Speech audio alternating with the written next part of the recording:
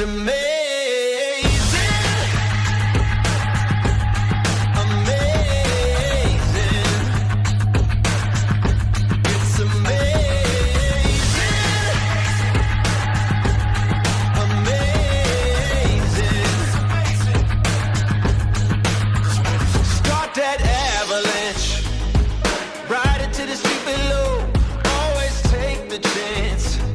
If you never do, you'll never know. Who cares if anyone's watching? Let them keep talking and talking. Avalanche. Start that avalanche. Okay, this is getting crazy. Tigers getting KJ. Feeling something new. It's amazing. All the records breaking. History in the making. Feeling something new.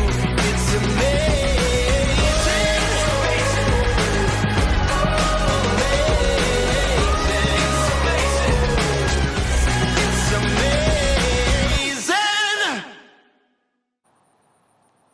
Well, hello, good morning, and welcome here to Lake Gru, situated just outside Polk City in Central Florida. And you are tuned in to the 2023 MasterCraft Pro. I'm Tony Lightfoot, and joining me next to me here in the announcing point is the one, the only Kyle Ead. And the conditions here absolutely pristine. A few clouds in the sky, but mostly very, very bright, very sunshiny, extremely warm here. We've had a little bit of a heat wave over the last few days, but I can tell you what else is hot. It's going to be the skiing action that will take place in the next few minutes there, Kyle. Yeah, the action's going to be amazing here. And as you saw from that drone footage, as he came in there, the water's absolutely glass calm. It's hot. It's the water's skiing really well right now this time of year, and we're looking forward to some amazing action on the water. I want to take this opportunity, Tony, to welcome you, to welcome the people here on site and the viewers back home watching the webcast to Ski Fluid. This is my backyard. This is where I get to play all day. We're right outside Action Watersports, and that's your Central Florida's MasterCraft dealer. So this is where I sort of get to enjoy watching water skiing all day long. But today I get to sit up here with you, Tony, and enjoy these top guys coming out and battling for the top 8 into the finals. All right, then, and with that, we're going to go for the first time to check in with Wade's World. How you doing, Wade? Hey, Tony, thanks, guys. Wade Cox here, and it is my pleasure to be here. 4th year in a row, the MasterCraft Pro, and what a site, what a facility. When I drove in this morning, you see all the boats. What a fantastic job Action Watersports does with their product, with their facility. And here we have the MasterCraft Pro Star that I skied behind back in the day. And this is a much, much, much more sophisticated machine. We'll go into detail later. But, guys, this is where the action's going to take place down here. It's going to be a super exciting weekend, and I can't wait. Back to you guys. Why, thank you very much, Wade. And back here on the announcing point, I got Kyle Ead here, and we're here at Lake Gru, which is the home of Ski Fluid, and I've lost count of the amount of times the world records have been broken here. I mean, the latest one, that world overall record that's currently pending by Joel Poland, and we're actually going to get to see him a little bit because he'll be out there slicing and dicing it on the water in the slalom event. Yeah, there's been a number of world records set here. There's women's overall records, there's women's jump records, men's overall, men's jump. I don't think there's been a men's or women's slalom record, but hey, today is another day. It could be the day. But yeah, we got to mention Joel Poland's effort, the latest one, which was the overall record last weekend at the Florida Cup, the World Water Skiers overall tour final. So he's in form, but today he's just competing in the jump and the slalom. Yeah, we've had a number of world records, and I think everyone realizes, that everything's set up, just perfect here. We get the best boats, we get the best drivers, best officials, and everything is laid out for these skiers to perform. So. And what we've also got set up is your chance to win the ski of your choice via our audience prize. Go to waterskibroadcasting.com/play for more details and to enter. And you could well be winning a ski of your choice, courtesy of D3 or Conley. So, with that in mind, we're getting ready. We've got the list of 15 skiers ready to go. But before that, we'll take a look at the pre-show. Check it. Coming to you from Lake Gru and with the Low Payment Kings, this is the MasterCraft Pro.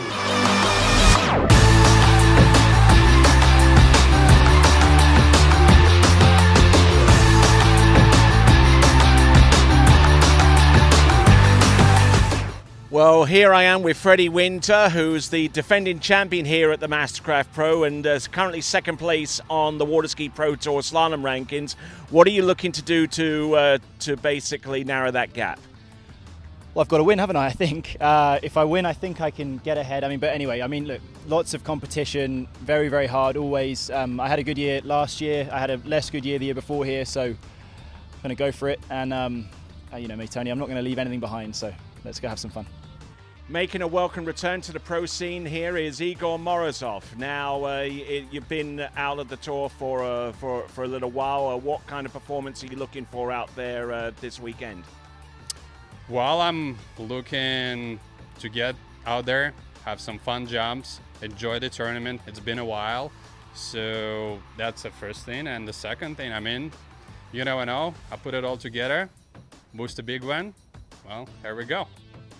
Coming to us out of Bumpus, Virginia, this is Corey Vaughan, who had a good score of a 3 at 41 off at California. Now you're going to need something around about that kind of range to stay competitive here, isn't that right? Oh, absolutely, Tony. You look at all the events the whole season. I don't know if you're getting into any of the finals that I can remember without a 3. All the way back through Europe, threes the whole way through. This isn't going to be any different. It's perfect out there right now. Hopefully it stays that way through the weekend, and it's going to be 3 and the other side of the pass to get something done here. Well, here's Regina Jaquist, who won the last Waterski Pro Tour stop over in California. Needs to make up some points to get on level terms with some of our leaders. What are you looking to do out there? Well, hopefully just repeat even from last year's title here at MasterCraft Pro, but it's a good format. We'll do the one slalom round Friday and then do another Saturday and then go into the finals on Saturday. So, first thing is to make the finals, kind of figure it out. We're at Ski Fluid here, and I do ski here a lot, so hopefully we'll kind of be comfortable and not have to worry about trying to get used to the site as much as just trying to get a good start at all the passes, get through 39 every round, and get some good looks at 41 and hopefully get down it. Well, here we have Karen Truelove right here at the MasterCraft Pro. Without a doubt, one of your favorite events of the year, isn't it? Yeah, of course. This is our 4th year, still at the same site. We've been working hard and hoping that the weather looks good, so we're hoping for some big performances this weekend. What kind of scores have you been doing in practice to prepare for this event? Well, we just came off a tournament. I guess it's been 2 weeks ago, but for me, I've been trying to get more consistent with the 38s and halfway down 39. For the women in general, I think it's going to take, with the weather the way it looks, I think you're going to have to get the 2 at 41 is going to be kind of that. The goal, hopefully the guys will see some 43 and we'll see some closer to 40 jumps. Well, here we have Joel Poland, already the world overall record holder, but recently broke that as of last weekend. This time around, you're giving Tricks a little bit of a timeout to work on slalom and jump. How have you been training this week for this tournament? Well, I actually just got back from the lake. I did a toe set this morning because I'm not trekking for the next 2 days. But yeah, I took it kind of easy this week. Last weekend was a big weekend. Breaking the record kind of beats your body up a little bit. So I went a touch easier this week and, feeling good again. So hopefully we can put on some big scores this weekend. All right then, standing next to Freddie Krueger, MasterCraft sponsored athlete. Recently you jumped in the high 230s and looking to try and put something similar out there. But the big question to you is, in your current form, is 240 feet or in excess of possible? That's where I want to get, and that's been one of my goals into this year. It was last year as well. I felt like I had a couple opportunities I let slip through my fingers. The last year's MasterCraft Pro, in fact, being one of them. So, we're kind of watching the wind and hoping that we can get just a little bit of headwind going here, jumping back this direction. It's kind of the preferred direction, but I was just out on the water. The boat feels amazing. Drivers are getting dialed in, and yeah, it's in the cards. Well, ladies and gentlemen, you heard from the skiers, and now we're getting ready for the event. The MasterCraft Pro will be coming to you live right after this.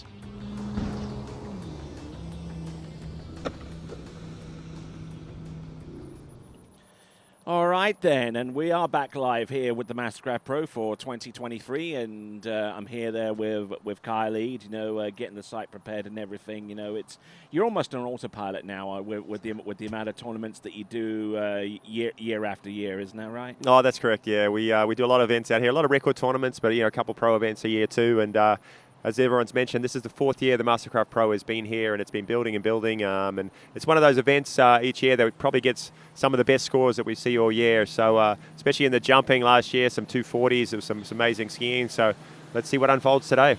All right, then you just had a brief look at the schedule there up on the screen, and we'll check in with Wade's World. Hey guys, here with the Tower, Chris Parrish, and CP, isn't it just super excited to be down here? Oh man, I've had goosebumps and adrenaline and all that stuff since I woke up this morning. I tried to do the Bob LaPointe way, and I just had my 2 cups of coffee, so I'm feeling somewhat pretty good. And yeah, this is exciting, man.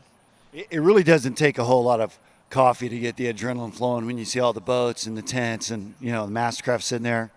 Yeah, you can definitely feel it for sure. I mean, I even came out here on Wednesday to practice, and those feelings were already there for sure. All right, we're going to let him go get his feel on. Back to you guys. Wow, there you go. 2 cups of coffee. I think I'll raise those 2 cups of coffee and basically throw in a Red Bull here once or two. There are a few back here from some time ago. I wonder who left them. Anyway. Well, it sounds like Chris Parrish is ready. All the athletes down there warming up, gearing up. And here on your screen right now is the men's start list. All right, then. A skier who you're quite familiar with, leading off. Jaden Eade will be our first competitor up. Stephen Ireland will be our second skier out, followed by Chris Parrish, then Nick Adams, Thibaut Dayon. Thibaut Dayon. And that constitutes the first half of this page of the list because we have 15 skiers in all. We've got Cole McCormick, then Robert Pagozzi, then Joel Poland, Jonathan Travers, Corey Vaughan, Stephen Neville, Robert Hazelwood, and our final 3 skiers will consist, final 4 skiers, as a matter of fact, consist of Dane Meckler, Will Asher, Freddie Winter, and Nate Smith. The cream of the crop, the best of the best. Well, definitely. There, Tony, that list, 16 skiers, and the qualification just to make it into this event is 6 at 39. So all 16 of those skiers have run the 39.5 pass. So it's a tough, qualification just to get into this event. One name we're probably missing from there that has been prevalent on the tour this year is Charlie Ross. I heard he had a little bit of an injury just recently, so just pulled out, unfortunately. Yes, indeed. And another skier that comes to my mind is Benjamin Stadelbauer, that's missing off the list as well. Kind of taking a little bit of a break from the tournament scene, but we sincerely hope that he gets back in because he is certainly a joy to watch out there on the water. Yeah, definitely. Obviously, the tour, the Waterski Tour, has traveled around a fair bit. We started over here in North America in the spring, some events like the Swiss Pro, Lake 38, the LA Night Jam. Then it went over to Europe for a big stint this year, huge for the slalom skiers. Anyway, there's a number of events. I know you traveled with them throughout Europe, and it's just returned back here a couple weekends ago for the California Pro, and then now we're here at MasterCraft Pro. The next 2 weekends is events as well, so it's a busy fall schedule, and then finalizing with the World Champs in mid-October. All right, then. So whether you're watching us from Dubai or Dusseldorf or Johannesburg or London or Melbourne or Seattle, you are most welcome here to the 2023 MasterCraft Pro. We got one of our boat drivers about to take our first skier out in the water. It's going to be Chris Eller at the helm of that MasterCraft Pro Star, and that. They continue to make enhancements to this boat every single year, the MasterCraft, and I mean the graphics, the way the boat looks. I mean, it is just top notch, isn't it? Oh, definitely. I spend about 10 hours a day in one of these boats and enjoy it every single minute. We just got our new 2024 Pro Star. and a few upgrades on that. That it's a beautiful boat to drive and to be in, and the experience behind it as a skier is amazing too. So we at this event we got the 6.2 liters, and they're all dialed in. The guys have been working on them all week to make sure that we get the best possible pull for these skiers, and everything is set, Tony. All right, then, and when we return, we will have our first skier, Jaden Need, right here at the 2023 MasterCraft Pro, and we'll be back right after this.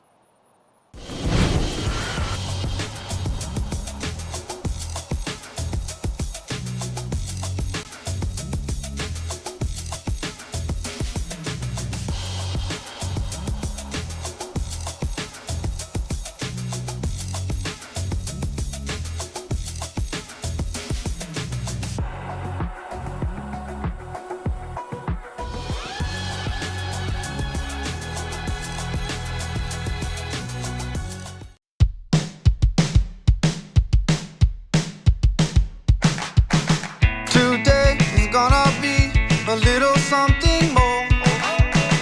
I've got a plan in mind, a special thing in store. The light bulb inside my head says, get out and play, 'cause you never feel this way.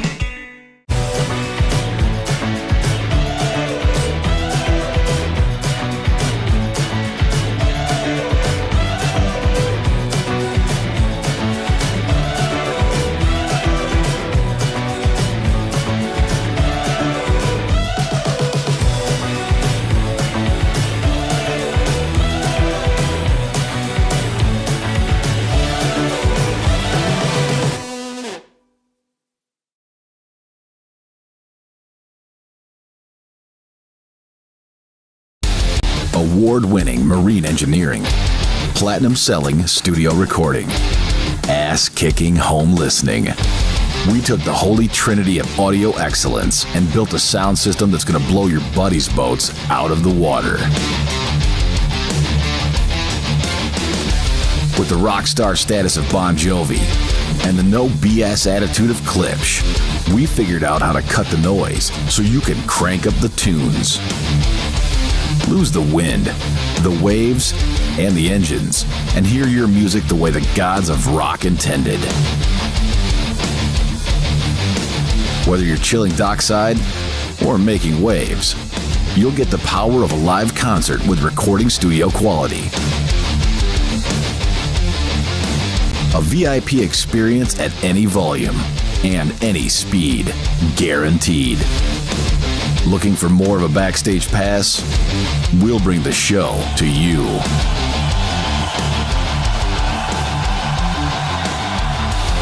Rock God certified. Fan approved. The only question is,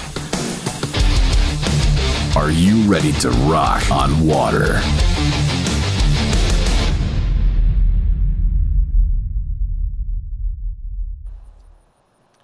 All right, then, indeed, rock and roll, getting ready for our for a slalom event in the 2023 MasterCraft Pro right here on Lake Gru, the home of Ski Fluid.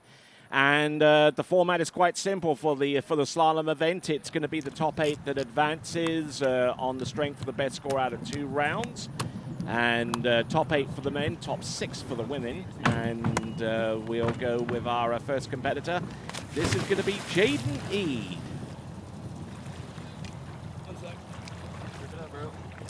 Just trying to get settled down. I had surmised that he'll be coming into the course at 28 off, 14.25. No, I think, Tony, the minimum start length for this event is 13 meters, 32 off. Yeah, you're right. Absolutely. So, well, let's get our first hits right on 9 o'clock. We're right on time here. Our first skier leaves the dock, and I'm going to take a second to have a little proud dad moment. This is Jaden Need. He's my son. He's been skiing exceptionally well this year. He's had a good sort of breakout year and finally ran 39, which is, he's only done it once, but he's getting his feet wet here, just getting a little experience at a pro event. So he's probably a little bit nervous, but let's see how he goes. All right, and getting settled in. Pass number 1, 13 meters.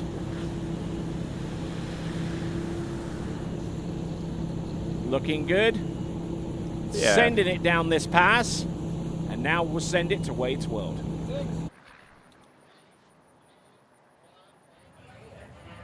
Hey, thanks, Tony. I'm here with Mr. Canadian Stephen Nouveau. And how's your summer been so far? Yeah, it's been pretty good. Most of July just hung out at home and had a nice relaxing summer the last couple of weeks. So obviously a few more events here. So it's been a nice way to wrap the summer up and get this fall swing events going here. So it's been good. Yeah, your 4th year in a row skiing here, and it's always fun to be here at Fluid Ski, right? Yeah, for sure. They put on a really good event here. So between the Action Water Sports, Fluid, Waterski School, everything, it's a pretty good setup here. And former Canadian junior world champion. And so any goals for this fall? Well, there's a pretty big event coming up in next month, so it'd be nice to take that junior U21 title away and make it a big deal. So we'll see how it goes. There we go. We're looking forward to it. We'll see him on the water soon. Back to you guys. All right, then. So this is the first of a trio of pro events, which will be taking place during the balance of this month of September. And then the big daddy of them all, the World Championships, coming up in October, which we brought to you by TWBC along with the IWWF. Here we go. This is Jaden Eade. All right, Jaden, come back in. This is 12 meters, 35 off, and still a bit of a warm-up pass here for him. But like I said, his nerves are probably running a little high. This is his first pro event, and I guarantee you, he's just loving the adrenaline and getting out there and standing on the dock with the guys like Chris Parrish, only a couple after him. As I mentioned, he's had a pretty good year. He ran 1 at 41 here about in July, which was a new boys 4 US record, and I think it made him the second youngest skier, or the youngest US skier to run 39 off at a tournament. Charlie Ross holds the youngest. I think he was 15 back at that Swiss Pro a couple of years ago. And we're going to miss Charlie here today, that's for sure. But Jaden trying to follow in his big footsteps, I guess you'd call him, and doing a good job through 35 off. And there we see Chris Parrish lining up his 3rd off the dock this morning. It just shows the depth of the field that we've got to come when he's out there, 3rd off the dock. All right, then we see a few of our good friends on dockside getting ready to go and win the ski of your choice. waterskibroadcast.com/play. You could possibly win the ski that Jaden Eade is riding right now. Yeah, that's correct. Jaden does it for Conley. He's on DV8. He's on a 66-inch DV8, and that's been working really well for him this last couple of years. Well, you could win the C1. Well, you could win the C1. That might be up for grabs too. So here comes Jaden. Chris Ella piloting that MasterCraft Pro Star back into the course. This is 38 off. This is a formality usually for Jaden, but obviously it's the nerves are up, and he's got a pretty decent one. Fell in a little bit. He's hooked up pretty decent at a 2. He's on time here. This is going to be one of his goals, just to get through this pass, and he's looking pretty smooth so far. Oh, look at this. He is on time, and I think he's going to be happy with that. He's been pretty consistent running 38, like I mentioned, and scoring rounds 3s and 4s. That's not going to be enough today. He's going to have to get through that pass and well into 41. We're maybe a little bit beyond him, but getting this experience is going to set him right for future. So running 38, he'll be happy with that, and he's just going to go for it at 39. Well, if there's one thing going for him, it's the fact that this is his home site, So, I mean, just the look around and just being able to ski to certain points along the site, all of it is quite familiar to him, So he had that going for him, as it were, and getting settled down and making that 38 off pass, 11.25 meters, look exquisitely easy. Yeah, it didn't look hard at all. So you're right. He's had a bit of practice here. He trains with us every day out after school. He comes out and gets to ski behind this Pro Star and on this lake. So he's very familiar with it, and it's probably a nice entry into the pro level to get behind the boat you're used to and the site you're used to. Typically runs with A2, isn't that right? Yeah, that's correct. And as you'll see, a ton of our skiers run with that A2 setting. I think we've done the statistics in the past, and it's around 60% of our skiers run sort of A2 level. I'm not sure why. I guess that's just feels the most comfortable. Here he is. This is 39. So he's going to be looking for a nice strong gate here and get out of his good side.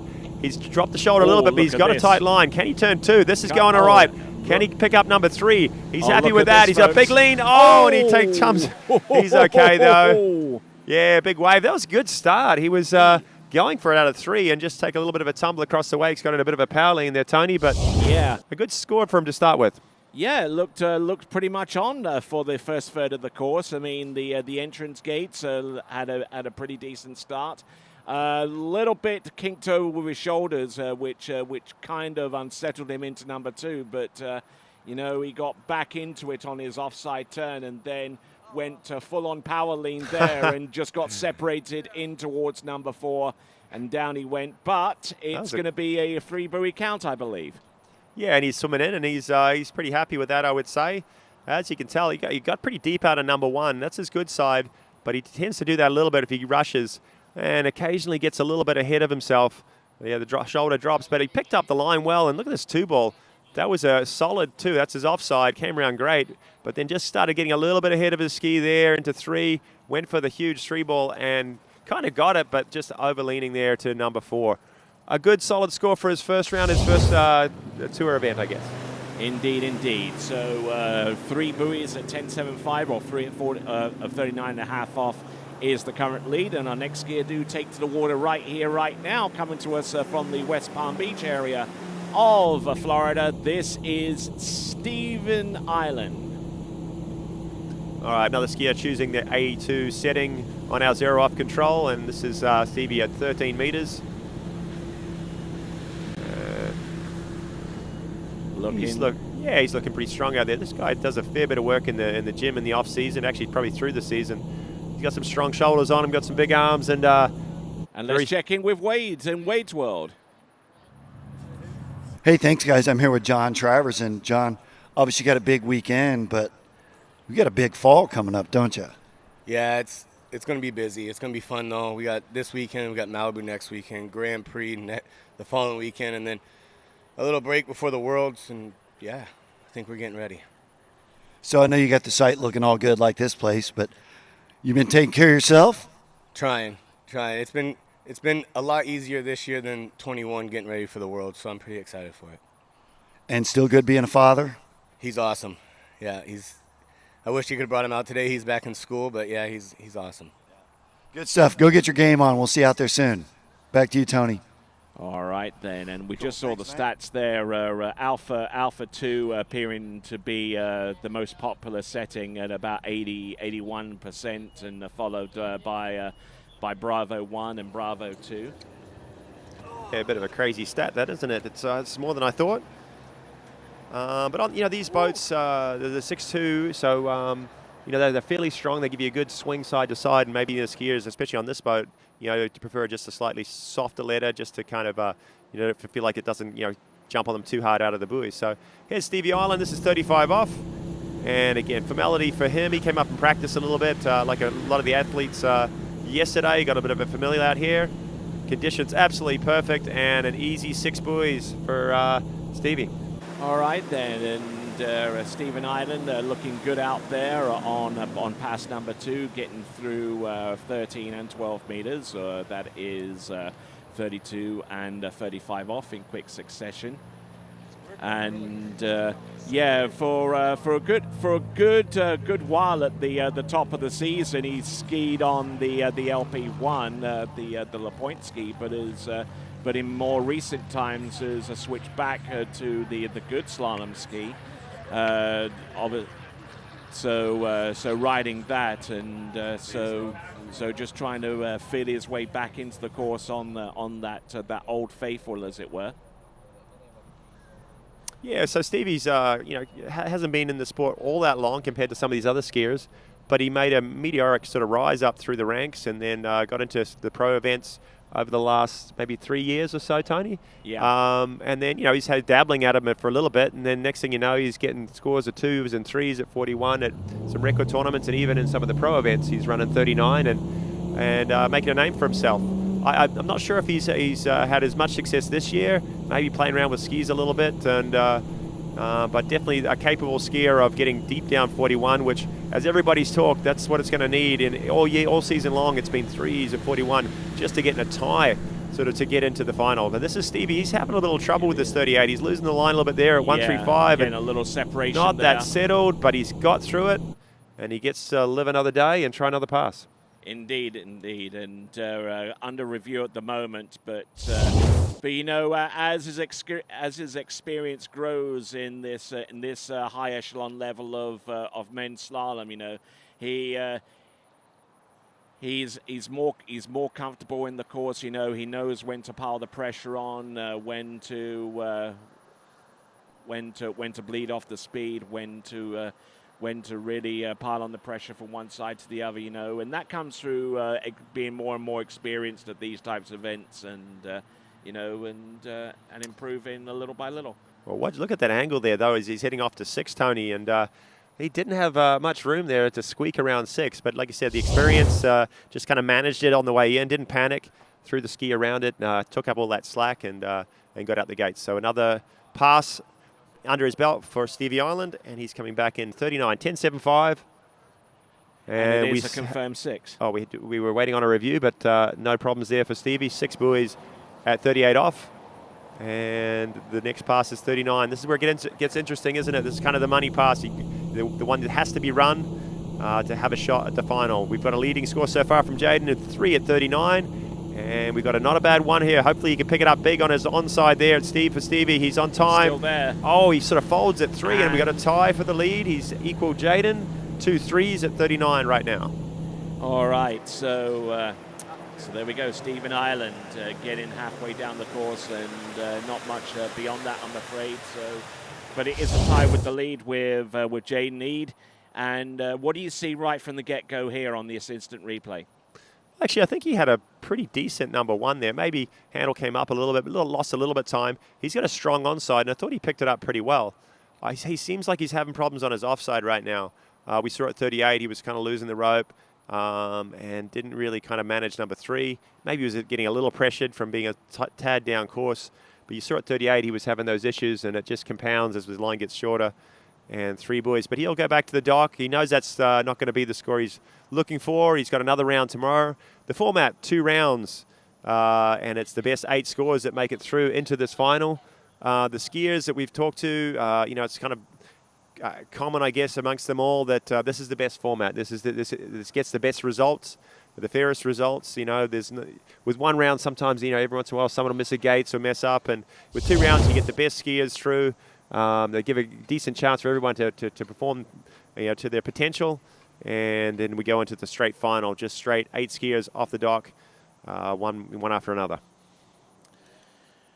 All right, so here we go. Next competitor up, skier number 3, and one of the very first skiers ever to run a 41 off and get into 9.75 meters, or 43 off, is this guy right here. This is Chris Parrish. When we're talking about experience from, you know, Stevie's gaining it, this guy has got it all. Chris Parrish has been there, done that, and pretty much everything. He's been a world record holder for a number of years. 2 at 43 was his best, and he's still loving the sport, enjoying it, and it's great to see him here. Let's check in with Wade's World. Well, we'll check in with Wade's World in a few minutes, but guess who I have here? And trying to work the thing here, it will be Aaron Larkin. How you doing, sir? Hey, good morning. This morning, yeah, it's good to be here. Great conditions. There we go. We have a New Zealand invasion right here in You're the. surrounded there, Tony. You're surrounded, mate. Yeah, absolutely. And so, what have you been doing with yourself there, Aaron? Well, just raising a family and trying to sell boats here at Action Watersports. You know, we're the MasterCraft dealer, obviously the proud sponsor of this event. So, yeah, very much like Kiwi, just working and trying to raise a couple of kids. Okay, that sounds good. That sounds good. It's always an interesting story, Tony, that Aaron and I grew up skiing together back in New Zealand. He's a little bit younger than me, but we skied a lot of the same events and traveled the world together. And then now we ended up in Polk City on either side of the lake with our jobs. So it's good to see him here. And he's going to be joining us for this men's slalom event, and he's got a lot of expertise. He was a former Moomba champion, one of the top pros, and he's going to provide some expert comments on this pass right here for Chris Parrish. So CP, yep, he's coming back. This is 35 off. Again, big, tall, lanky, 6'5". He broke the world record, as Tony alluded to. He was the first person to get the 2 ball at 43. He ran 1 1/4 some years ago, and then extended it to 2 at 43. But all right then, so as Chris Parrish pulls out and gets ready for the next run at 11.25 minutes 38 off, let's check in with Wade's World. Sorry about a little technical difficulty there. But Stevie, tell us about how it felt out on the water this morning. Well, the boat felt good. The lake feels really good. I had a pretty late 38, to be honest. I was doing the little John Travers, Nate Smith loop-de-loop out the gate, and at 38, that's never a good thing. So I think I'm going to go back, look at the film. Thank you, TWBC, for providing HD, basically film footage for us pros to go back and check on and make some tweaks and have a better second round. Good deal. And maybe a Ski or Die podcast coming soon? Hey, you know it, man. Content. All right, back to you guys. All right. Yeah, Chris Parrish down there getting the rope shortened to 38 off. And Aaron, this guy has been around a long time, like we mentioned. He broke the world record. He had probably one of the best onsides in the business, and he still has it. He still definitely has his great 135. Of late, he's been getting a lot of 2s at 41. Hasn't managed to get out of 2 in a little while. I think his season best was 2 at 41. He's been, which is there and thereabouts making the finals. What do you see on his offside of late? Well, I just think I think he's just getting a little caught up off the second wake, which is a direct derivative of the way that he's coming around his onside turn. He's just getting pulled a little bit inside into the ball, and as a result, certainly at 41, as you well know, there's a very small room for error. But he made 38 look effortless like he does, and maybe today's the day that he gets out of 2 ball and gets over to 3. So. Well, if he gets over to 3, I guarantee he'll have a crack at turning it, because look at this 135 side. Keeps his head up, line tight, comes around, and beautiful coming onto the line and heading out to number 2. Yeah, what's really noticeable about CP, especially being a left foot forward skier, is that age-old argument of which foot forward is easiest to be a slalom skier. But both sides are very symmetrical. Both his onside and his offside look pretty much very similar in the way that the ski comes back underneath the line, and that results in him being able to obviously maintain his height through the wakes. His ski doesn't get caught behind him, and he's very consistent. Yeah, well, back in the day, I mean, if he was rocking his onside pretty good, as long as he kept his cool and his balance on 2.4, he sometimes almost got over there too early on the 39s or 41 off pass, and had a tendency to kind of overturn it. But if he was sort of calm on that side, that's what got him down the lake, and he ran a number of 41s back when he was in his prime. And being the height that he is, doesn't hurt him either. Yeah, well, there's an argument to that as well, But here he is at 39 off. He's around 3, kicked over to 4. He's taken the lead. Nice turn, patient at 4. He's going to. Whoa! What the? Yeah, 5 buoys there for 39 off. I was going to say, hey, I think he's going to take the lead, and he did, but I would have bet money that he would have ran that pass. He was looking pretty good at number 1 and 2, maybe a little slow 3, and definitely at number 4 he was patient, but it put him down the lake a little too far and couldn't quite make up on number 5. So score, he's got the lead, but not exactly what he's looking for. 5 at 39. He's got another round tomorrow morning. Yeah, with conditions being the way they are, like you said, I would have bet money that he would have run that. He had a good start, good turn off a 2 ball, great start. Gets a little caught on the tip going over 3, and a little slow 3. But still, really, from here, he's not too bad. He takes it down course a little bit out of 4, and then maybe just didn't get locked in to get a decent lean over to 5. He gets out of side of 5, does the S turn, as you say. But 5 at 39, not a bad score, but... It's going to put quite a lot of pressure on his shoulders if he aspires to make it through to the final round of the competition. Yeah, it certainly will. Yep, there's no two ways about it. That's the pressure cooker situation that these guys are under, having to put 2 decent scores out there. But yeah, CP not too bad. 5 at 39. We'll have to see what next round picks up from. Yeah, well, the pressure is going to be on there because all year it's been taking, scores of 3 at 41, and sometimes, you need to go to your backup, so that score at 5.39 might come into play. If he picks up a good round tomorrow, he might still have to use that 5 at 39 to, get him into the top 8 final. This is Nicholas Adams from Australia coming in for his first pass, 13 metres.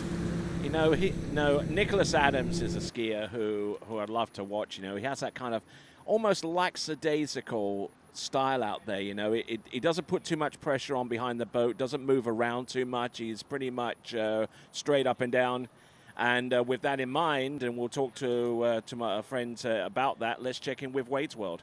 Hey guys, here with the and CP, it's glass calm when you're skiing, right? That creates some other. We're used to, since Floridians, we're used to the wind blowing. No wind at all, though, right? Yeah, I think just going out early, wasn't really quite, I don't know. And then, yeah, it's just so nice out there, and then I just felt a little unsettled. I'm going to work on hitting my keys a little better next round, and maybe tomorrow I'll do 3 cups of coffee and not 2. I mean, maybe that's the plan. Keeping it light as usual, man. We'll let him go get his dry on and go watch old TWBC footage, right? Thank you, Wade. Awesome. Thank you, CP. Back to you guys. Awesome from Parrish there. Even though the score on the water wasn't that great or what he wanted, great to see a smile on his face, and he always does when he comes out and skis. He just loves the sport. He's been around a long time with it and still enjoying his time on the water. So between you two guys that have competed at Pro Tour level in years past, I mean, what kind of routines did you undertake to prepare to go out on the water? You know, I mean, we heard of Chris Parrish downing down a couple of cups of coffee to get ready. What about you, Aaron? I was always very regimented when it came to that. Routine was very key. So I did the same thing over and over. I'd warm up for a certain amount of time. I'd do a certain amount of stretches, which were all the same. Do some visualization. I knew 8 skiers before it was my go that I'd start doing it. Routine is key, in my opinion. Well, you see all sorts of different ways people get ready, but I totally agree. I think you have the same sort of setup for practice, and then you try and do the same thing in your events. You sort of try and get your body into the same feeling every time you hit the water, and that's kind of key for a lot of these skiers. You do see some guys down there pretty chilled and not really being too active, just kind of relaxing, and then they just go and hit it on the water. So different strokes for different folks, I guess. All right then, and as we were discussing all of that, Nick Adams has run his opening 2 passes of 13 and 12. That's 32 and 35 off. And a little while ago, Stephen Island was talking about content and with the podcast that he and Elizabeth Montavon have, the Ski or Die. But what about the TWBC podcast? Check that out by going onto Spotify, Apple Podcasts, or Google Podcasts. Latest edition is part of the On Tour with Freddie Winter series. Got to speak to him last night. And towards the end of that podcast, you may want to listen to this, guys, especially you two cricket fans, because towards the end of the season, after the end of the season goes around, he's actually going to be travelling over to India and supporting his team England as they chase World Cup glory. Yeah, good luck with that. Let's get back to the water. This is Nick Adams. He's out of Australia. He's probably ranked number 2 in Australia. Joel Halley has probably got the Australian record, I know, at 5 at 41. But interesting enough, Nick Adams has got a couple of 4s under his belt, somewhere along the lines, and he's been skiing well of late. He came up and practiced a little bit, ran his 39 pretty easily, and hope all the best to him to get down 41 today. Yeah, he's a good skier, Nick. Yeah, obviously accommodates the one-handed gait. One of the few skiers left that does that, but it seems to work for him. And like you alluded to there earlier, he's very light on the line. He looks very nonchalant when he skis, although he's putting a lot of power in. Moreover, it's about holding the position rather than adding the additional load. So that gives off the impression that he's not really doing a lot, but in effect he is. And like you say, if that's anything to go by, that 38 off pass was excellent. Tends to carry the handle a little bit more into 135 than most for a skier of his level. Really not going full extension on that side of the course.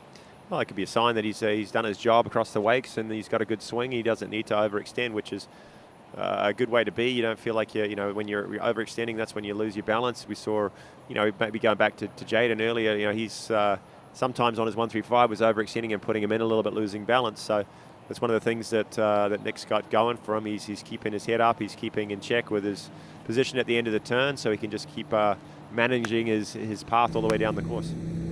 All right, let's have a look at Nick Adams. Okay, looking to try and take the lead at this point. He's got the 0-off set at Alpha 3. So 3 people have tried and none have got through yet. Can Nick Adams be the first one? He's got a bit of a slow number 4. He's going to be late at number 5, and that is it. He slots himself into number 2 behind Chris Parrish. I'm surprised. I'm surprised we haven't seen a 39, full complete 39 so far yet. Yeah, well, certainly with conditions the way they are, and the MasterCraft Pro Star towboat performing very well. We'll just look at the replay here. Again, the one-handed gate keeps your shoulders very still. Ski comes underneath the line. He really did have a good start, in my opinion. You know, he comes through the back of one, lots of speed, and look on the goods over to 2. A little bit of a bobble there at 2, but really nothing to worry about. He's in really good shape. Same spot as he was at 1. Just gets a little stuck on the back of the ski there and takes it down course a little bit later at 4, trying to get over to 5, and unfortunately just left it too late, so inside of 5. Yeah, he looked good, didn't he, Aaron? I mean, there was nothing really wrong with that pass. His 1 and 2 looked, his 1 especially looked great. His 2 was pretty close, but 39, there's just no really room for error. And maybe it's just rhythm's just a little bit behind. He lost a little ground at 1 and 2 maybe, and then you can see him stretching a little more than he wanted to at number 3. And definitely down course into his offside, and he put pressure on it, and they're lost rhythm there. And 4 buoys not going to be enough. He knows he's going to have to go back to the drawing board, look at these videos, and see what he can do to add a few more, hopefully a course for tomorrow. All right, then next skier up, coming to us out of France. This is Thibaut Dayon. Yeah, well, Thibaut's been skiing great this year. He's actually made a resurgence. You know, he's a real estate agent. He spent a lot of time on his business now. He's a broker, and his skiing certainly. All right then, and with that, so let's check in with Wade's World. Hey, thanks guys. I'm here with Australian Nick Adams, and Nick, man, it looked good on your start of your 10.7. It looked similar to your 11 meters from here that you were cruising. How did it feel to you? Yeah, the sight and everything felt great. The start was all day. I just didn't expect quite the bubble that I got at 3 and lost more ground than I expected, and that was it, you know, but we'll come back next round. No, it looked good. So you're going to ski all the events this fall? What's your plans? Yeah, pretty much. I mean, that's the plan now that I'm back and getting into it. It's sort of like a quick and heavy run now into Worlds, so that's like the main goal, revving up until then. Well, good luck, man. We'll let you go catch your breath and have a look at the TWBC footage, and we'll see you on the water soon. Thanks, mate. Well, the skiers definitely have a busy fall schedule, and you guys do too. They're Tony traveling around, capturing all these events. Yep. Three on the trot, and then, yeah, like you mentioned earlier, the World Champs mid-October. That's a big one. Yep, Alabama next weekend, Groveland the week after, and then about a week or 2 break before we go back to that same site in Groveland for the World Championships, and then for me on a personal level, back to Louisiana to round off with the Collegiate Nationals. There he is. This is Thibaut Dayan, and great slalom skier, but he does it on all 3 events. He's a fabulous trigger, over 11,000 points. I think he's jumped pretty close to 220, so he's one of the top overall skiers in the world when he's training. As Aaron mentioned, he's been working hard. He's a real estate agent, and maybe hasn't got as much time on the water, but he's been spending it on a slalom ski and picked up some big scores, maybe 3s, maybe 4s at 41 this year, Aaron? Yeah, no, he skied a couple of tournaments that I've been at this year, and has got a couple of 3s. It was the first time in I think 4 or 5 years that he got the 3 ball at 41. So he's really focusing on his slalom. I think he's got the worlds in mind, obviously. He travelled to the Europeans where he got second not so long ago, a few weeks back. So, yeah, he's really made a comeback, which is good to see. Made the finals in both the events that he competed in, the men's tricks and the men's slalom. Yeah, as Kiwi alluded to, he's one of the best, one of the better overall skiers in the world. I don't know how much jumping he's doing these days, but he finished second at the 2014 World Champs in Chile in the overall event. I think he got another second in France in 2017. He was definitely on the podium. He had a shot at winning it. He had a chance of winning it where Felipe Miranda got ahead of him. But yeah, he's exceptional overall. So like you said, I don't think he has been jumping. He's focused mainly slalom, but also he will be tricking for the French team at the Worlds. And you'll see him in action in October.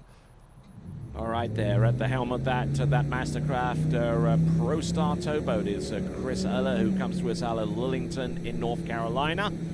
And here we go, Thibaut Dayan, pass number 3, 11.25 meters. This is 38 off. Yeah, left foot forward skier, good start. He's got quite a unique offside turn in the way he comes into it. Stays very level, but looks very, very good. It works exceptionally well for him. And comes way up over the tip of the ski into his offside, but stays very still, and that's what helps it pay off for him. It looks like a little bit of that sort of tricking agility there. He sort of moves around, and you see that a little bit from the overall skiers. They're not the biggest skiers in the world. They're because for overall skiers they're usually a little bit shorter in stature, but they definitely have the agility to sort of dance all over their ski a little bit. And he does come up over the top of his ski into 2.4, but he's got that sort of cat-like instinct to sort of manage it, and we'll see the same out of guys like Joel Poland later on. But definitely getting the job done pretty easy there at 38 off for Thibaut. All right, then. So we're 5 skiers in. We've yet to see our first complete run at 39.5 off at 10.75 meters.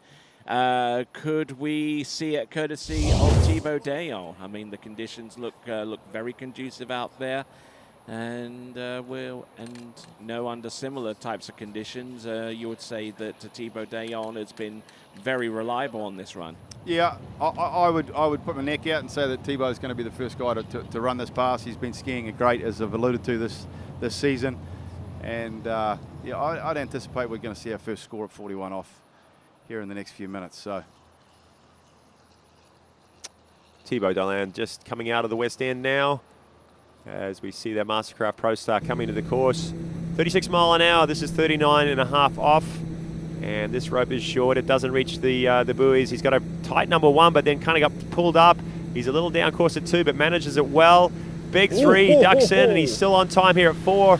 Wow, he is all over the place, but getting the job done, and that is a full 6 buoys there, Aaron. Wow, he had to work for it. Yeah, you called it, Aaron.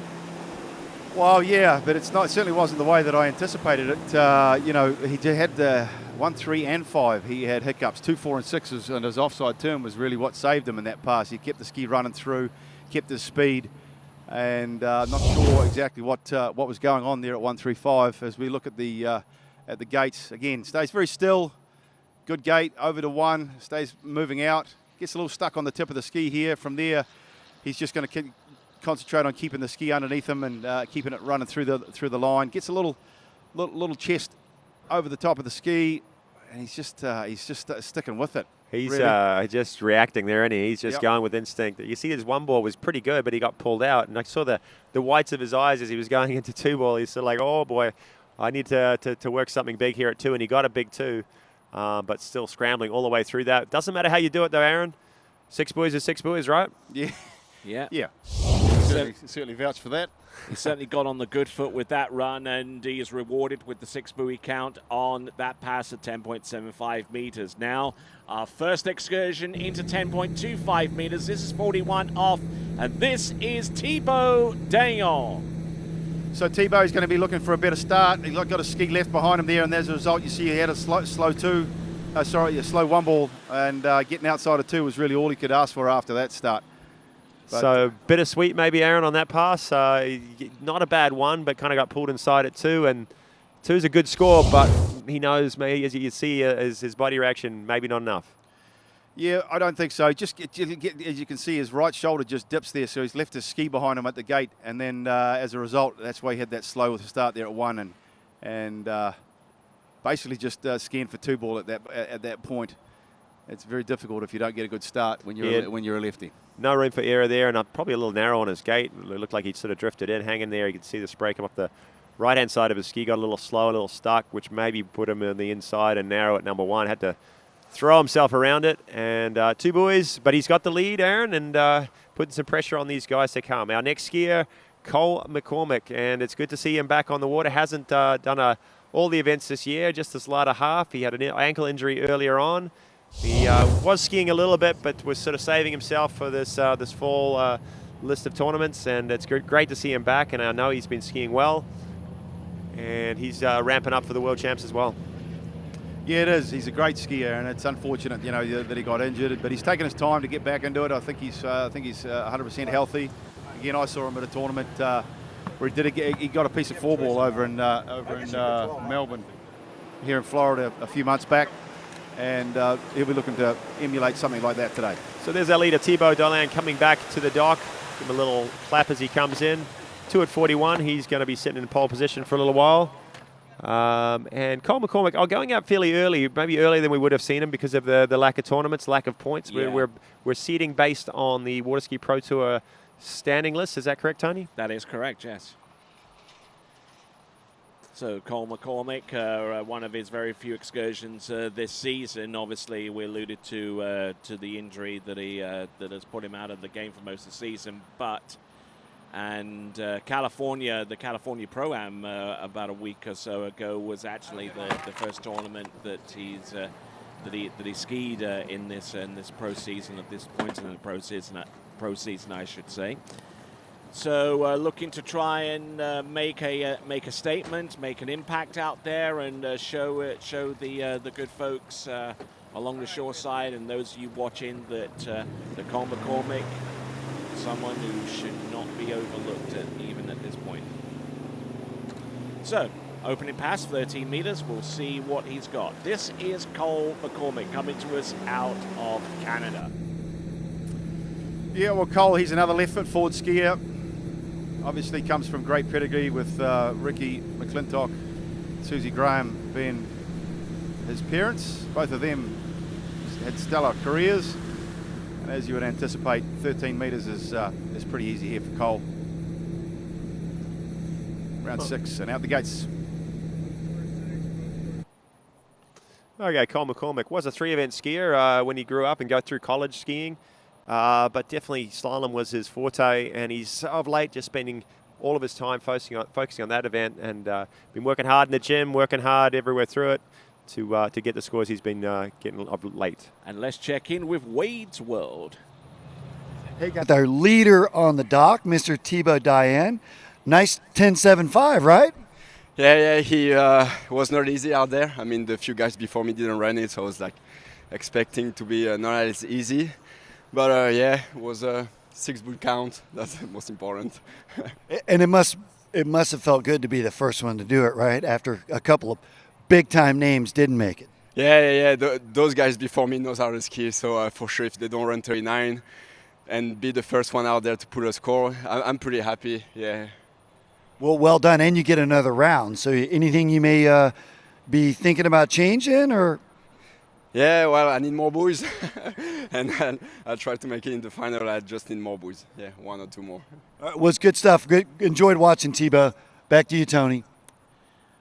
And that actually raises a rather good point between you, Aaron, and yourself, Kyle, that you see these skiers go out ahead of you, and they definitely have the skill and the expertise to get through something like 10.75 meters, and when that pass is yet to be run, does that kind of weigh a little bit on your mind before you go out? I would say yes. You know, you're certainly paying attention to what the other skiers are going out there, but realistically, does it weigh on your mind? Yeah, sure. I mean, you think about it, but at the end of the day, you know, you can really only control what you're doing. So you just got to go out there and have full focus on what your keys are, and execute. You know, so. You see that a little bit, don't you? You know, in the early seeds, you know, there's a couple of early misses and people get a little bit nervous. Oh, what's happening on the water? As soon as one person does it, everyone settles down. They're like, okay, back to business as usual. And I guarantee you'll see from here on in, people a little bit more relaxed on the dock. And you know, as the scores clock up at 41, everyone's going, okay, everything's set out there, and there's going to be some big scores. All right, there we just saw a glimpse on the starting dock. Robert Bogozzi coming to us out of the Dominican Republic, and being with a chance to win a ski of your choice by going to waterskibroadcasting.com/play. That's waterskibroadcasting.com/play. And depending on whether you accurately predict the podiums for the men or the women's competition will determine whether you are in the frame to win yourself either a D3 or a Conley Slalom ski. So check out waterskibroadcasting.com/play. This is Cole McCormick, and this is on 11.25 meters. Yeah, another formality sort of pass for Cole McCormick. But what I like about Cole's skiing is he's always aggressive. Even on these early passes, through 32, 35, and definitely this here at 38, he's working hard. He's trying to set up his rhythm. He's trying to get ready for the difficult passes that to come, the 39, the 41. And just quietly, when he was out here in practice on Wednesday, came out straight through 41. I saw him run a 41, and so he is definitely in form. He's been one of those skiers that's touted as one of the next guys to join the 41 off club, or 43 off club, I think we call it now. I think there's maybe 11, 12 guys that are currently members, and he's been perilously close over the last few years, clocking up some 4s and 5s and taking a shot. Him, Joel Howley, anybody else that's been knocking on the door? But I mean, before he even gets to 43 off, he's got to break the Canadian national slalom record, which currently stands at 5 at 10.25 meters, and that's held by Jason McClintock at the moment. Yeah, well, it's one of those things, isn't it? You know, I can attest to the fact that at 41 off, it's almost like you're participating in a different sport. The most minute issue or hiccup, and it's all over, and it just pays testament to the stat that I saw on Facebook not so long ago about obviously Nate Smith running 200 of them in tournament. It's to me it's a mind-boggling, but I would say Cole's obviously at the top of that list on who next. But here he is now, 39 off. He's got to run this pass if he has any ambitions of putting a decent score out there at 41. He's got a great start. And what can he do off a 2? He skis nicely off a 2 ball. He's around 3s early, heading over to 4. Little hiccup there at 4, but no real problems. He's around 5.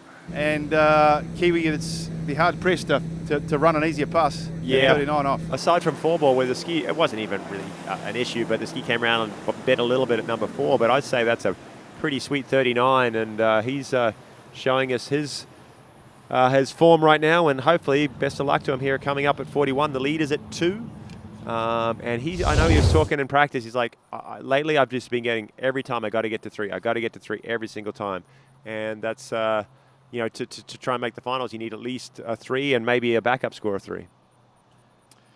Yeah, well, if you look back at the last pro tournament there at California Pro-Am, it was a pair of 3s. You know, over there it's a bit of slightly different format where they take the 2 top scores. In essence, the way that these guys have been skiing, that backup score is going to be very important. Yeah, looking back at the results for that tournament, I was just interested to see how he fared. You know, his first tournament back. He didn't make the finals. I'm sure he was into 41, but didn't quite do enough at 41 to make it through. Ended up 11th at the California Pro-Am. Top 8 going through. As with here, top 8 will go through. We've got 16 of the world's best. And we're somewhere like maybe number 7th on the water, are we? Yep, we are on skier number 6, as a matter of fact.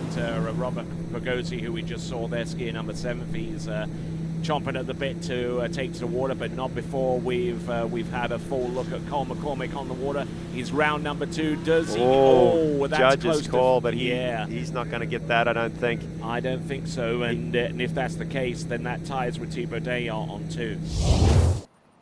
Yeah, look at the start. It's about as good as it can get here for a left foot forward skier.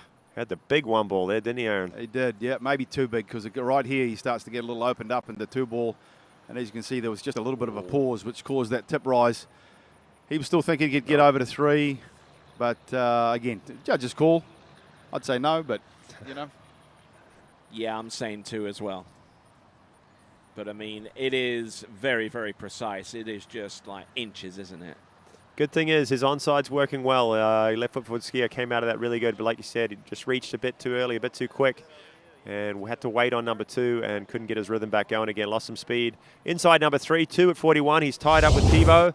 And we'll be moving on to the next skier. It's Robert Pagozzi, one of those guys that has run 41. It's been a little while, though. And there's our confirmed score right up there at the top. 2 at 10.25. All right, so Chris Eder at the helm of the towboat there, and I believe that's Dave Skirvin in the passenger seat right there. And one person who you don't see in the boat anymore is a camera person, because we've got a remotely operated camera. Jaden Need actually is our camera person.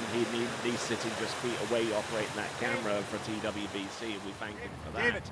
Well, the equipment, Tony, that you and Vince bring out here to these events is outstanding. And that you see it on the front of the boat there mounted is a remote control camera that gives us all live and up-close action without having an extra person to kind of weigh the boat down, which is what the skiers want.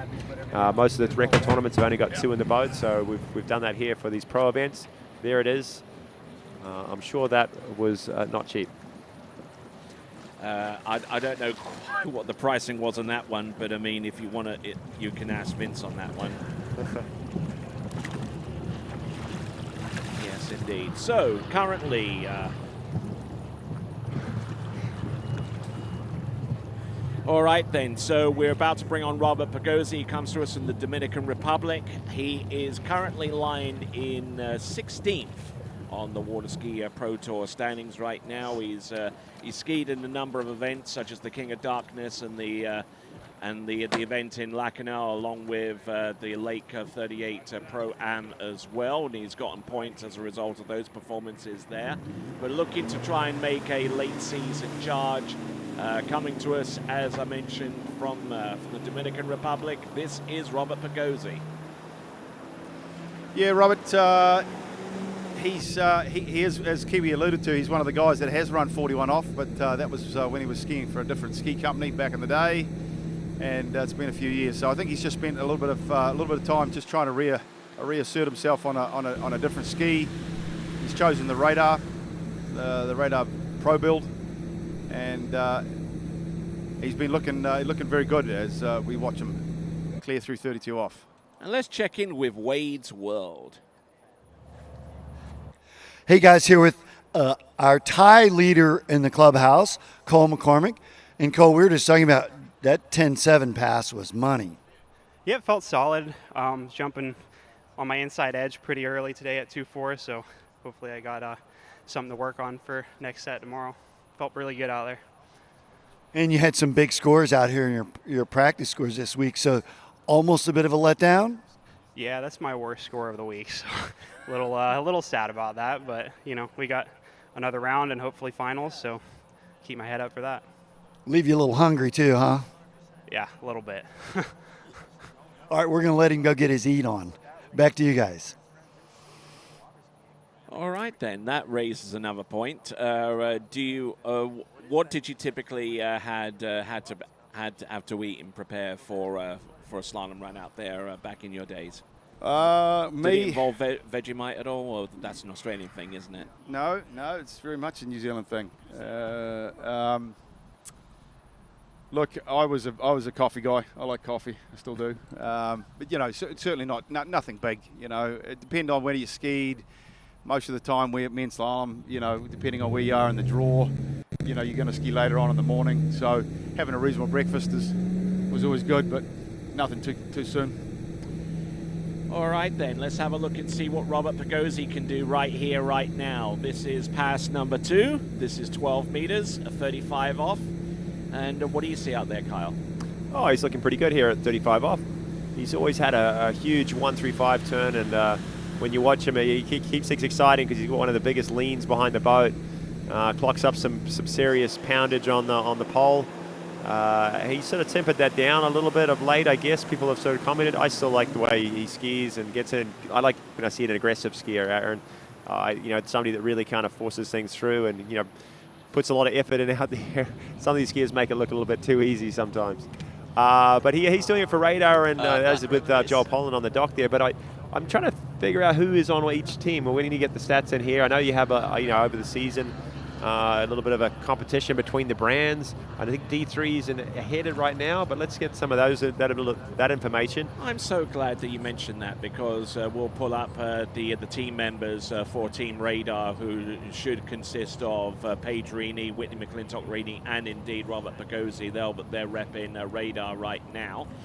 And you know, the one enduring image that I have of Robert Pagozzi was that picture that was taken at the Masters. Yeah, can't forget that photo. Yeah, his shoulders maybe 3 inches off the water as he's leaning across the wakes. It's incredible. Yeah, and he's kind of tempered that down though from recent years though. He has a little bit. I wish he'd bring some of it back. Yeah, that would be entertaining. All right then, so let's bring on Robert Pagozzi. Coming in on 11.25 meters. This is 38 off. So, I mean, this is still an easy pass for all these skiers, but it definitely starts to get interesting here. And how you run your 38 often dictates, you know, what's going to happen on the next couple. So everyone wants to make this pass nice and smooth, kind of make sure their keys are working and gearing up for the 39, which is the money pass so far. Yeah, he looked good there, Robert. He's looks like he's got good rhythm on both sides. Obviously, the one-handed gate and really keeps his intensity high, as you alluded to. Drops in there at 1, and nice and smooth and relaxed at 2 ball, which is a real key if you're going to for a left foot forward and you're offside, making sure your upper body stays still but staying relaxed over the tip of the ski. You can't force the turn. We've got to remember, because it's more often than not, left foot forward skiers have a predominant turn on the one side. Trying to make sure that you slow down your offside turn and not try and keep it the same tempo as your good side is key. Very forceful edge changing to his 135 as a result with that pressure, even off that side turn, that very, very quick release. Yeah, well, he's going to have to, of course, you know, with the way that the lefty ski turns very hard at 1, so that's going to have some effect on the way that he turns 2 ball, and the tip of the ski is going to come underneath fairly quickly on his offside turn, which in turn increases a lot of load at the second wake. And when he releases that load, he's got to make sure he keeps his hips very still and keeping the trajectory of the ski moving outward, and it's very difficult to do. All right, let's see if he can manage to keep that under control with 10.75 meters. The lead is currently 2 at 10.25 meters, which is the pass to come afterwards. That's 41 off, of course. And here we go, working with A2, like 81% of the entire field has adopted. And here we go. Robert Pagozzi, that's number 4. Got some pressure on him here as he heads into number 5, but a huge... and he lets that go. And you could tell it sneaking in there, couldn't you, Aaron? He was just losing a little ground. He went for that massive 5 ball and almost missed the handle a touch or something there, and couldn't quite get this position exiting it. I don't know what's happening there, but he's still got hold of the handle as he came into the top. I think he just didn't pull out. But we watch him here. We watch his replay here at 39 off. Pretty good gate and pretty good start. And he heads over to 2, just gets a little separated, and as a result just has a little hiccup. He leans very hard into the first wake, and then as a result you'll see him drop the elbow into the water. And then from here he's going to have to take it down course because the line's not going to be there for him at the backside of the turn. Does that. I thought from here he was actually going to be okay with the onside turn, and just gets caught a little bit too far on the tip. And that's all she wrote. So yeah, just stopped the ski cold, didn't it? All right, then. So that is a 5 buoy count at 10.75 meters. So he has got quite a bit of catching up to do. Even taking into consideration the tied lead score of 2 at 10.25 meters, which is shared by Thibaut Dayan and Cole McCormick at this time. But realistically, when you look at the remaining, I don't know, 8 competitors to go, surely that halfway down 10.25 meters has got to be the target from here on out for our remaining skiers. Sure, I think there's 9 competitors left as Joel Poland leaves the dock at, I think he's 13 meters. Sometimes he starts at 12 or 35. So maybe 10 skiers remaining, sorry. Yeah. And we're going to get a confirmation on his start speed. The minimum here is 13 meters, but this guy often picks to go out a little bit shorter. This is 13. And Joel doing it in slalom and jump this weekend. Left his trick ski behind. But he is not just a tricker anymore. This guy can get it done on all 3 events. And he's been very, very close on a lot of the finals. He's been in and out of them. Hasn't made a podium, I don't think, yet in the pro slalom events, but he's definitely made it in tricks and jump and overall. So he's going to cross that list off, cross that goal off here very soon, I think. All right then, and during the course this week, Joel Poland has been pretty much an open book so far as wanting to answer questions on Instagram. I don't know whether you two are subscribed to Joel Poland's Instagram account or anything like that. One of the questions that was asked of him concerning his boots, because he rides on a trick ski with the reflex boot, but goes with the Vapor hard shell for the slalom. Notwithstanding the fact that he skis, right foot forward on one ski and left foot forward on the other. I mean, he's just a freak of nature. He is, yeah. I mean, he actually broke the world overall record this past weekend here at the overall tournament, where he tricked 11.6. He jumped 69.8 and slalomed 1 at 41 off. So the quite unbelievable level of maybe being the first guy to run 40-39, jump 70 metres and trick 12 in one tournament is actually pretty realistic for him. Well, that's what's amazing about that record is they weren't actually his best scores. They weren't even, they were down a little bit on what he's capable of doing in all 3 events. He didn't really have a personal best or his jump was pretty close to his best. He's had 235, but his slalom was down a buoy or two. His tricks was down maybe 500 points from what he can do. And jump, he is capable of going over 230. So there's room left in the tank there. Interesting enough, Joel broke the world record here in about a year and a half ago. Was the first time. And then it was taken back by Dorian Llewellyn and then rebroken again at the Worlds 2 years ago by this gentleman on the water. And it's sat there for a little while, but just recently he's added, I think it was 4 overall points. So it wasn't much, but it was enough. And notwithstanding the point that he is also the British national men's jump record holder, he reset that mark with a jump into the 70-meter range. Yeah, definitely. We'll give it a little shout out to Jason Seals. I believe he had the record, 233. I believe it was 71.5. Yeah, so that's been sitting around for quite a while.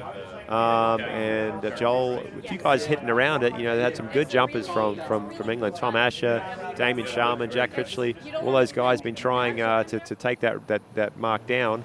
Joel's done it, added 6 feet to his personal best, 235, and was only a foot off the European record, I believe, which is 236. All right, let's take a look at Joel Poland coming into the course right here and now on 11.25 meters. Can't afford to be complacent here. No, he's looking pretty good as he gets over to 4 on his Radar Vapor, another Radar skier, and really does look good. Nice turns at 135, really gets the ski underneath the line, and then as I alluded to earlier, he's very patient at 2.4, allowing for the ski to continue, with the speed back into the first wake. It's all about reducing load in slalom skiing, and so carrying as much speed as possible is key. He's got a very characteristic style, I think. Kind of jumps around a little bit, cranks that 135 and sort of tends to be able to hold on to some things that others would not be able to.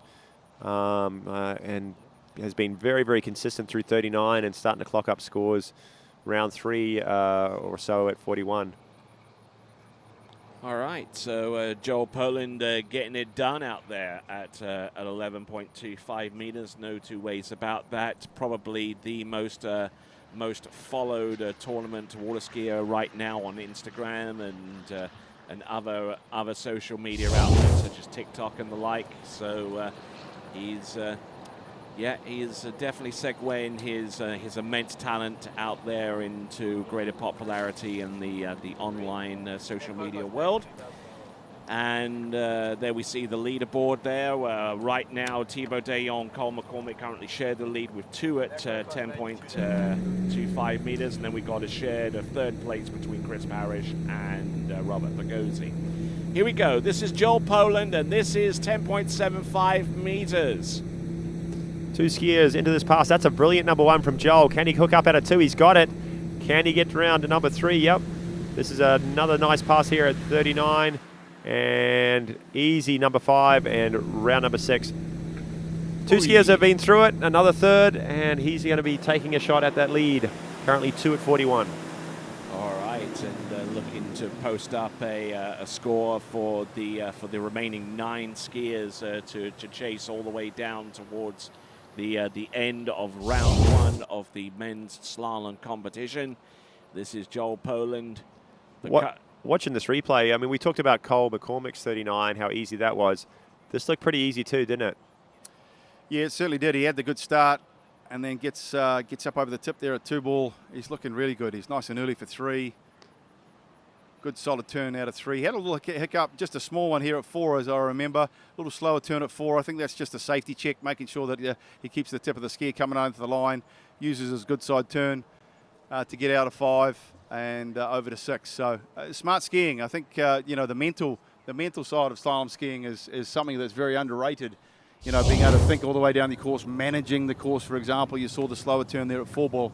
That's purely just a safety check in his mind, just to make sure that he gets over to 5 and completes the pass. Yeah, definitely. You see a lot of skiers do that coming into 4. They know, I don't need to crank this. I just do a little bit of a safety turn. Don't want to blow out on especially the lefties on the offside. Just enough to sort of get over to your onside and then make a big turn. Here's 41. This is Joel Poland. Can he take the lead? He needs a piece of 3. He's got a good 1. Maybe stopped a little bit. Reaches big at number 2, and he's... Oh! I don't know if he hit the buoy. Hopefully he's all right. Yeah, there's the wave. That was a great crash. That's the crash of the day so far. That was Freddie Winter vintage right there, I tell you. Yeah, Freddie seems to have a few. This guy does too. The guys that sort of throw themselves at the buoys. Our first skier, Jaden, had a pretty good one across the wakes too. Got in a power lean and went for a bit of a tumble. But definitely all or nothing there for Joel. We're waiting on the score. I have a feeling it's going to be 2, which is unfortunate because that was a lot of work to not get that extra little piece of number 3. Yeah, good start. Really tight line at the back of 1. Sort of just gets maybe a little bit too early into 2 ball. Just to hold on to that. That's incredible. Yep. And then just gets stuck on the tip, and obviously the ski stops and he doesn't. So very, very succinct there, Aaron. But looks like it's going to be a 2 buoy count. And looking at it again, yes, the confirmed score is 2 at the top of the screen. So we have a 3-way tie for the lead with 9 skiers remaining. Definitely thankful for releasable bindings nowadays, isn't it? Look at this fall as he comes in. Ski kind of hits the buoy. He goes right out the front and just releases. That would have been a hard fall with your boots locked on. Yep, so that is 2 buoys. So we have a 3-way tie for the lead. Thibaut Dayan, Colin McCormick, and Joel Poland all onto a 10.25 meters. And Tony, I haven't done math for a long time, but according to my list, I've only got 8 skiers left. Is that correct? 8 skiers, and obviously eight including Travers. And the importance of that is this is where we start to know, what's going to be after round 1. What's going to be the top 8?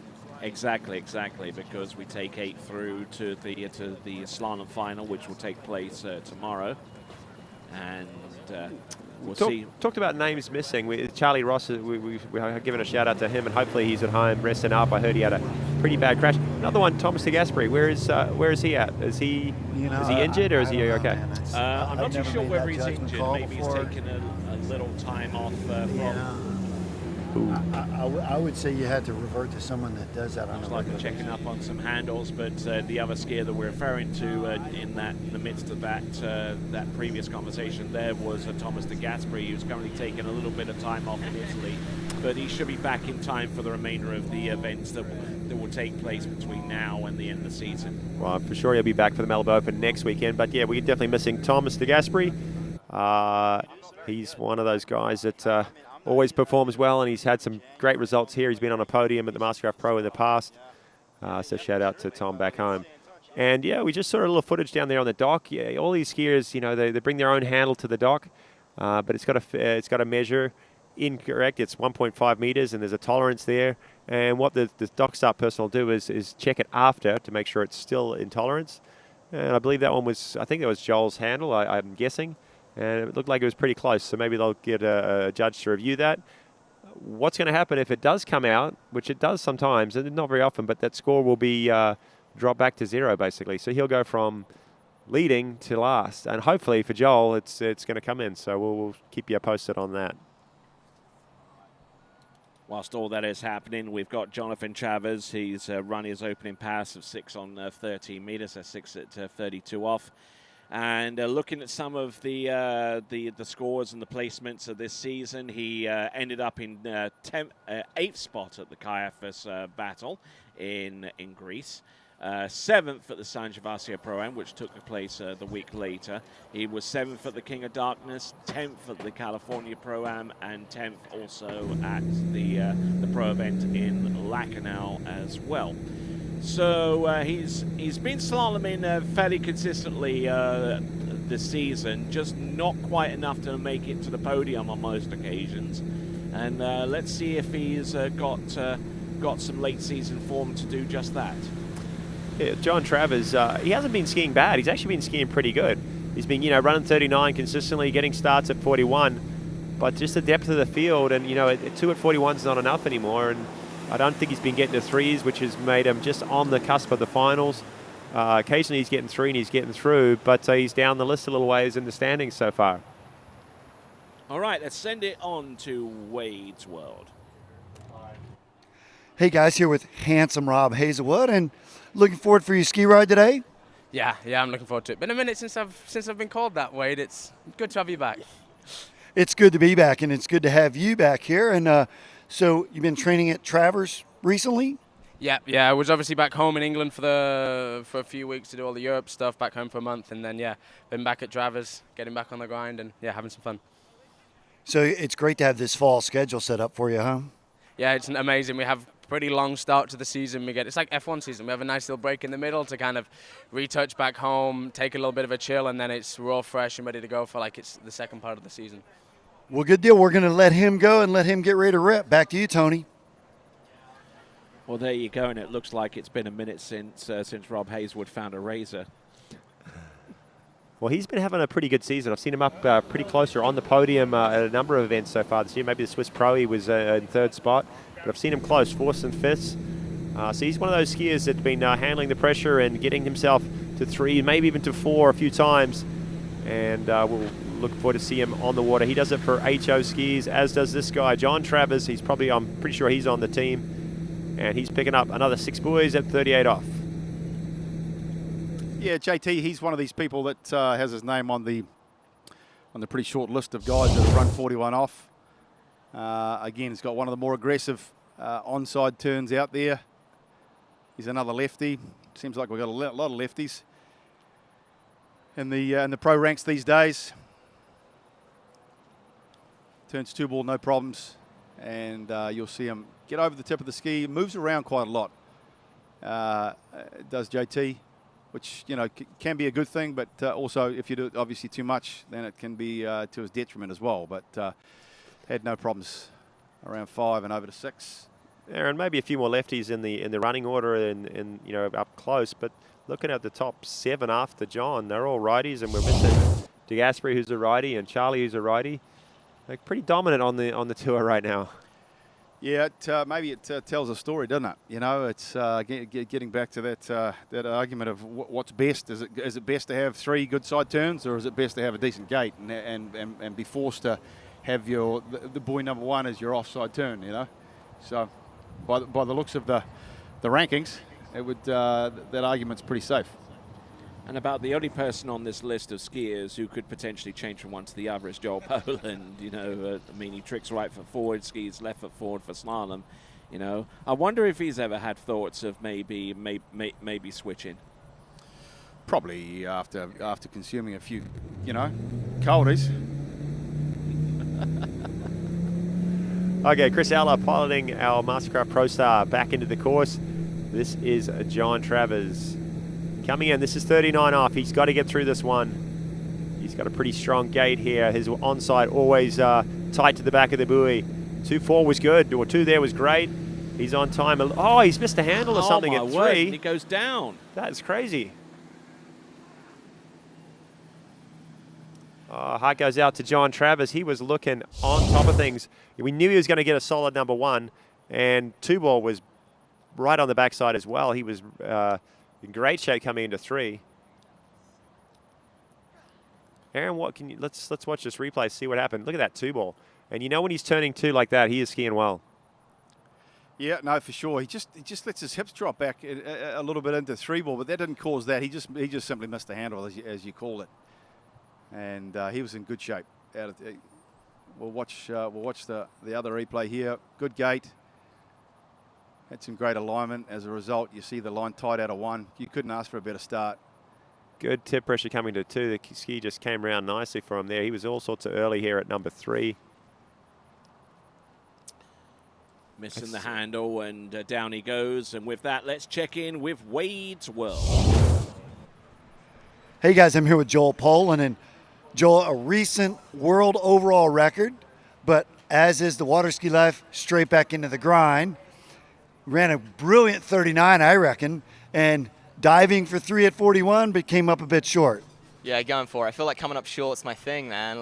I'm a short guy out there. It's hard to reach around those boys, but Yeah, so last weekend, great weekend, and yeah, straight into a tournament this weekend. We've got another tournament next weekend. We had a tournament the weekend before, so this is like my favorite part of the season. Like, I just love competing, and it's great to have you guys back. This is our first tournament in a long time with TWBC, so I'm pretty happy to have you guys back and get to chat to you again.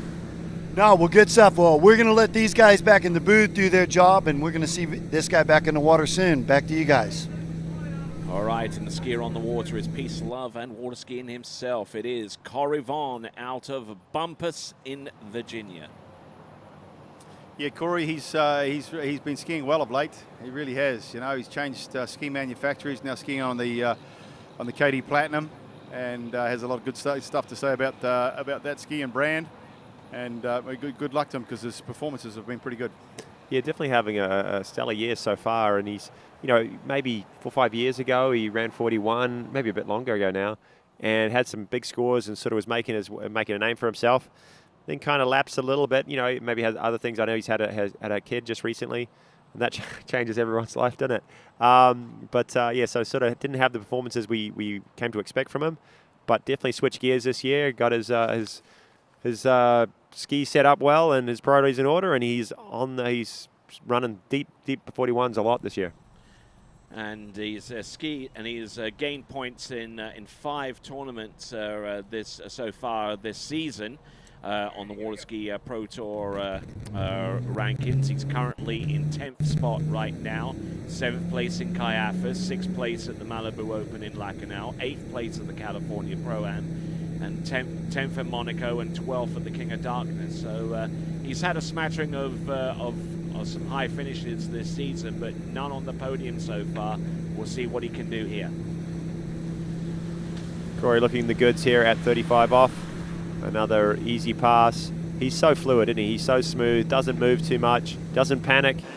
And I really like the way Corey is skiing right now. And it's good to see that he was, traveling around Europe, as did a lot of these skiers. And we'll be back talking about that shortly. Here's Wade. Hey guys, here with Mr. Freddie Winter, defending champion, the MasterCraft Pro. It's nice to be back, huh? Nice to be back. Yeah, I mean, I've been practicing a little bit this week, and yeah, it's a good place to be. We got a nice boat, we got good drivers, so let's go do it. I mean, I had a good year last year. Let's do it again. And it's also nice to compete with your personal sponsor. You know, you've been skiing behind that boat quite a few years now, so that must be quite a special feeling as well. Yeah, it's great. It's wonderful. I mean, I feel part of the MasterCraft family for sure. I've been made to feel very welcome, and it's a great company. A little bit of added pressure in some ways. I was very happy last year to get the win and kind of do it in the red of the MasterCraft. So try and do it again, do him proud. All right, we're going to let him get ready to get his proud on. Back to you guys. Looking back at the results, Tony, he's had 1 win so far this year, has he not? I know Nate Smith's been on the top of the podium. Maybe 2 wins, is it, Aaron? 1 win where he took Nate down, though. I don't think Nate was at the other event. Yeah, I could be wrong, but I thought he managed to get a couple of wins over in Europe there. But all right, then here we go. This is Corey Vaughn at this time, 11.25 meters, getting the job done here. Yeah, maybe a little further down course than we would like to see him. But he didn't panic. He was just kind of flowing things out through the end of that pass. But yeah, Freddie Winter definitely having a stellar year. We saw Will Asher obviously last year kind of have one of his biggest years, and this year it's been a little bit of a Freddie Winter show. He's been running 41s fairly frequently, and he's currently sitting in second. Nate's still got his number, and we've still got a few events to go though. There's this one, there's a couple in the next couple weekends, and obviously the World Champs. So things can change on that leaderboard. They're not too far apart. yeah, with the run up we've got up until the Worlds, as we've documented, it's anybody's game for sure between certainly those two and probably the top 5 really. I mean, if anybody steps up, maybe they can can usurp the people on the top 5 on the top of the podium there. But Will Asher, I think, is still he's in 3rd right now, so he's in striking distance for sure. All right, so currently in the leaderboard for the Waterski Pro Tour, Nate Smith in the lead on 262 points, Freddie Winter on 243, Will Asher on 171 for 3rd place at a moment, and then you've got Thomas de Gasperi on 155, and Dave Meckler currently in 5th place on 108. So let's see what Corey Vaughan can do for us right here and now. Okay, he's going to have to pick up the tempo a little bit from his 38.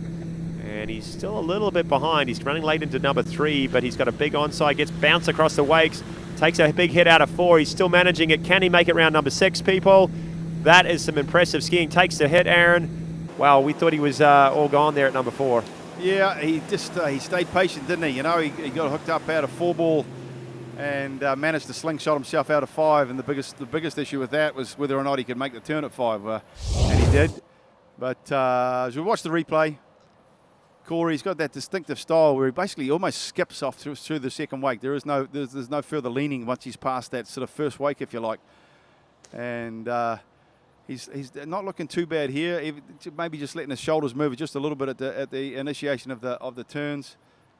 A little bit of his downfall right there. He got a bit of a rock at the second wake, didn't he, on that edge change? Yeah, he did. And then we see him come out of 4 ball, hips behind him. At that point there, it's just all Hail Mary, trying to get that ski to turn. He does.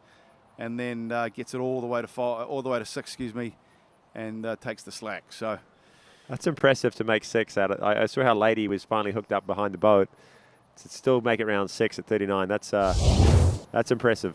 It's experience. I think he's done it a few times, you know, and that put paid to being able to do it in practice over and over. Our leader's 2 at 41. He is going to take a shot. Can he get a piece of 3 and put himself on top of the list so far? This is Corey Vaughan, 41. He's got a slow number 1 as down course. He's not going to have a great 2, but can he do enough to get 3? Yes. Our new leader, could be enough. There you go. Throwing himself all over the place, but he got 3. Yeah, that was pretty interesting, wasn't it? You know, because he was a little all over the place in the ski. Again, going back to the replay with his gate turn. I was counting him out after number 1. I thought he stopped a lot right there. Yeah, and then his shoulders. It's a testament to how strong the guy is, you know, because off a 2 ball, and not in a strong position going across the 3. But you know, there's also not much of Corey really either. You know, true. It's one of these guys that's got to run around the shower to get wet. So, you know, but he's obviously a very powerful guy. You know. Let's watch one more replay as he comes in on his gate turn. I thought he had a good setup for number 1. He almost hooked up, but then kind of things stopped, and he got his shoulder forward. That's not a great position. And he was almost just falling into 2 here, and the rope somehow picked him up. He pulled it back, the hips were back, but he still got his ski around 3. And that is going to be a big separation from the guys right up behind him at 2. There's a bit of a logjam there at 2 at 41. 3 guys are tied up. It's Cole McCormick, it's Thibaut Deland and Joel Pollan, all with 2s at 41, but standing alone, Corey Vaughan. And I think he's going to be pretty happy. Yes, I mean, with 5 skiers remaining, he's put himself in a pretty good position right now. Almost to the point where you could say that he would be a lock going into the next round of the competition. But if 1 or 2 of these earlier skiers actually gets a score similar, if not in excess of 3 at 41 off, then things can really open up in this competition. Yeah, definitely happy with his score. Probably not that happy with his actual skiing, Aaron. He was sort of struggling a little bit to find some rhythm out there, but he's put himself in a good spot. But definitely he's going to have to watch what happens in round 2, because he may be required to go out there and get a good backup score to guarantee a spot in the top 8. Yeah, you can see by how fired up he was after he got the 3 that I think that was more of a case of he grounded out, you know, getting the score versus making immaculate skiing. Maybe relief as he got round to the 3 ball there. He sort of go, yep, that's the score in the books. And this is Stephen Neveu coming in at 13 meters. And another skier that makes things look pretty easy out there. He was another skier that's also about 6'9" as well, but as I alluded to, you know, being tall is not always a prerequisite for being a good slalom skier. But we'll take it down to Wade's World. Hey guys, I'm here with Corey Vaughan, and Corey, great score, leader in the clubhouse, must feel good.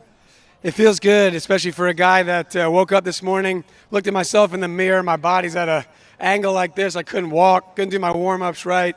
I blew out my back yesterday in practice real bad, and My whole thing this year, I've been preaching to my juniors, is you got to ski with heart. And I didn't know if I might scratch today, I thought, or try one pass. But my heart said keep going, and it wasn't pretty. But we got something to hopefully carry through. And if I can rest in the second round tomorrow, I will. We'll see. Probably not. Probably going to need to go get another 3. Well, I heard Aaron and Kiwi both saying that, the cool thing about slalom is there's no style points, man. If you hit 6 at 39 at 6, you still get to go at 41, right? Hey, man, I love to do it dirty. I do a lot of that. That's one thing I have in my toolkit. So I'm going to try to fix myself, clean it up, make it prettier. But if we got to go dirty, we'll go dirty. Go get some ice on it, Corey. Great skiing, man. Back to you guys. Oh, interesting, isn't it there, Aaron? And Tony didn't realize he was injured or, had a sore back. And common injury for slalom skiers. There's so much torque going through that rope and down through your hips that the low back gets beat up a lot, especially you're taking hits at 41 off. But, geez, didn't he handle that well? And unfortunately for him, I have a feeling he's going to be required to go out in round 2 and solidify his place into the final. So hopefully he can do some rehab tonight, get an ice bath in, and hopefully be back on the water for us tomorrow morning. All right, so here we go. We got Stephen Neville, who's competed in 4 Waterski Pro Tour events so far this season, and for all but one of those tournaments, he's had a single-digit finishes all season long. Aside from actually had single-digit finishes for all of the competitions. He's had 7th place at California, 7th place in King of Darkness, 7th place at the Swiss Pro Slalom, and 4th place at the Calgary Cup. So, I mean, he's been pretty consistent all season long. Yeah, no, he certainly has. And we see on the TV screen the familiar figure of Boyan Shipnup. He's I'm not sure if he's jumping this weekend, but maybe he's making a comeback. He was one of the guys that's gone close to, if not gone over the 230-foot mark. He's the current European jump record holder. We were talking about that earlier. He's 236, but he's not on the list. He did come back and compete at this a couple of years ago, Aaron. I don't know if you remember that, and then jumped exceptionally well for not training as much as he used to. But one of the best jumpers in the world that we've had. But back to the water, Stephen is shortening up. This is 38 off, and pretty good results so far. He's pretty high on the ranking list for not traveling to Europe and hitting all those events. Yeah, well, as Tony alluded to there, with all the 7ths and the 4ths, and he's got some pretty consistent scores, and he's skiing on the Radar Vapor, also part of the team in the Constructor Series. Is he? No, I thought I heard no, he that it's isn't on the team which for that's Radar. what I was just going to comment. That's surprising that he wouldn't put. Maybe he hadn't committed to go to all events, and that's why Radar decided Pagozzi was the man. Yeah, that's a good point, actually. Yeah, I would have thought he naturally assumed that he was already on the team. But yeah, I think you're right. I think with the Radar team, it's Poland, Pagozzi, and Paige Reaney. Whitney Page and Pagozzi is what I've heard from Tony. There it is. But maybe the guys at Radar will be going, hey, why don't we stick Stephen on there? But who would you take out, though? Yeah.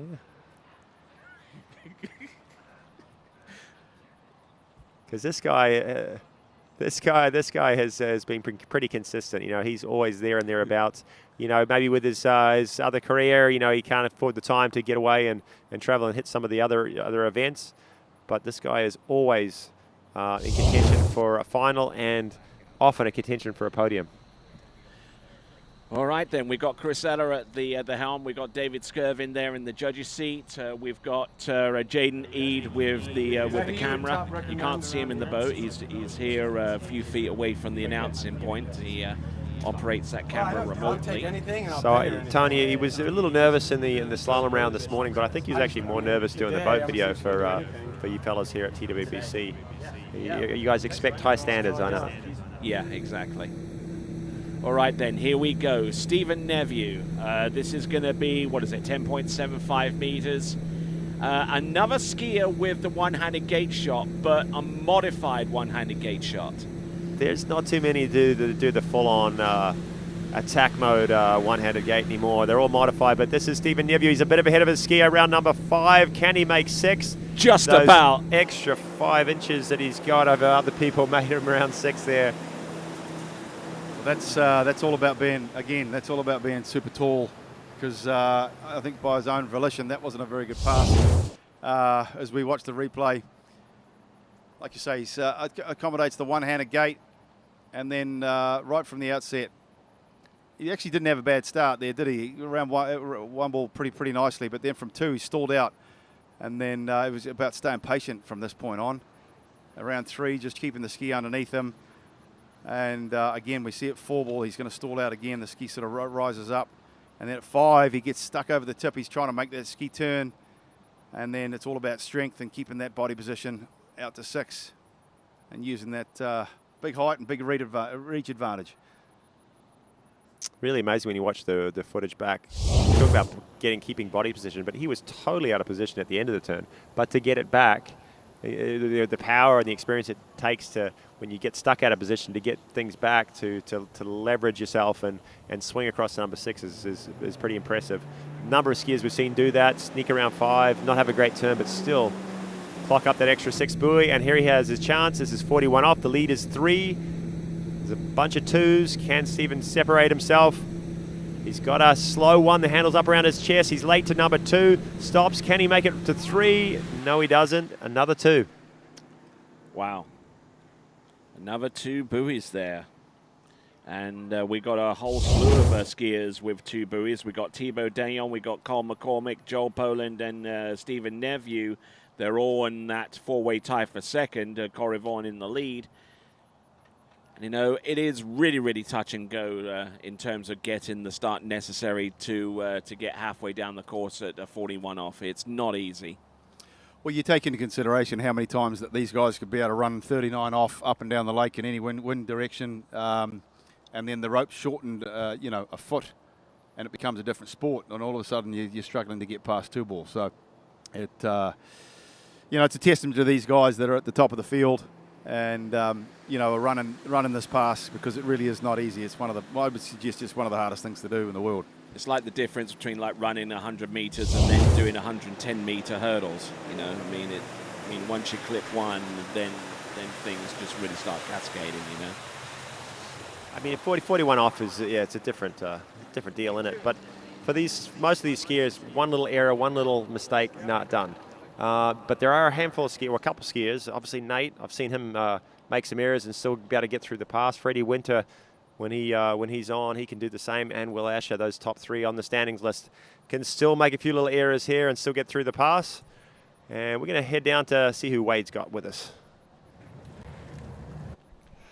Well, guys, as we see the MasterCraft pull away with handsome Rob Hazelwood, he is the 5th seed. So 5 skiers left. 3 of 41 on the board, but as is the modern day of slalom skiing, they're basically skiing for backup scores. We know it's going to take a 3 at least to advance, but it's probably going to take a pair of those like it did the Cali Pro-Am. So it's staying still down here. There's just a bit of breeze that's trying to blow up. I maybe see some storms building up later. So we're hoping things are going to remain exactly as they are. Back to you guys. All right, then, continuing on, we have got Robert Hazelwood, who has had a couple of podium finishes, 2 5th-place finishes, and an 8th over at the San Gervasio Pro-Am. And he's been on a bit of a tear this season, Robert Hazelwood. Yeah, I would say he's pretty happy with the season so far. He's definitely been placing high and pretty consistently in all the events. Another overall skier. He doesn't focus on his tricks and jump as much anymore, but I think he's going to put the trick ski back on for the Worlds. So it'll be great to see him doing it there for Team England. And talking about the weather, Wade alluded to that we've got a little bit of a breeze kicking up. It's not much. It's a southwest sort of forecast right now, which comes across the lake. A lot of these skiers, prefer just a slight breeze. It typically keeps the water from being quite so movie. It sort of settles down a little bit quicker. When it's glass calm, things kind of keep bouncing back a little bit. Water's pretty still out here usually, but that breeze might just help things ease up a little bit. I don't know what's happening later on the day. It looks like it might be picking up. We're kind of keeping a close eye on it and figuring out what's going to happen for the jump event. We've got the jump facing east there behind us, but we'll make sure we're jumping with a nice headwind and we can spin the ramp here at Fluid and jump west. We've done that a couple years here at the MasterCraft Pro. Come up with some big jumps down that end. The first woman's 200-foot jump was down that end a couple years ago. But yeah, we're just hoping that things kind of even out here through the day and everyone gets the same conditions. We've had some inclement weather, I guess. So with the Hurricane Idalia come through last week, but pretty settled right now. All right then, so Robert Hazel coming into the course. Certainly one of our better skiers on the Waterski Pro Tour. Matter of fact, if he can finish this competition and get a 5th place finish to add to the 2 others that he's had so far this season, then he would move into the top 5 in the tour overall standings. Let's see what he's got here with the 6 per week count at 12 meters, and let's check in with Wade's World. Here with Will Asher, former world champion, former Masters champion, former Moomba champion. Have you won the MasterCraft Pro yet? Oh, thanks for rubbing that one in. I don't think so. Well, that's what let's talk about. So that's got to be a short-term immediate goal then. You know, that'd be awesome. I think it seems like it's skiing well. Maybe the scores aren't as high as you would expect at this point, but I mean, you watch people ski, and I mean, JT looked great out there. He just kind of missed a handle there at 3, and that's the guy I train with every day. So it's to see him look good, and then it just kind of gives a bit of promise. Yeah, the same. I saw Tebow and Cole McCormick, both their ski just really setting in nice, and that's what when we're on the dock, we're like, that's what we want to see, right? Yeah, I mean, you want the guy to go out before you and ski really well. Like I said to Tebow on the dock, it was hard for him because he was kind of like the leader of the scores. He was kind of the first guy to get down there. You want some guys to go out there and ski really well. It just kind of puts you at ease and then lets you know that everything's fine. Well, he seems to be at ease, and we're going to see him at ease on the water soon. Back to you guys. And just settling in there, getting ready for his 38 off pass. So he's been just skiing exceptionally well this year, and I'm trying to analyze what he's doing better. What do you like about his skiing so far? I think it's mainly due to the fact that he's on a brand new ski. He's riding the Works 02 by Syndicate, and really settling down to that ski. And a lot of skiers that have migrated onto that ski have reported, some increased performances and feeling a lot smoother out there and getting more advanced into the turns. Yeah, ski makes a huge difference. Aaron, putting on your coach's hat, what do you see from Robert this year? Only minute things, I'm sure, but yeah, look, you know, Robert, he's obviously a fantastic slalom skier. He's got that reach that basically lets his outside hand obviously get above his shoulders. There's a lot of talk about obviously that being detrimental to one's skiing style because it rotates your shoulders over the top of the ski, but he manages to keep his shoulders pretty still throughout. Outside of that, technically he's pretty sound. You know, it's hard to really pick apart Rob because he's such a stylish, handsome slalom skier. He is handsome, Rob, after all. It's funny, isn't it, when you're looking at different techniques, you know, certain things that as coaches, you go, okay, we're going to shy away from throwing that outside arm up, but it works for Rob. Even you look at someone like Nate Smith, he's a bit of a head turner, but it works for him. There's different things that people make work for them, and that's what's exciting about watching the slalom event. Everybody does it a slightly different way. All right, here we go. Boat accelerating up to 58k or 36 miles an hour for this next run. This is 10.75 meters, and this is Rob Hazelwood. So he's going to have to get a good start. He's a little handle high at 1, but he's crushed 2 ball. He's back on time. He's early at 3. Nice skiing as he heads over to 4.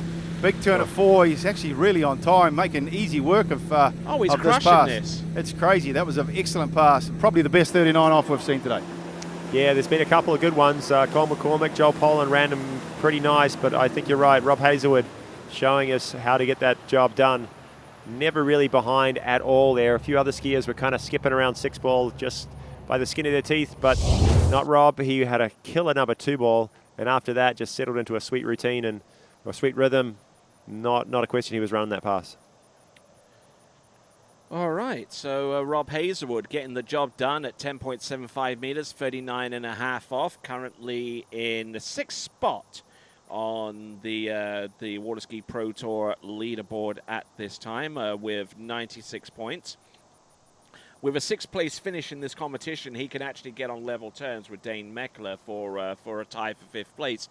But obviously, if he wants to get that place out right, he's going to have to come away with a fifth position or better. That would knock out the 8th place that he got from the San Gervasio Pro-Am and would give him two third place finishes and 5 fifth place finishes. But of course, if he gets higher than 5th, then other possibilities can come into reality as well. Let's talk a bit more about that ranking list here pretty shortly. Let's watch Rob's 41. The pressure's on. He's got to get to 3 ball to get the lead. He's got a slow one. It's going to be all she wrote for Rob. Inside 2, Tony.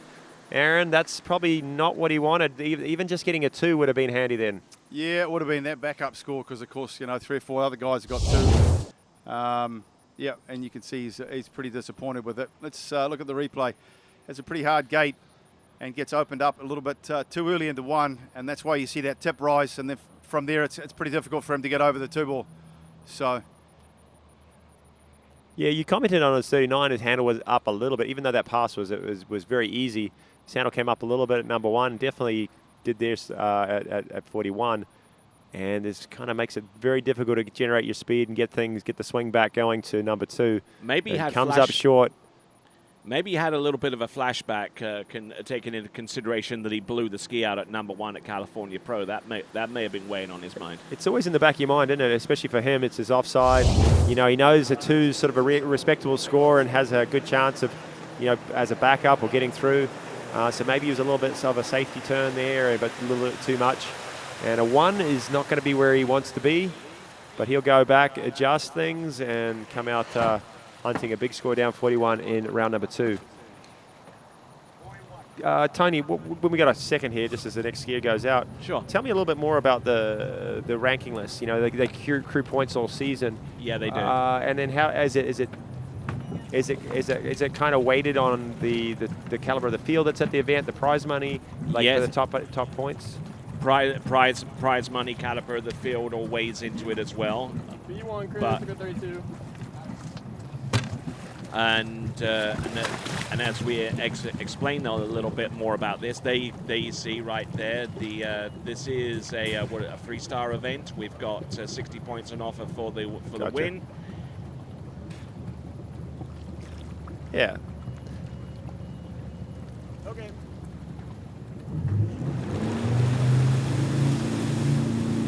Dane Meckler leaving the dock now. This is 32 off. And as we saw on that graphic on the screen, the MasterCraft Pro, a 3-star event with 60 points for the first, up for grabs. And with only, maybe 20, 30 points separating, 1, 2, and 3, a big placement at this one will make a big difference for the standings at the end of the year, as will the rest of the events that are coming up after this. And so things are not decided.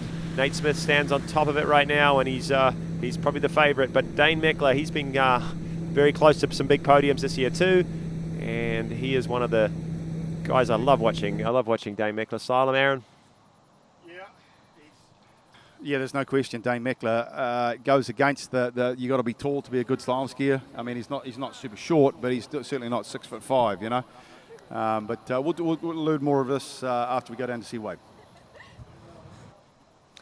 Hey, so guys, here with handsome Rob Hazelwood. And Rob, man, your 10.7 looked as good as I've ever seen it look. What happened on the 10.2 start?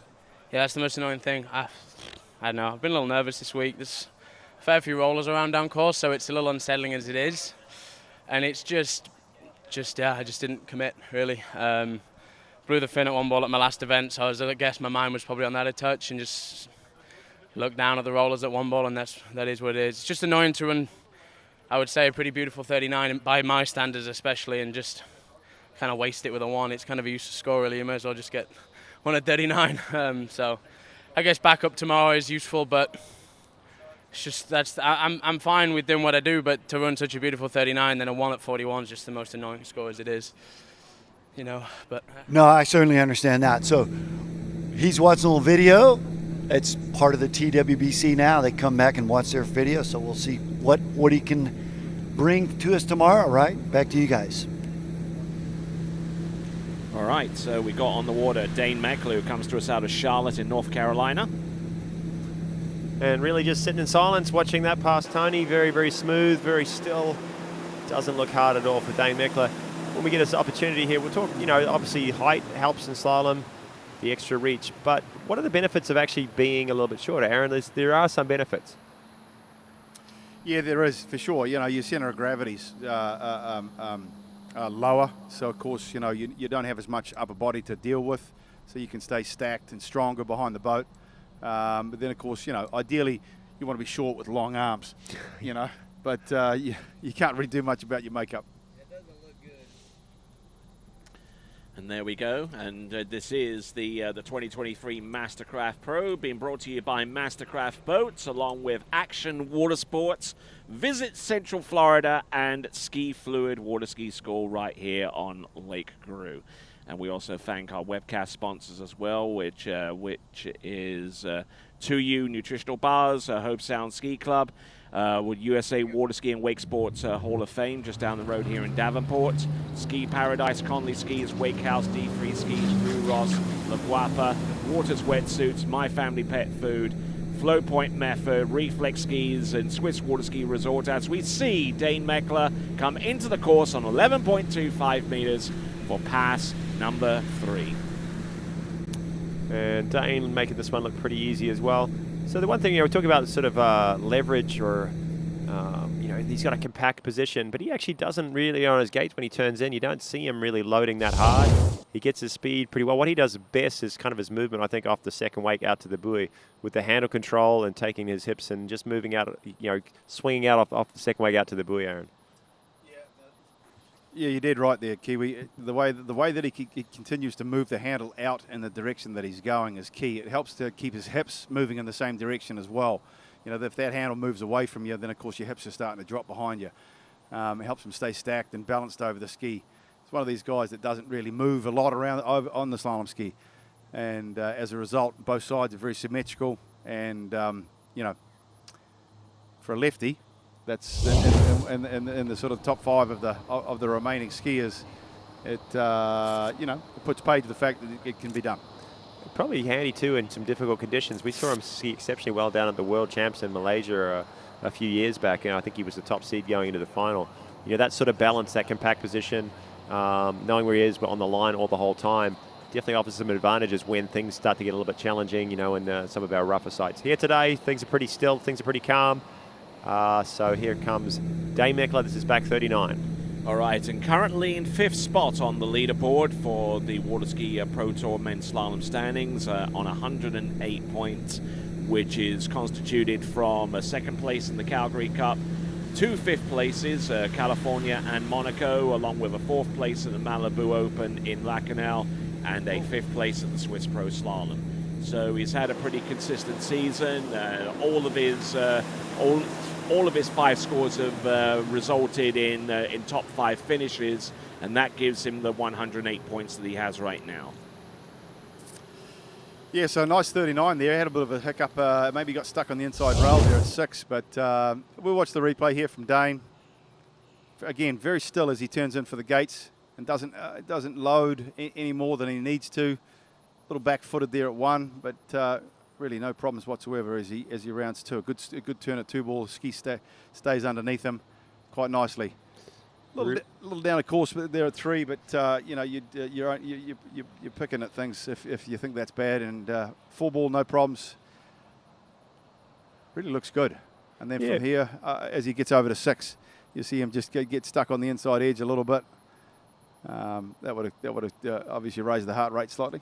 Just a little. Pretty easy pass. I don't think quite as clean as we saw maybe Rob and Coles, but he's maybe just a little bit down course, but pretty easy pass, and he's been getting some 3s. Good luck to Dane Meckler. This is 41 off. The lead stands at 3. There's a bunch of 2s.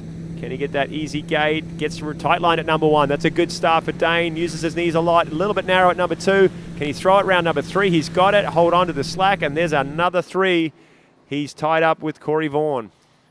Yeah, good start. It really isn't it? Just it goes to show how volatile this pass can be, because I don't think you could ask for a better start from what Dane Meckler had, and then just a little bit or a little slower at 2 ball, and now he's having to lean all the way to 3. So we watch the replay again. Super silent, super still there through his gates, and tight line at the back of 1. Really can't ask for a better start.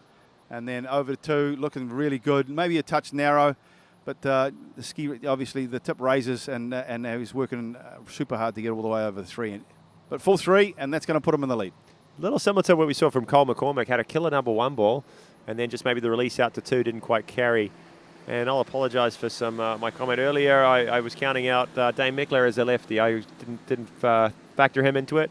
He is the sole lefty here on the top of the leaderboard. And yeah, look at his knee bend there as he comes off the second wake. Really works that ski and his hips underneath him to get it to swing out for 2. Unfortunately, still ended up a bit narrow. It's 41. There ain't much room to spare there. But sneaks around 3, takes a bit of a hit. And full 3 buoys. He's sitting on top with Corey. So there we go. 7 skiers through? 39 so far? 1, 2, 4, 5, 6, 7. Yep, 7 skiers. And we have 3 remaining.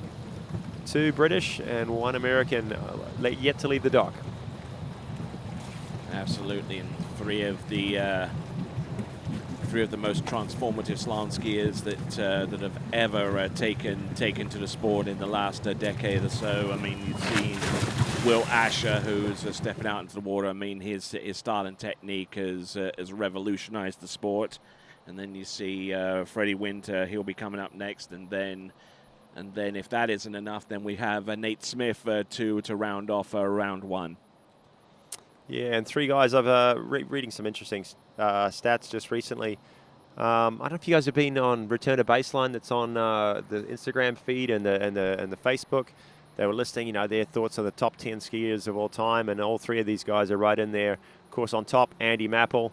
But if you haven't, give that page a little bit of a follow. Some really interesting information that pops up there, and some good stats that they collect from tournaments over the last sort of 10, 15 years. All right, and here is Will Asher, originally out of Lincoln in England, but residing in Claremont, Florida these days. And with that opening pass of 30 meters or 32 off, let's check in with Wade. Hey guys, thanks. I'm here with Dane Meckler, our tied leader in the clubhouse. So we just sort of made the joke, it's way better to get 3 than 2, right? Yeah, for sure, especially against this crew. I would have loved to get 4, but very happy with a full 3 and not a 2 1/4 or anything. So I can sleep a little better tonight, but still, we'll see if it's enough. Well, that's just it. It's changed so much to the last 3 or 4 years, because now we're looking in the first round going 3, well, at least that's a backup, right? Yeah, exactly. And, like a piece of 4 would have made me feel a lot better, but I think 3, we'll see. Conditions are good, so who knows? Well, it really does. Who knows? But that was great watching. You look great. 39 was awesome as usual, and we'll let you get your dry out and see you tomorrow. Back to you guys.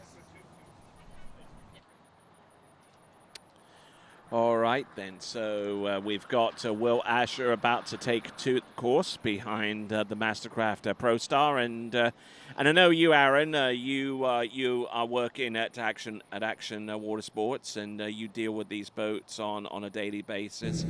So it's pretty good to see this boat doing the fine work that it always does at events like this. Yeah, no question. The MasterCraft, they've made some innovations that really made a step forward there in 2014 when they came out with a new shape, and the 21 they made some improvements. And I think Kiwi, you'll join me in attesting to the fact that it's the best slalom boat in the world, in my opinion, and many others. So it's good to see it's pulling an event. Yeah, definitely. In my humble opinion, the best boat in the world in slalom and jump. But we're going to talk more about that after we hear from Wade. Hey guys, I'm here with Nate Smith, and looking rather nervous as usual. Yeah, just waiting my turn to go out there. The conditions look nice. There's a few big scores, so kind of a practice round today, really. Yeah, it really is. It's sort of interesting from my day, almost every single tournament was a 1-round cut, and we move on. And now, much different scenario with the 2 rounds, huh?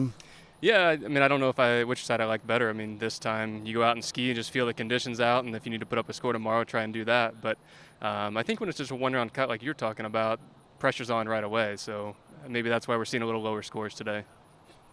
Well, I'm sure we're going to see him put up a big one real soon. Back to you guys. Real soon, yeah. He's up in about 8 minutes, and he's still just chilling on the back of his car. But that's the way he rolls. It's the way he gets ready. Doesn't get too worked up before he skis. This is Will Asher. This is 38 off. And if I would bet on anything, it would be this man running through 38 and 39 off here today. He's got a season best score of 1 at 43.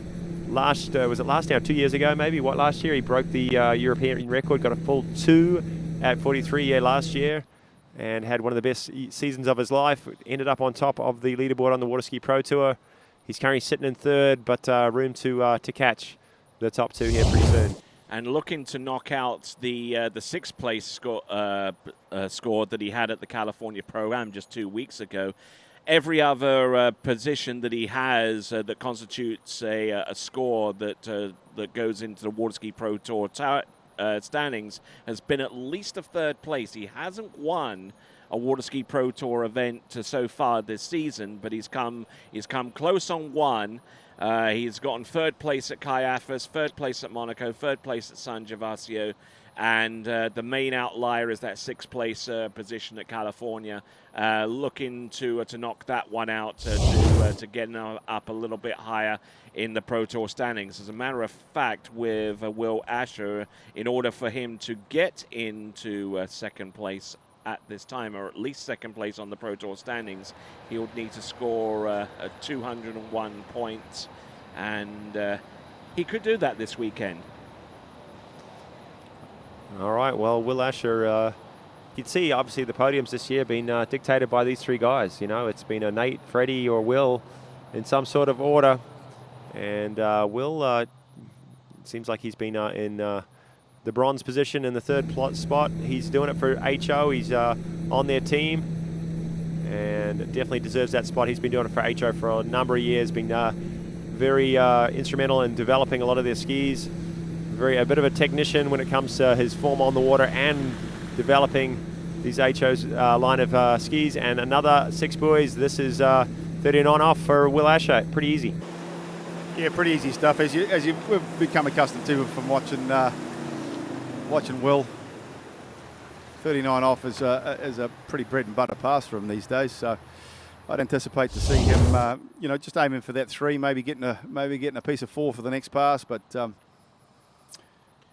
some pretty cool drone footage there as Will comes.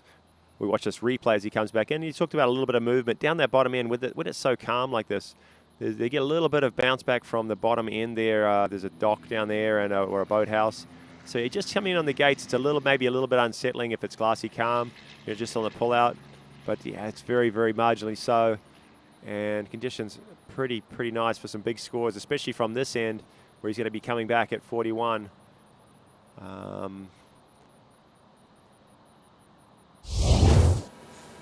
There's the picture of our drone following along. Give us some great footage. Always love from the angle from above, watching the sort of the direction that these guys get through the wakes and what they hold across to each buoy. All right, here we go. We've got Chris Eller at the helm of that towboat, the MasterCraft Pro Star. And let's have a look and see. This is Will Asher approaching the course here and now at 10.25 meters. 3 is our lead. Can he get the job done? He'll be looking for all 6 here. He's got a good number 1, and this guy can rip 2. There it is. Huge number 2. He's on time for 3. He overextends. He's still holding on to it, guys. Does he get outside 4, though? He did, I think. I thought I saw the buoy, yeah. He did. But look, just look at the strength of Will Asher. I mean, he's just crushed 2-ball. Had a hell of a start, and then comes into 3-ball, just gets a little stuck on the tip. His entire ski comes out of the water, and he holds on to it and gets over to 4. So shades of Patrice Martin. I thought that was going to be our first complete pass there with that 1 and 2. He just nailed 1. You knew he was going to slam 2 with his onside being so strong. Tight line, that's about as early as you can be coming into 3. Cranks it a little bit, slips a touch. I thought he was gone and only got to get 2.5 behind our leaders, but he slingshotted himself across and got 4. So a new leader, Will Asher, 4:41. That's a big score. That's what we're expected from him, and he's gone out and delivered. Well, I think that could end up being his lead score. I mean, obviously we're we're making speculations here based upon what we know these skiers can do, and with a second round tomorrow in mind, could this be a backup score, or could he go even further than this? Well, judging on that start, as you see, out of 1 and 2, he was all over it. So, like Kiwi alluded to, I even thought the same thing myself. When he turned off a 2-ball, I thought maybe we're going to see him get most of the way down, and if not all the way down it. So I'd say Will, even though he'll be happy with the score itself, 4 and booking himself, what I would suggest is a place in the final. Thanks, Chris. After that start, he would have been expecting to run it, but with the amount of 41s off his run, I don't think he gets two one way or the other. He'll be analysing that and figuring out what he did to not run the pass and trying to make a change for the next round. What a difference, though, isn't it? Coming back in the clubhouse, as Wade calls it, with a score of 4, you're feeling pretty good. You're 3s, those guys are on the bubble. The 2s, they've got some work to go. The 3s, maybe not. But 4, you're going to be pretty happy. You're going to be pretty safe, I think, going through to the final, because there's such a big difference between a piece of 3 and a piece of 4. Oh, huge. I mean, even though, like we were alluding to before, the difference between getting a good start and being pulled up into 2-ball, and then that's all she wrote. There's just minute differences between getting from one buoy to the next, let alone from 3 to 4. So, all right, then we have 8 skiers right now so far that have gone into 10.25 meters, and 8 skiers advanced through to the next round after all is said and done. After the first 2 rounds of men's slalom in the elimination round.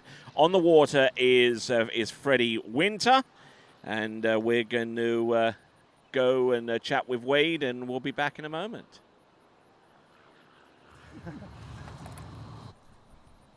Hey guys, here with Will Asher, our new leader in the clubhouse. Man, you got out of 1 at 41, sweet. Had plenty of space at 2. Made it kind of easy to get to 4. Yeah, I was actually really happy with that. It took me until 41 to even start to feel comfortable. We rely so much on swings of boats, and we get used to a certain thing, and then the MasterCraft just has a little different swing. So it just took me 4 passes to be able to trust I could do what I wanted to do. And then at 41, I feel like I trusted it. So that was pretty good. I was actually in it. I just kind of had I don't know what happened at 3. There's a lot of things happening at 3.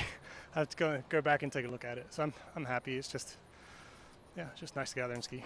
Well, it's sort of a bit of a sigh of relief, because once we get to 4, then certainly takes a lot of pressure off the fact that we need a backup score, correct?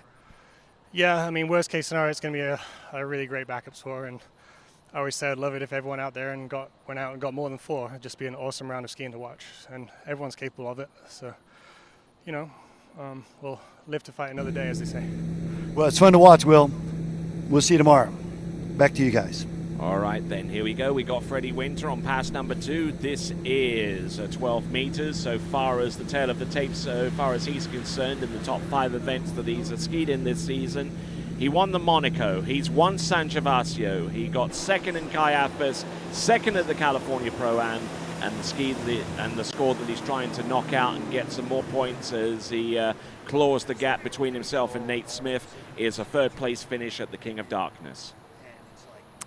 And Freddie Winter is our 3rd skier from Great Britain, and seems to keep happening, doesn't it? You guys just keep churning out top slalom skiers. Best of all time. We've talked about Andy Mapple, but a number of great champions coming out of England there, Tony. Go through some of the names maybe that come to mind. Jody Fisher, obviously. Glenn Campbell. Where are we going from there? Because you could already see it build early. Jeremy Newby-Ritchie. Jeremy Newby-Ritchie. Yeah. Tom Paul.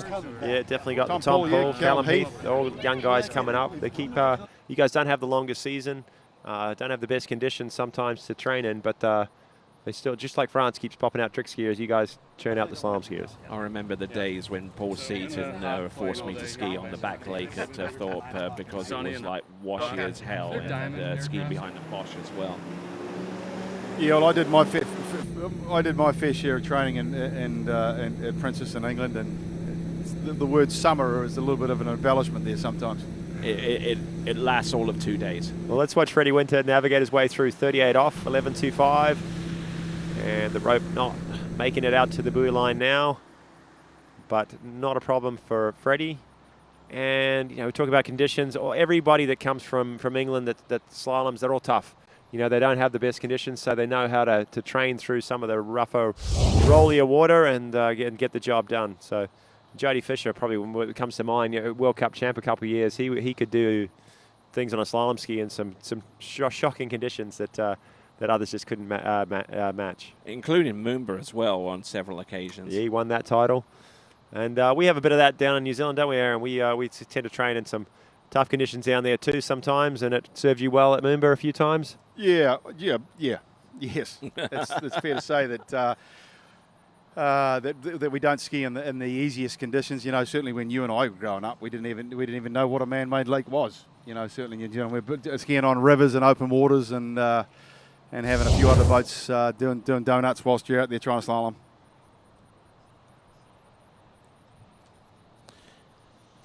So Freddie Winter, out of the top 5 scores that he's produced for the Waterski Pro Tour, has not missed a podium position when you combine his top 5 scores. Looking at some of the stats that he's produced all season long. Won his first pro event way back in the day in 2014 at the San Gervasio Pro-Am. And his first ever podium came by way of his third place position at the World Championships in 2013. No, he's what's down! happened? Oh my word! Did he miss? We saw John Travers miss the handle. Missed the handle there. I don't know if he slipped or if he broke the handle or what happened, but no. He's just the handle's still intact. Yeah, he's just slipped off the handle. That's a very, very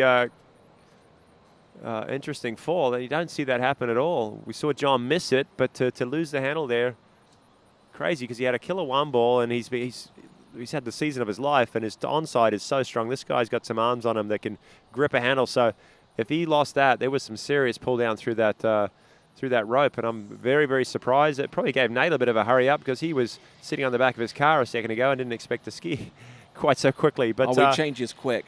Things will, that's throwing a bit of a cat amongst the pigeons, as you'd say.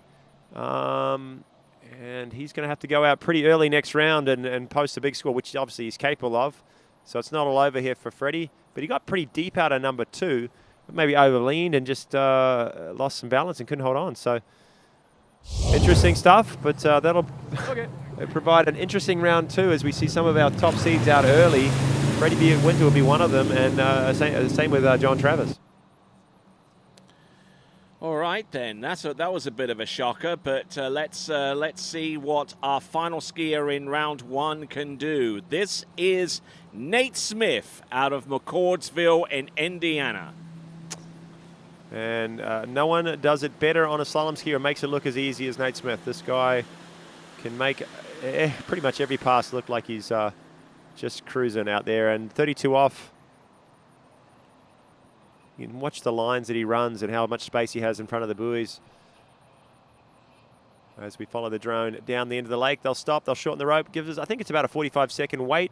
Our driver out there, Chris Eller, has the zero-off system sitting there and timing, so everyone sits down for the same. Chris Eller, one of the best drivers in the world, he's been doing it out there for a couple of hours now, and it's some intense focus for our drivers. They're under the gun, they're monitored by the shore path.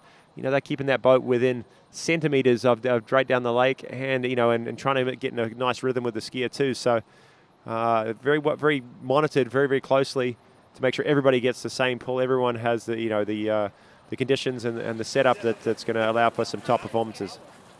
And there's our second driver. He'll be gearing up. He's going to be driving the women's today. Chris Eller driving the men's. Scott Greenwood, he's the chief driver for the World Champs coming up. And he has definitely earned that title, I guess, or that job. He's been driving a lot of the major pro events around the world for a number of years. And all these drivers are sort of rated from some of the skiers, and then we sort of try and make sure we bring the best here to this MasterCraft Pro. All right, then, here we go. This is our Waterski Pro Tour leader in the men's slalom competition. Of the 5 scores that he contributes to his point total of 262 points, 4 out of those 5 scores come by way of first place finishes. The one score that he's trying to knock out is the second place finish that he produced at the Monaco Slalom Cup. and he's had best scores in 4 out of those 5 competitions. So he's been on fire this season, as he typically is. He skipped a couple of events in Europe, is that right, you were saying? Yeah, a couple of events. I mean, he's first in Caiaphas, first at California, first at the King of Darkness, second at Monaco, and first at the Malibu Open in Lacanau. Gotcha. And 3 more events remain. And this is Nate Smith sitting down the end, shortening up the rope. This is 38 off.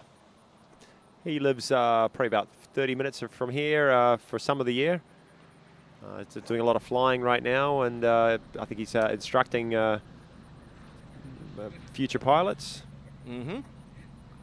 But still spending a lot of time on the water, still got a lot more to prove out there, and he's run 41 more than every other competitor combined. His world record is 2.5 at 43. He did that, I'm going to say it's back in 2016. It's got to be somewhere around there.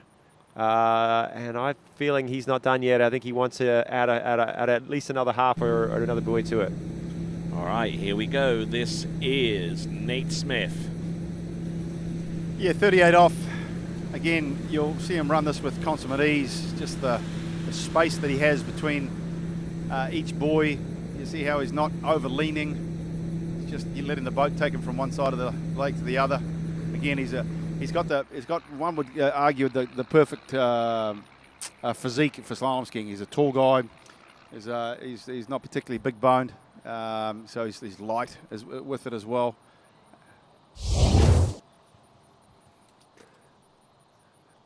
All right, Nate Smith, as we see on the replay, sit back and watch. That's textbook slalom skiing. Absolutely 0 errors as he comes through round number 2. You watch the position behind the boat, the leverage, the connection that he's got, and just rides the line out to each buoy. Tight line, and on the backside of every single one. Things get a little more challenging here at 39 for most people. Not so much for Nate. All right, and Nate Smith chasing his 69th win in professional slaloming. Won his first professional slalom title at the Katy Ski Jam in 2011, and got his first podium about a season earlier at the Global Invitational in 2010. So, I mean, he's been on a tear since then, really. I mean, he's been in amongst it for the best part of a decade, more than a decade. Yeah, I actually do remember his first, one of his first events, pro events. He was paired up with Will Asher in a head-to-head, but we'll talk a bit more about that after this 39. He's got a little bit of a slow number 3, but never a concern for Nate. And that's about as easy as you can do. 39, 10.75, another 6 buoys. Yeah, I think it was one of the Global Marine Invitationals up in Michigan somewhere. I saw him pop up. I did, who's this guy, Nate Smith? And we were there jumping, and I was there jumping, and he comes up and runs some 39s, and we're like, okay, where's this guy come from? Maybe a young 18, 19-year-old. Paired up with Will Asher. Will beat him that day, but he turned on a show and definitely ran 39 under pressure against Will, and we're like, okay, this guy's going to be the future, I guess. Yeah, I think I remember that tournament too. He actually beat Chris Rossi prior to getting paired with Will Asher, and that certainly raised a few eyebrows. At that time, Chris probably wasn't too happy, but now he's probably like, okay, well. Understandable. Yeah.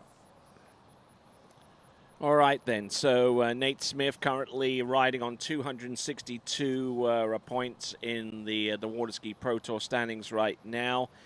There is a little bit of a room for movement, despite the fact that he is the current leader with that point total. I mean, if he's got 260 secured points. If he was to place in second, that would increase to 270. If he was to win, it would be 282. And if he was to win with the top score, it would be 284. And that would definitely put the slalom competition in the seeded standings way out of reach. What's going on there? And it's going to be a 2 buoy count at 2 at 41, guys. That was a strange one ball, and definitely a almost missed grip again. He was definitely very late going into 2, but I've seen him kind of crank 2 from that position and get back into that. But hey, he's human, I guess. Could be age, you know. Yeah, I think so. He's getting on a bit long in the tooth. Well, he had a slow start, like Kiwi said, but I think he was just staying back, trying to wait for the slingshot, and it was just a little bit too late and pulled him out. So maybe his timing was just a little off.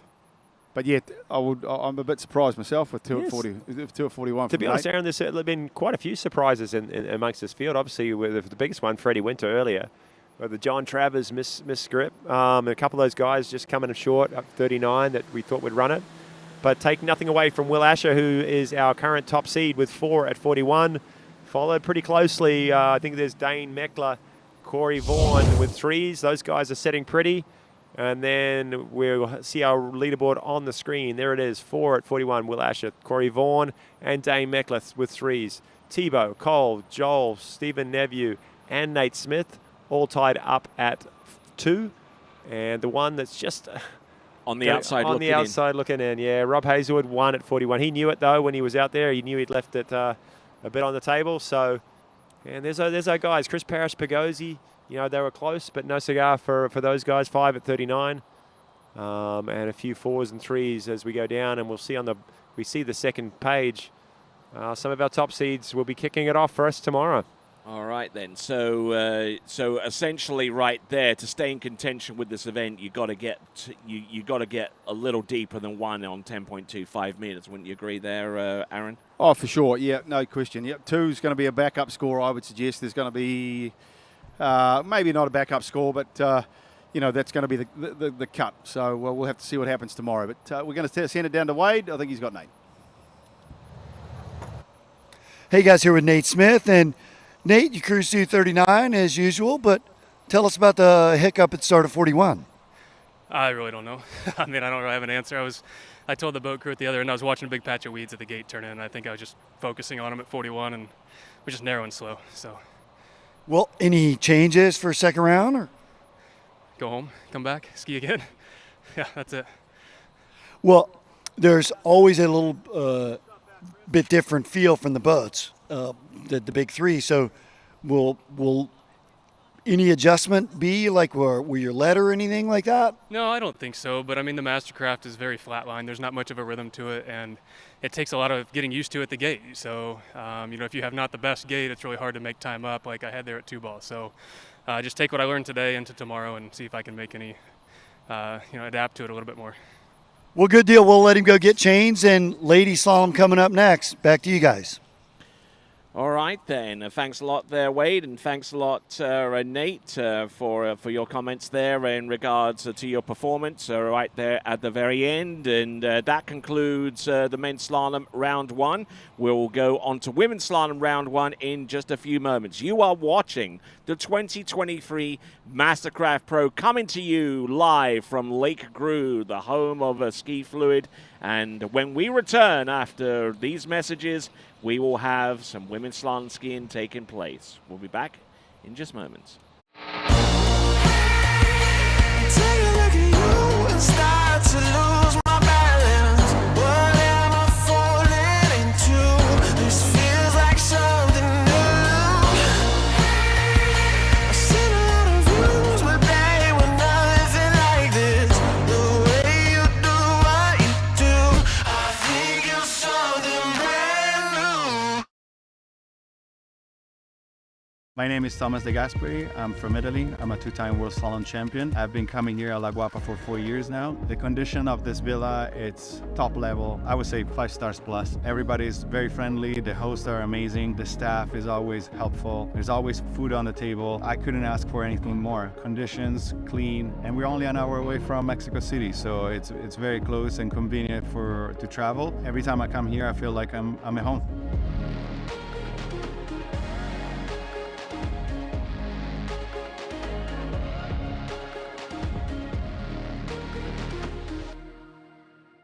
The Low Payment Kings Mahalik Auto Group family dealership are the official tow vehicles of the MasterCraft Pro Ski event. Please view hundreds of vehicles, videos, and Low Payment Kings specials at lowpaymentkings.com or call the Low Payment Kings toll-free today.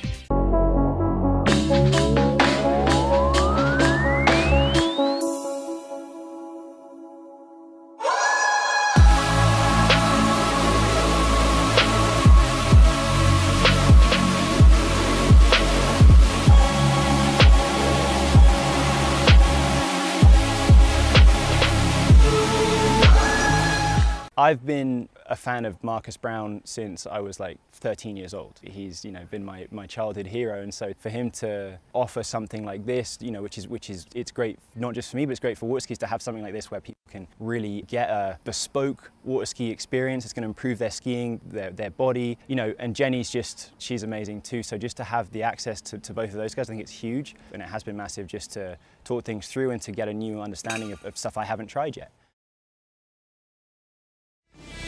Here at Action Water Sports, we're the largest MasterCraft dealer in the world, and our staff has the knowledge and expertise to make sure that you and your family have a great time every time you go out on the water.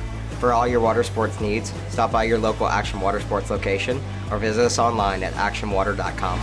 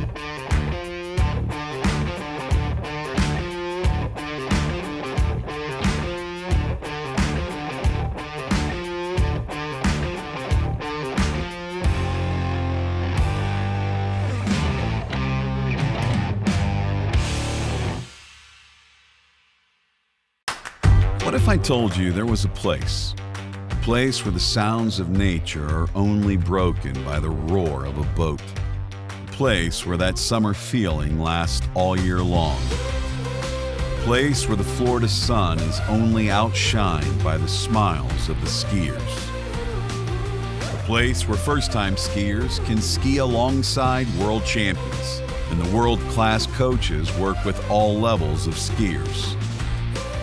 What if I told you there was a place where life slows down and your only job is to make lifelong memories. That place is Swiss Waterski Resort. Book your trip at SwissWaterskiResort.com.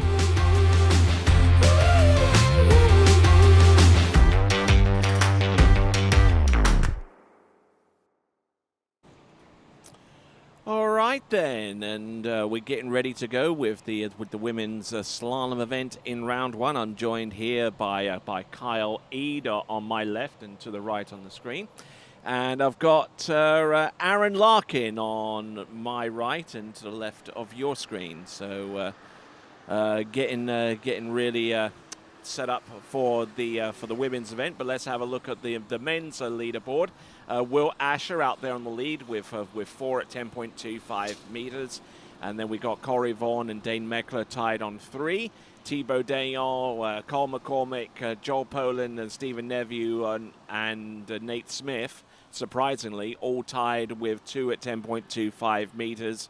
And that will take us all the way to about 8th spot. And on the outside looking in with 1 at 10.25 meters is Rob Hazelwood. Here is our running order.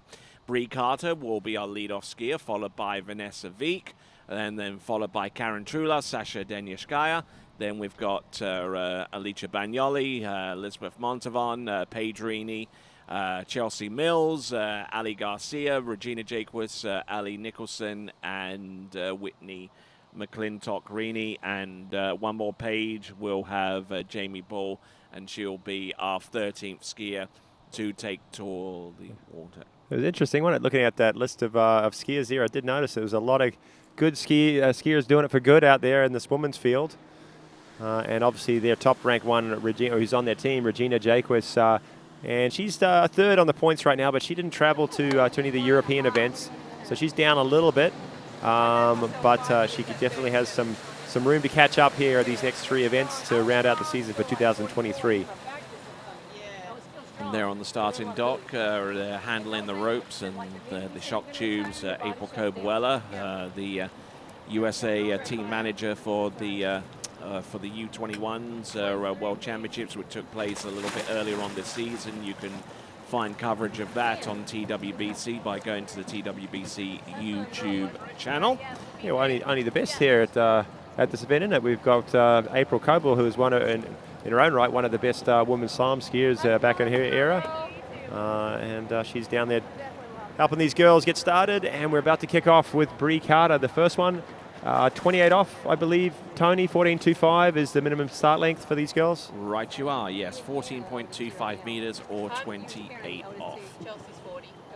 So, nervous moments. 13 skiers. We got 6 that advanced through to next round of the competition. In the same format as the men, we have 2 rounds of skiing for the women's and the men's, and the top 6 scorers and obviously backups thereafter will advance through to the slalom finals tomorrow. Top 6 advance. So let's have a look and see if Bree Carter can be among those 6. We start on 14.25 meters. Take it away, Aaron. Yeah, this will obviously be a bit of a warm-up pass here for Bree. As it is with every skier, she'll just be feeling out the boat. The conditions both are perfect at this point. And we see around 6 and out the gates with no real issue at all. And obviously with Bree going out fairly early, shows she hasn't been to too many events this year where we're seeding based on the Waterski Pro Tour ranking list. Bree doesn't really travel to too many of the big pro events overseas. She does often pop up around the ones here in Central Florida and shows up at the World Championships. But when she shows up, she definitely grits her teeth and gets the job done, and often through 38 into 39, and definitely takes a shot at the finals. And I've seen some good scores come out of her when she's had the time to train. Looks like a nice bib. All right, there we've got Vanessa Veek on dockside there, another skier that we haven't seen an awful lot of this season. Has been battling injury and stuff like that, you know. So, but it's good to welcome her back into the fold, and also good to see Scott Greenwood there at the helm of that MasterCraft Pro Star. He comes to us out of Scott in Arkansas, which is just a little ways outside Little Rock, and a pretty decent skier himself back in the day. Yeah, I had the opportunity to ski with Scott a little bit when he was when we were a bit younger, and yeah, great slalom skier with deep 39 at 36, and kind of simulated a little bit of Wade Cox out there. Actually, I always thought he was very similar style. So yeah, he got the job done on a slalom ski, but now spends more time behind the wheel, and one of the preferred drivers at all of these big pro events, Scott Greenwood, and he's pulling Brie Carter now through 32 off, and she is looking good. She always looks like she gets in a great leaning position behind the boat. Maybe heads back, head back, shoulders back a little more than we see on some of the other skiers, but she is locked and loaded every time she coats through the wakes and provides some pretty consistent scores for her. And with that in mind, let's check in with Wade's World. Hey guys, I'm here with Miss Karen Truelove, and you've been a part of Team MasterCraft forever. You've been a former MasterCraft Pro champion. It's got to be exciting to be here. Yeah, everything's lining up really well for us today. The weather might run into some rain this afternoon, but so far looking good, and hoping the scores show, that what we've been working so hard for, and hope everybody's having a great time. We're thankful to be here and looking for a great weekend. And I'm sure you guys are one of these campers over here, hanging out this weekend. Sort of. I have kids now that are in school, so we're actually going back and forth. They're missing the skiing today. We're gonna go grab them and then stay tonight. So. Well, good deal. Enjoy your weekend. Best of luck out on the water today. Thank you. Back to you guys. All right. Excited to see Karen out there shortly. And talking about her kids, they're exceptional little skiers coming up. They got two ones in boys 3 and 4, and definitely the little guy Ridge is taking after his father in the jumping, and so is Dash. Actually, he's one of the top ranked boys 4 skiers. So this is Brie Carter now. This thing's getting a little bit tighter here at 12 meters. She's reaching a little bit more at round number 2, but still showing strong position behind the boat. And all over number 5. Easy pass, Aaron, for Brie Carter. Yeah, she really looked good on that pass, didn't she? Very good technique, and no real bobbles throughout the pass. So she'll take some confidence in from that, and see if she can't take it into 11 meters. Not some random test. So we see the replay. She's through the gates, right foot forward skier, gets thrown to the inside just a little bit, but that comes as a result just of her a very strong leaning position. She's early at 2, turns the shoulders a little bit too much, if you like, but she's really doing it quite well. As she rounds 3, nice and strong behind the boat. Again, turns her head and her shoulders a little bit more than I would suggest, but it certainly works for her, and a good pass. So just on these early passes, Aaron, when we watch these replays, it gives us opportunity to sort of analyze the skiing a little bit and then see kind of what they're doing right, what they kind of would like to improve on. Based on that, you said she's got a really good, strong position through the wakes, but obviously that sometimes releases a little bit hard, true? Yeah, exactly. If you're in a really strong position behind the boat, and of course you're creating just a little bit of additional load than one needs. It's when you release that and you start your edge change, it can result in a bit of an elastic band effect. But here she comes now, 11.25. Suggests she's going to have to get through this, and that's all about the start. She's got a great start. She's over to 2, a little narrow there at 2. She's going to get over 3. She's around 3. She's on time here. She's going to need a good 4. It's a good side turn. Bree, she gets it. She's going to get around 5, is she? She's stuck on the tip. She's going to have to all the way to 6. She gets around 6, and there was no way she was going to ski out of that one, I don't think. Great skiing there, though, from Brie. I'm impressed with the first skier off the dock, almost running 38 off. He got a little down course like we saw some of our male athletes earlier, but gritted her teeth and ground her way to 5, 6, I guess 5.5 or 6 maybe, no continuation. Big, strong number 1 ball there. Hey, Aaron, when we talk about the load behind the boat, and the release, obviously you want that. You want it to be able to hold a strong position, not overly so, but suggesting maybe using the lower body a little bit, the knees a little bit to soften up as your edge changes to help that release. Yeah, no question. Yeah, just allowing the lower body to sort of, you want basically there's a rectangle from your hip bones up to your shoulder bones, and that's what wants to stay still. And there's no movement when it comes to that, in my opinion. When you release the ski, it all comes from the knees and the ankles, and allowing the lower body to pass underneath the handle rather than the handle moving away from your body is key. So that score under review, Aaron, and there's no doubt she made it round 6 from what I could see. I don't think they're reviewing the gates. It's probably just when she let go of the handle. Did she get 5.5? Did she get 6? Either way, she's not continuing. We'll wait on the score. It's going to be a 6, no continuation, I think, because she still had the handle back into the line of the wakes. I think it's 5.5 because the handle released way before the. Nah, she was on that line of boat guide, boys. That's going to be a close call. You just got to have it through that boat guide buoy line. And So it you're looked saying like she, 6, I'm saying 5.5. All right, we'll got some money on it, have we, or not? Nah, we're not going to do that today. I'm not that rich. No, neither am I. All right, Vanessa Vike on the water now. This is our second skier. Commanding first score from Bree, almost running 38. And Vanessa, we're great to see her back. She had some great years, maybe 3-4 years ago. Was running some big scores down through deep 39, 3s and 4s. I think we've talked about she was injured a little bit. Maybe a few changes in her training regimen and what she's been doing in her life. But she's back at it and looking pretty good here, past number 1. Looking all right, and taking a little bit of time off to recuperate from injuries and so on and so forth. But Vanessa, who got her first podium in pro skiing way back in the Moomba Masters in 2018, got a podium position there. And I mean, has skied in a smattering of tournaments since that time, and hasn't skied much on the Waterski Pro Tour this season. So making up for. Looks like we got the score for Bree Carter. It is 5.5. So you don't take my money. Good thing you guys are both poor. I'd protest that score if I was her, to be honest. Of course you would. I don't think that extra half buoy is going to make much difference. I think we're going to need some scores down 39 for these girls to make the top 6. That's a tough cut. We've got a big field here of the open women's. It's 13 of the world's best. Doing it for you here at Lake Gru. Outside Action Water Sports, Central Florida's MasterCraft dealership. Absolutely. You're also doing Barletta pontoons as well. Obviously got to mention that as well. Those are the 2 lines that we do over at Action Water Sports, the MasterCrafts, all the way from Pro Star to the wake surfing, wakeboarding boats, and then the Barletta pontoons with 5 different series, if you like. And Vanessa coming back 13.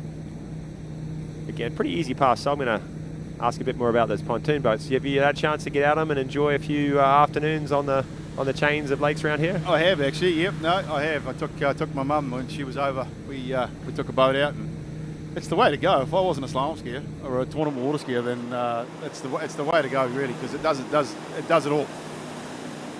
We'll head down to Wade as Vanessa drops in after pass number 2. 6 at 32 so far. Hey guys, here with Bree Carter, and I could say you're leader, but you went first. But 5.5 at 38, that's a heck of a score for the first skier. Yeah, that was really fun. I haven't gotten to ski a tournament in about 3 months. Been working some, but I felt very good out there, and I'm excited for what I put out first round. Yeah, so it's a little odd to go first as well. I know you as a former junior champion where you used to be in top seed. Now it's sort of reversing the order, right? Oh my gosh, yeah, it's almost, you have to recalibrate a little bit when they're putting gas in or setting the course up or whatever they got to do. But it's important to still run your course, keep your mind sharp. Well, you did a great job there, and so we'll be looking forward for a bigger score next round. Thanks, Wade. Back to you guys. All right, then we rejoin Vanessa, and the latest information that we have is the fact that she is basically picking up from where she left off, and normally goes in on 13 meters, and that's exactly what she did. So she's run through 13 and 12. This is now 11.25 meters now. Okay, so a big pass number 3. She's straight into it on pass number 3 at 38 off. This is a big pass for her, and she looks like she's on time at number 5. And 6 buoys actually pretty easy in the end, so great skiing takes the lead. And our first 2 skiers, one almost, and the second one through 38 off. Great skiing there from Vanessa. All right, then. Well, Vanessa all the way from Australia. I remember her as a junior skier back in Australia. I think she comes from WA. Skied a lot, competed a lot as a junior, made their Australian teams, was one of their top ones, then sort of took a little bit of a break, and then in the end kind of ended up moving over here to Florida, and then started back on course skiing and focusing mainly on slalom. She was a 3-eventer back in the day, and doing exceptionally well. Skis a lot with Chet Rayleigh down in West Palm Beach, or used to, and she has lifted the game, and she's consistently getting into mid 39. So looking at some of her results in previous seasons, third place at the Miami Pro, fifth place at the Swiss Pro Slalom. That was last season in 2022. Going back to 2021, she definitely participated in more competitions. Third in the Swiss Pro Slalom, seventh at the Masters, which she qualified in. Lake 38 Pro-Am, fourth place there. US Open, fourth place there. So I mean, she's definitely been out there, and she's collected quite a few high placements. This season she hasn't been quite as active, but here we go. This now is 10.75 meters, gets a good start on number one, and hangs herself out to dry going into number two. Yeah, makes a play for it, but yeah, inside number two, I believe. Ski stopped a little bit there at number one.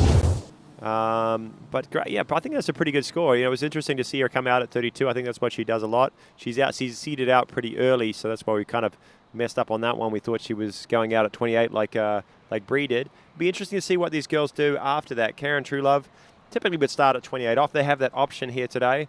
But depending on what they're seeing out there on the water, figuring out which end they want to run their hardest pass, the 39. Okay, so another one of those tricky situations between me and you, Carl. Did she hold on to the handle long enough to make an impact on two? Tough one. I think it's probably going to be a quarter. I'm going to sit here with my commentator's hat on and not my judge's hat, and just wait for the results. 1 1/4. I think it's 1 1/4. I think it's 1 1/2. You do? She made a turn. She held on to the handle. That's fine. Okay, we'll wait for the official confirmation of the score coming through. So Aaron's more of a skier's judge. Benefit of the doubt kind of guy. Yeah, exactly. Yeah. All right, then, with that in the back of our minds right now, we have our next skier to take to the water, coming to us originally out of Fuquay Arena in North Carolina, but now residing in Central Florida. This is Karen Truelove. Did we hear the start speed? I'm interested to know what start length. I'm interested to know what she's going to do. Not much breeze out here, which often dictates what these skiers will start at when they have the option, but there isn't much wind to contend with. 1 1/4. So Tony's 2 from 2 with his calls. We might put him on the tower next round, eh? I don't know if the skiers will want that, but anyways. So Karen Truelove, she's been around for a long time, Karen, and she's a consummate professional. I think she's got the personal best of, I believe, 5 at 39 off is her best, and she's starting at 14.25 meters. And again, you'll see her run through this pass, no real problems. Not the tallest of slalom skiers, but as we say, as said earlier, that you don't necessarily need to be particularly tall to be good in the slalom event. All right, let's check in with Wade. Oh. Hey guys, here with Italian Alice Bagnoli, and sort of the calm before the storm, literally, right? Yeah, definitely. I see it coming down there, and the wind is picking up a little bit. It actually also kind of switched direction. It's switching up and back. But yeah, looking still good. Scores are very high already, up the second skier on the water. So the pressure is high, but we'll see what we can do. Well, we're going to let her get ready as we monitor this storm that's brewing. Back to you guys. All right, so we are back, and we've got on the water Karen Truelove, who's gone through 14.25 meters successfully without too much in the way of struggle there. And there is our oh-so-early leaderboard with Bree Carter with 5.5 at 11.25 meters, and there with 5 1/4. Actually 1 1/4 at 10.75 meters. Actually, that should be inverted because Bree Carter's score was on 11.25 meters, correct? That's correct, yeah. She also close to run that pass. But good for Vanessa. She got around that 2-ball, or they gave her a quarter buoy, so that's going to, it's definitely better than a 1. Some of these skiers, at 39 off for the ladies, especially the righties, often can run 38, but getting from 1 to 2 is sometimes a bit of a challenge. So 1 1/4 stands her in good stead. And this is Karen Truelove coming in 13 meters, 32 off. She's Team MasterCraft. She's been doing Team MasterCraft along with her husband, Freddie Kruger, for a long time, doing a lot of the R&D on these boats. She's definitely accustomed to this lake and to this setup. They come out, bring their kids, bring their family out and can camp with us and do a lot of our record tournaments out here. Often help out with the judging. It's great to see her back here at a pro event. All right, so we see Karen Truelove getting through the opening 2 passes, 14 and 13. There we go, Sasha Denyaskaya on the starting dock trying to use it as a trampoline, but just trying to get nicely warmed up and limber, going through those stretches. Very, very important for our slalom skiers, because it can be quite brutal, this sport, and you really, really need to be on your game before you even get out onto the water. And while Karen's getting the rope tight, setting up for this 35 off, we'll welcome Freddie Winter up here to our commentary. We won't mention the first round of slalom, or shall we? What first round? I'm very happy to be here, try and do something to an adequate level. We're guessing it slipped. It was a lot of load out of 2-ball. I mean, it was a surprising result. Slipped off the handle, unusual. I mean, I've been taking those hits. It wasn't a big one. I was very surprised. So I'm going to make some changes for the next round. And anyway, Karen, 12 meters. Enough about me. It's pretty good. I've actually been skiing a little bit with the Krugers this week, and Karen's looking good. That's a really, really easy pass. She's been running the 38. She's been, getting starts at 39. And that's what we're going to need. It's top 6, isn't it, for the women? Top 6, that's correct. Top 6, yeah. So, it's going to be 1 or 2 at 39, really, with maybe a backup if you're on the one end. But this is easy, I think. This is a very simple pass. So, yeah, Karen looking really good on this 35 off. I think I saw her season's best so far is 1 at 39. But definitely capable of getting halfway down or running or close to running that pass. We've seen her personal best maybe a few years ago now, but somewhere around 4 or 5 at 39, and she's one of those skiers that would desperately love to run that pass. There's only a handful of girls who've got through it. Of late, Ali Nicholson joined that club, but I know it's been on that bucket list for Karen Truelove. It's been awfully close. Who knows? Maybe today's the day. But first of all, she's got to navigate her way through 38 off and chase down that top score. 1 1/4 it was for Vanessa Vike. And you're joining us here at the MasterCraft Pro for 2023, being brought to you by MasterCraft Boats, Action Watersport, Ski Fluid, and Visit Central Florida. And we are grateful to those sponsors and to those who support the webcast by TWBC all season long, as Scott Greenwood mashes the throttle down and bringing that boat up to 34 miles an hour, 55K. This is Karen Truelove, and she is approaching the course on 11.25 meters or 38 off. Let's see what she's got. Not the best one of all time, but she'll turn 2. She's on the back there. And 3, long pull into 3, and that's 2.5. It's frustrating for Karen. I saw her earlier this week, get through it with a bit of an average 1. I think she ended up, she kind of got a little on the tail, ended up a little bit on the wrong side of the ski there out of 1, and then by the time she hadn't got the best 2, which she'd counted on her onside, pulled long to 3, and the writing was sort of on the wall from there. What do you think? Gate looked all right to me, actually, and then you see there just a little bit on the other side of the ski. You want to be. Tad overcommitted at number 1 maybe, and just ski sort of took a little too much, stopped, and then a little bit late, and speed running off the second wake quite fast into 2 and 3, and unable to hold on for a full 3. So 2.5. She won't be extremely happy with that one. But it's first round. There's another chance. But sometimes it goes to those backup scores, and she might have to just throw that one away and go for a big score in round number 2. Yeah, that little bit of a stop, that little bit of a hitch towards the end of number 1 really cost Karen Truelove an attempt to get through that run.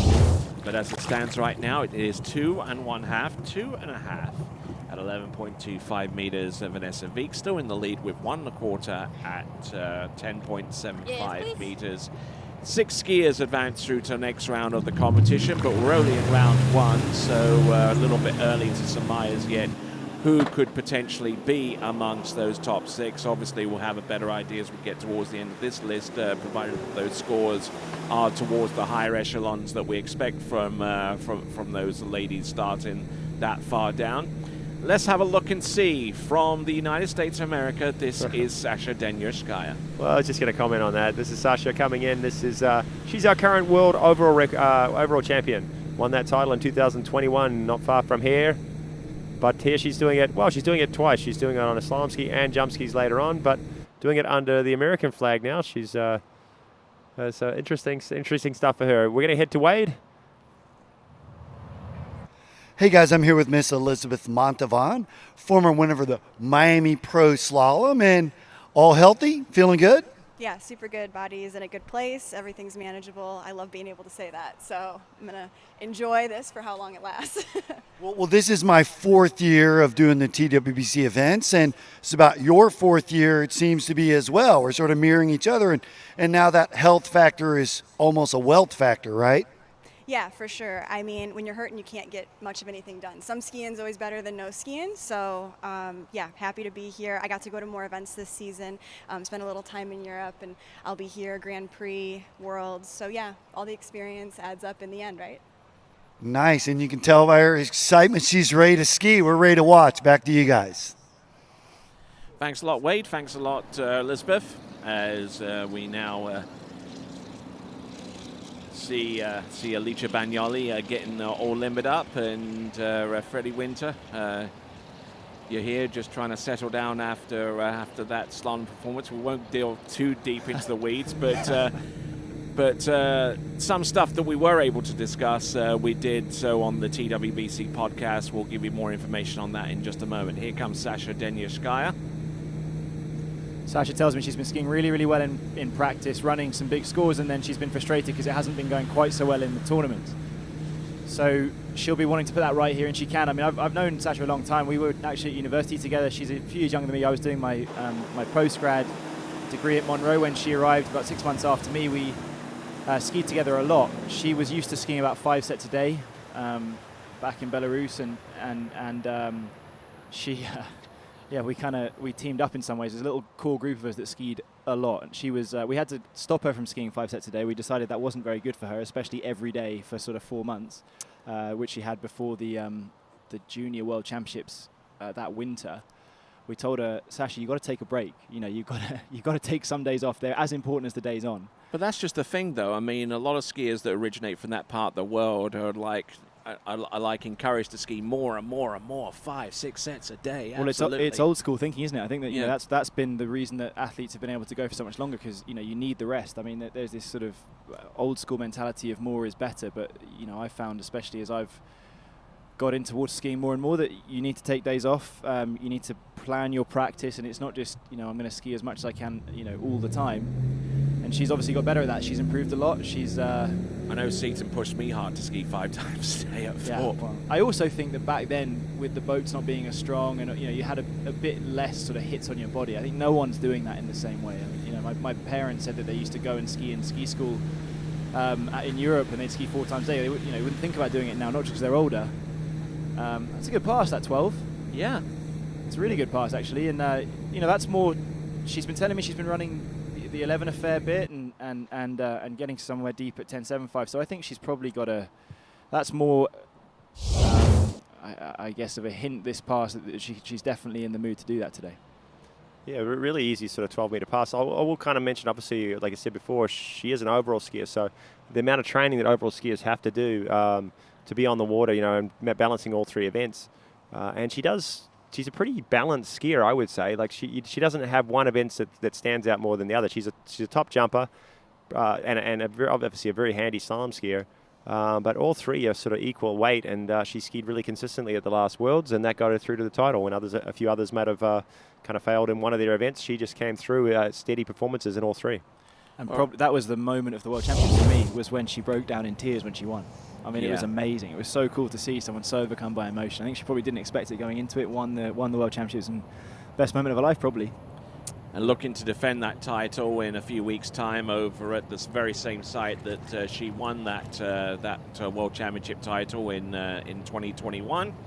So far as the Waterski Pro Tour is concerned, in the women's slalom, she's currently lying in 14th with 23 points, courtesy of a 4th place finish at the Calgary Cup, 10th at the California Pro-Am, and 11th at the King of Darkness. Sasha Denishevskaya, this is the pass she wants. It's not a great one. Freddie, what do you think? It's going to be tough. I mean, she's still in it. Good for her. I mean, that was a terrible one, and she's around 4 and over to 5. Can she turn that? She's actually kind of earlier. She's got this. She's got it. Oh, congratulations to Sasha. That was the fist. After that one ball, I thought it was all over. I didn't give her 2.5. I don't think. From there, she did amazingly. That was really, really good. And it's funny, isn't it? Sometimes when you're skiing well in practice, you have the confidence. She's obviously not been skiing as well in tournament recently. She's not been running that 38 off that 11-meter pass. But sometimes when you get that bad start, you just go screw it. You know, you put your shoulder down. Look at this one ball here. What she dropped the handle, had to reach down, almost fell over there, sucked up the rope, and right now she's just thinking, oh, just get to the next one. Wasn't even a great 2. Big 2, but not great, but still somehow holds on to a 3. I think somewhere around here she actually started going, hey, you know what? Calm down, I'm all right. Yeah, good for her. That's fantastic. Yeah. Actually, she came into 5 and you're like, okay, she's going to run it. I mean, that was a solid 5 and around 6, and good for her. Well, she's going to want to get a better 1, but you kind of feel if she can get that good 1, then she's, you know, you can run 11 meters with that terrible boy 1. You can get her somewhere down 10.75 with a decent boy 1. We'll have to see here. Well, we're talking about Vanessa's score of 1.25, that extra quarter they had to go to review. And that's a big quarter because sometimes, you know, at 39, she's a righty. She's going to have to get out of a 1 pretty strong to make it round 2. So let's see what happens. Come on, Sasha. The lead score 1.25. She's got a hard turn on her gate. Picks up 1, but it's going to be only 1. So Vanessa Vike still holds the lead, followed by Sasha Denishevskaya with 1. And then back to Brie Carter, almost getting through that 38 off pass. And a very, very quick gate shot just throws the ski into that edge and goes and slingshots from the gate shot through to the buoy.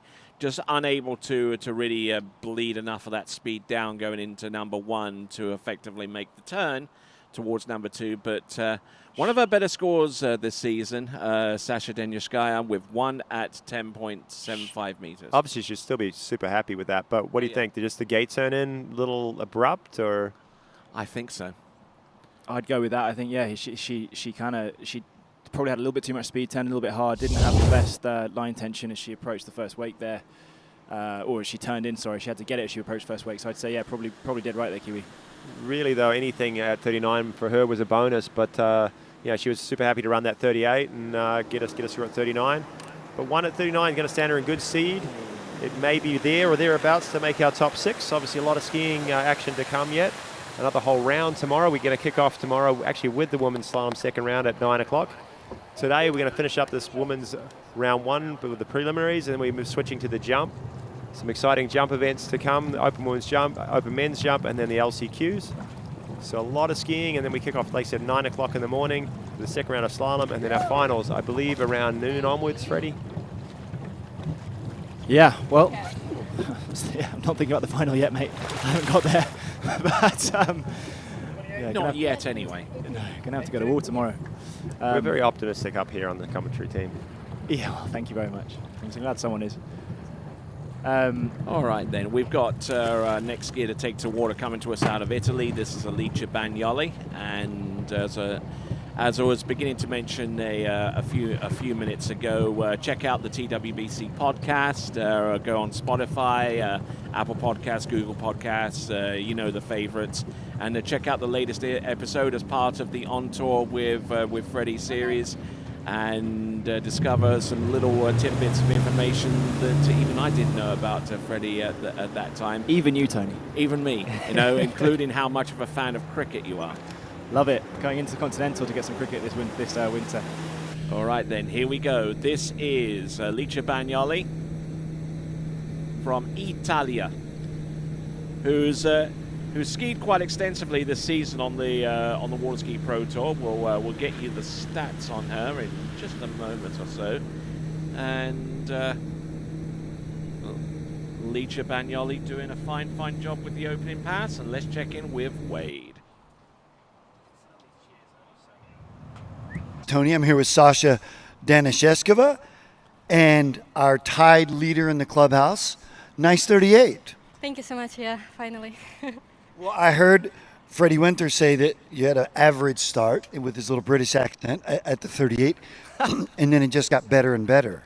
Yeah, I mean, I haven't been skiing very consistent at the tournament, so the start was definitely rocky. But then, yeah, when I was in it, just didn't think, and it got better definitely. So we're going to get to see her slalom again, and then we're going to stick around. You got to see this girl jump. That's amazing. Back to you guys. What have you got to say to that, Freddie? It's real cute of Wade to tell a British person how to speak. Yeah, exactly. 2 Brits, yeah. Come on. I'll get him later. Yeah, well, no, Sasha obviously very happy to get through that 11. I mean, you know, and it's not always the case that your practice scores match up exactly with your tournament scores. So she'll be happy that they're kind of moving together, and she'll build from there. She can build through the weekend. I think that's a pretty solid score. I think, you know, top 6 will be tough.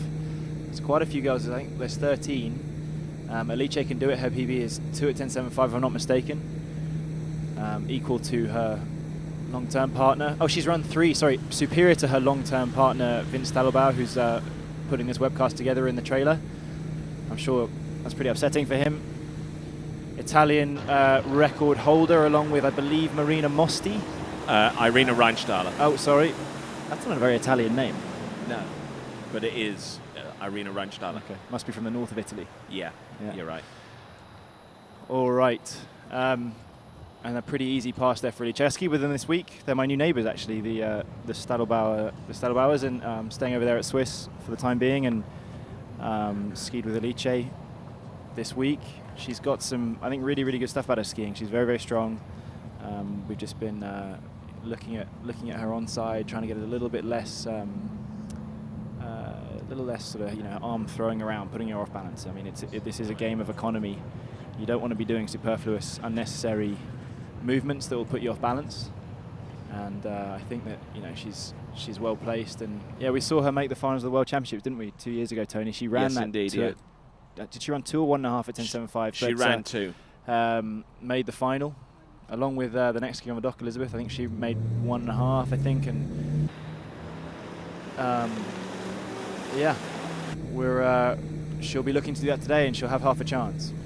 All right, then, here we go. Alicia Bagnoli, who's currently placed 11th right now on the Waterski Pro Tour standings in the women's slalom on 34 points, which consists of a 7th place finish at Caiaphas, the same place finish at King of Darkness, 8th in San Gervasio, 8th at Lake 38, and is looking to knock out a 12th position that she got at the Monaco Slalom Cup, courtesy of maybe an enhanced performance right here at the MasterCraft Pro.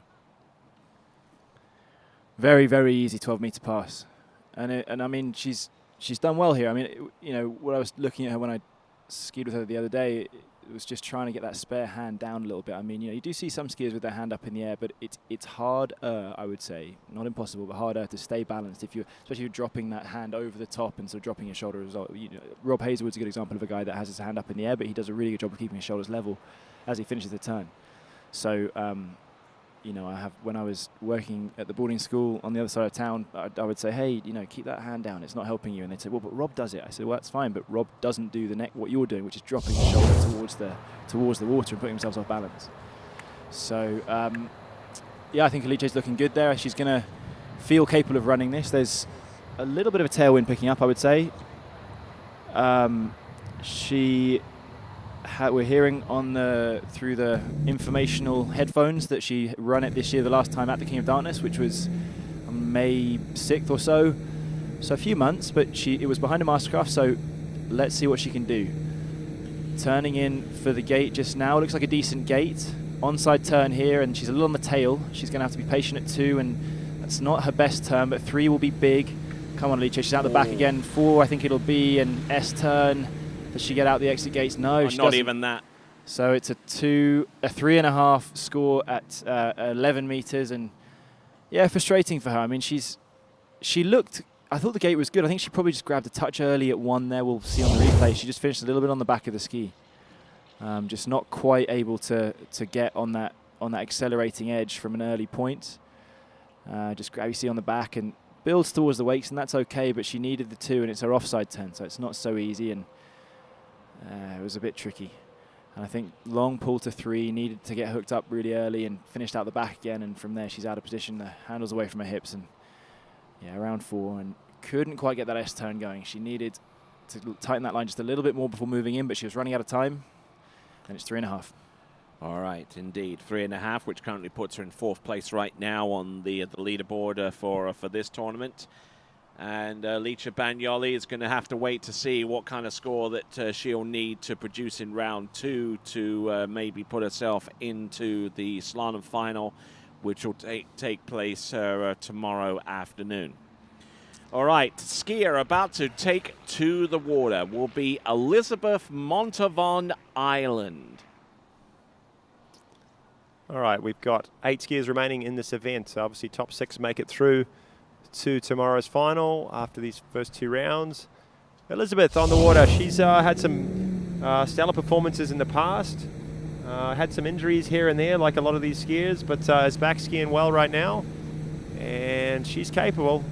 What can she do here for us today? This is round 1 of the MasterCraft Pro for 2023. The format is 2 rounds, and it's your best score to make it through to the final. And if there's a tie, it goes to backup. So here's Elizabeth. She started at 13 meters. I was kind of taking a little bit of a walk before, just through when Alicia was skiing and checking out the conditions. And definitely it's getting a little dark down the end and a little wind building up. We'll talk a bit more about the conditions shortly. We'll head to Wade. Hey guys, here with Miss Chelsea Mills, winner of San Gervasio Pro-Am, and you excited to be out here? I am. I had a little bit of a weird week this week. I hit some rocks with my fin, so that was fun. I annihilated my fin, and last week I didn't get to ski much because my leg actually got infected from some mosquito bites. So really weird. My leg blew up like I was 300 pounds, and but it went back down, got some antibiotics, and yeah, and started skiing again. Well, that all sounds like you're going to be really excited to get out there and leave all that stuff behind you. Absolutely, yeah. This place is always great. Well, good stuff. You're going to have fun out there. We're going to watch her. Back to you guys. All right, so that was Chelsea Mills, and here we are back here at the announcing point. On my right and to the left of your screen is Freddie Winter. And on my left and to the right of your screen is Kyle Eade. With me, Tony Lightfoot. Here we go. We've got Elizabeth Montavon, who's only skied on 3 occasions so far this season. In the past, she's gotten 4 podium positions on the Waterski Pro Tour and actually won a tour stop at the Miami Pro 2 seasons ago.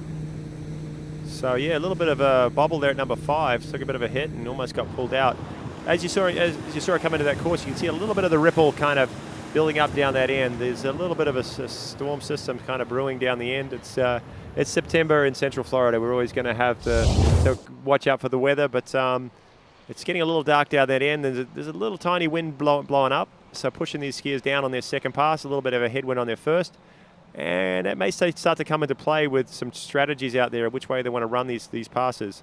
There's not enough wind to really hamper performances right now, but they may want to prefer to take their harder pass from the headwind end. Well, and of course that would be a tailwind as it stands for the jumping later, unless the ramp is turned around. I don't know how possible that is, but that's going to have an effect on the day. I mean, it looks pretty rough over there. I'm just looking behind you there, Kiwi. What do you think? I mean, you know this place better than anyone. Is it going to rain? Yeah, I was chatting with a few guys that were looking at the forecast, and yeah, it's predicted to maybe rain in about half an hour, 40 minutes. I don't know if we'll get through all of these women's slalom skiers before that weather comes in, but we're kind of hoping that the weather comes in, does its normal deal, rains for a little bit, blows up, and then half an hour later it's clear and we can get back on with the proceedings. Well, that's pretty interesting because, I mean, yeah, we've got I don't quite know exactly how many we have left, but we've got probably, well, let's just watch this 11 first. There's 7 skiers after Elizabeth, and this is 38 though. She's got a little headwind kind of helping her out here, keeping the line tight. Big 4 needed, and then 5 should be fine, and that's fine, and she's around 6, and much better. Yeah, I tell you what, I think she'll be pretty happy with that. I have seen her ski here in the past and get to 3 at 39, one of her better scores. I think that was one of the events maybe she podiumed at before. But you know, it's not 38's not guaranteed for her every single time. I've seen her miss it here and there, but ran that one with authority, I think. She came second here in 2020, I believe. Yeah. Yeah, I think it was she got a podium at the Travers tournament, or anyway, whatever. She had a really good end to 2020. She got on the podium at the Travers tournament, I believe, and then she came second here. And then the following year in 2021, she won the Miami Pro, the last tournament of the year. So she and previously the MasterCraft Pro that year was the last event of the year. So she kind of finishes the year very strongly, and she'll be looking to do the same. Hey, it's the World Championships at the end of this year. All the skiers are definitely gearing up for that one. It's going to be exciting. It's just down the road from here, about half an hour, 45 minutes away at Sunset Lakes, and we're all looking forward to that event. Those guys do a great job out there. In 2021, they held the event, and it was a superb World Champs with some amazing performances, and we're all looking forward to going back there. TWBC is going to be covering it. What is it, 5-6 days of competition, Tony? Yeah, 5 days. Tony's ready for that one. Yes, I am. Of course I am. Heat Would you stroke. expect anything less? Here we 10.75. go. We've got 10.75 meters for Elizabeth Montavon. Gets a needs to good get around start. 2. Round number 2. She S-turns, gets to the S-turn. waves. Yeah, she'll be happy there, guys. That's a big 2-ball. And you you saw said Vanessa just squeak around her but not score the full point. And you said that there's 7 after her? Yeah, 7 after her. So she's she's still open, but... Yeah. No, that's a big score. Paige Reedy next, who's very capable, but I mean, yeah, that 2 is a big one. I mean, you know, 1 is definitely doable, but 2 gets a little bit harder. Yeah, well, of the next maybe 2-3 skiers, you know, a lot of these girls can tie 2. They get 2 quite frequently. But to get past it, you know, that's a challenge, especially if they start at the traditional 13 meters like they do, with a little tailwind pushing them on at 39.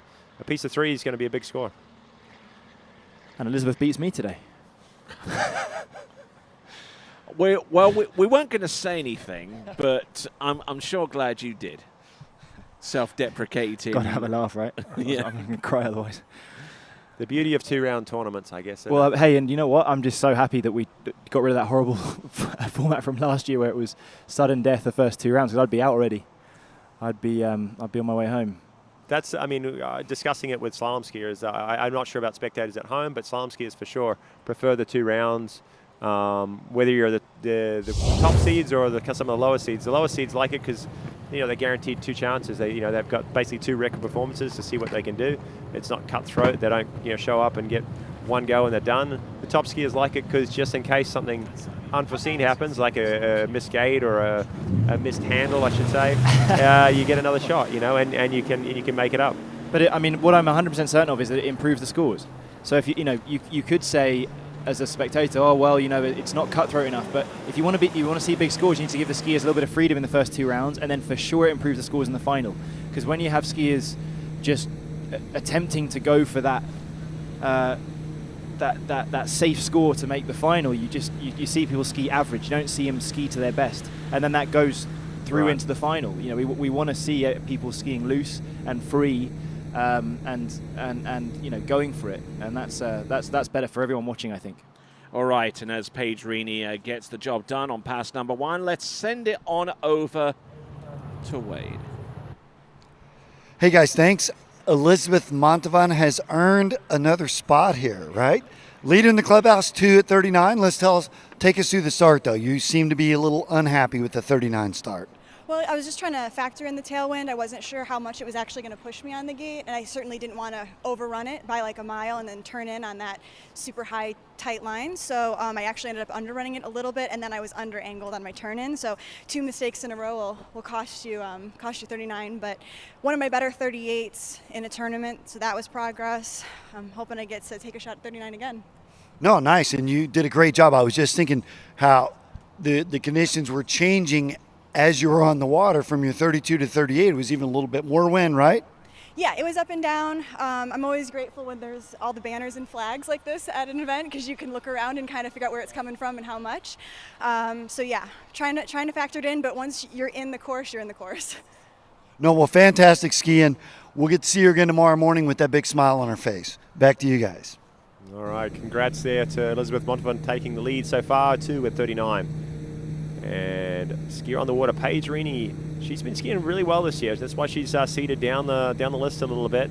Pretty consistently through 38, and again, one of those skiers that gets to 2 quite frequently. She's a lefty, can hook up number 1. Whether she can turn 2 and get to 3, that's yet to be seen. I think she might have done it once or twice in a record tournament, but looking very handy there at 35 off on pass number 2. Talking formats, Freddie, we've talked about the prelims and qualifying for the finals. Finals, head-to-head versus straight off the stick, straight, 8 just going straight out. Your preference? With hands down, a straight final. Yeah. I mean, hands down. And I know that there's some tournaments that like to have that, and I think it's good to have variety. But me as a skier, would I rather have a straight final every day of the week? Because for me, there's always generally one driver that's a little bit better than the other. I mean, sorry to say, but they're not, it's like skiers. There's some skiers better than others. There's some drivers better than others. Often you have a boat that's a little bit different. Often you have a rope that's a little bit different. A straight final eliminates variables. It makes it fairer. As a skier, you want to be able to just go out there. And also, the other thing about a head-to-head, which I don't like, is you actually have to turn up and ski incredibly well on the first day. Your performance on the second day is often defined by your performance on the first day. If you turn up and qualify really well, you're in that top 2, 3, you get a big advantage. If you tie in the second day, in the finals day, in those first quarterfinals and semi-finals, then you can kind of go through. I was a beneficiary of that at the California Pro-Am. Qualified well. Let's just see Paige here, 12. It's a big turn at 2. It's quite a strong head breeze here. She's going to have that 11 in the tailwind, which is an interesting situation, but she's backing herself to run it. That's a good pass. Yeah, I miscalled that. Actually, I thought she started at 13, and that we saw a 12 come downwind. But obviously, she's decided to play the tactics the other way. She backs herself to run 38 tailwind, which she's definitely capable of. But it's going to put some pressure on, and if she falls short on that one, that score is going to be down, and out of the finals. But going back to formats, she's got another round tomorrow. True. Yeah, exactly. So it's not, you kind of like see. You say, it gives her the opportunity, gives her the option there. She can screw up this round, and then go big tomorrow. She can always play it safer tomorrow if she just can kind of see it. She might take the 11 headwind tomorrow if she doesn't make it here, which who says she won't. Amount of skiing too. Like I've noticed at a couple of head-to-head events, you get some great scores in rounds 1 and 2, maybe the first round of the matchups. But then suddenly, by the time the skiers have skied 1, 2, 3, 4, 5, if you make it through to the final, that's a lot of skiing on you guys. Yeah, I don't know. I mean, I'm trying to think of how I've done in the head-to-head this year. I mean, like I got a big score at the end of the San Gervasio Pro in the 5th round this year. I don't think we're all pretty fit, right? I mean, I think we all know how to water ski. It's what we do every day, and if we can't do 5 rounds in a weekend, then we need to get back in the gym. So that's not a factor for me. I wouldn't call it a factor, but I just think that for a viewer it's better. And let's watch this. Yeah. Well, as I endeavour to renew my membership at Planet Fitness, we've got Paige Rini coming in right now. Coming in. 11 point, but she can make this up though. Good work on the offside, amazing work. Can she turn 5? No, I think she's inside of 5. Yeah, that puts her at 4. That's interesting because she often does get a bit of that tip rise out of 135 Paige, but that was excessive. But her 2.4 looks really good, so maybe that's why she was backing herself to run it in that tailwind. I think obviously didn't work off, bit of a gamble, but I think that her offside's really, really working. So I think tomorrow we'll see her go bigger than that. But that is a shame for her. I mean, that's not where she needs to be in terms of getting to the final. Yeah, she was definitely trying to set her up for that big score at 39 and track down Elizabeth's lead. But she had to get through this one, which is challenging with a little tailwind. Obviously, always tailwind, the setup on the gates is important. Sometimes you kind of outrun it, and she was probably looked a little bit nervous down there. Didn't get out of 1 that great. Sort of was fighting from there and just skiing inside number 5. 4 boys, it's going to slot her into, I think it is fifth position at this stage. Yeah, I believe it is in fifth spot at the moment, just marginally higher than Alicia Bagnoli with a 3.5 on that same line length. So Paige Rini currently 8th spot in the Waterski Pro Tour standings on 68 points. Her best result this season was the 4th place at the Monaco Slalom Cup, but looking to see if she can knock out her weakest position out of the 5 that she contributes to that 68 points, which was the 7th place that she produced at the Swiss Pro Slalom. All of that we'll see in the fullness of time in the second round for the women. In the meantime, we have got Chelsea Mills about to take to the water and getting ready for her opening pass. Not too sure what the starting line length is. It could be 14. I'd say it's 13. She would normally do 13, and I would say she wants to run that 11 into the wind. 13 meters. She's going to want to guarantee that spot, I think. I think she backs herself. She can get through 38 headwind and get a little bit of a start, maybe get to 2 or 3 and get a decent score, after this round 1 performance. Quite Chelsea, interesting. Sorry, you go ahead, mate. No, Chelsea Mills marks our 6th skier. There's six remaining, including her. We're going to know. She knows the score to beat is 2 to guarantee her spot at this stage after round 1. 5 more remaining. All right, let's check in with Wade. Hey guys, I'm here with Miss Paige Rini. And Paige, I know that wasn't your best score, but walk us through that 38. Where did it maybe go wrong? I think I just didn't get the start I needed. Everything was feeling good out there, though. I just got a little bit down course, and I tried to make it up for it, and I couldn't. So, it happens, and I have another round tomorrow, so I'm optimistic. So, shoulda, woulda, coulda. Would you had to go over again? Would you start at 32, or are you happy with the 14? No, I actually wanted to start at 28 because I really want 39 in the headwind. So to give my best shot at 39, I wanted the headwind, and that's what I went with, and I would stick with it still. So. No, I like that. I like that a lot. Well, you'll do it tomorrow. All right, Back to you guys. All right, then, and thanks a lot there, Paige Rini, as we see Scott Greenwood getting ready to mash the throttle down one more time for Chelsea Mills to come into the course. This time it's going to be 12 meters with the tail. It was interesting listening to her interview earlier. She had 2 excuses lined up. It was interesting to see her share those. Often not necessarily what you want to be doing. It was sort of negative mindset going into a tournament, but messing with your fin, hitting a rock, that's never what you want at all. And then an infection from a mosquito bite. But she's skiing pretty well, letting those issues fall away from her and go right past her.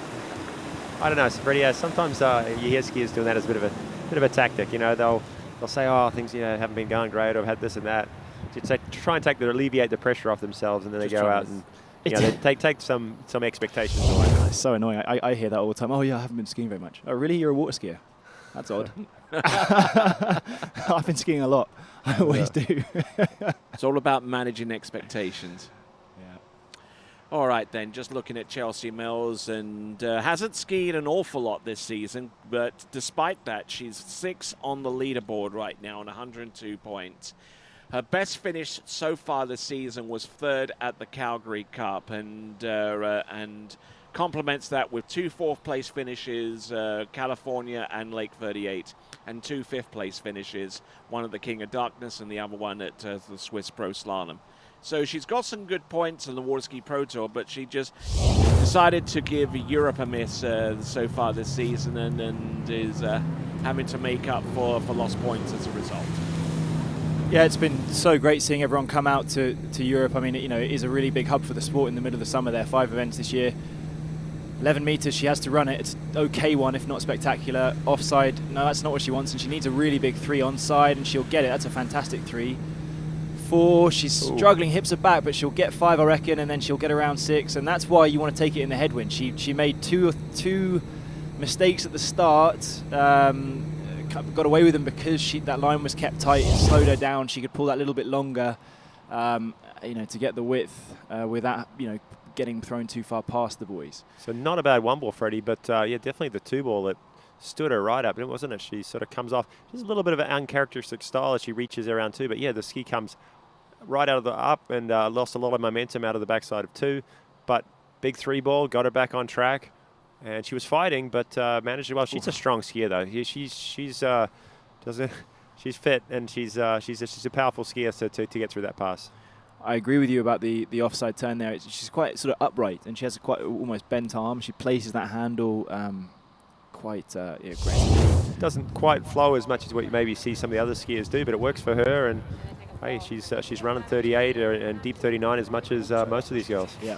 No, she's been good for a 3 this year a lot. Very very frequently, and she'll get the 4 once in a while, which will really put you up in those top positions.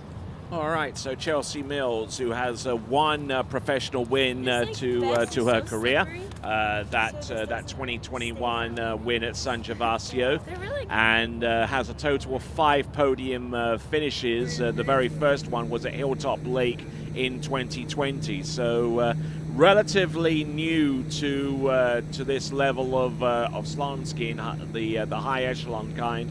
Let's have a look at 10.75 minutes. It's going to be 2, and that will be a tie for the lead with Elizabeth Montavon. 5 skiers left. 5 skiers remaining. 5 skiers remaining. So all being equal, if everyone runs more than 2, then that'll put 6th and 7th in that kind of bubble spot. Obviously before the next round tomorrow morning. But that 2, I mean, it's valuable. Piece of 3 would be invaluable. I think she knew that all along. She knew that 2 was going to be right there and thereabouts. I think she would love to have got a piece of 3, but you could see after 1, she's like, I'm just going to commit to get 2. She pulled long. I said, yep, that's enough. I'm in a good spot going into round 2, and she knows there'll be a couple of these girls after her that might score right around the same. So decent skiing there from Chelsea Mills. That puts her currently in a 2-way tie for the lead with 5 skiers remaining. So things looking up for Chelsea Mills, and we'll see how she progresses along in the fullness of time. All right, skier coming up next, and the current National Collegiate Women's Slalom Champion. It is going to be Ali Garcia, and it's going to be a 13-meter start. Yeah, she's definitely looked at the conditions. She's seen that little bit of a breeze, as I feel it pick up, just coming from the west end of the lake. This lake runs sort of more northeast, southwest, but yeah, just picking up from the west end. Giving you a nice little headwind on your first pass. She's going to use that to her advantage here at 13 to settle her in. The 12-meter will be tailwind, and then she'll come back like Chelsea did before her and have a nice headwind for 38. All going well. Ali Garcia pulls out the gates, 13 meters, 32 off, setting of 82 on the 0 off. And the MasterCraft Pro star bring her back from round number 2. Brilliant shot there from the TWBC buoy cam as she negotiates 2-ball. And very fluid style from Ali. Yeah, she's never overworks too hard, just kind of makes things smooth and look easy. So well done from Ali. Let's hear from Wade. Hey guys, here with Miss Chelsea Mills, our tied leader in the clubhouse. And walk us through the 38. The wind sort of seems to be picking up that little bit more, but was it steady, consistent? Yeah, it was pretty good. I had a little hiccup around, 4 or 5. I think I came into 5 a little bit narrow, but I knew I was fine. But the boat feels really, really good. And I was just a little disappointed with my start at 39 because 38 felt quite good. So, but I just didn't get the 1 ball that I needed, and so I had to pull along the 2 in Estern. Well, same as men's slalom, ladies slalom's becoming a backup sort of sport, so at least you got a solid backup on the board, right?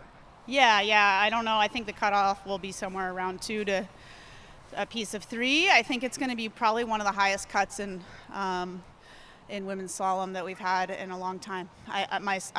Is my guess. Well, that was a fantastic start. We'll see her back out tomorrow morning. Back to you guys. Yeah. All right, that was Chelsea Mills. Thanks a lot, Wade. And we've got on the water right now Ali Garcia, who's had a season-high second-place finish, courtesy of the San Gervasio Pro-Am a little bit earlier on this season. Backed that up with a 4th place at Caiaphas, a 6th place at Monaco, 5th at the Malibu Open in Lacanau, and 7th at the Lake 38 Pro-Am, and she'll be looking to try and knock that score off based upon what she does here at the MasterCraft Pro, and maybe get a little bit higher in the rankings as well to boot. So some good placings there, Tony, obviously, but one of the standout performances for her this year is she got to 3 at 39. I know she was stuck a little bit scoring some twos along the lines, but I can't remember what it was though. One of the events, maybe it was Lacanau, and she got a piece of 3, which is a big step to turn 2 and make 3. So hopefully she's going to continue to put up some performances like those. And she's our America's Cup champion from last year. That was her first pro event that she won. I was excited for her. It was a night event up in Kansas. Yep, she did very well there. Took down. Well, actually, Regina didn't quite make the final in the end. I think it was Anna Gay and her were going at it. So congrats to her for that one, and some good placings so far this year. I think the best one for me was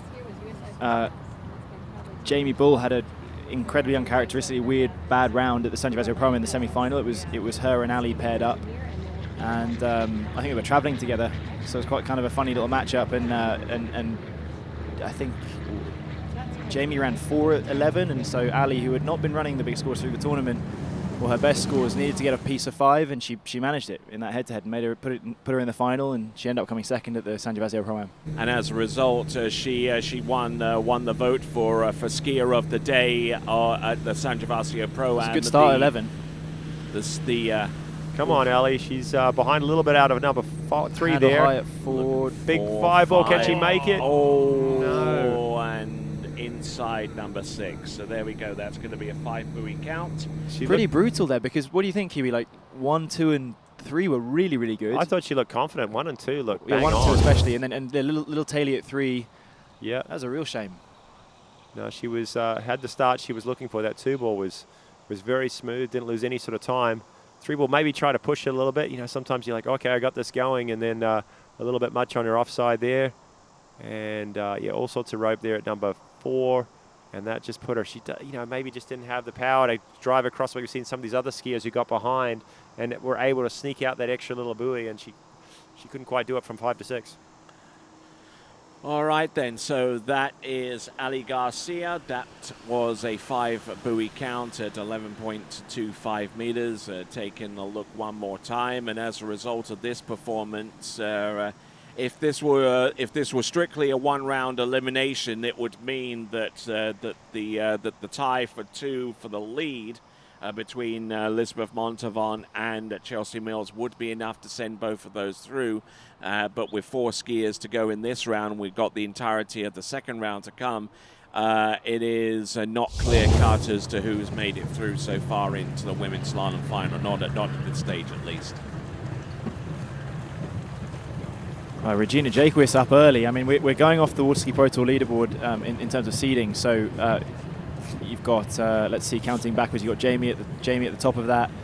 You've got Whitney just underneath. Ali Nicholson having had a really good time in Europe earlier this year.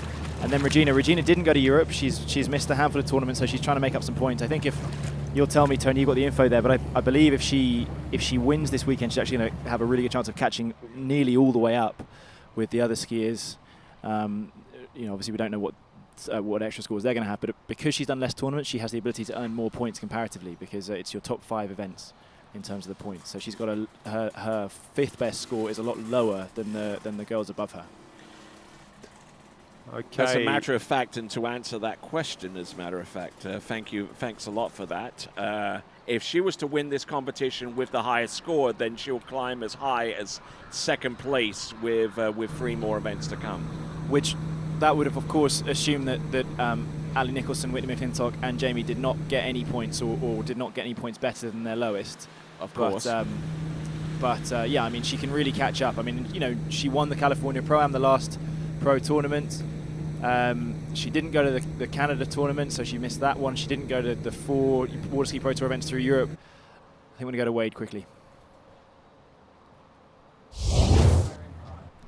Hey guys, I'm here with Miss Jamie Bull, and you got a big sort of fall schedule coming up. Able to take it light today? Yeah, we'll see. It's definitely going to be busy through the next few weeks, so just trying to prioritize what I want more and then go from there. And you all finished up with school? Yep, yeah, I'm done school, so it's just skiing now. You graduated. Yeah. Well, good stuff. We're going to let her stay loose, and we're going to see her shred some buoys here really soon. Back to you guys. All right. right then, so we've got Regina Jaquist out in the water, currently 4th on the leaderboard for the Waterski Pro Tour standings on 163 points. She's skied in 4 events during the course of the Waterski Pro Tour with 2 first-place finishes and 2 second-place finishes. Her first places were from California Pro-Am and the Swiss Pro Slalom, where she's been unbeatable at the Swiss Pro Slalom ever since it started. Yeah, it was that sort of flip-flop. Whitney won at the King of Darkness, and then Regina won the following day at the Swiss Pro Slalom to kick off the slalom year of the tour, which is very, very cool, actually. It was great to see those girls go so hard and you know, have such a high level of competition. All right, here we go. This is Regina Jaquist.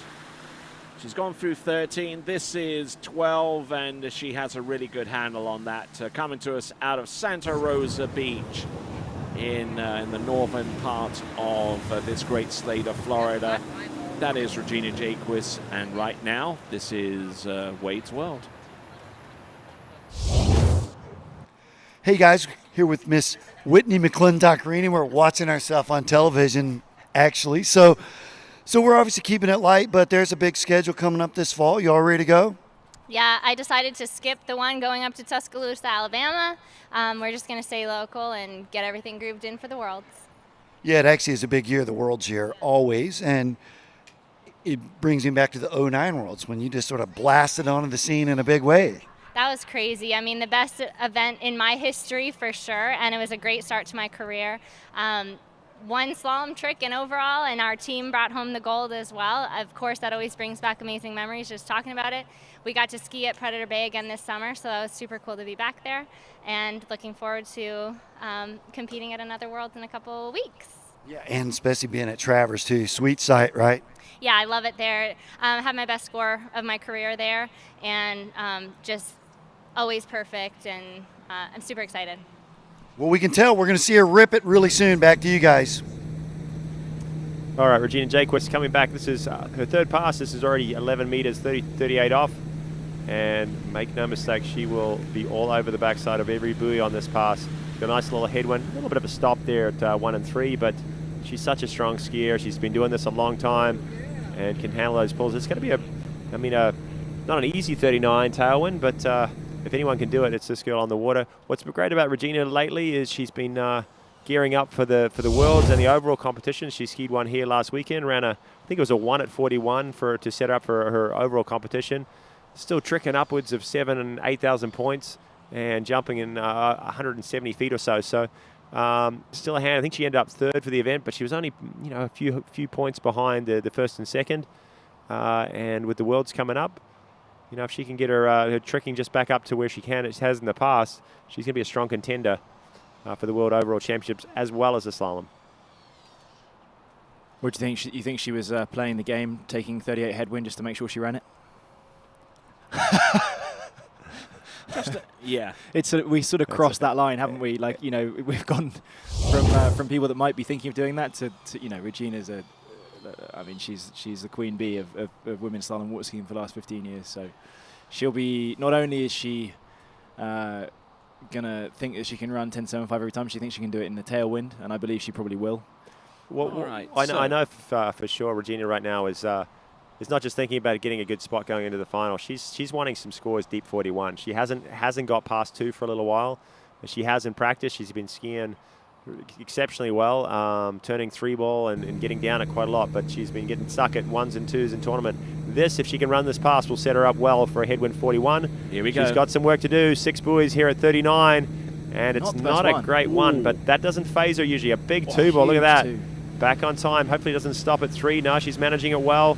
Big 4 again. Look at this girl go. And ladies and gentlemen, 6 buoys at 39 off with a bit of an average 1-ball. Yeah, there's no one else. I hate to say that, but I don't think there's anyone else that can do that, that can get a bad one like that. That was kind of reminiscent of Sasha Dineskai's 38, but this is 39 off, and she got an average 1. She turned the nuts out of 2, and then 3 wasn't great, 4 was good, and she was making it up. She turned the what out of 2? Turned the nuts out of 2. Okay, good. I just wanted to make sure. Anyway, let's hope she can do the. Sorry. Let's hope she can do the same thing. Damn, look at that too. She did 41. turn the nuts out of it. Come on, give me some credit. It's fair. Boom. You gotta say it as you see it. A member of the United States water ski team that will be featured at the Pan American Games and also at the World Water Ski Championships. Regina Jaquist doing what she's always doing, just absolutely crushing it out there on the slalom course. Wind's picking up. Definitely Indeed. is. We got how many skiers remaining? Maybe three after this. Yeah, but 3 Regina's more skiers timed it. remaining. She has timed it well. The wind is picking up, but it's just in time for her to provide a little headwind. Hopefully not too much. She's not the tallest girl. I'm going to say this is probably over the edge of what you want. Is that? This is Yeah, a probably little bit too much, maybe. strong. I mean, it's nothing she can't deal with, but If she can get a smooth one, if she gets out of one with that 2 ball that she's been showing us, let's hopefully cheer along, see if she can get to 3 ball.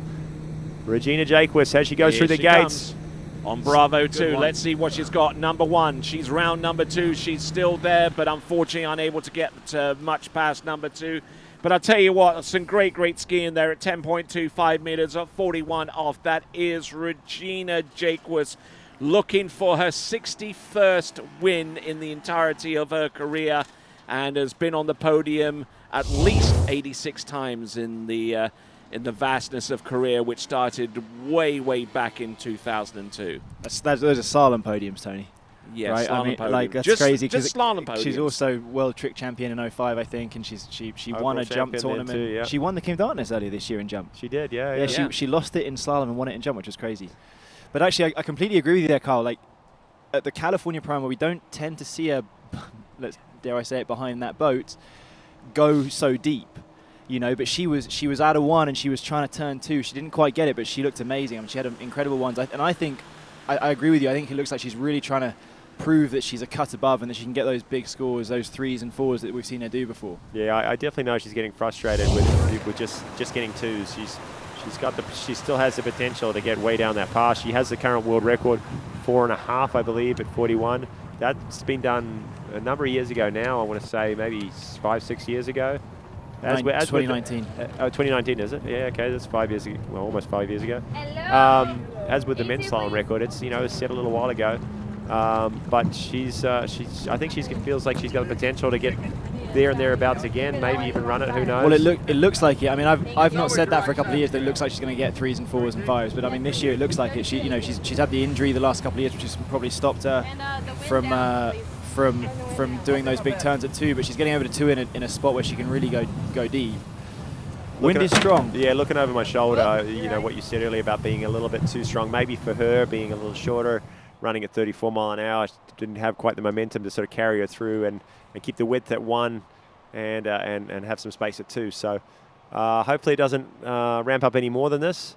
I'm looking forward to seeing this next girl ski, though. She has been on a rampage this year, posting some huge scores, getting through 39 a couple times now, is it? Twice? 3 times. 3 times, is it? Did it first time in Caiaphas, second time in San Gervasio. Did she do it in San Gervasio? No, she's done it at least twice. Calgary Cup, she ran it. She's definitely run it 3 times, though. And I didn't want to say anything while she's sitting there at the dock, but interesting to see which way she's probably not going to choose to do it tailwind.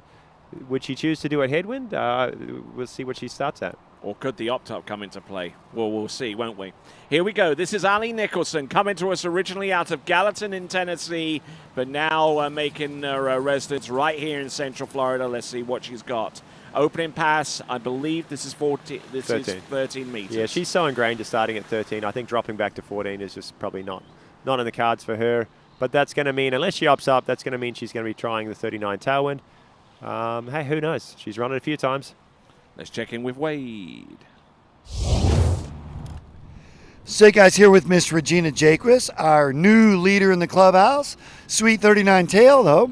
Yeah, no, it is a little bit of a tailwind, but I do tend to like tailwinds, and I ski a lot here at Ski Fluid with Kyle Eade and Jack Critchley and everything. So I'm comfortable, and I did want to get that start in case it's windy like this tomorrow and to the finals. You just want to kind of know where you are and get used to the boat and the setup.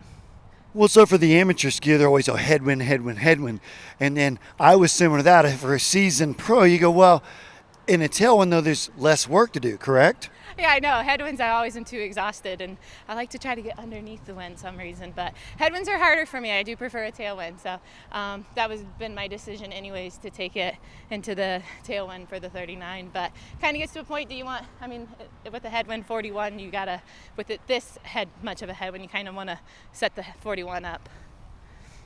Well, good stuff. It was fun to watch. So go get dried off, and you're going to jump this afternoon, aren't you? I am returning back to that event, yeah.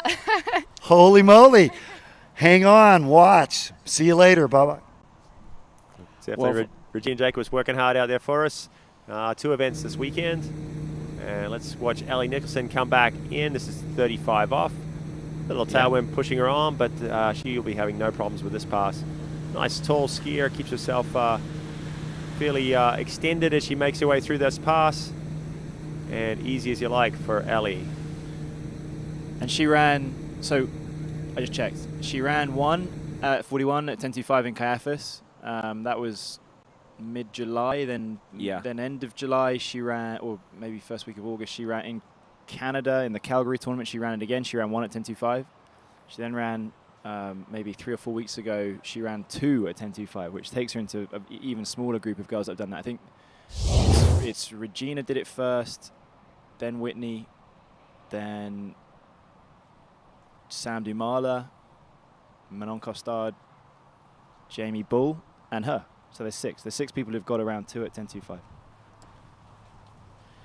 Remarkable stuff indeed when you factor everything into that little stat right there. That is Ali Nicholson getting the job done, and that is on the 12-meter line right here at the 2023 MasterCraft Pro, being brought to you by MasterCraft Boats, Action Water Sports, Visit Central Florida, Ski Fluid Ski School, and the lowpaymentkings.com.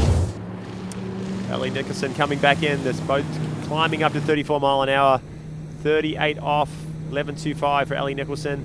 Now this should be a fairly, not easy pass, but a formality for her. But she's going to be working on all her keys, make sure they're firing to set up for that 39 tail. And she is on time as we round number 4. It's easy. Gets a little bit windier down this end of the lake right now. I can see that storm kind of brewing on the on the west end, but easy pass. And she is in touch. But you can see the little ripples on the water just growing as we're watching her exit the course there. And she knows, I think, on the way back, this was a pretty easy pass, bread and butter for her, but she knows that she's going to have to get a piece of 3 on the way back to really, I'm not going to say guarantee, but to really put her ahead of those 2 scores of 2, which is Elizabeth Montavon and Chelsea Mills. That wind's dropped off a little bit. I think Regina probably had the worst of it. It's not quite what it was, but it's still there for sure. I mean, it's definitely a wind. And yeah, a little bit more open at that far end, like you said, Kyle. So you've got that kind of little bit more extra push on the gate. A tailwind on the gate, if you pull out early, is no bad thing. I always find it's very much harder to get a gate right in a huge headwind than a huge tailwind. You just need to kind of make sure you're not overshooting. Because it's a lot easier to bleed off the speed, isn't it? Than trying to build some back up. Yeah, if you sort of know before you get to the gate in a big headwind, like you just feel like, oh, I need to keep going, I need to keep moving, and then you're just behind and there's nothing to do. So yeah, tricky, but she needs a solid gate, and she's got that onside turn, and then she's got more and more of a confidence in her offside, so that'll kind of get her that piece of 3 if she can get that dialed, and then we can see where we go from there. Just confidence in her skiing right now. She's riding a high from this season, so it's not a great one. Hopefully she can turn 2, at least get a piece of it. Yep, gets the 2. She's all tied up there with Elizabeth and Chelsea Mills, but way out in front right now by a full clear 6 buoys is Regina Jaquist with the 2 at 41.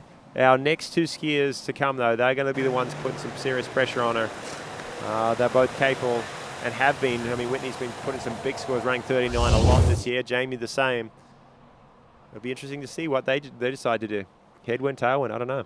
Well, it was amazing. I think we got Whitney next, and she started off the season just so good. She won that first event of the season on the tour, which was the King of Darkness. She just crushed it. She ran 10.75 every round, and she looked better than I've ever really seen her look. It's amazing how she kind of had, I don't want to be too critical here, but she had this sort of little lull in her career, maybe 4 years ago, 5 years ago, where she just wasn't running the big scores in the same way that she had been previously. then she had a baby, and it's fired her up and got her set. She then won a tournament historically famously on the birthday of a 1 year birthday of her son Zane, and she's kind of been all over it since then. Didn't have the best time in Europe this year. I mean, she would have enjoyed it. I mean, I'm trying to think which one she won. She definitely won 1 or 2, but didn't have her best time ever at the Cesenia tournament. Looked a little bit, unconfident for whatever reason, but she's going to be all over this, and like she said, she's staying local. She woke up in her own bed this morning, and she'll feel good. I was going to say that, like, maybe she hasn't travelled as much over the last few years with the kid now, and maybe hasn't been across to Europe as much, and probably different surroundings, but staying local and getting the job done definitely around here in Central Florida. Well, and she had to go up against Jamie Bull, who was on 10 out of 10 form. So it's no disgrace to not be winning every tournament, but it was a weird one in Spain there. And then she came back really strong in Monaco, and then she did well at Lacanau as well. So but she'll be good. And again, she's just like Regina. She's not thinking about taking 11 in the headwind. She's thinking about, I'm going to run 10.75 tail, and I'm backing myself to do it, and she will. All right, let's check in with Wade. Hey guys, here with Miss Allie Nicholson, our new Tide leader in the clubhouse. And your last words right before we came on is, man, it's getting windy. Because, it was gusting for you, correct? Yeah, it's kind of hard to tell. I think standing down here on the starting dock, you can definitely feel it. But I think the far end is a little bit windier. I was kind of trying to be a little cautious, I think, on my gates not to overrun them in that tailwind. Just not really the start I was looking for there, but able to get outside too, hold on to it, tie for the lead. No, Regina has the lead. So my bad. So I'll be sitting in second as of right now. So that's all right. Today doesn't really matter. So got another round tomorrow, finals tomorrow. So just kind of feel it out. Well, it does sort of make it nice about the 2-round cut versus the one and done, where you get to sort of analyze and bring back maybe a different package. Yeah, I mean, I don't necessarily think 2 at 39 is that solid of a score. I think that there's a lot of people that skied earlier that are more than capable of that. So we'll see tomorrow. It'll at least be a good backup score. Well, we can tell she's pretty happy about it anyway. We're going to see her rip it tomorrow, too. Back to you guys. All right, then. Thanks a lot, Wade. And Whitney McClintock-Greeny has a second place on the Waterski Pro Tour standings right now. That is courtesy of 4 wins and 1 second-place finish so far this season, and in two of those performances, she actually came away with the best score. Yeah, I had an odd weekend there in California a couple of weeks ago. It was unusual for her. She hasn't been anywhere apart from second. She's won, I think, 5 events this year, including Moonbah, which is of course not part of the tour. She sort of had a weird weekend, but she looks great today. She looks really good. It's a little bit of wind, of course, but actually sometimes wind is not so bad. It gives you something to focus on. You kind of fit you're going out there and making sure that you pull a little bit harder in the headwind. Make sure you're focusing on technique and flow in the tailwind. And not perfectly ideal, but she'll deal with it. I'm just looking back at the lake here, and but storm seems to be just sitting off down there, doesn't it? It was looking like it was getting darker and kind of creeping over, but now it's sort of on pause. So there's going to be some decisions to be made here pretty soon. Obviously, we've got one more skier remaining after Whitney. Jamie Bull will be our last competitor in this women's prelim, but then we'll be switching up to jump. And right now, as it stands, the jump here at Fluid is facing towards the east, and that's a predominant wind, especially this time of year. But today we've got a little bit of a west. We have the ability to spin it. So our crew here that's kind of eyeing the conditions, they'll be setting things up and maybe spinning the ramp here pretty shortly to provide some good conditions for some big jumps this afternoon. Whitney coming in, this is 38 off. Thought she was a little narrow on the gate, didn't have a lot of direction going into number 1. In that headwind. Maybe that one-handed gate, she reached a bit early and lost a little bit of speed, but the experience shows she handled it well, and another 6 buoys and pretty easy in the end. Looking very good. Remarkable there on that pass of 11.25 meters. Whitney McClintock-Greeny obviously chasing down the lead in the Waterski Pro Tour standings, and looking at what she needs to do. If she was to place in second spot in this event, there would be enough to get above Jamie Ball for the current lead. That's under the assumption that Jamie Ball doesn't connect enough points herself to mitigate that. But tantalizingly closer to the lead of the Waterski Pro Tour, Freddie, and a good portion of the reason why she's been able to do it is she has been as consistent as a rock all the season through. Yeah, she's been crushing it. She's been crushing it. Like I said, like just looked incredible from the start of the season, did a lot of work. She maybe said it on a webcast as well, that she's been rebuilding her onside turn. So, you know, kind of broke it down to its parts over the winter. And then she's focusing on not getting, I think, so deep out of that turn. And it's really helped. You know, she has a really, really good offside turn. So you'll see that she gets over her feet, gets an early look, and moves her feet really well through the back end of the onside and through the back end of her offside. But her onside is doing something similar this year, which obviously gives her a better look into her offside. Well, we're going to see in a second here. This is Whitney coming back. This is 39. It's a big pass. It's a big ask to get through 39 tailwind. We've seen one skier do it. Regina, she's got not a bad one. Looking for that big 2. No, it's not going to be today. Sue at 39. She ties it up, but good for her that those 2s, all the 2s are pretty safe so far. They will be inside the top 6 as we go into the second round. She'll be frustrated with that. I mean, she's not used to getting 1s, 2s, and 3s at 10.75. She's used to be getting those 6s and then worst case 5s and 4s. So yeah, I mean, and it looks like a better and better score for Chelsea Mills and Elizabeth, who went out earlier, to be tying with Whitney, who's just been so dominant in water skiing for all these years. Pretty hard to see on the video there, but are we underestimating the tailwind there from the end? Must be. I mean, yeah. I mean, if Whitney McClintock's running 2 at 10.75, I mean, I thought her gate was a little narrow. Maybe she. What do you think? I mean, if we see a replay, to me she looks like she's a little behind here. I could be wrong. Maybe that's just a function of the one-handed gate, but a little long into one, I thought, with the wind behind her. And I don't like to criticize on any of these skiers because they're all amazing. But even at 38, to me, she looked like she was a little bit shallow on the gate angle and going a little bit straight at 1, and definitely there. Maybe it's this angle. There's this great boat video angle that sits up quite high above the bimini top and looks down on the skier. You can kind of see the path quite well going through the gates in the direction into each buoy. And to me, it looked like that the setup was just a little bit narrow and a little bit not the same angle as maybe we saw Regina take through the gates. And when you're narrow in a tailwind, that means you have to pull long to get the width, but then you get a lot of speed past the buoy. And I mean, I thought the gate, the one wasn't awful. She didn't, but yeah, she got tight line out of it, but maybe she didn't have enough angle. Here comes Jamie Ball, the current leader in the Waterski Pro Tour standings right now. Has had an absolutely glorious season so far. Travelled to a number of events all across the Pro Tour. It was a bit of a slower start for her, wasn't it? Did she miss a couple of events at the beginning, or was it she wasn't at the King of Darkness? Is that correct? Or she wasn't she wasn't on her best form at the beginning of the season, mind you. But as she was at King of Darkness, but just didn't. Yeah, maybe a few injuries, or I think she had school and a few things finishing up at the start of the season. She tends to start slow because she does the whole winter snow skiing. Right. So backcountry, yeah. So she's always started a little slow to season, then she kind of builds into it. So I think her form in May. I mean, I think she told me she started in early April, which for me, I mean, I need a month and a bit to be running my shortest line length. So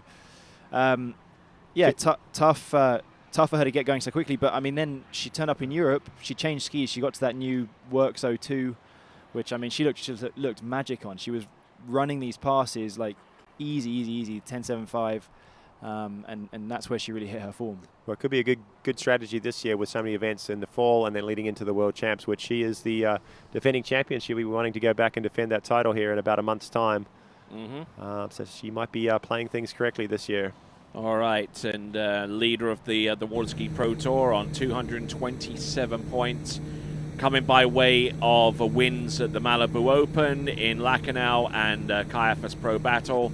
Second place finishes in California and Monaco, and a third place at the King of Darkness, which I'm sure that she wants to get rid of by way of maybe a higher place finish right here at the MasterCraft Pro.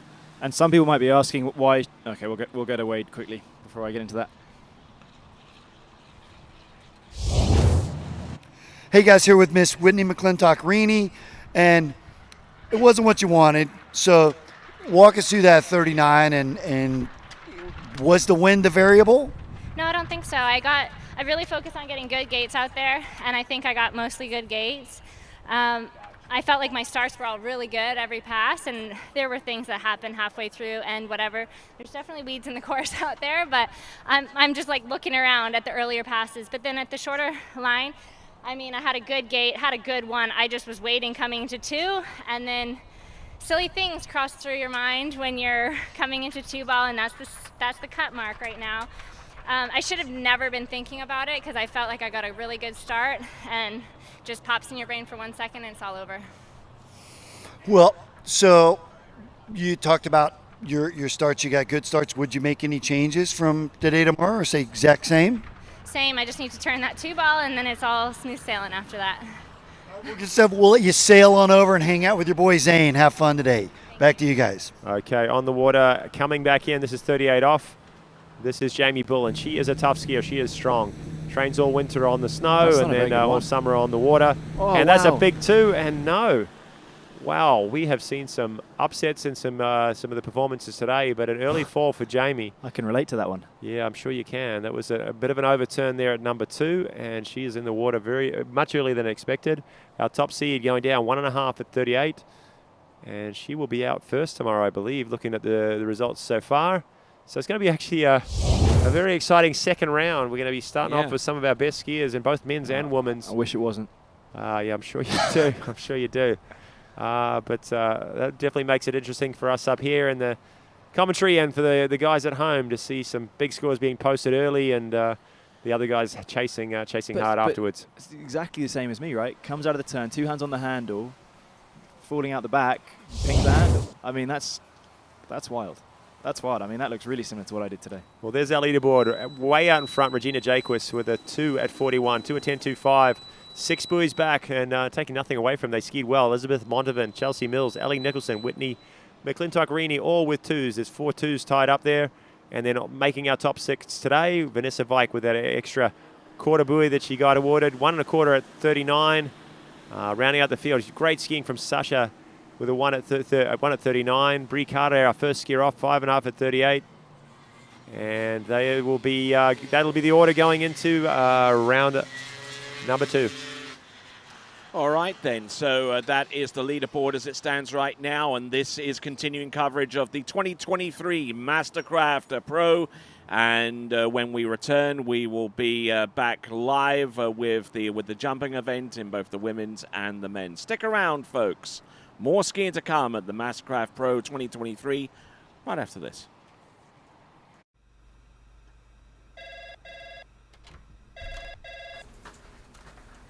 Morning, Brian. Hey, morning. You have a good weekend? Yeah, got out on the water a couple times. How about you? Yeah, I got to set in. Just gonna make a quick phone call here. Oh, of course. Can you get that, Will? Yeah, man, I got it. Thanks for calling Wake House. This is Will. Yeah, looks like we've got those in stock. For skiers and water enthusiasts, Florida lakes are what dreams are made of. Combined with world-class golf, remarkable weather, natural beauty, theme parks, and so much more, it's easy to see that Florida is paradise. For more than 30 years, I've enjoyed Florida's lakes and many offerings. If you are interested in Florida real estate, let me be your guide and trusted advisor as you search for your paradise. Together, we can make your dreams a reality.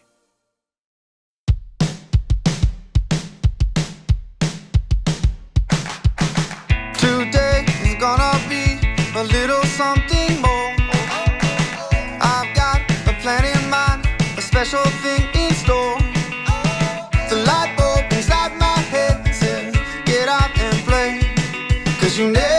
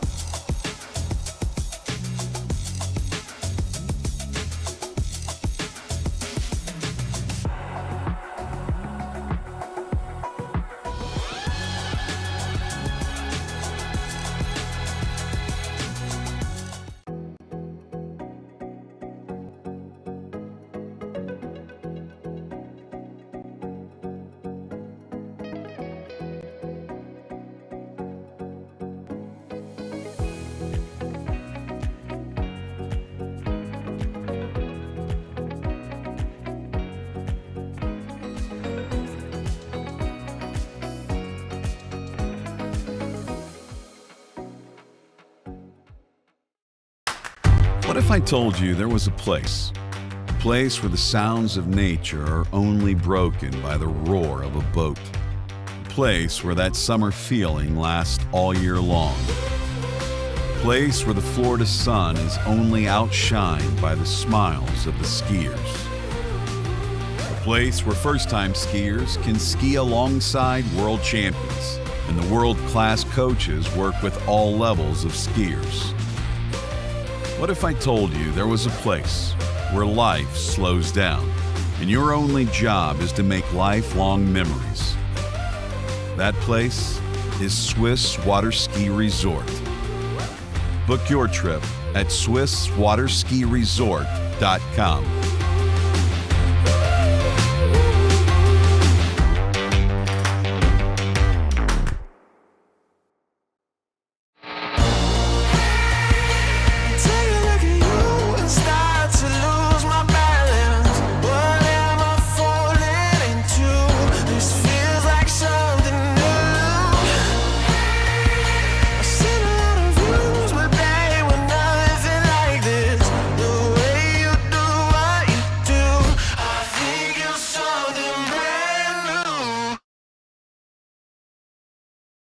For skiers and water enthusiasts, Florida lakes are what dreams are made of. Combined with world-class golf, remarkable weather, natural beauty, theme parks, and so much more, it's easy to see that Florida is paradise. For more than 30 years, I've enjoyed Florida's lakes and many offerings. If you are interested in Florida real estate, let me be your guide and trusted advisor as you search for your paradise. Together, we can make your dreams a reality.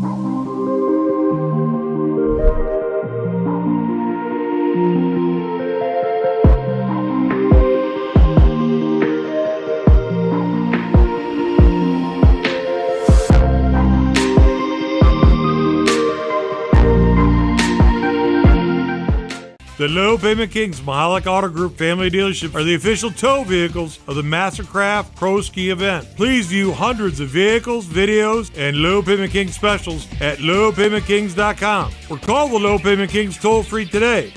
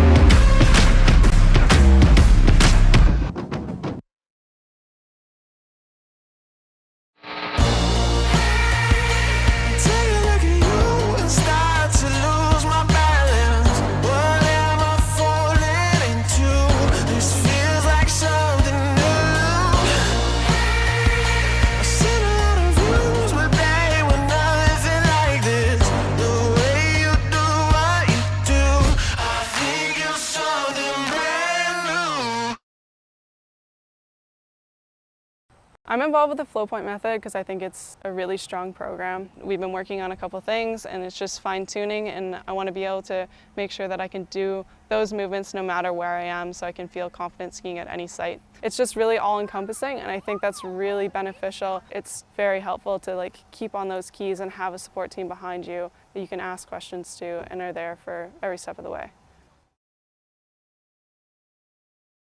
My name is Thomas De Gasperi. I'm from Italy. I'm a two-time World Slalom champion. I've been coming here at La Guapa for 4 years now. What I really love about this place is that we get a chance to ski in a big natural lake right behind me with a perfect course. Also, we have a chance to go 10 minutes away to a perfect man-made lake where conditions are always perfect. The boat, the drivers are always top level. The weather is always perfect.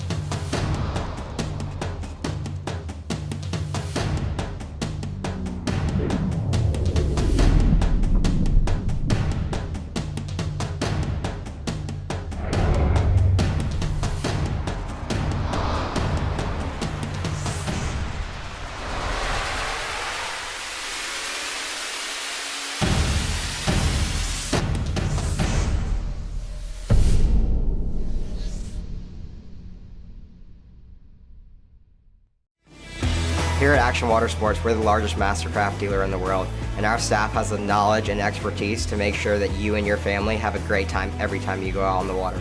For all your water sports needs, stop by your local Action Water Sports location or visit us online at actionwater.com.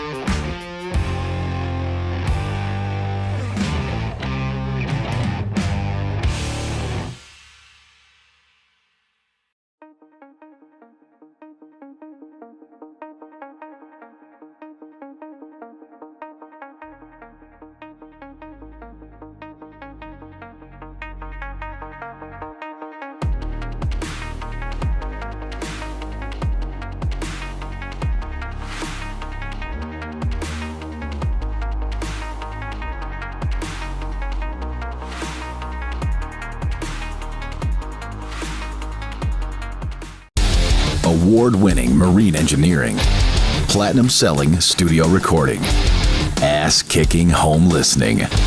We took the holy trinity of audio excellence and built a sound system that's going to blow your buddies' boats out of the water. With the rock star status of Bon Jovi and the no BS attitude of Klipsch, we figured out how to cut the noise so you can crank up the tunes. Lose the wind, the waves, and the engines, and hear your music the way the gods of rock intended. Whether you're chilling dockside or making waves, you'll get the power of a live concert with recording studio quality. A VIP experience at any volume and any speed, guaranteed. Looking for more of a backstage pass? We'll bring the show to you.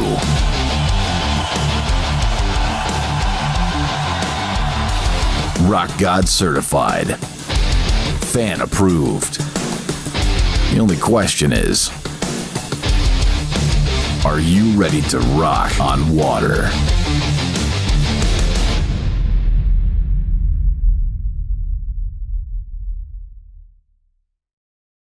The Low Payment Kings Mahalik Auto Group family dealership are the official tow vehicles of the MasterCraft Pro Ski event. Please view hundreds of vehicles, videos, and Low Payment Kings specials at lowpaymentkings.com or call the Low Payment Kings toll-free today.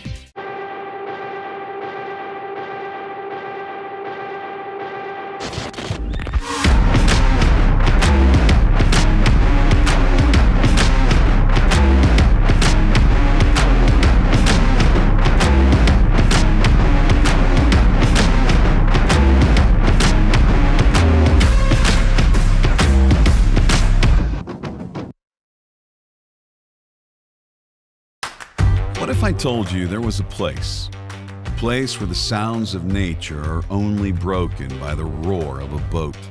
A place where that summer feeling lasts all year long. A place where the Florida sun is only outshined by the smiles of the skiers. A place where first-time skiers can ski alongside world champions and the world-class coaches work with all levels of skiers. What if I told you there was a place where life slows down and your only job is to make lifelong memories? That place is Swiss Waterski Resort. Book your trip at SwissWaterskiResort.com.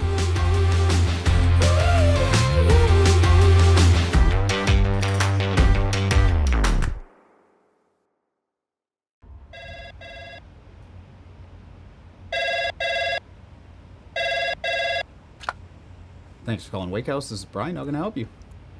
Yeah, Will. Can I let him know who's calling? All right, just a second. Will, I got a fill for you. Perfect. Give me just 1 second.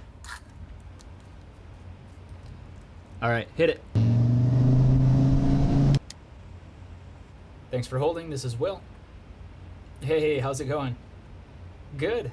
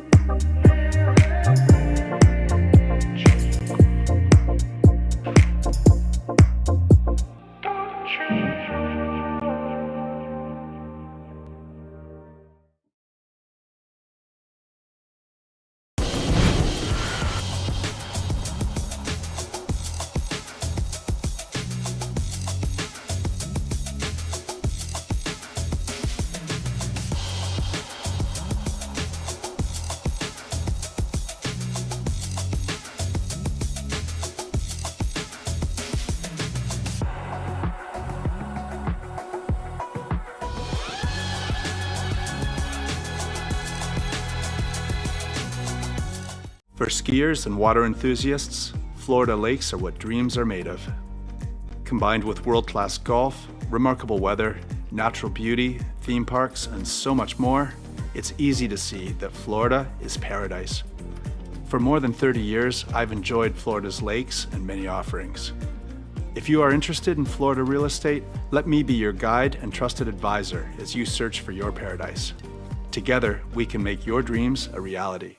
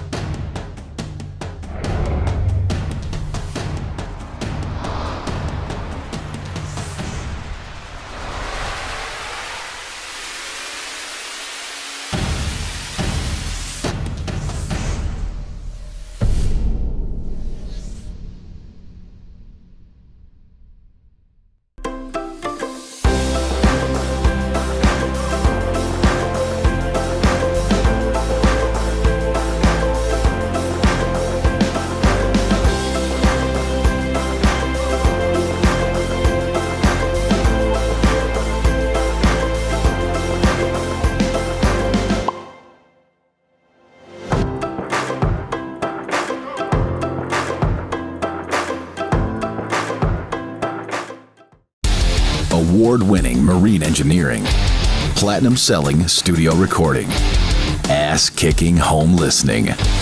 We took the holy trinity of audio excellence and built a sound system that's going to blow your buddies' boats out of the water. With the rock star status of Bon Jovi and the no BS attitude of Klipsch, we figured out how to cut the noise so you can crank up the tunes. Lose the wind, the waves, and the engines, and hear your music the way the gods of rock intended. Whether you're chilling dockside or making waves, you'll get the power of a live concert with recording studio quality. A VIP experience at any volume and any speed, guaranteed. Looking for more of a backstage pass? We'll bring the show to you.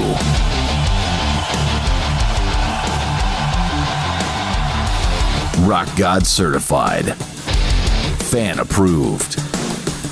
The only question is, are you ready to rock on water?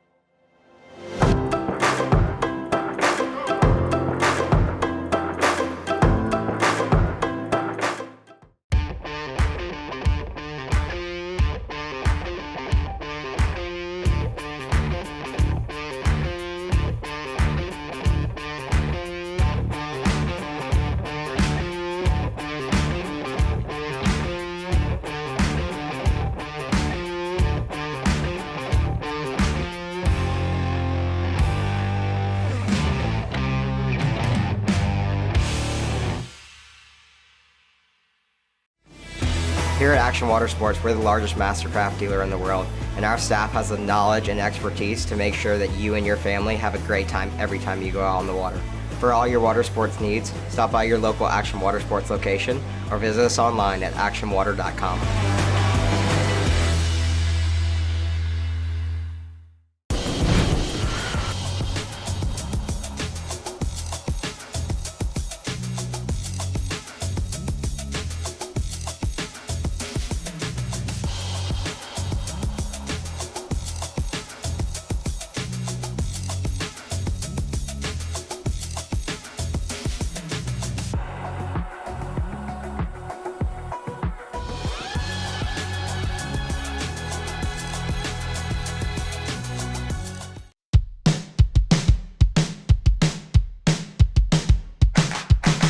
Today is gonna be a little something more.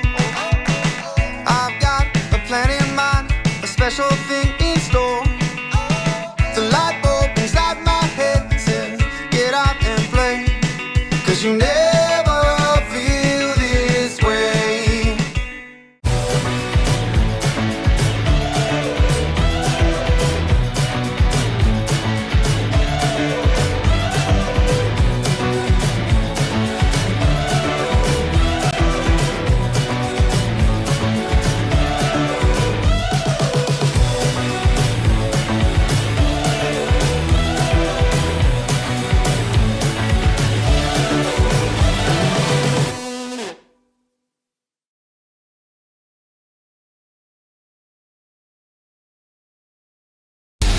Award-winning marine engineering, platinum-selling studio recording, ass-kicking home listening. We took the holy trinity of audio excellence and built a sound system that's going to blow your buddies' boats out of the water. With the rock star status of Bon Jovi and the no BS attitude of Klipsch, we figured out how to cut the noise so you can crank up the tunes. Lose the wind, the waves, and the engines, and hear your music the way the gods of rock intended. Whether you're chilling dockside or making waves, you'll get the power of a live concert with recording studio quality. A VIP experience at any volume and any speed, guaranteed. Looking for more of a backstage pass? We'll bring the show to you.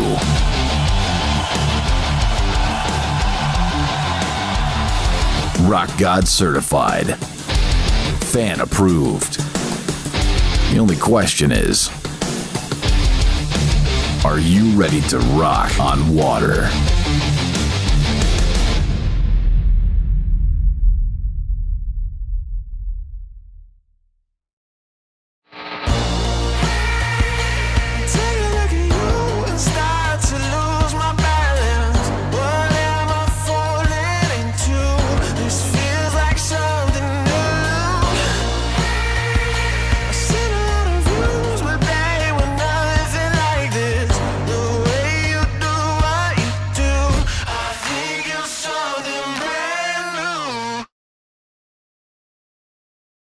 My name is Thomas De Gasperi. I'm from Italy. I'm a two-time World Slalom champion. I've been coming here at La Guapa for 4 years now. The condition of this villa, it's top level. I would say 5 stars plus. Everybody is very friendly. The hosts are amazing. The staff is always helpful. There's always food on the table. I couldn't ask for anything more. Conditions, clean, and we're only an hour away from Mexico City, so it's very close and convenient to travel. Every time I come here, I feel like I'm at home.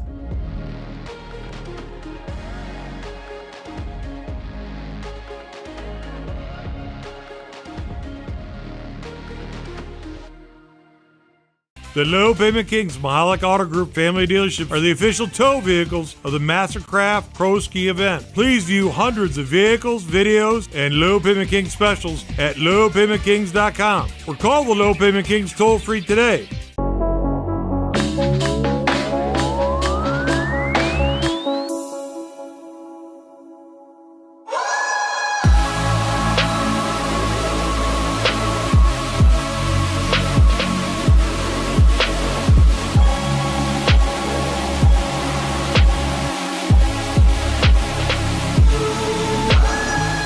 I've been a fan of Marcus Brown since I was like 13 years old. He's, been my childhood hero, and so for him to offer something like this, which is it's great not just for me, but it's great for water skis to have something like this where people can really get a bespoke water ski experience. It's going to improve their skiing, their body, and Jenny's she's amazing too. So just to have the access to both of those guys, I think it's huge, and it has been massive just to talk things through and to get a new understanding of stuff I haven't tried yet.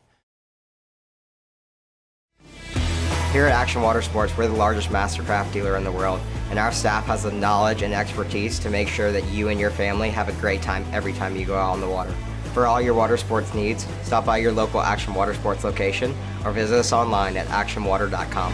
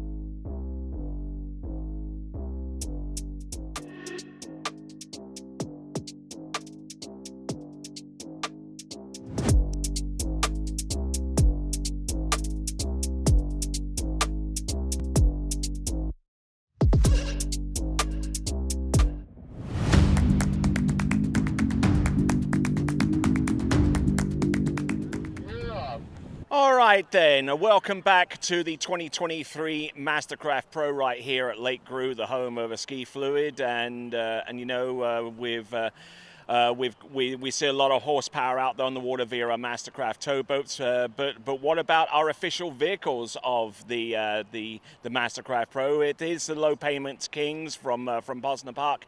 They deal with Dodge, with Chrysler, with Jeep, with Ram, with Fiat, and also with Alfa Romeo. But before I get to you, Alex, let me offer you some water here. Oh, thank you. Okay. I got Yes. for everybody. We're keeping the athletes hydrated here. So in our Ram box here, so we just want to make sure that I know they're out there working hard.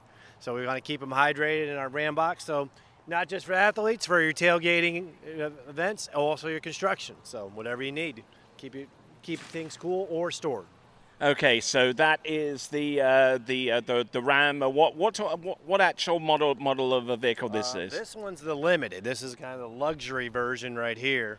But we also have got the TRX, which is over 700 horsepower. Let's go and see that. Yeah, we get beautiful laid out right next to the beautiful matching boat, MasterCraft, right from our fine folks of Action.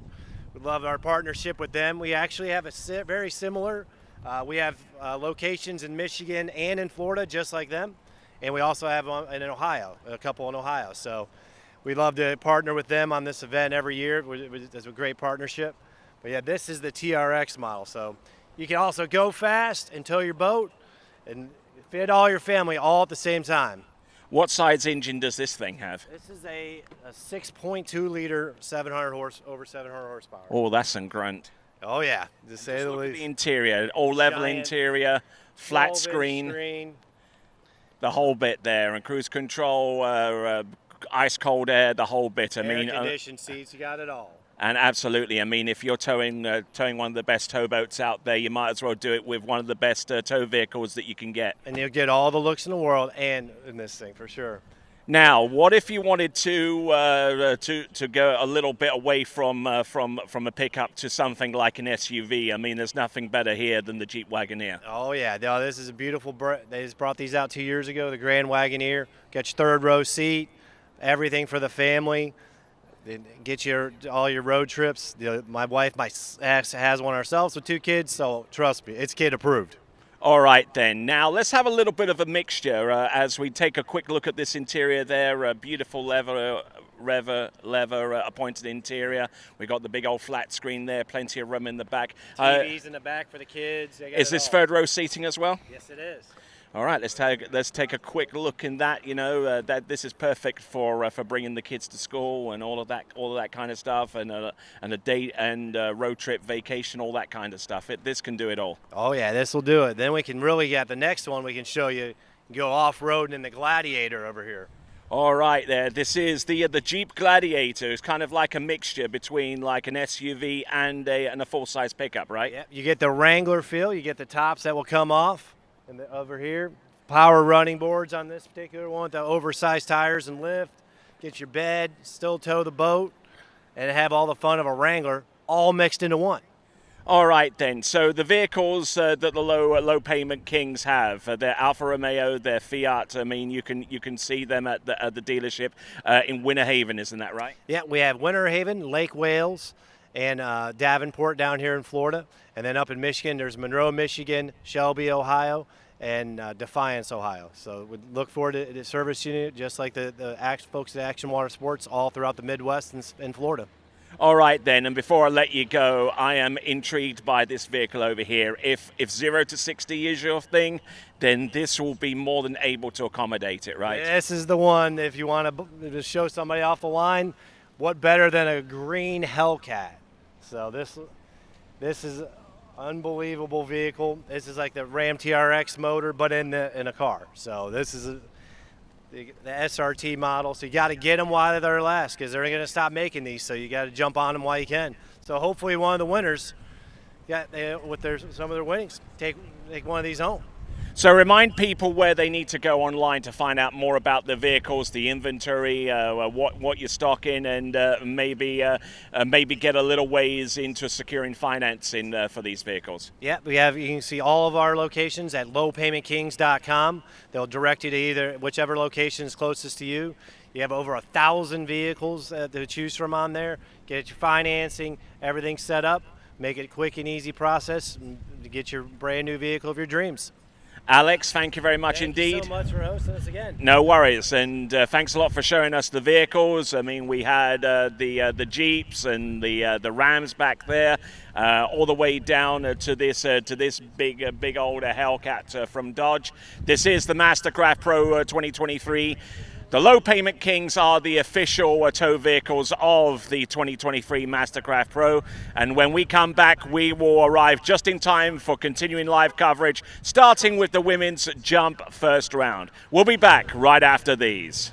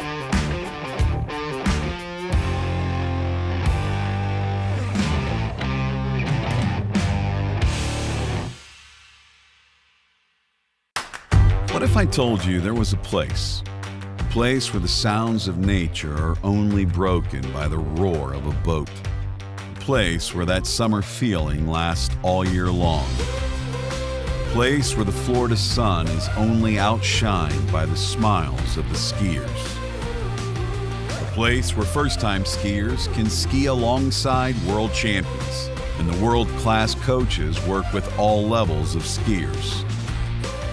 What if I told you there was a place where life slows down and your only job is to make lifelong memories? That place is Swiss Waterski Resort. Book your trip at SwissWaterskiResort.com.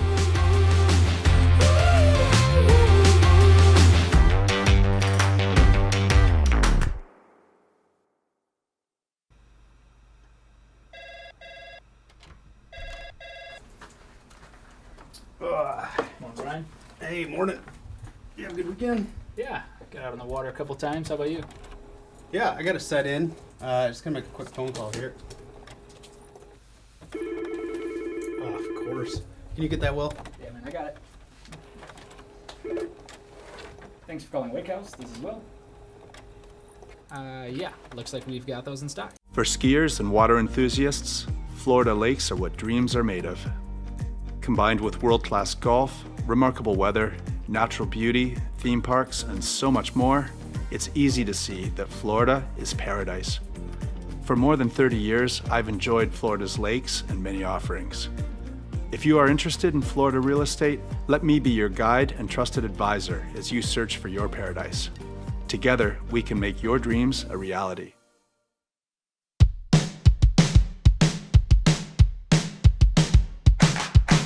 Today is gonna be a little something more. I've got a plan. special thing in store.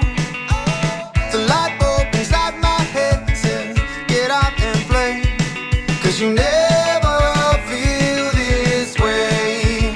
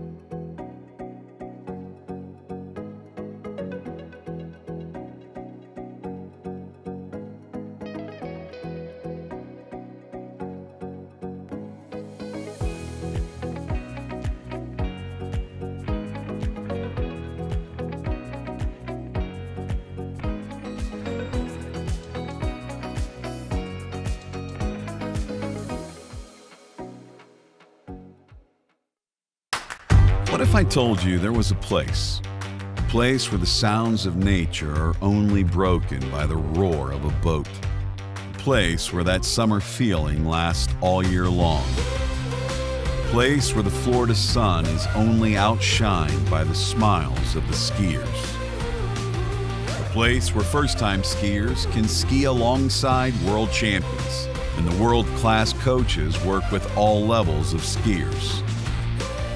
What if I told you there was a place where life slows down and your only job is to make lifelong memories? That place is Swiss Waterski Resort. Book your trip at SwissWaterskiResort.com.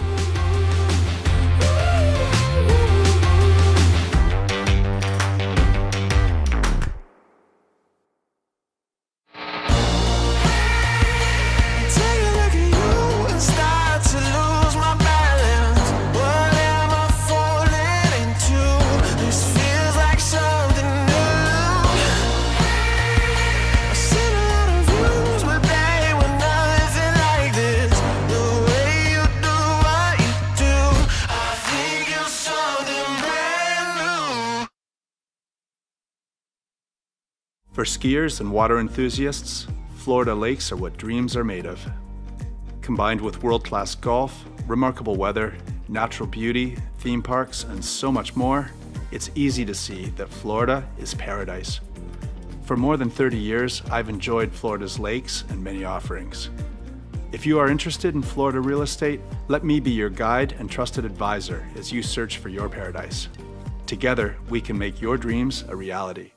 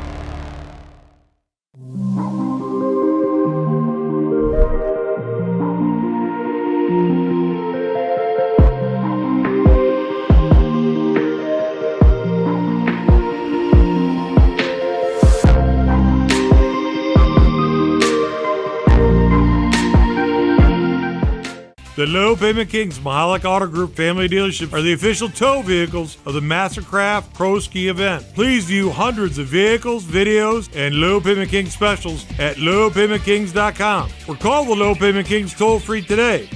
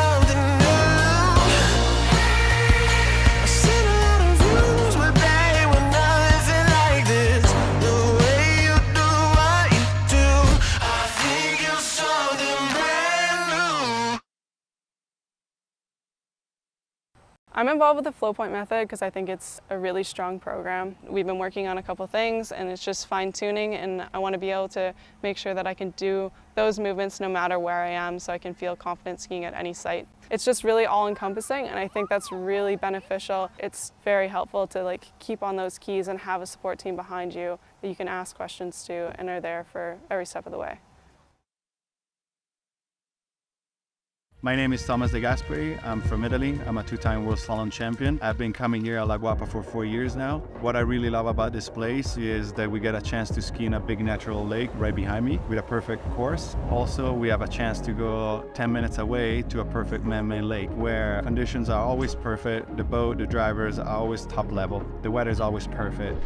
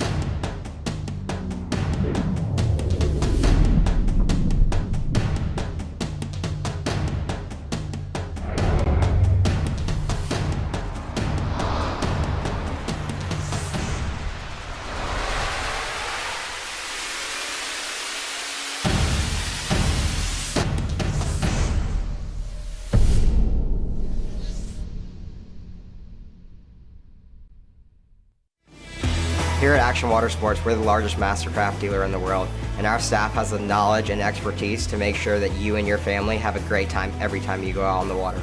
For all your water sports needs, stop by your local Action Water Sports location or visit us online at actionwater.com.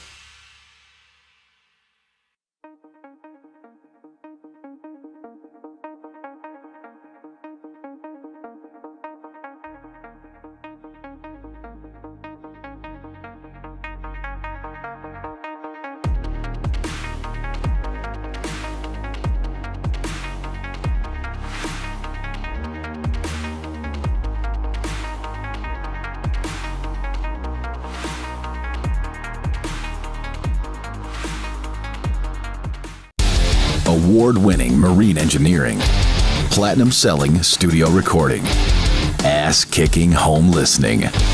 We took the holy trinity of audio excellence and built a sound system that's going to blow your buddies' boats out of the water.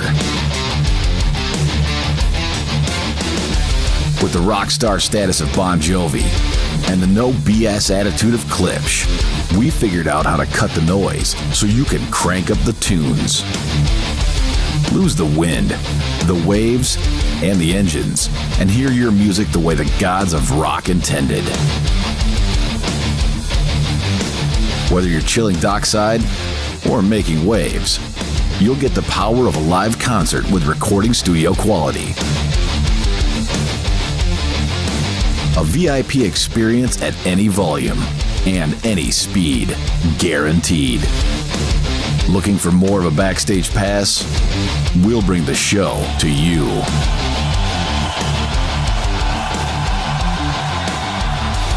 Rock God certified. Fan approved. The only question is, are you ready to rock on water?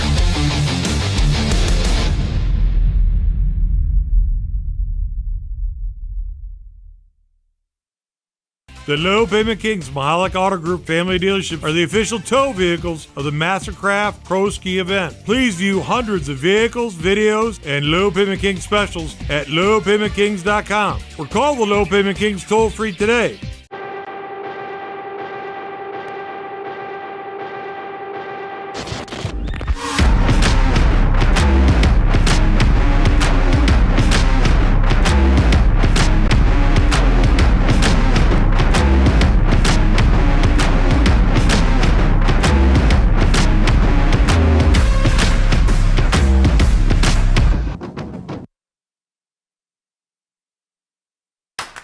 What if I told you there was a place where the sounds of nature are only broken by the roar of a boat, a place where that summer feeling lasts all year long, a place where the Florida sun is only outshined by the smiles of the skiers, a place where first-time skiers can ski alongside world champions and the world-class coaches work with all levels of skiers.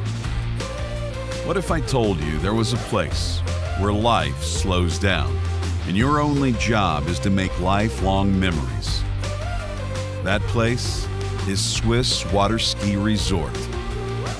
Book your trip at SwissWaterskiResort.com.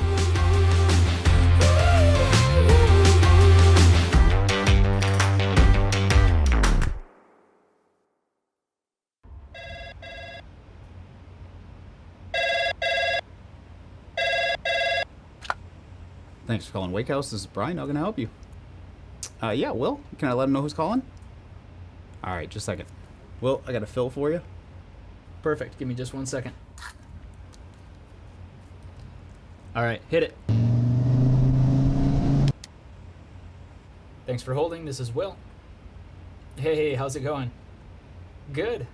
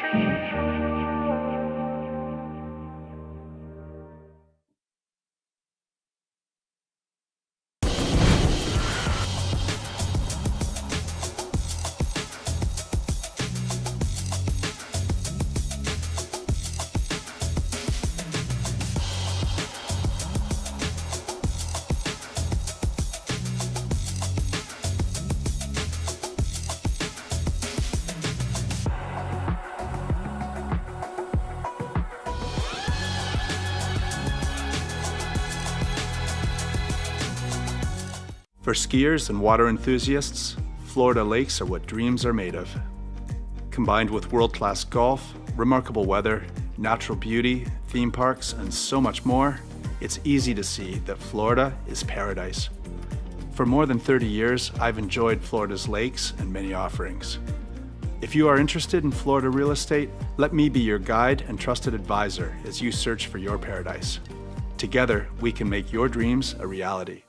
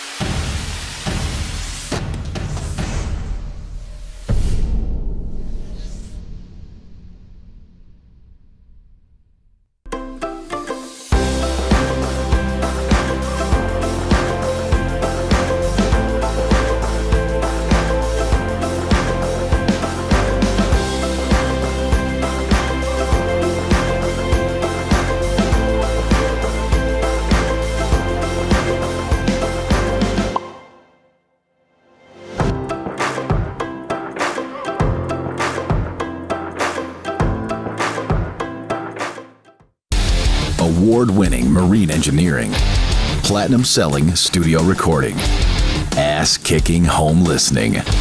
We took the holy trinity of audio excellence and built a sound system that's going to blow your buddies' boats out of the water. With the rock star status of Bon Jovi and the no BS attitude of Klipsch, we figured out how to cut the noise so you can crank up the tunes. Lose the wind, the waves, and the engines, and hear your music the way the gods of rock intended. Whether you're chilling dockside or making waves, you'll get the power of a live concert with recording studio quality.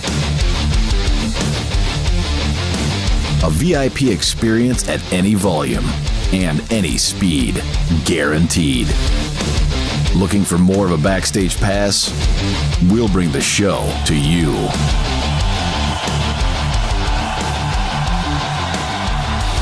Rock God certified. Fan approved. The only question is, are you ready to rock on water?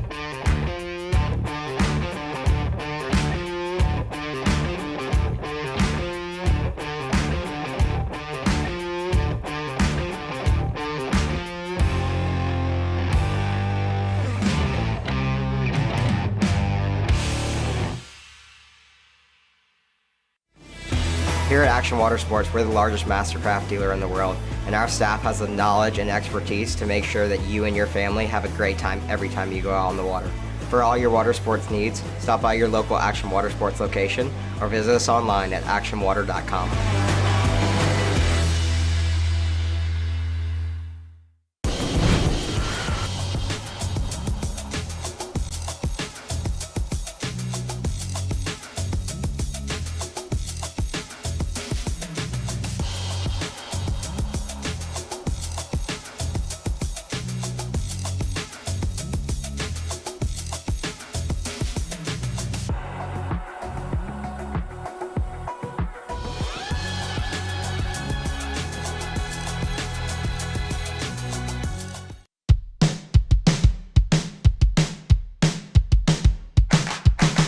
Today is gonna be a little something more. I've got a plan in mind, a special thing in store. The light bulb inside my head says, get out and play, 'cause you never feel this way.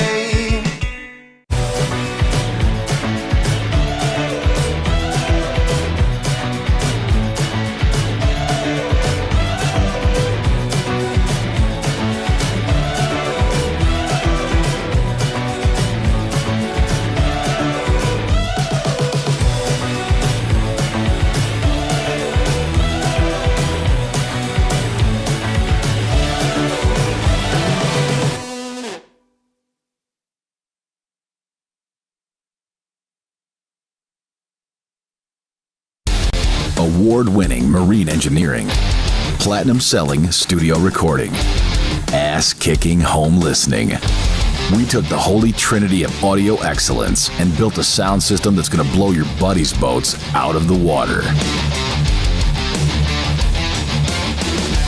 With the rock star status of Bon Jovi and the no BS attitude of Klipsch, we figured out how to cut the noise so you can crank up the tunes.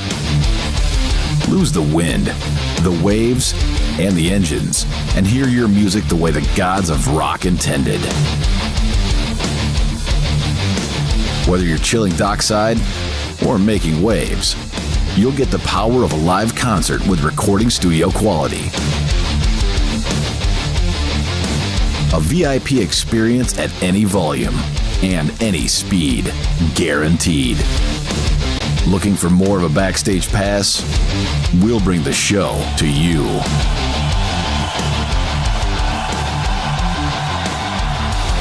Rock God certified. Fan approved. The only question is, are you ready to rock on water?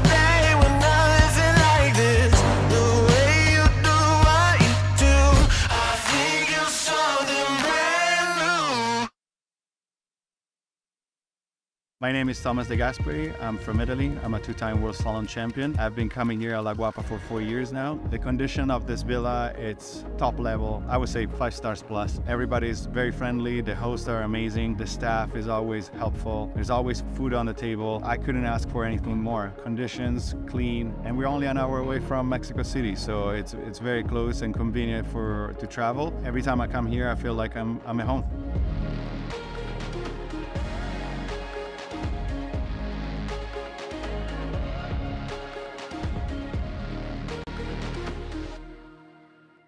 The Low Payment Kings Mahalik Auto Group family dealership are the official tow vehicles of the MasterCraft Pro Ski event. Please view hundreds of vehicles, videos, and Low Payment Kings specials at lowpaymentkings.com or call the Low Payment Kings toll-free today.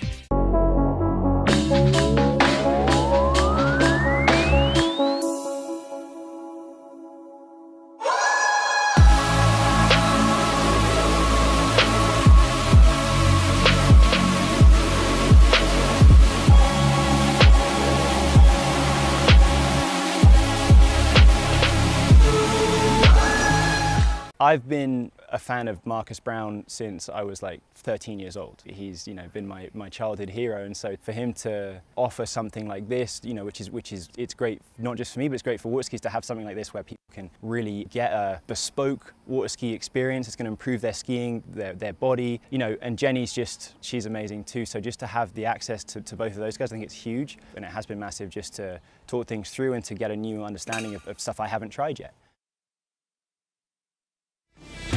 Here at Action Water Sports, we're the largest MasterCraft dealer in the world, and our staff has the knowledge and expertise to make sure that you and your family have a great time every time you go out on the water. For all your water sports needs, stop by your local Action Water Sports location or visit us online at actionwater.com.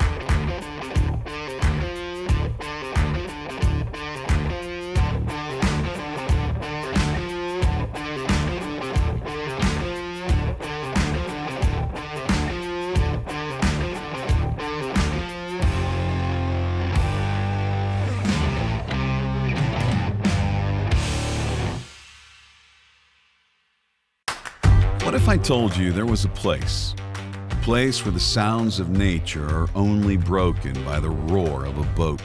A place where that summer feeling lasts all year long. A place where the Florida sun is only outshined by the smiles of the skiers. A place where first-time skiers can ski alongside world champions, and the world-class coaches work with all levels of skiers. What if I told you there was a place where life slows down and your only job is to make lifelong memories? That place is Swiss Waterski Resort. Book your trip at SwissWaterskiResort.com.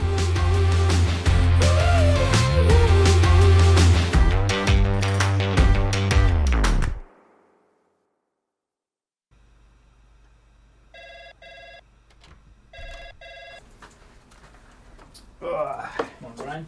Hey, morning. You have a good weekend? Yeah, got out on the water a couple times. How about you? Yeah, I got to set in. Just gonna make a quick phone call here. Oh, of course. Can you get that, Will? Yeah, man, I got it. Thanks for calling Wake House. This is Will. Yeah, looks like we've got those in stock. For skiers and water enthusiasts, Florida lakes are what dreams are made of. Combined with world-class golf, remarkable weather, natural beauty, theme parks, and so much more, it's easy to see that Florida is paradise. For more than 30 years, I've enjoyed Florida's lakes and many offerings. If you are interested in Florida real estate, let me be your guide and trusted advisor as you search for your paradise. Together, we can make your dreams a reality.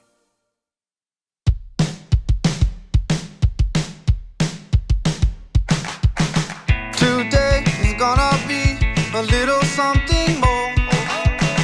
I've got a plan in mind, a special thing in store. The light bulb inside my head says, get out and play, 'cause you never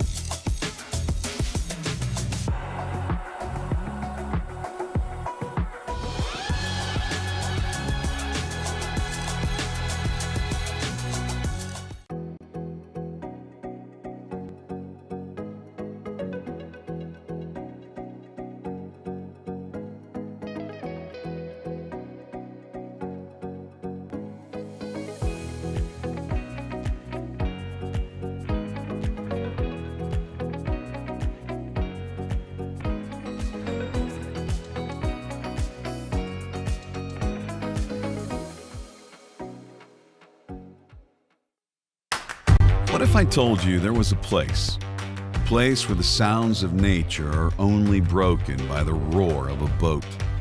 A place where that summer feeling lasts all year long.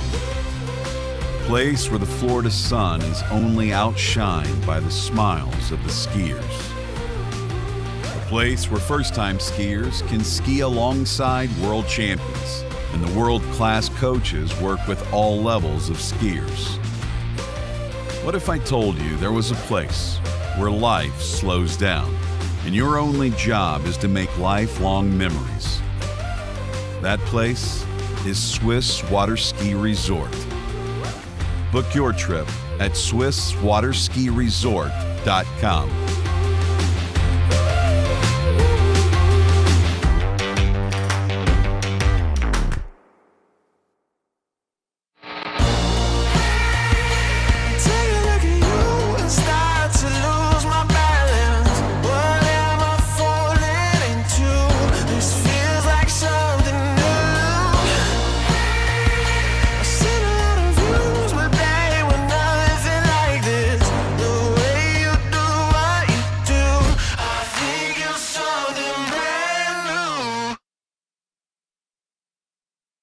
For skiers and water enthusiasts, Florida lakes are what dreams are made of.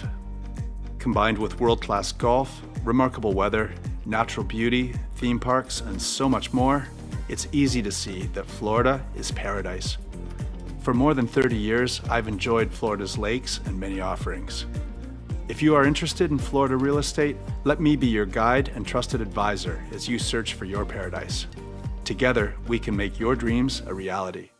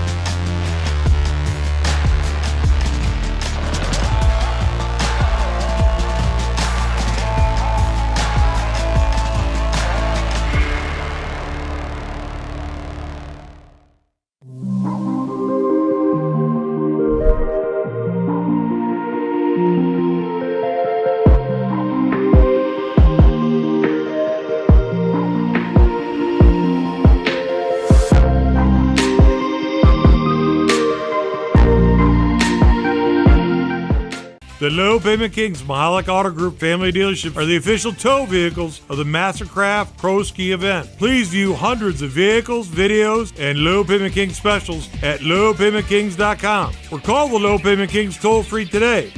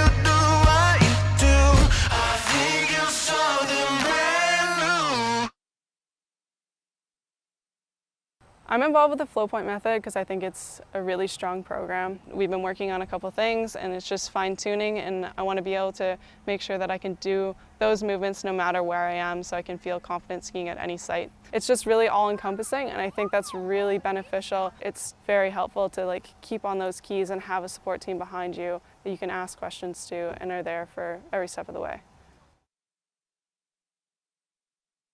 My name is Thomas De Gasperi. I'm from Italy. I'm a two-time World Slalom champion. I've been coming here at La Guapa for 4 years now. What I really love about this place is that we get a chance to ski in a big natural lake right behind me with a perfect course. Also, we have a chance to go 10 minutes away to a perfect man-made lake where conditions are always perfect. The boat, the drivers are always top level. The weather is always perfect.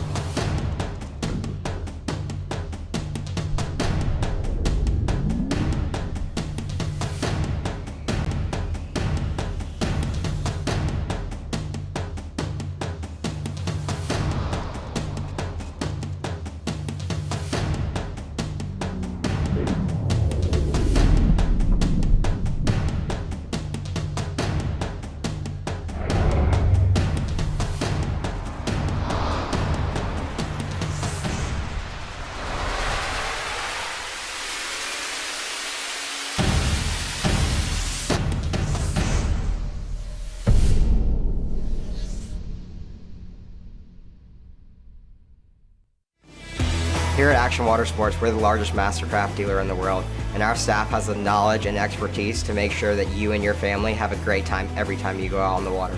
For all your water sports needs, stop by your local Action Watersports location or visit us online at actionwater.com.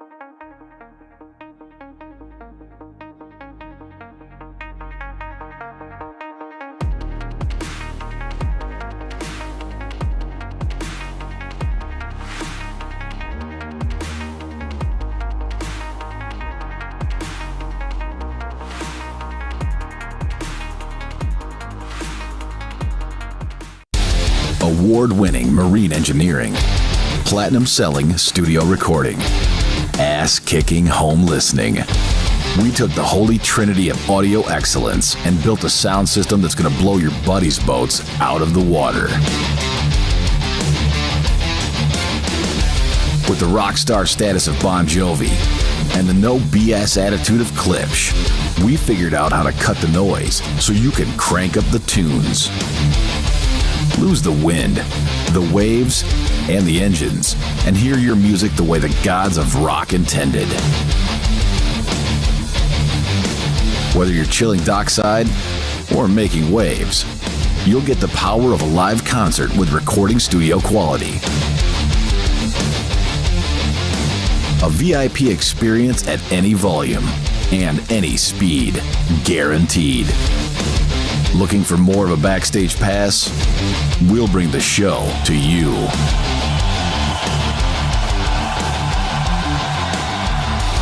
Rock God certified. Fan approved. The only question is, are you ready to rock on water?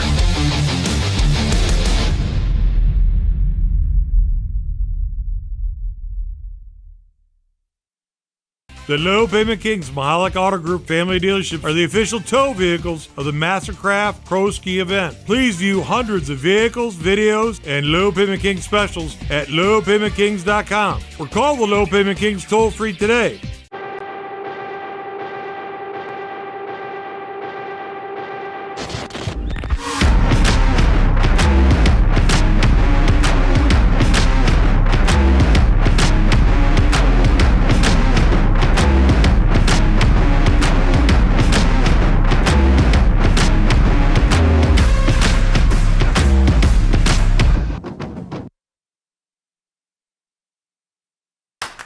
What if I told you there was a place where the sounds of nature are only broken by the roar of a boat, a place where that summer feeling lasts all year long, a place where the Florida sun is only outshined by the smiles of the skiers, a place where first-time skiers can ski alongside world champions and the world-class coaches work with all levels of skiers. What if I told you there was a place where life slows down and your only job is to make lifelong memories? That place is Swiss Waterski Resort. Book your trip at SwissWaterskiResort.com.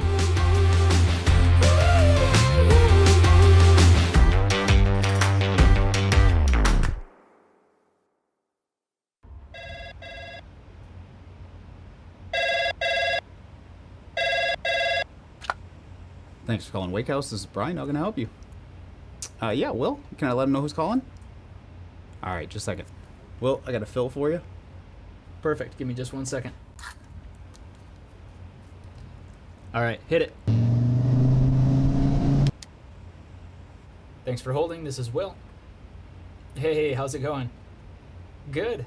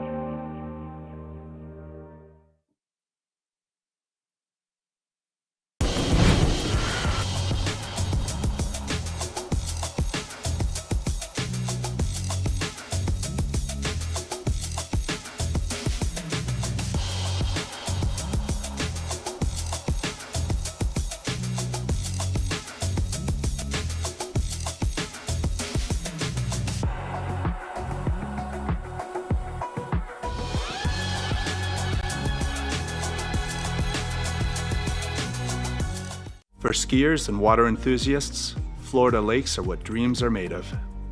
Combined with world-class golf, remarkable weather, natural beauty, theme parks, and so much more, it's easy to see that Florida is paradise. For more than 30 years, I've enjoyed Florida's lakes and many offerings. If you are interested in Florida real estate, let me be your guide and trusted advisor as you search for your paradise. Together, we can make your dreams a reality.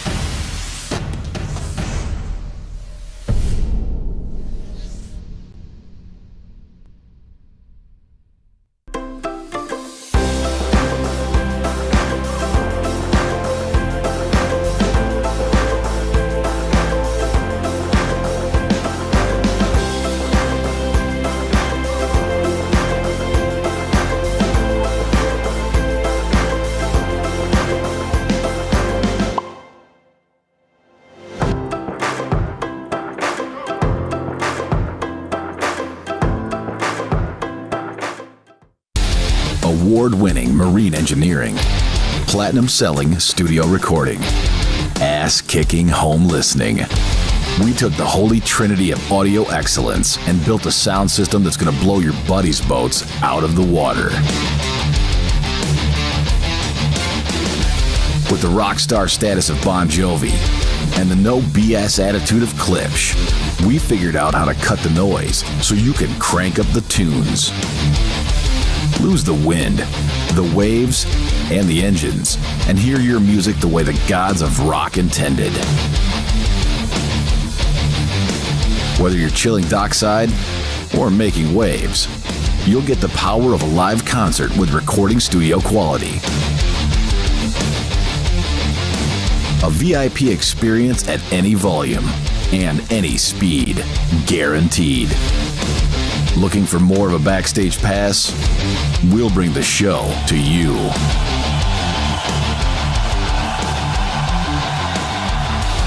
Rock God certified. Fan approved.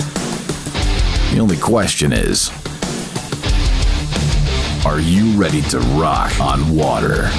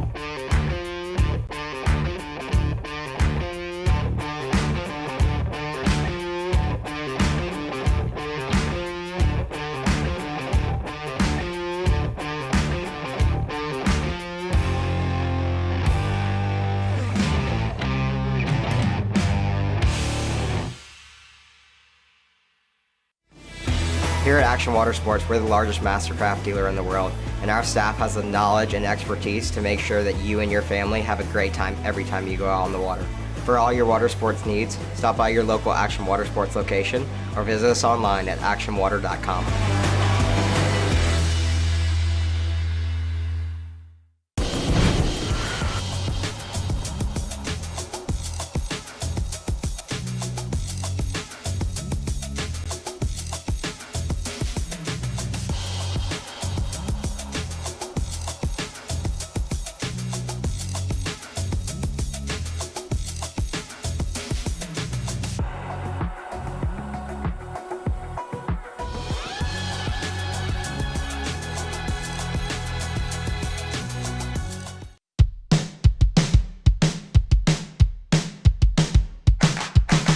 Today is gonna be a little something more. I've got a plan in mind, a special thing in store. The light bulb inside my head says, get out and play, 'cause you never feel this way.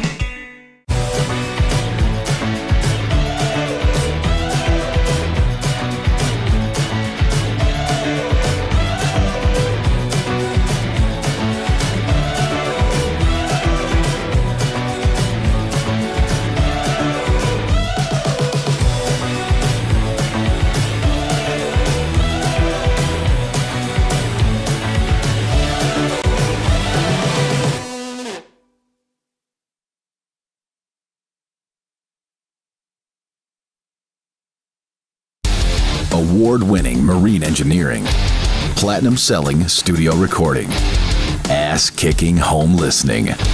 We took the holy trinity of audio excellence and built a sound system that's going to blow your buddies' boats out of the water.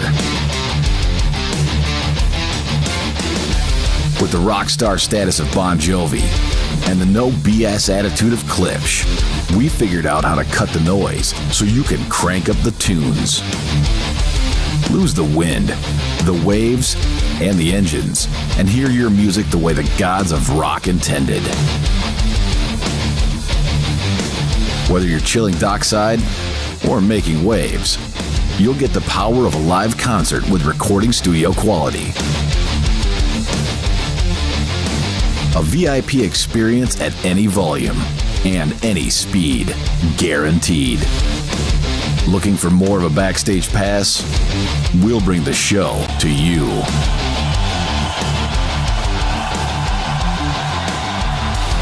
Rock God certified.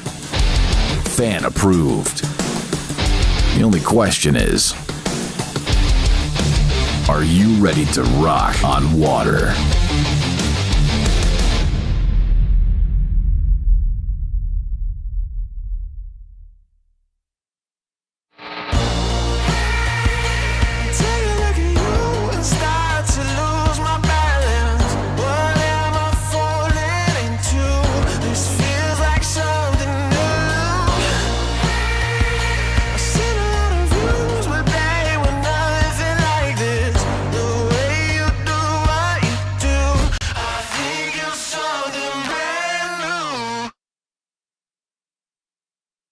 My name is Thomas De Gasperi. I'm from Italy. I'm a two-time World Slalom champion. I've been coming here at La Guapa for 4 years now. The condition of this villa, it's top level. I would say 5 stars plus. Everybody is very friendly. The hosts are amazing. The staff is always helpful. There's always food on the table. I couldn't ask for anything more. Conditions, clean, and we're only an hour away from Mexico City, so it's very close and convenient to travel. Every time I come here, I feel like I'm at home.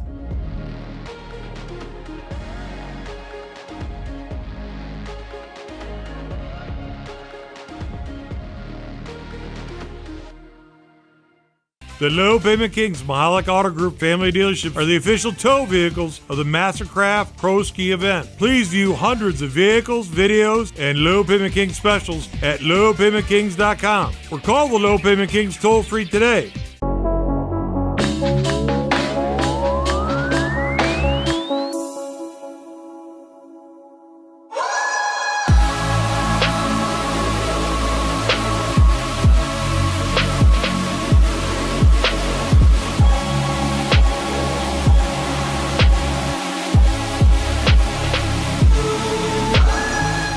I've been a fan of Marcus Brown since I was like 13 years old. He's, been my childhood hero, and so for him to offer something like this, which is it's great not just for me, but it's great for water skis to have something like this where people can really get a bespoke water ski experience. It's going to improve their skiing, their body, and Jenny's she's amazing too. So just to have the access to both of those guys, I think it's huge, and it has been massive just to talk things through and to get a new understanding of stuff I haven't tried yet. Here at Action Water Sports, we're the largest MasterCraft dealer in the world, and our staff has the knowledge and expertise to make sure that you and your family have a great time every time you go out on the water. For all your water sports needs, stop by your local Action Water Sports location or visit us online at actionwater.com.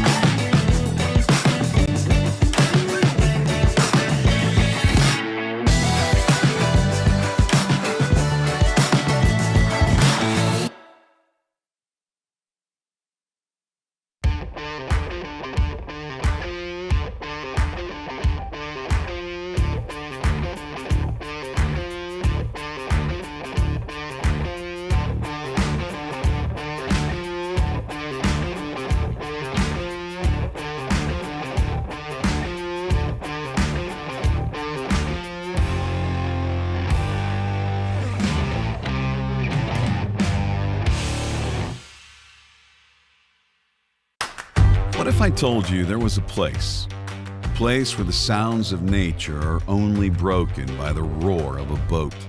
A place where that summer feeling lasts all year long. A place where the Florida sun is only outshined by the smiles of the skiers.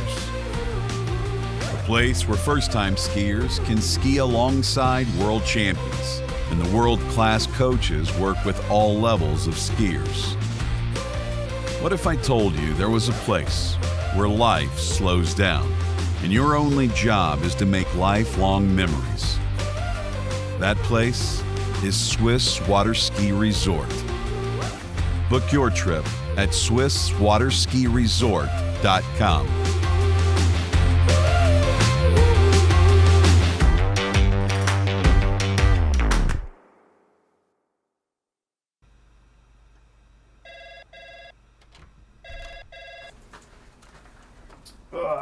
Morning, Brian.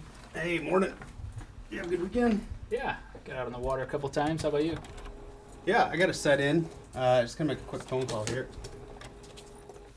Oh, of course. Can you get that, Will? Yeah, man, I got it. Thanks for calling Wake House. This is Will. Yeah, looks like we've got those in stock. For skiers and water enthusiasts, Florida lakes are what dreams are made of. Combined with world-class golf, remarkable weather, natural beauty, theme parks, and so much more, it's easy to see that Florida is paradise. For more than 30 years, I've enjoyed Florida's lakes and many offerings. If you are interested in Florida real estate, let me be your guide and trusted advisor as you search for your paradise. Together, we can make your dreams a reality.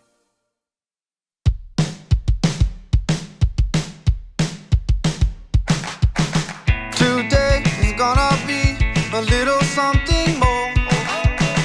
I've got a plan in mind, a special thing in store.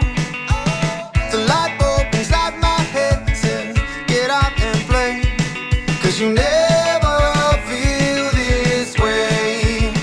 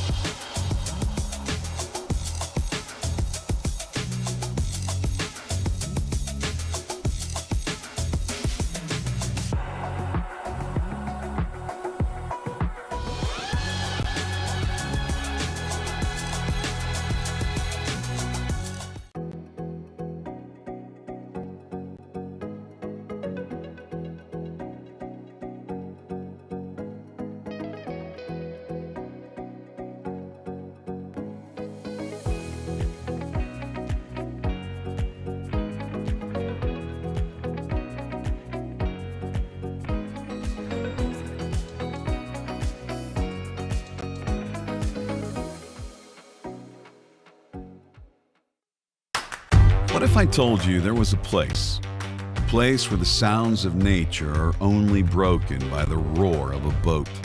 A place where that summer feeling lasts all year long. A place where the Florida sun is only outshined by the smiles of the skiers. A place where first-time skiers can ski alongside world champions, and the world-class coaches work with all levels of skiers. What if I told you there was a place where life slows down and your only job is to make lifelong memories? That place is Swiss Waterski Resort. Book your trip at SwissWaterskiResort.com.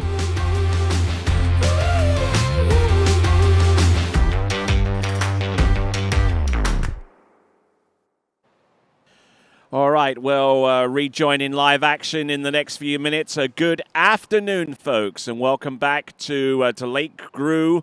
This is the 2023 MasterCraft Pro.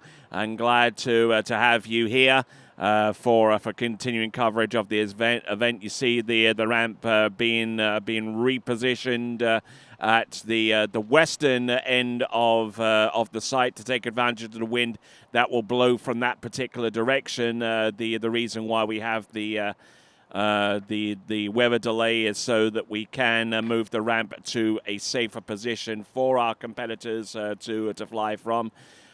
Jumping in itself is a pretty hazardous activity to undertake on top of the water, but when you factor in the wind and adverse conditions into it, then it makes the whole proposition a little bit risky, and certainly far riskier than the competitors would like to attempt out there. So with that in mind, we are going to go with men's jump to open up the proceedings here in the first round of the jump. Let's reveal the running order for the jump event in the men's category. We are going to start off with Igor Morozov, followed by Luca Rockenwald, then Felipe Miranda, Louis Dupont-Fribourg will be our fourth competitor out, followed by Argentina's Tobias Georges, then Brandon Schipper from the United States, Emil Ritter from Chile, Dorian Llewellyn of Canada, and then we'll have Joel Poland and Jack Critchley from Great Britain, Taylor Garcia from the United States, and our final skier of 12 out on the water will be none other than Freddie Krueger. So that's what we've got so far as the jumping event is concerned. We're getting to the point where we're going to take our first skier out in the water. That is going to be Igor Morozov. It'll be a few minutes yet before we take him out there. We're running the boat up and down. We're making sure that the ramp is in a secure position.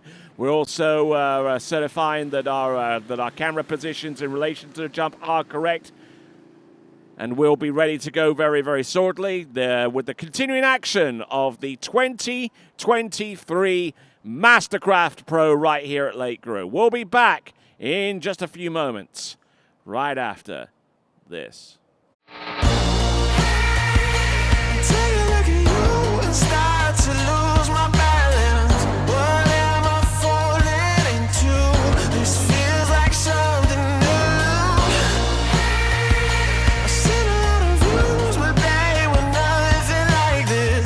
The way you do what you do, I think you're something brand new. For skiers and water enthusiasts, Florida lakes are what dreams are made of. Combined with world-class golf, remarkable weather, natural beauty, theme parks, and so much more, it's easy to see that Florida is paradise. For more than 30 years, I've enjoyed Florida's lakes and many offerings. If you are interested in Florida real estate, let me be your guide and trusted advisor as you search for your paradise. Together, we can make your dreams a reality.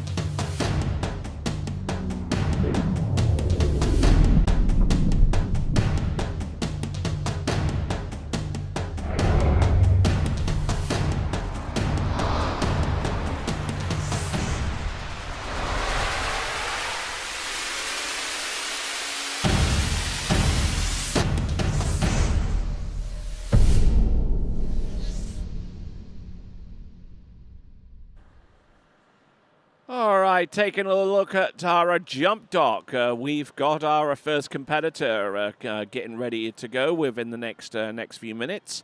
It'll be Igor Morozov, but from what I understand, I believe we're going to take a forerunner out on the water to test everything to make sure it is working the way that it should for the safety of our competitors going forward.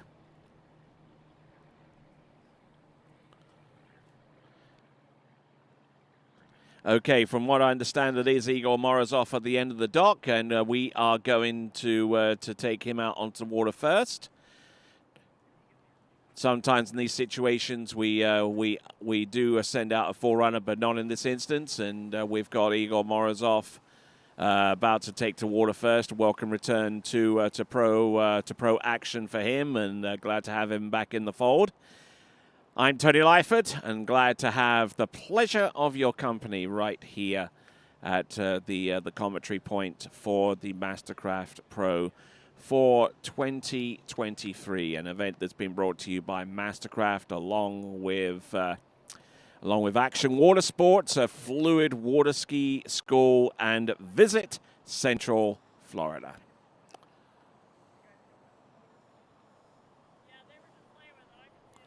Another quick reminder for you to enter to win a ski of your choice. Go to waterskibroadcasting.com/play. That is waterskibroadcasting.com/play for your chance to win yourself either a D3 or a Connolly Slalom ski. You could go for that Neo 2 that is being bandied around right now as being one of the best slalom skis out there in the market.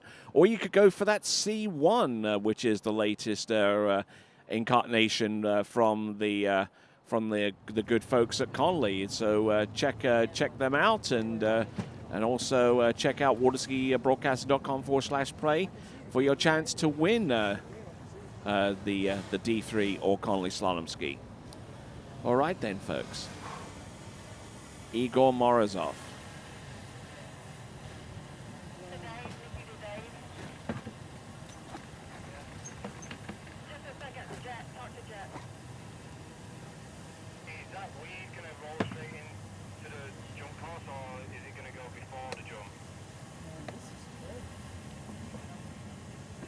Just patiently waiting for the green flag from the boat. The signal to proceed on with his turn out there on the jump event. You got our dockside camera there being operated by one of our expert camera crewmen, who I believe in this instance is Jaden Eade.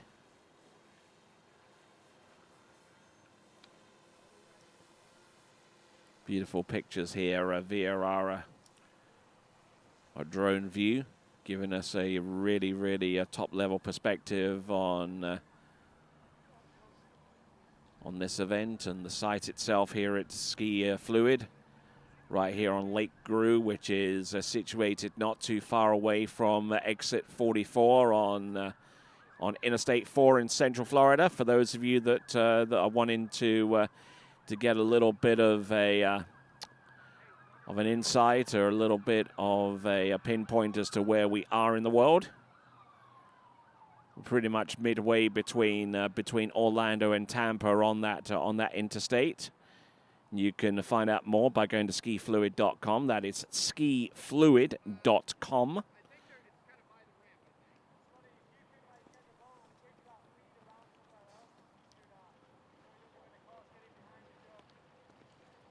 Looks like the decision to put the ramp where it is right now is starting to pay dividends. The wind is actually starting to pick up a little bit, and it can pick up just a little bit more and still be beneficial for our jumpers. But when it gets to a certain point, then it does become quite hazardous for our jumpers, and hopefully we won't get to that point. But if the wind can stay in this general direction, yeah, we'll be fine with that. We'll take that.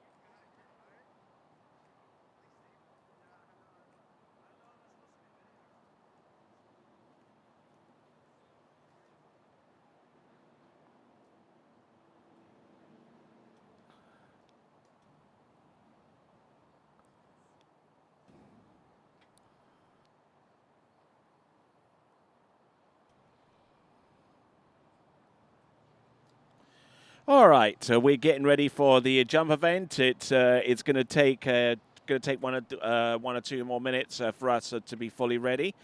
Igor Morozov is chomping at the bit to get out in the water, and we're just as infused to see him out there on the water.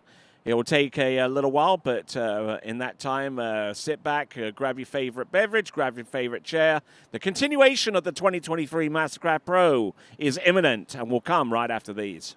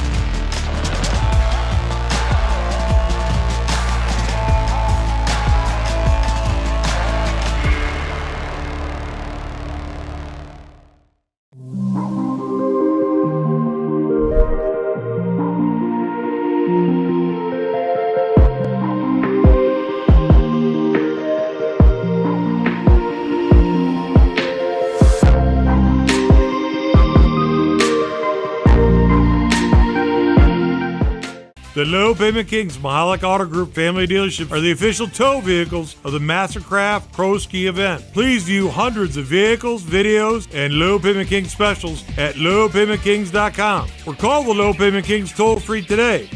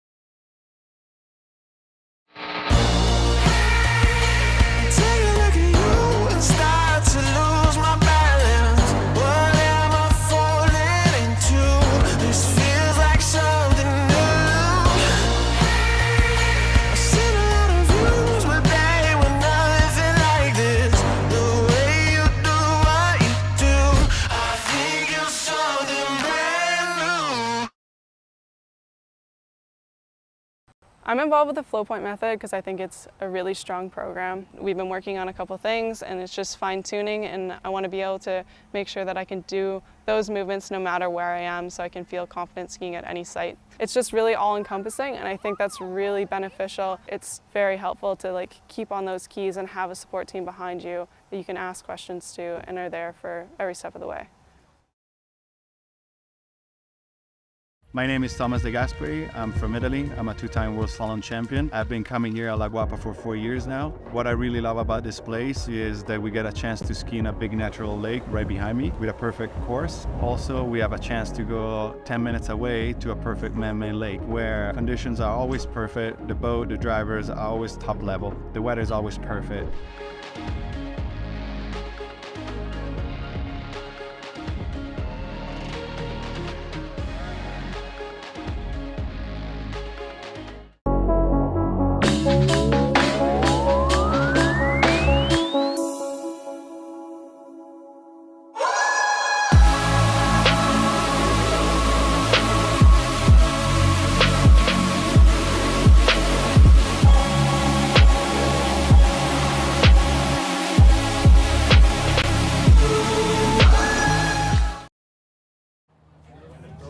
All right, welcome back to continuing coverage of this, the 2023 MasterCraft Pro right here at Lake Gru, the home of Ski Fluid, and the proprietor of Ski Fluid is sitting right next to me and getting ready to join me in the announcing position. This is Kyle Eade. How are you doing, sir?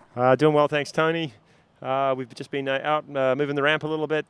Conditions changed. That storm sort of came in and had to move the ramp a little bit. We wanted the optimal conditions for these jumpers. One, for safety, two, for distance. You know, these jumpers like a headwind.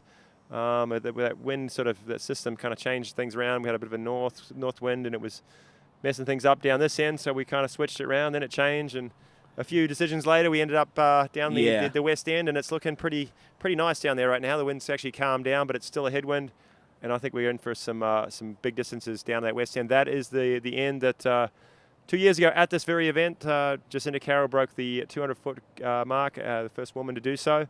So it's definitely primed for big distances down that west end, and I know I've seen some this year. I think Jack Critchley's been over 230. I know Freddie Kruger's goes over 230 down that end all the time. So 240, we saw 240 last year at this event. Ryan Dodd capped off the event in 2022 with a 240 jump to take the win. The way these guys are jumping this year, I'm hoping we see much the same. You know, somebody going, pushing that barrier. I know Freddie talked about it on your little interview. He's been pushing around high 230s, 37 last, or a couple weekends ago. Yeah. And it would be great to see him go over that 240 mark again.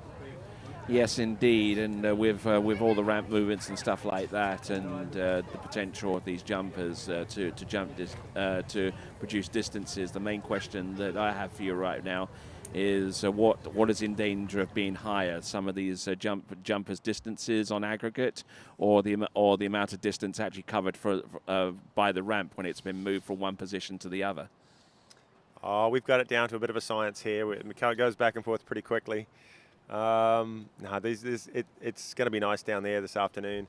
I think we've had a lot of west winds this year, just kind of a strange, I guess, summer, and so a lot of our tournaments have been down the west end, and people have kind of got used to the setup, and I think they're all ready, and they practiced east. You know, they practiced facing behind us, jumping sort of from left to right behind us, but that's okay. Ramp's the same, boat's the same, just a slightly different outlook. All right, then, yeah, it's going to be a little bit of a different look for these jumpers after been practicing with the ramp direction being in the opposite way the last few days. But the ramp surface itself, as you said, is exactly the same. The boats are exactly the same. It's just that little bit of a different look as you mentioned. So let's have a quick look at the list if we can again, please. There we go, as if by magic. Wonderful, isn't it? Igor Morozov will be a lead-off skier, followed by Luca Ruckenwald, and then Felipe Miranda, Louis Dupont-Freiburg, the European jump champion. Then we got Tobias Georges from Argentina, then Brandon Schipper from the United States, Emil Ritter from Chile, Dorian Llewellyn, Canada. Then we got Joel Poland, who's been on a tear recently on the jumping ramp, the new British national jump record holder. Jack Critchley, we see him third from last out, followed by Taylor Garcia, and then our skier to round off the 12 skiers in the first round is going to be Freddie Kruger, and then we're going to have the women's jump competition, then we'll have the LCQs in each one. Yeah, fingers crossed weather stays pretty still and calm as we go through the afternoon's proceedings. I did see the name of Dorian Llewellyn on that list there. I don't believe he's here. He was injured, had a pretty tough crash at the LA Night Jam earlier in June and had to take some time off. He is back on the water, which is great to see. He's one of those guys over 230 feet, and we're hoping he's going to be good to go by the World Championships.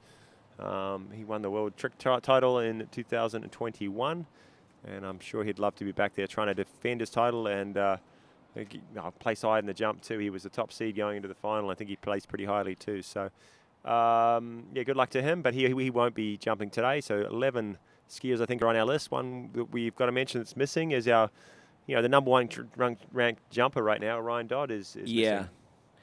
Yeah, he does pop up from one or two tournaments, from time to time, especially tournaments like the Masters and what have you, the World Championships, but we haven't really seen him on a real frequent basis for about the last 3 seasons right now. Just very selective of where he ends up jumping, and with the stress and strain that comes from jumping at this level, it's not hard to figure out why. When you hit the ramp with that much force, you're putting a huge toll on your body, even if you get it right.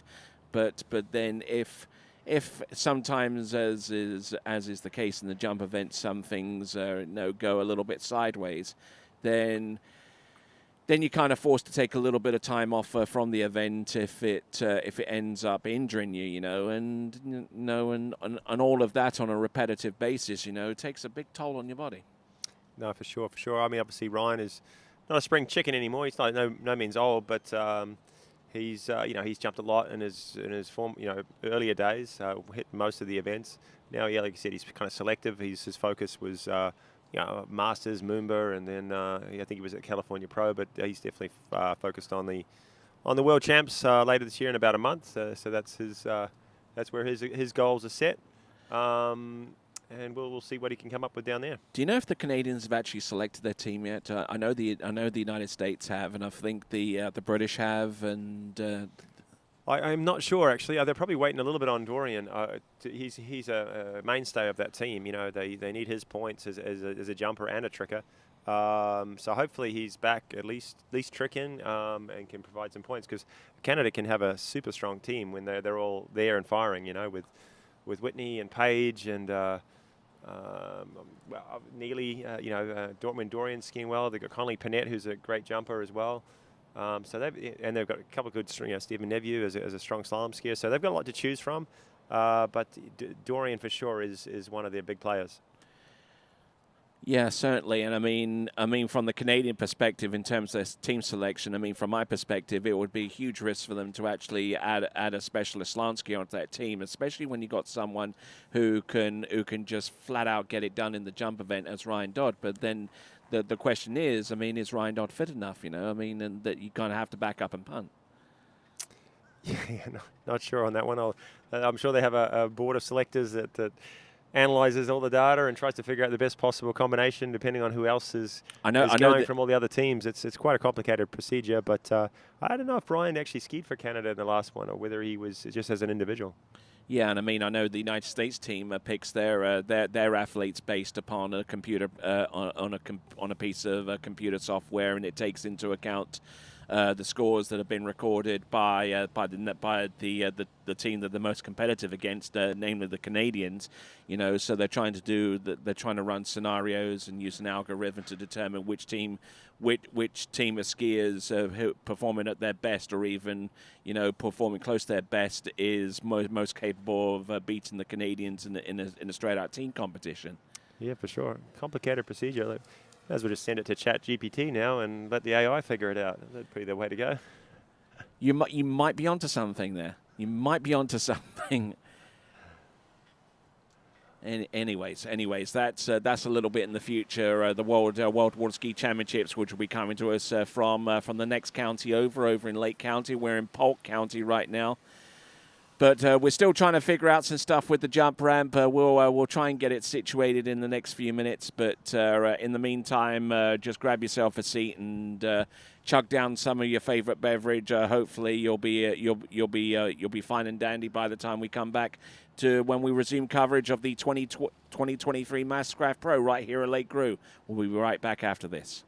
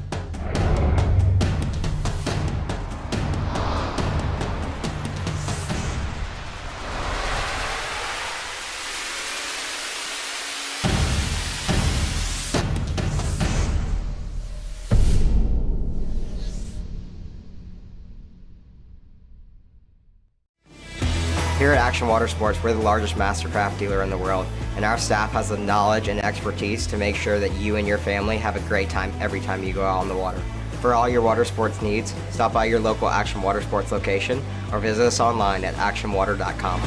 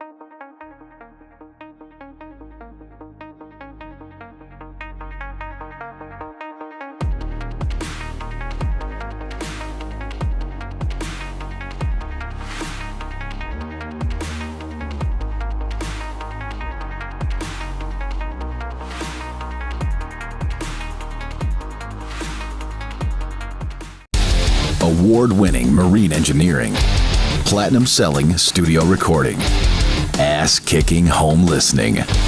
We took the holy trinity of audio excellence and built a sound system that's going to blow your buddies' boats out of the water.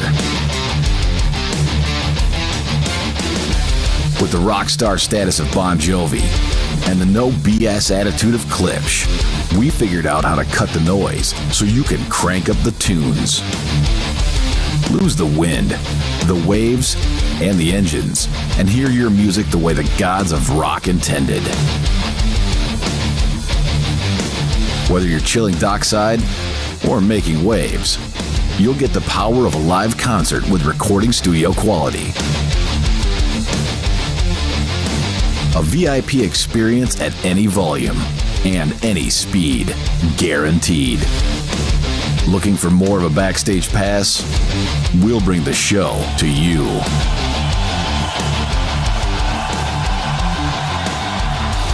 Rock God certified. Fan approved. The only question is, are you ready to rock on water?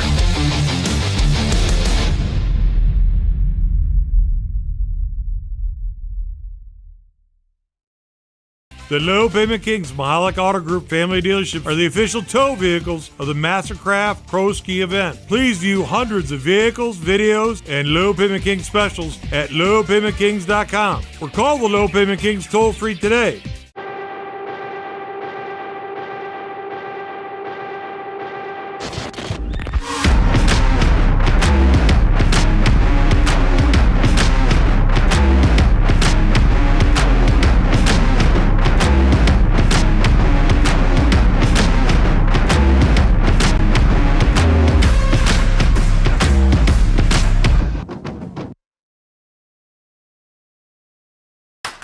What if I told you there was a place where the sounds of nature are only broken by the roar of a boat, a place where that summer feeling lasts all year long, a place where the Florida sun is only outshined by the smiles of the skiers, a place where first-time skiers can ski alongside world champions and the world-class coaches work with all levels of skiers.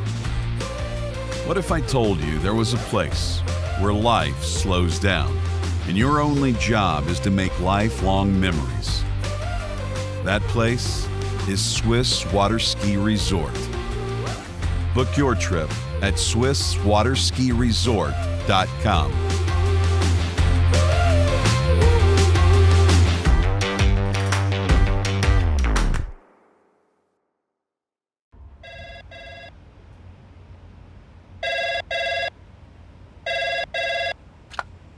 Thanks for calling Wake House. This is Brian. How can I help you?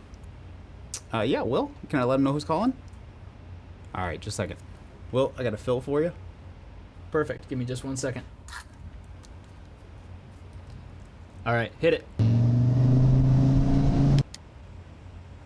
Thanks for holding. This is Will. Hey, how's it going? Good.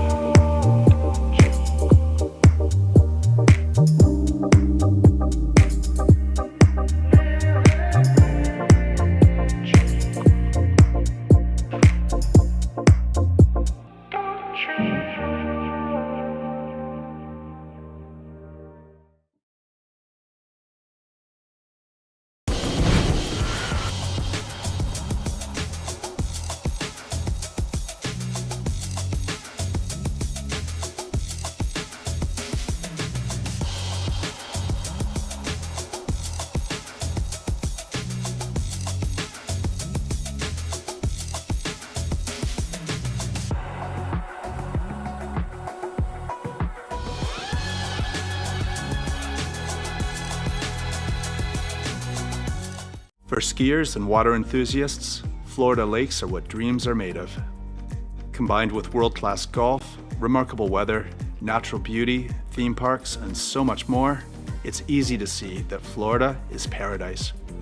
For more than 30 years, I've enjoyed Florida's lakes and many offerings. If you are interested in Florida real estate, let me be your guide and trusted advisor as you search for your paradise. Together, we can make your dreams a reality.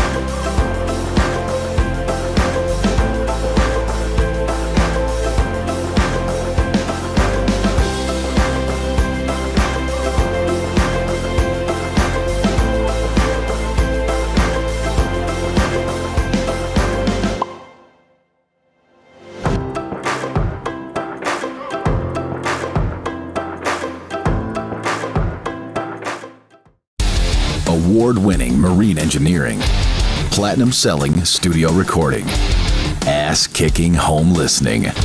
We took the holy trinity of audio excellence and built a sound system that's going to blow your buddies' boats out of the water. With the rock star status of Bon Jovi and the no BS attitude of Klipsch, we figured out how to cut the noise so you can crank up the tunes. Lose the wind, the waves, and the engines, and hear your music the way the gods of rock intended. Whether you're chilling dockside or making waves, you'll get the power of a live concert with recording studio quality. A VIP experience at any volume and any speed, guaranteed. Looking for more of a backstage pass? We'll bring the show to you.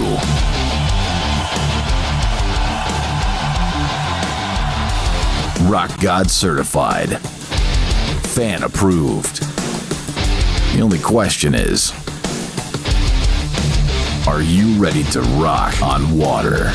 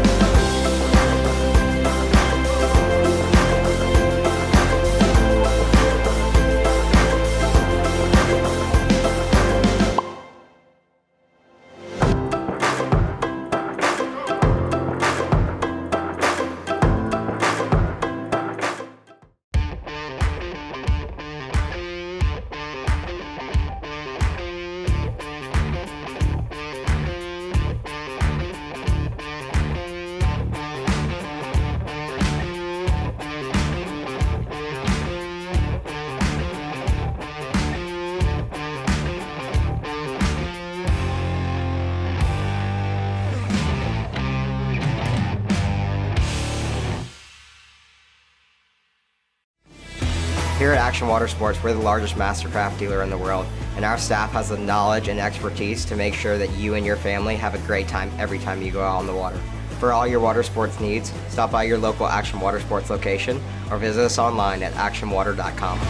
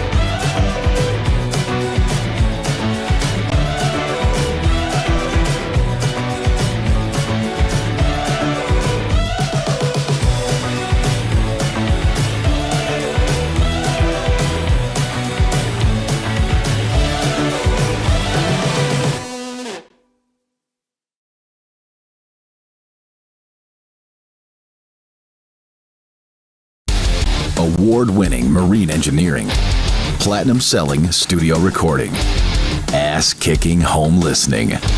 We took the holy trinity of audio excellence and built a sound system that's going to blow your buddies' boats out of the water. With the rock star status of Bon Jovi and the no BS attitude of Klipsch, we figured out how to cut the noise so you can crank up the tunes. Lose the wind, the waves, and the engines, and hear your music the way the gods of rock intended. Whether you're chilling dockside or making waves, you'll get the power of a live concert with recording studio quality. A VIP experience at any volume and any speed, guaranteed. Looking for more of a backstage pass? We'll bring the show to you.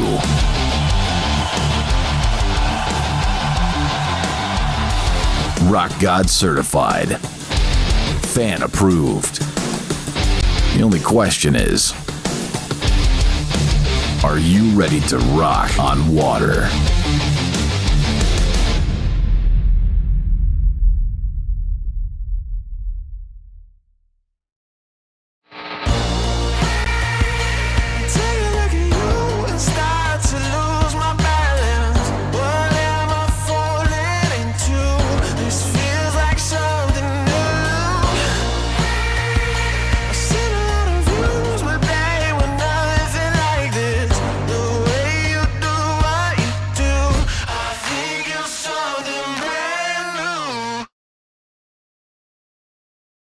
My name is Thomas De Gasperi. I'm from Italy. I'm a two-time World Slalom champion. I've been coming here at La Guapa for 4 years now. The condition of this villa, it's top level. I would say 5 stars plus. Everybody is very friendly. The hosts are amazing. The staff is always helpful. There's always food on the table. I couldn't ask for anything more. Conditions, clean, and we're only an hour away from Mexico City, so it's very close and convenient to travel. Every time I come here, I feel like I'm at home.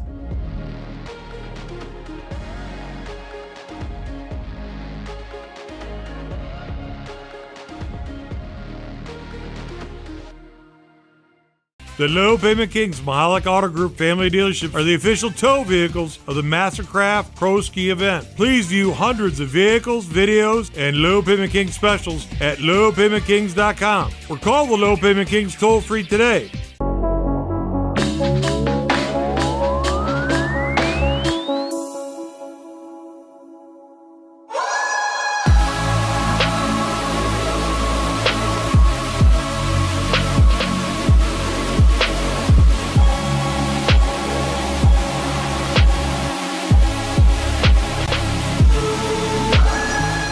I've been a fan of Marcus Brown since I was like 13 years old. He's, been my childhood hero, and so for him to offer something like this, which is it's great not just for me, but it's great for water skis to have something like this where people can really get a bespoke water ski experience. It's going to improve their skiing, their body, and Jenny's she's amazing too. So just to have the access to both of those guys, I think it's huge, and it has been massive just to talk things through and to get a new understanding of stuff I haven't tried yet.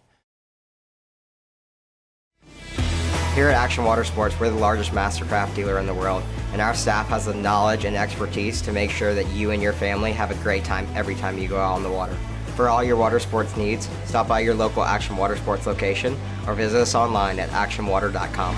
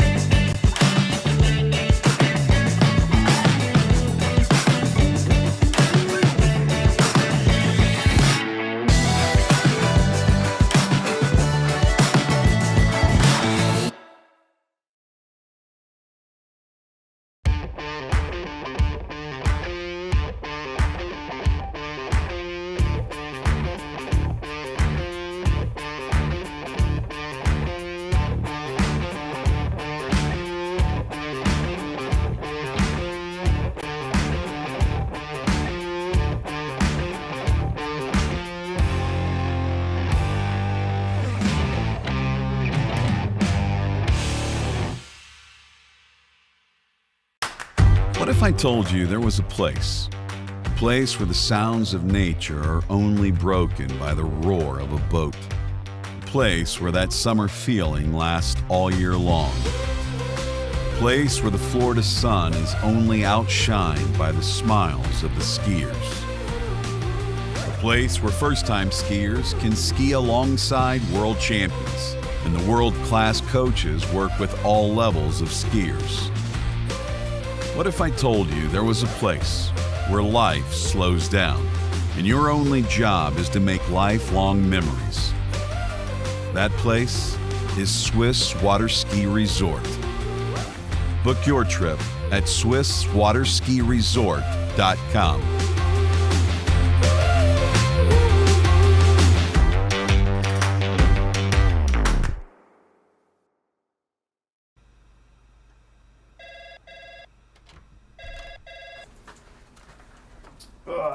Morning, Brian. Hey, morning. You have a good weekend? Yeah, got out on the water a couple times. How about you? Yeah, I got to set in. Just gonna make a quick phone call here. Oh, of course. Can you get that, Will? Yeah, man, I got it. Thanks for calling Wake House. This is Will. Yeah, looks like we've got those in stock. For skiers and water enthusiasts, Florida lakes are what dreams are made of. Combined with world-class golf, remarkable weather, natural beauty, theme parks, and so much more, it's easy to see that Florida is paradise. For more than 30 years, I've enjoyed Florida's lakes and many offerings. If you are interested in Florida real estate, let me be your guide and trusted advisor as you search for your paradise. Together, we can make your dreams a reality.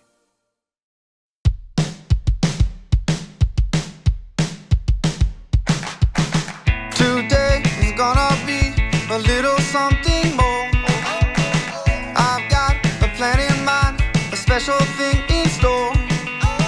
The light bulb inside my head says, get out and play, 'cause you never feel this way.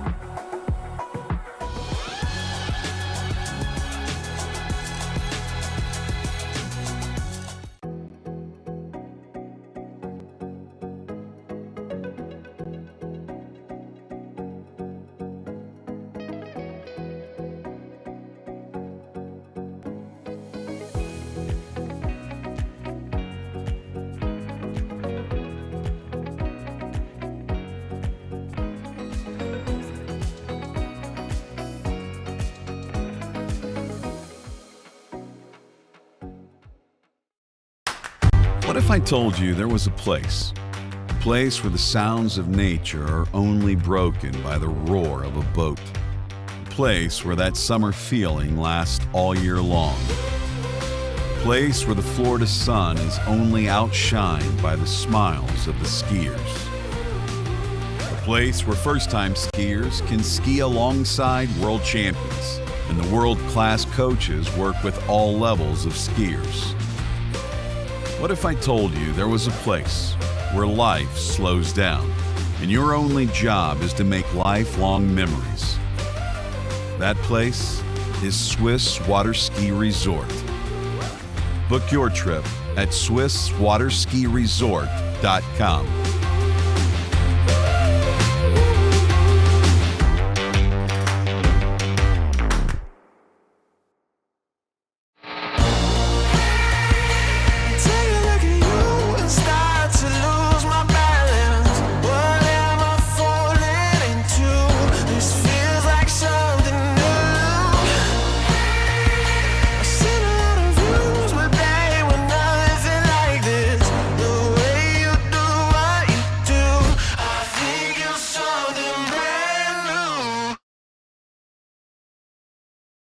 For skiers and water enthusiasts, Florida lakes are what dreams are made of. Combined with world-class golf, remarkable weather, natural beauty, theme parks, and so much more, it's easy to see that Florida is paradise. For more than 30 years, I've enjoyed Florida's lakes and many offerings. If you are interested in Florida real estate, let me be your guide and trusted advisor as you search for your paradise. Together, we can make your dreams a reality.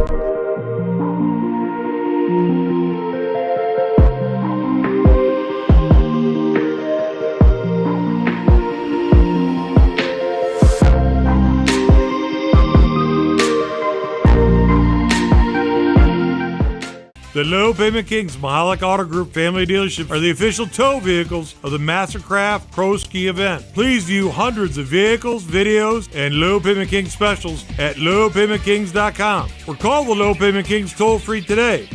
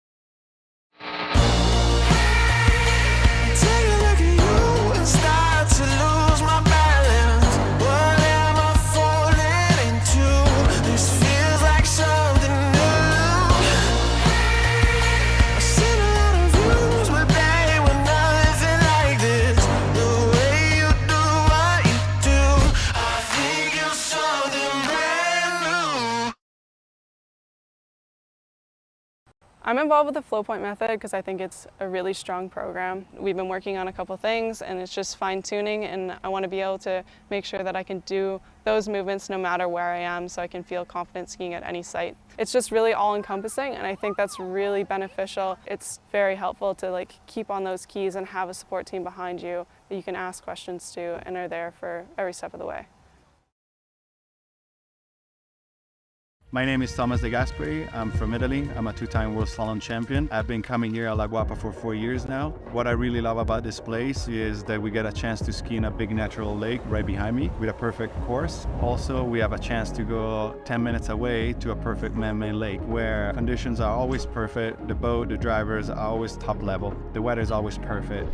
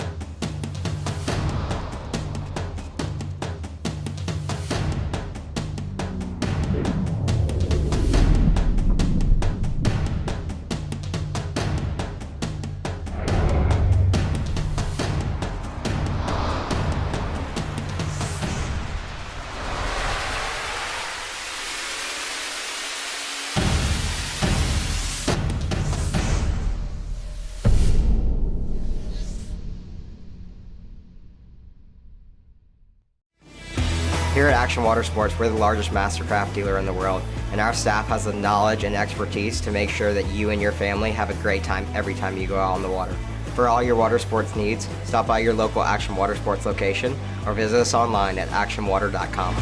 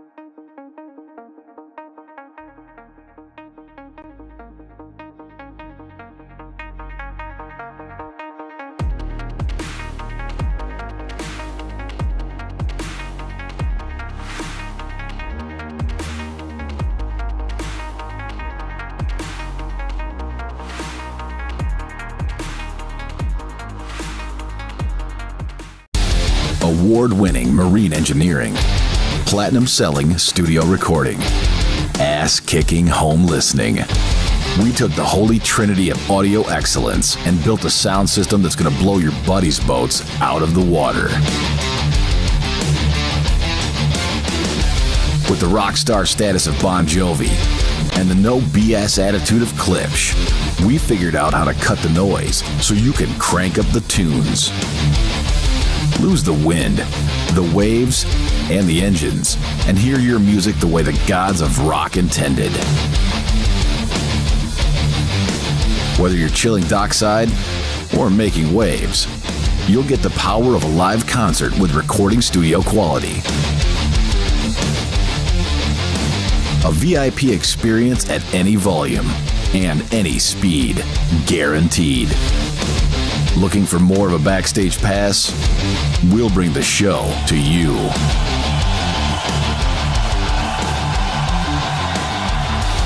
Rock God certified.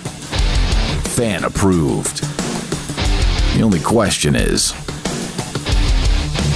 are you ready to rock on water?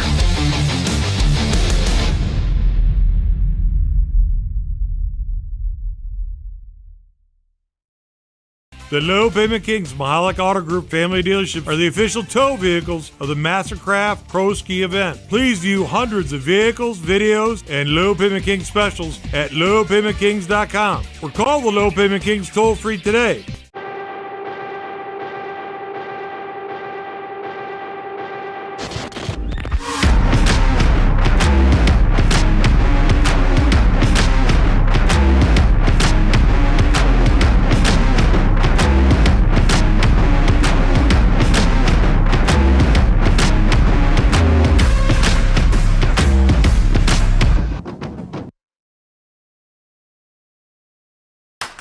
What if I told you there was a place where the sounds of nature are only broken by the roar of a boat, a place where that summer feeling lasts all year long, a place where the Florida sun is only outshined by the smiles of the skiers, a place where first-time skiers can ski alongside world champions and the world-class coaches work with all levels of skiers. What if I told you there was a place where life slows down and your only job is to make lifelong memories? That place is Swiss Waterski Resort. Book your trip at SwissWaterskiResort.com.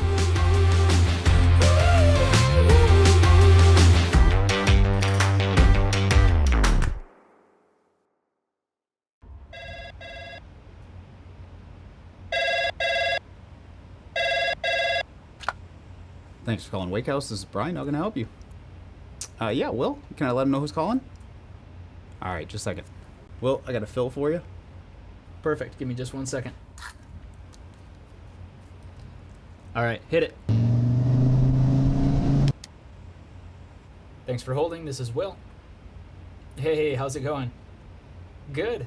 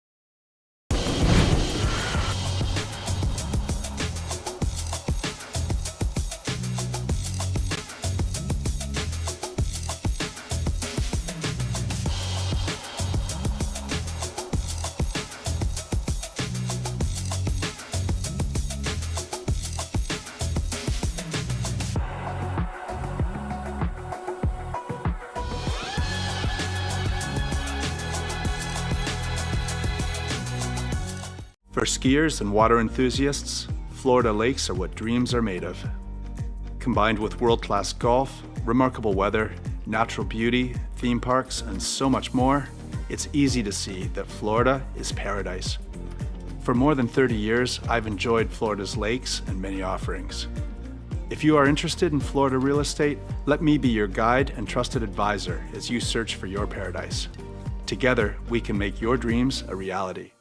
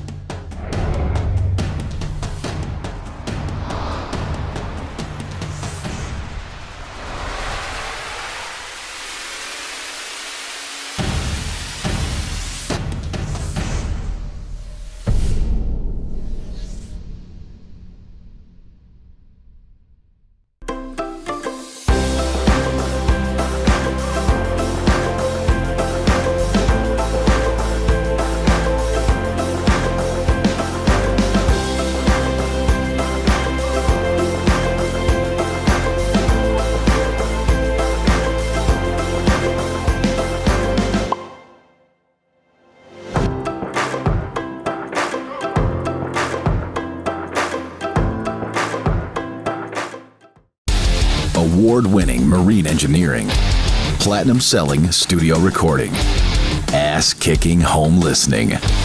We took the holy trinity of audio excellence and built a sound system that's going to blow your buddies' boats out of the water.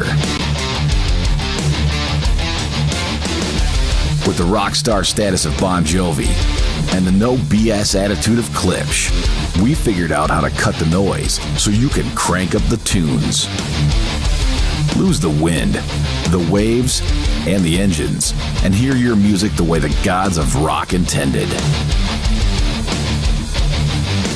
Whether you're chilling dockside or making waves, you'll get the power of a live concert with recording studio quality. A VIP experience at any volume and any speed, guaranteed. Looking for more of a backstage pass? We'll bring the show to you.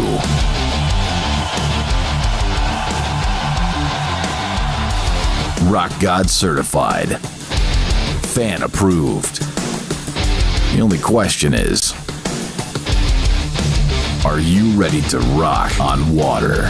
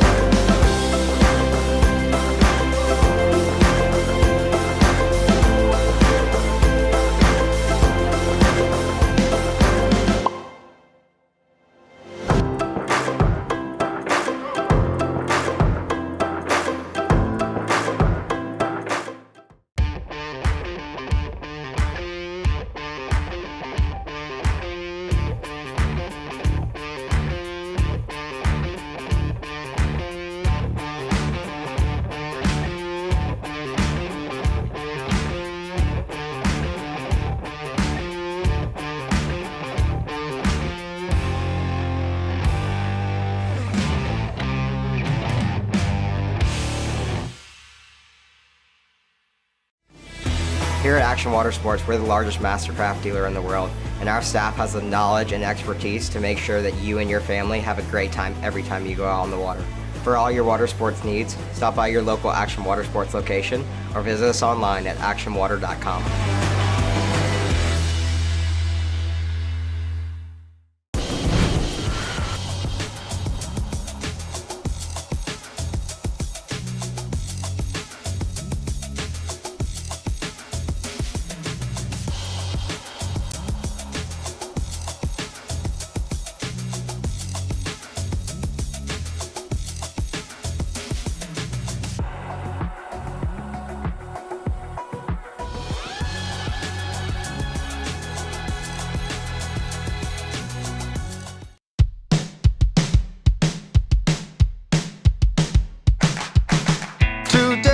Gonna be a little something more. I've got a plan in mind, a special thing in store. The light bulb inside my head says, get out and play, 'cause you never feel this way.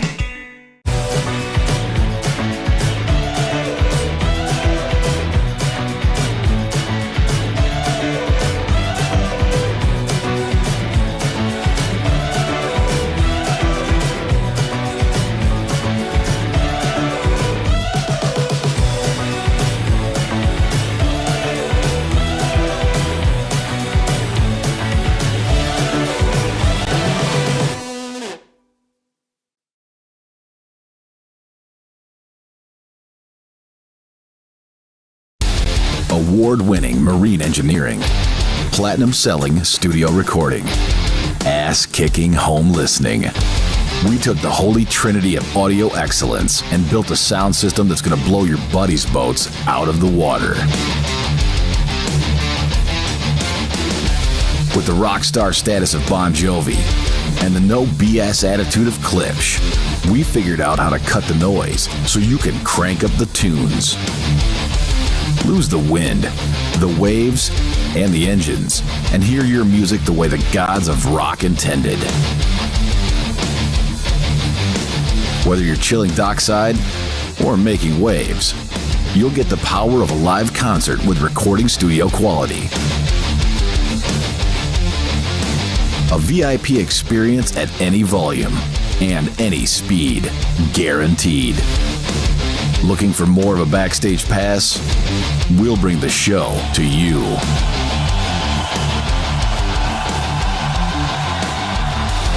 Rock God certified.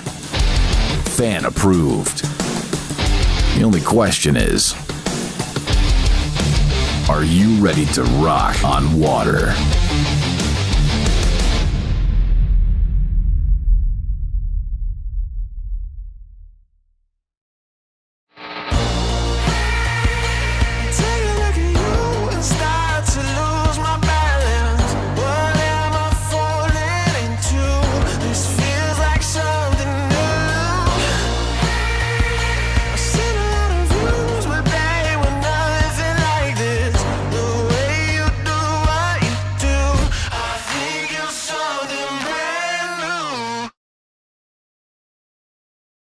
My name is Thomas De Gasperi. I'm from Italy. I'm a two-time World Slalom champion. I've been coming here at La Guapa for 4 years now. The condition of this villa, it's top level. I would say 5 stars plus. Everybody is very friendly. The hosts are amazing. The staff is always helpful. There's always food on the table. I couldn't ask for anything more. Conditions, clean, and we're only an hour away from Mexico City, so it's very close and convenient to travel. Every time I come here, I feel like I'm at home.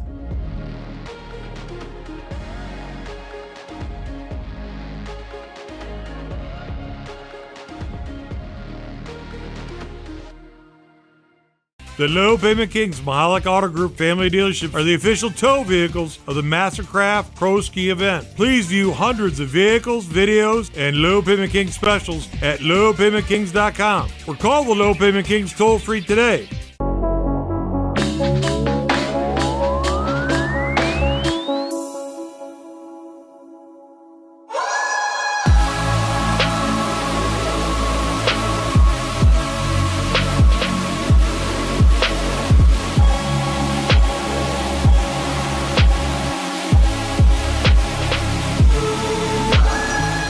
I've been a fan of Marcus Brown since I was like 13 years old. He's, been my childhood hero, and so for him to offer something like this, which is it's great not just for me, but it's great for water skis to have something like this where people can really get a bespoke water ski experience. It's going to improve their skiing, their body, and Jenny's she's amazing too. So just to have the access to both of those guys, I think it's huge, and it has been massive just to talk things through and to get a new understanding of stuff I haven't tried yet.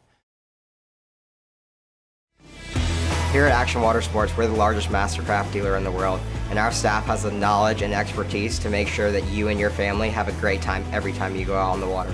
For all your water sports needs, stop by your local Action Water Sports location or visit us online at actionwater.com.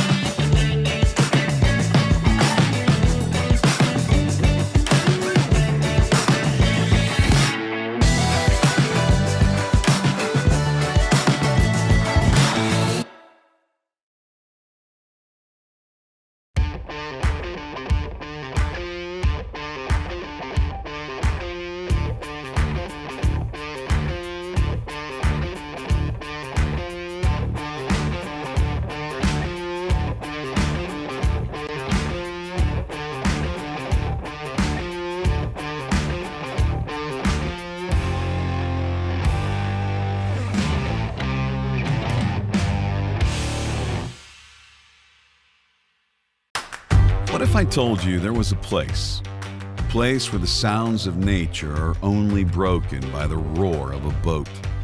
A place where that summer feeling lasts all year long. A place where the Florida sun is only outshined by the smiles of the skiers. A place where first-time skiers can ski alongside world champions, and the world-class coaches work with all levels of skiers. What if I told you there was a place where life slows down and your only job is to make lifelong memories? That place is Swiss Waterski Resort. Book your trip at SwissWaterskiResort.com.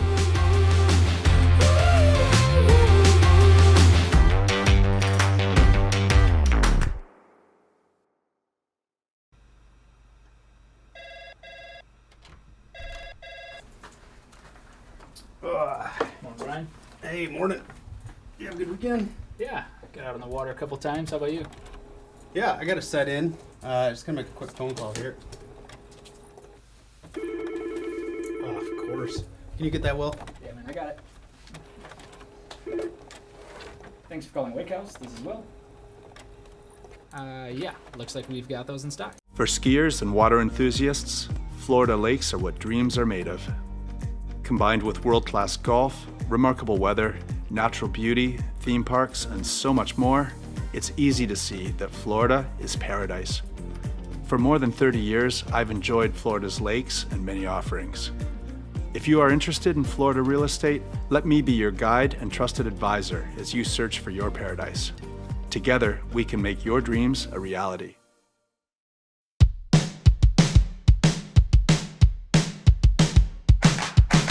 Today is gonna be a little something more. I've got a plan in mind, a special thing in store. The light bulb inside my head says, get out and play, 'cause you never feel this way.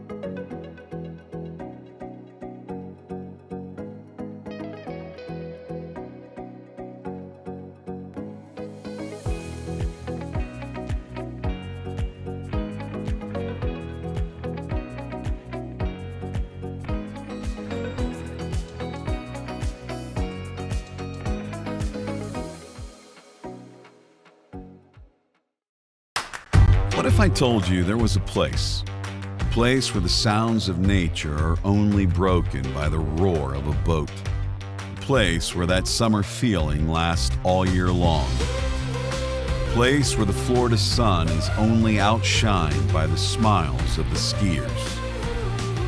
A place where first-time skiers can ski alongside world champions, and the world-class coaches work with all levels of skiers.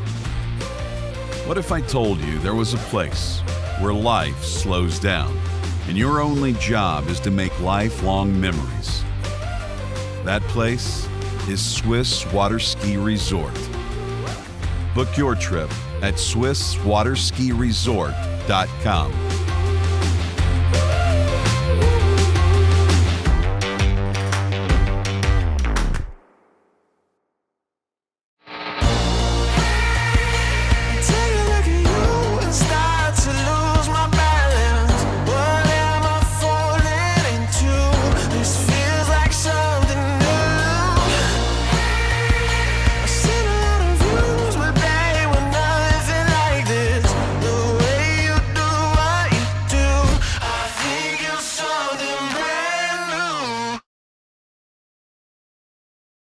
For skiers and water enthusiasts, Florida lakes are what dreams are made of.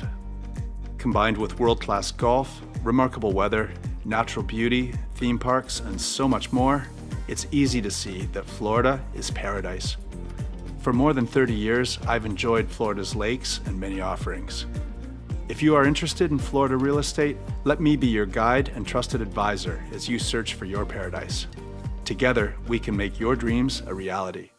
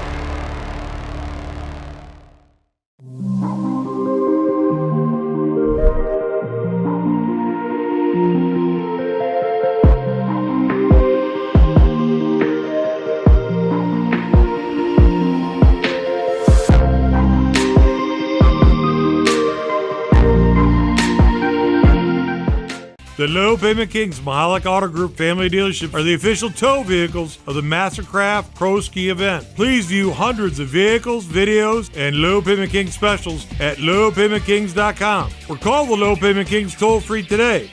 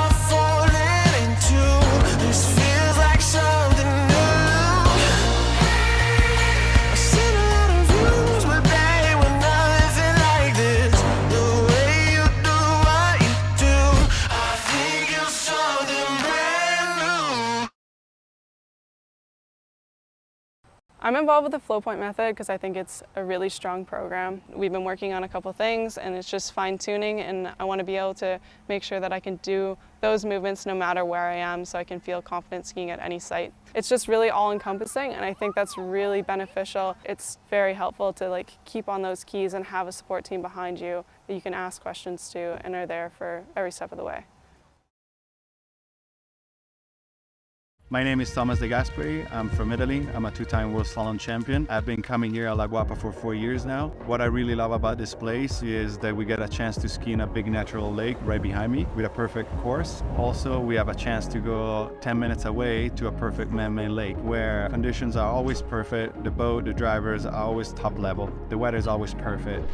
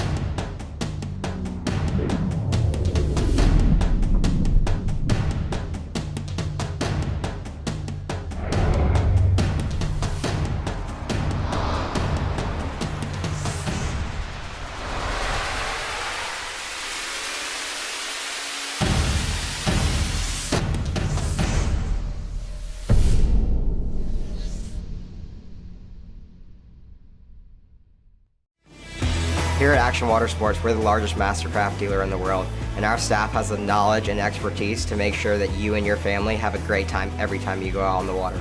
For all your water sports needs, stop by your local Action Water Sports location or visit us online at actionwater.com.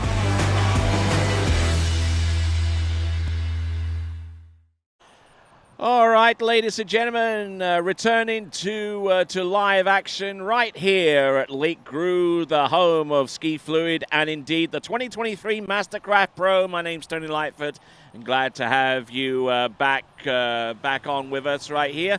We're about to send the MasterCraft Pro Star through a simulation pass, and once we get done with that and just crossed all the T's and dotted the I's, then we will proceed on with the men's jump event in round 1. Started off with Igor Morozov, then followed by Luca Rackenwald, Felipe Miranda, Louis Duplon-Fribourg. We've got Tobias Georges, Brandon Schipper, Emil Ritter, Joel Poland, Jack Critchley, Taylor Garcia, and finally Freddie Kruger. So those competitors to come. Just making sure that the ramp is good and well, and looks like we're sending someone over towards the jumper to kind of spray it down with a little bit of water, just to make sure that the ramp stays slick and lubricated. Definitely don't want any dry spots on the jumper when you have the competitors hitting the ramp as fast as they go, and. There we see the ramp surface, and there you see another opportunity for you to subscribe to the TWBC YouTube channel. So it looks like we got a good friend of ours, Bojan Šipner, out there at the ramp, and he will be dousing the surface between each jump to make sure that it is as slick as possible. And we're taking a look at him on the camera, on the ramp side camera. So I'm sure that every so often he'll give us a wave, especially to his fans over in Germany and out where he's living these days, which I believe is California. So he may not be participating in the jump event, at least among our skiers, but he is certainly a vital cog in the system that allows us to send people over the jump as safely as possible. All right, there's a look there from the starting dock, and there is Bojan sending it over the jump with a bucket of water anyway.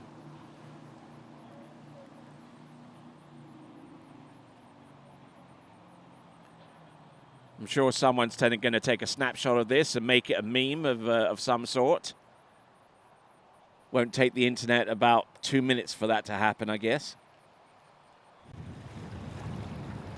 All right, and we got our boat, and our driver is docking it up and getting ready for our first competitor. We got Scott Greenwood, who comes to us from Scott in Arkansas, and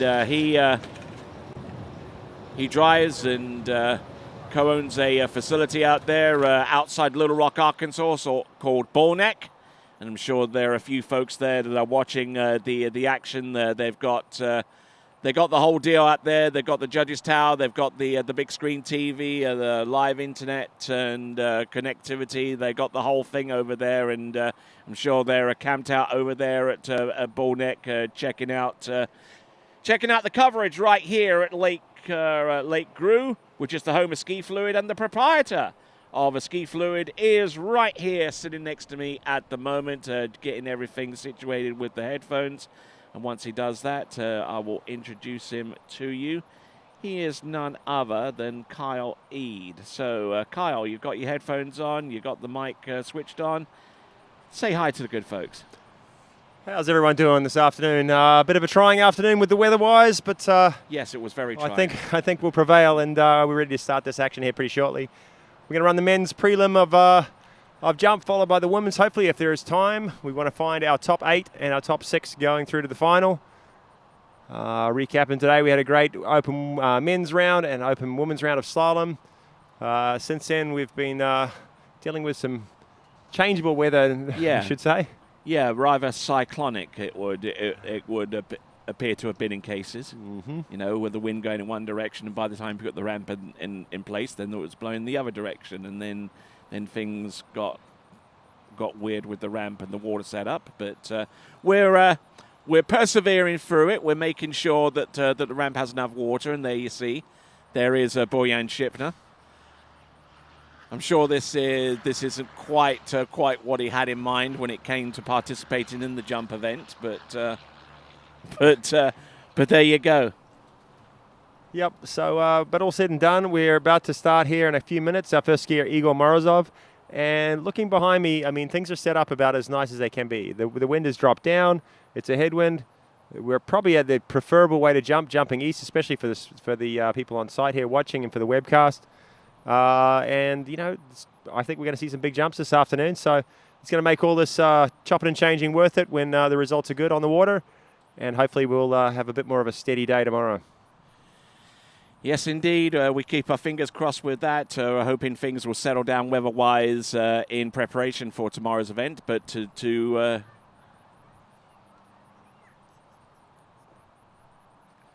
okay, so now we'll CQ. We've just gotten the notification from our officials. Top 6 men, top 4 women, no LCQ. So straight up then.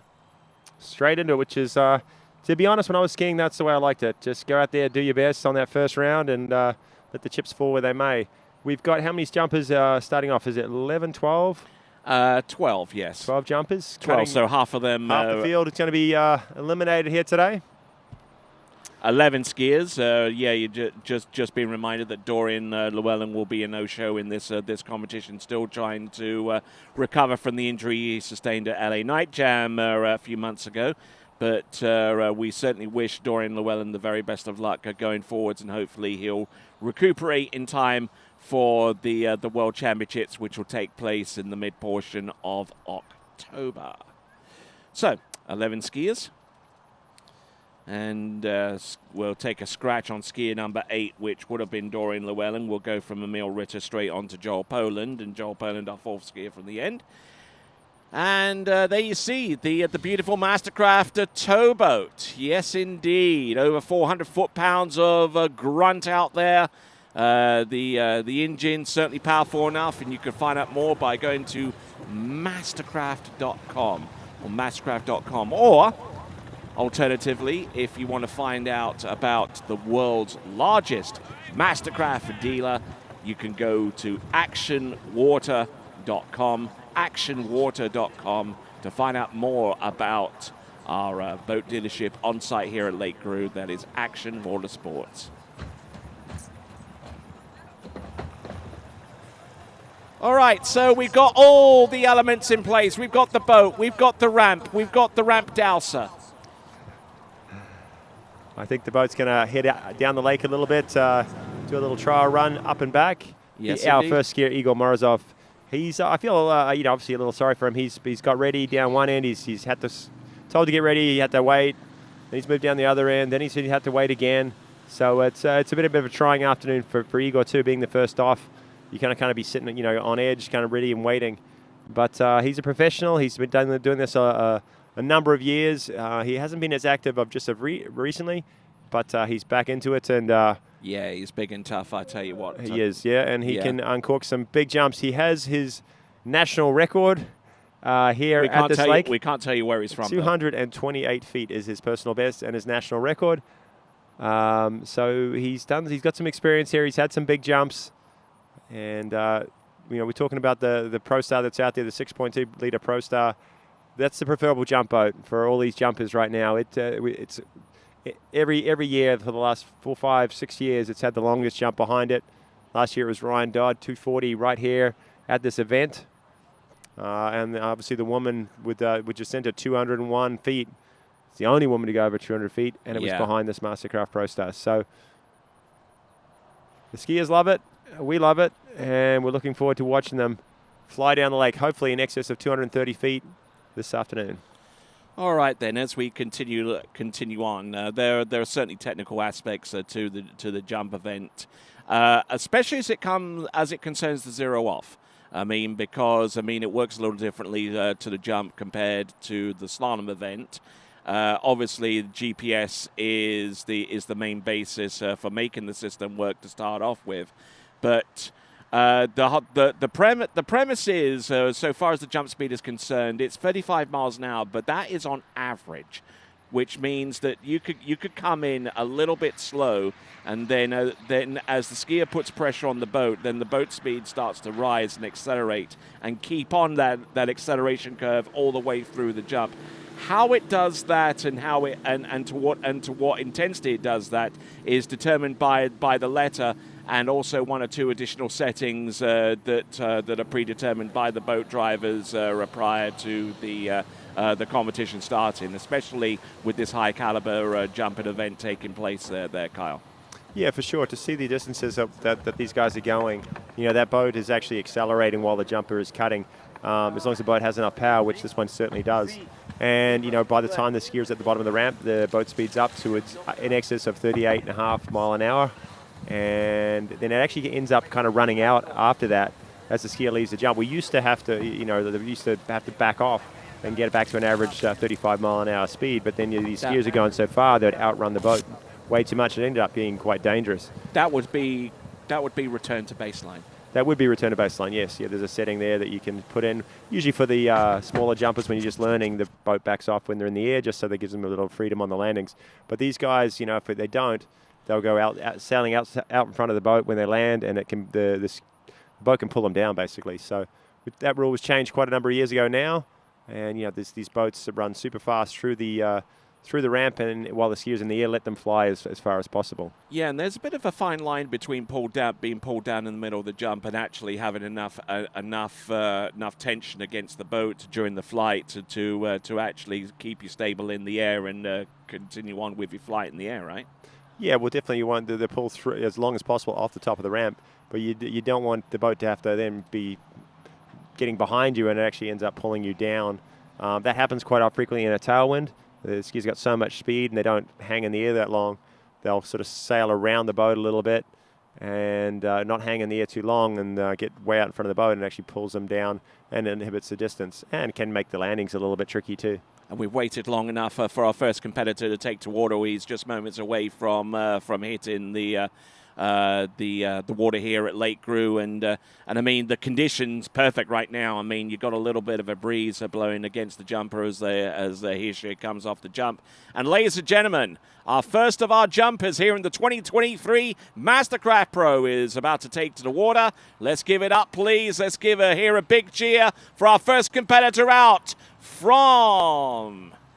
We don't know where he is. Igor Morozov. Right here. He lives actually just down the road here, and he lives in Auburndale. I'm not saying he's from Auburndale, but he lives right around this area, so he does some skiing out here with us.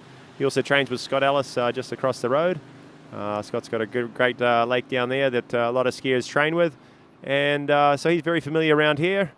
Kind of a local boy, I guess you'd call him. Yeah, he's lived around these parts, and a local accent too, doesn't he? Yeah, he does. I mean, he definitely comes off as a South Floridian. Yeah. All right, then there we go. We've got Bojan Shipner there, a.k.a. Waterboy. I'm sure he appreciates that.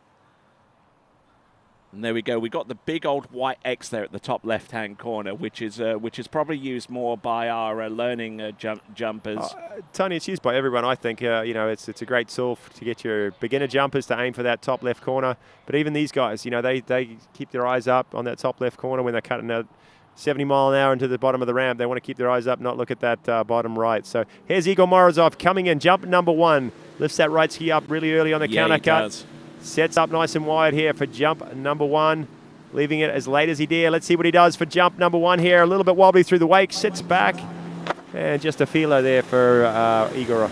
I think that's going to be about 170 and maybe on the cusp of 180 feet. Didn't get everything off of that jump, but he's got 2 attempts remaining, and getting a feel for the conditions and how much speed he can take into the turn and how much speed he can wash off that turn before making it towards the ramp.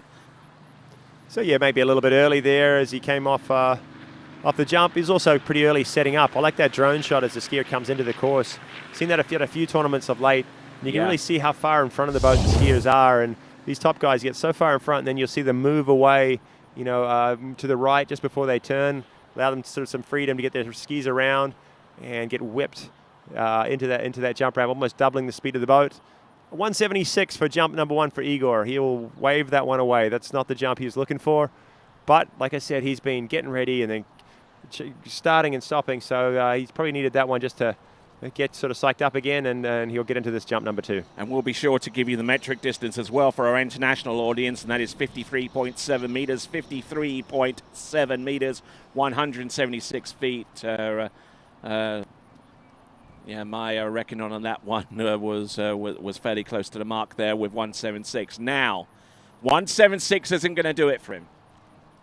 In order for him to make it through to the next round of the competition, he's really got to step up his game a little bit and throw something into the 200-foot range and beyond. Let's see how much this speed he can take off that turn. Handle up a little bit high, drops in. That's better. That is more like the Igor Morozov we know and love. Oh, he definitely adjusted well on that second jump. Brought it down the lake, kept his speed up, and had some width when he turned his skis. And just uncorked it off the top of the ramp. He does. He's a very tall jumper, Igor. Stands pretty tall coming into the bottom, but he gets some lift, that's for sure. He's got an interesting style. He sort of uses an arm sling that's a lot looser than some of the other guys. Frees him up a little bit, and he can come off the jump and just really sort of lunge and go for it. And a lot of height. I'd say that's going to be our first 200-foot jump of the day. Yeah, I'm thinking 176 for his first one. I think this one will add at least 30, 40 feet, I reckon. Yeah, I reckon that jump is going to be something like about a 208-foot jump. Is that 208? Is that 63.3? 208.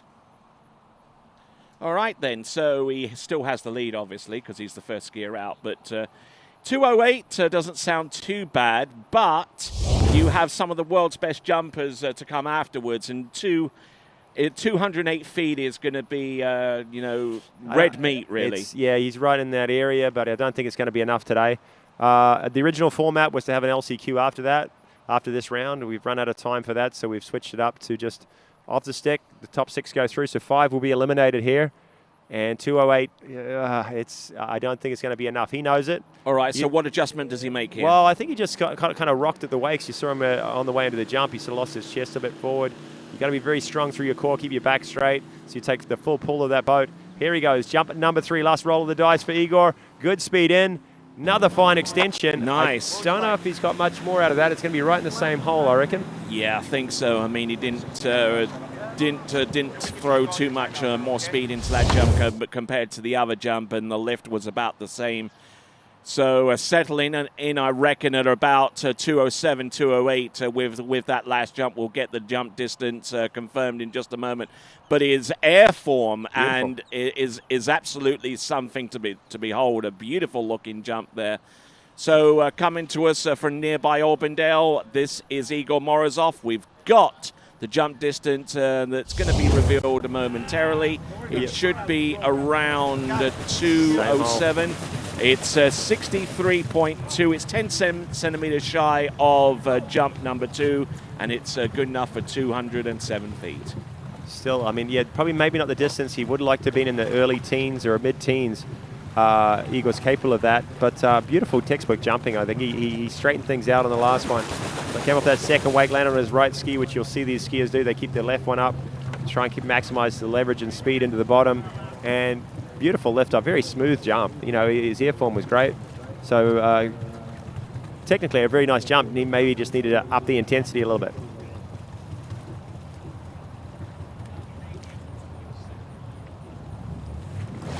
Our skier leaving the dock for you guys, Luca Rochenwald.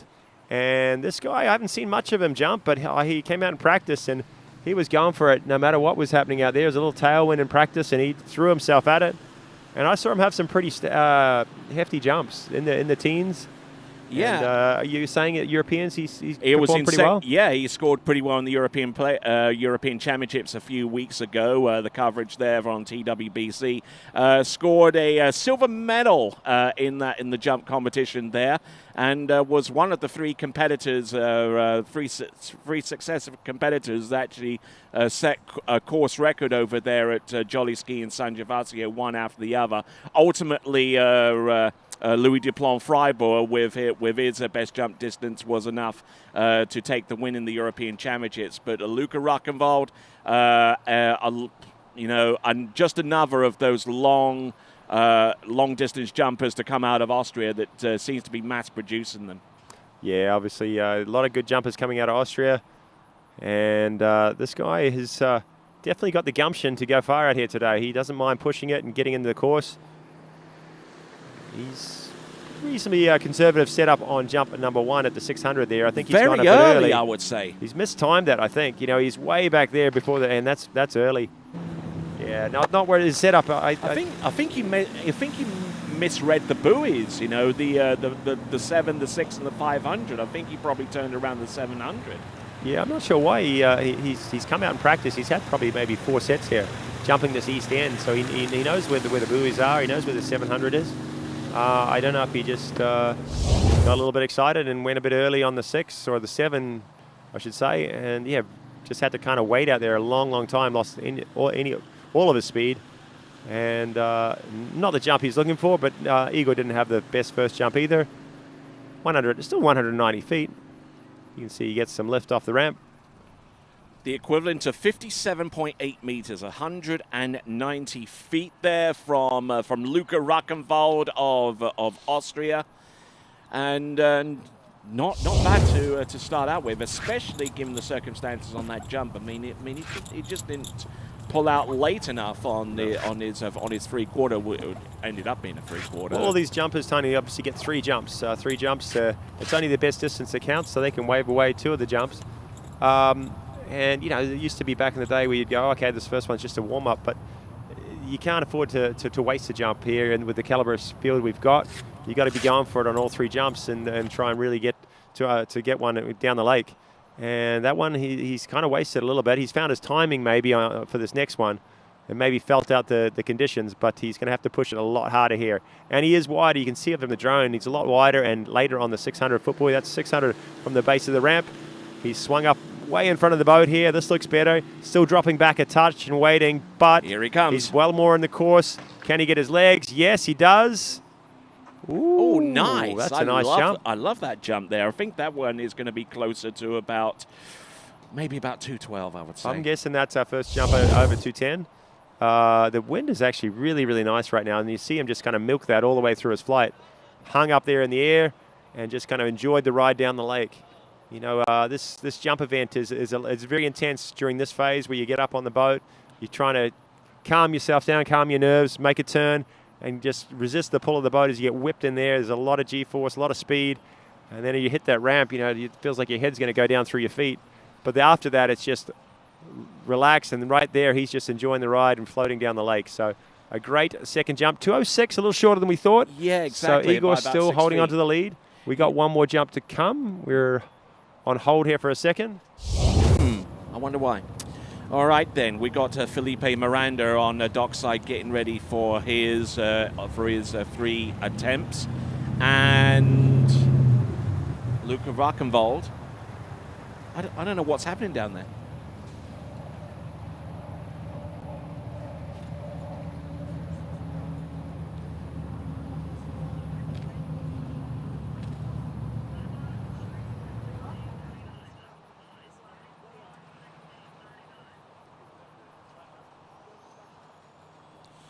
All right, and looks like we got some technical difficulties that we will endeavour to resolve. This is the 2023 MasterCraft Pro right here at Lake Gru, just very close to exit 44 on I-4 in between Orlando and Tampa. We're gonna try to resolve our technical issues, and during that time we're gonna cut to a break. Stick around, folks. More live action to come momentarily.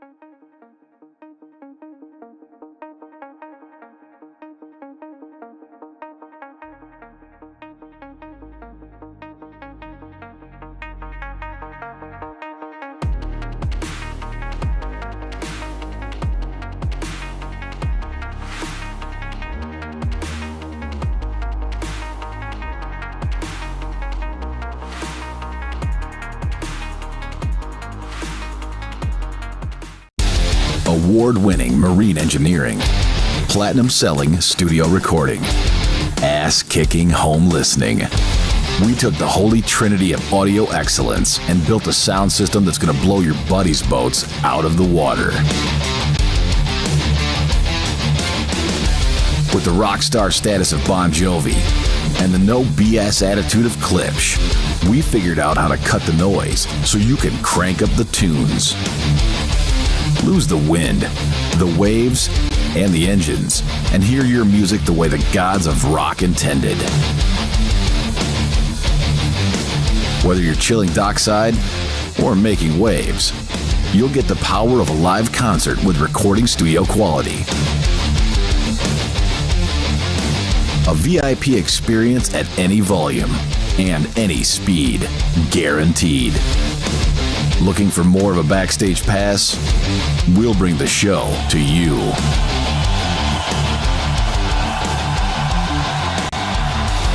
Rock God certified. Fan approved. The only question is, are you ready to rock on water?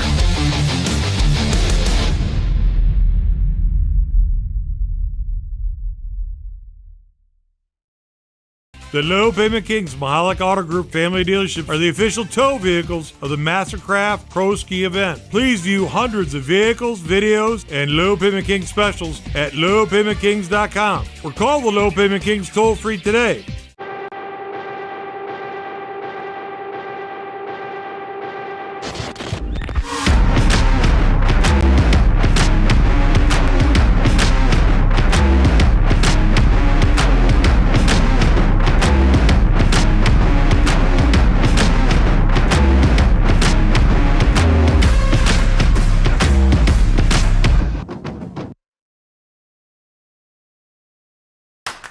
What if I told you there was a place where the sounds of nature are only broken by the roar of a boat? A place where that summer feeling lasts all year long. A place where the Florida sun is only outshined by the smiles of the skiers.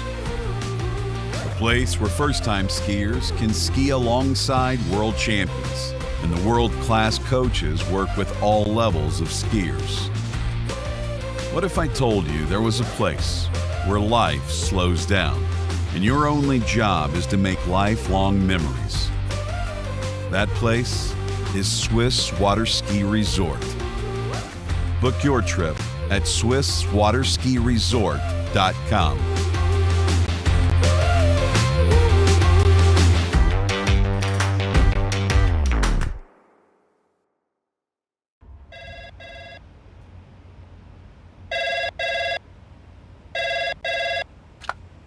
Thanks for calling Wake House. This is Brian. How can I help you?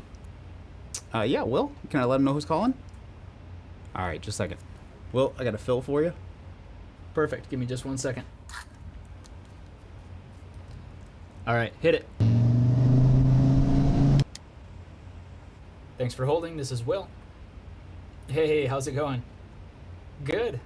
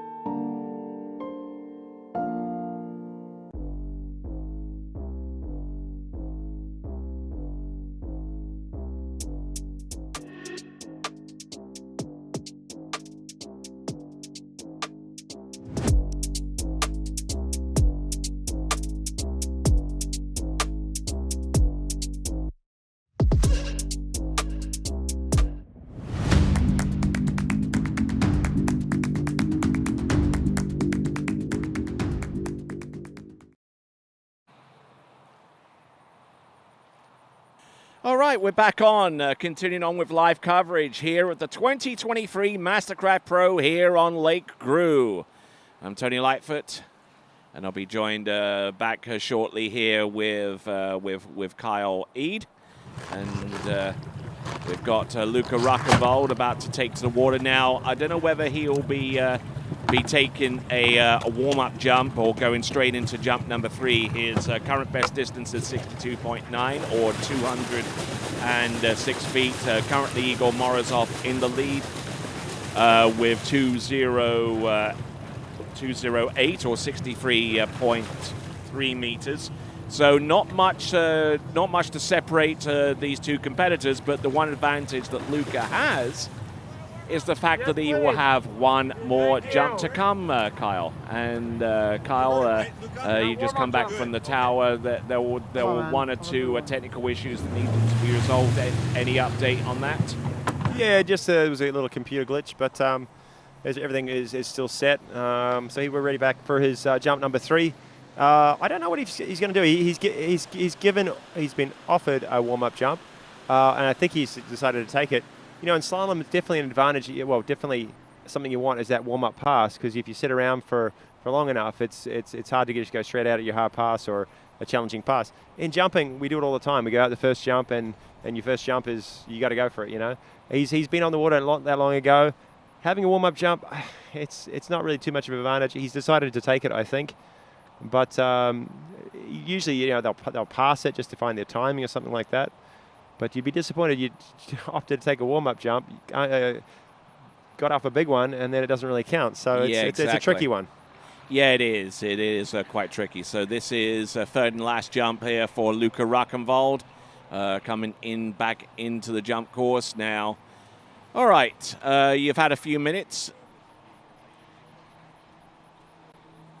Okay, so this is, in essence, a warm-up jump here for Luca Ruckenwald. There had been a long enough delay, so he was off the warm-up jump, and he decided to take it. So here he comes, jump, a warm-up jump. Ooh. That boat backed off seriously coming off the jump there. That's a little cause for concern, and Scott Greenwood, the boat driver, noticed that right off the bat there. And we're going to try and get that situation resolved, but yeah, I don't know, that kind of a back off from the boat, very reminiscent of return to baseline. Yeah, a little bit. So I'm not really sure what the plan was here for Luca. He's taken a warm-up jump and he's taken it over. I don't know if he just wanted to get a bit more of a feel, but this didn't really count anyway. But maybe he just wanted a little bit more practice on the ramp.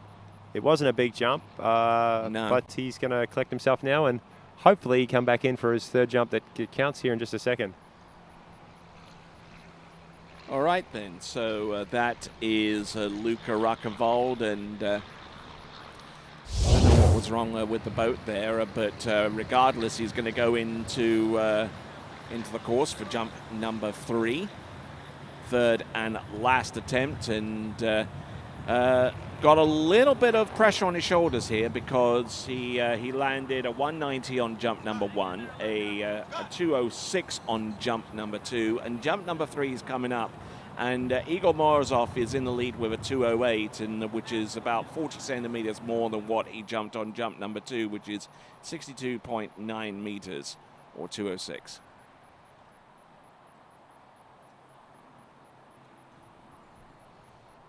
Okay, in the rope, hopefully tightening up here shortly. Running down the field. Following Luca, Felipe Miranda will be out next. He's the Chilean national record holder, and he is returning to form. Him and his brother do a lot of skiing out here with me, and I really enjoy having them here. Hardworking guys that are very instrumental in the Chilean skiing and the development programs down there, and they're also champions themselves. Felipe, obviously, a former 2-time world overall champion. Yep. And we're going down the list. Louis, another top overall skier, is going to go next. Tobias Georges, he's overall as well. So all these guys, multi-talented. We've got some sort of more jump specialists down the order a little bit with Brandon Schipper. He slaloms as well too. Emil Ritter, Joel Polland. Hey, said enough about him. Jack Critchley will be out there shortly. So a strong field to come. All right, just waiting for the green light from our officials, and then we can send Luca Ruckenvold back into the course. And you know, another point worth making as we continue to go along the jump event, and we'll pick out little technical pieces that may be of interest to those that are watching this kind of coverage for the first time. The jump binding.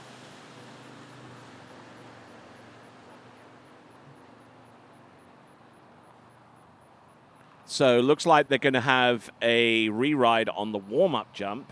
That's rather strange, and that is extremely, extremely rare.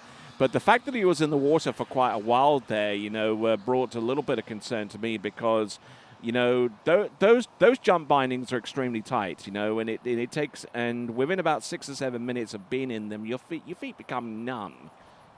Definitely, there's a limit to it. Usually about 4 or 5 jumps is the max. If you're going back, you know, spinning each jump. So after 3 jumps, it's close. I think he's going to be all right by the time he does these 2, but you don't want to wait too much longer. A lot of skiers, if they have issues with re-rides, whatever, they'll take their bindings off and then reset. Here we go. This is the second warm-up jump, I guess, if you want to call it that. Hopefully he kind of figures his timing out here. He struggled a little bit on his first. He was pretty close on the second. This is looking pretty good. He's going to take it, I believe. And really good pull off the top of the jump. That's nice jump. He would have liked that for his third attempt, I went. Tell you what, if that's over 2:08, I think he's going to go, you know what, I should have had that one count. And you know, that does raise an issue a little bit, whether it should be permissible for someone that you know, that has a warm-up jump, that produces a jump like that, and would love to accept it, but because the rule, because it was a warm-up jump, you can't.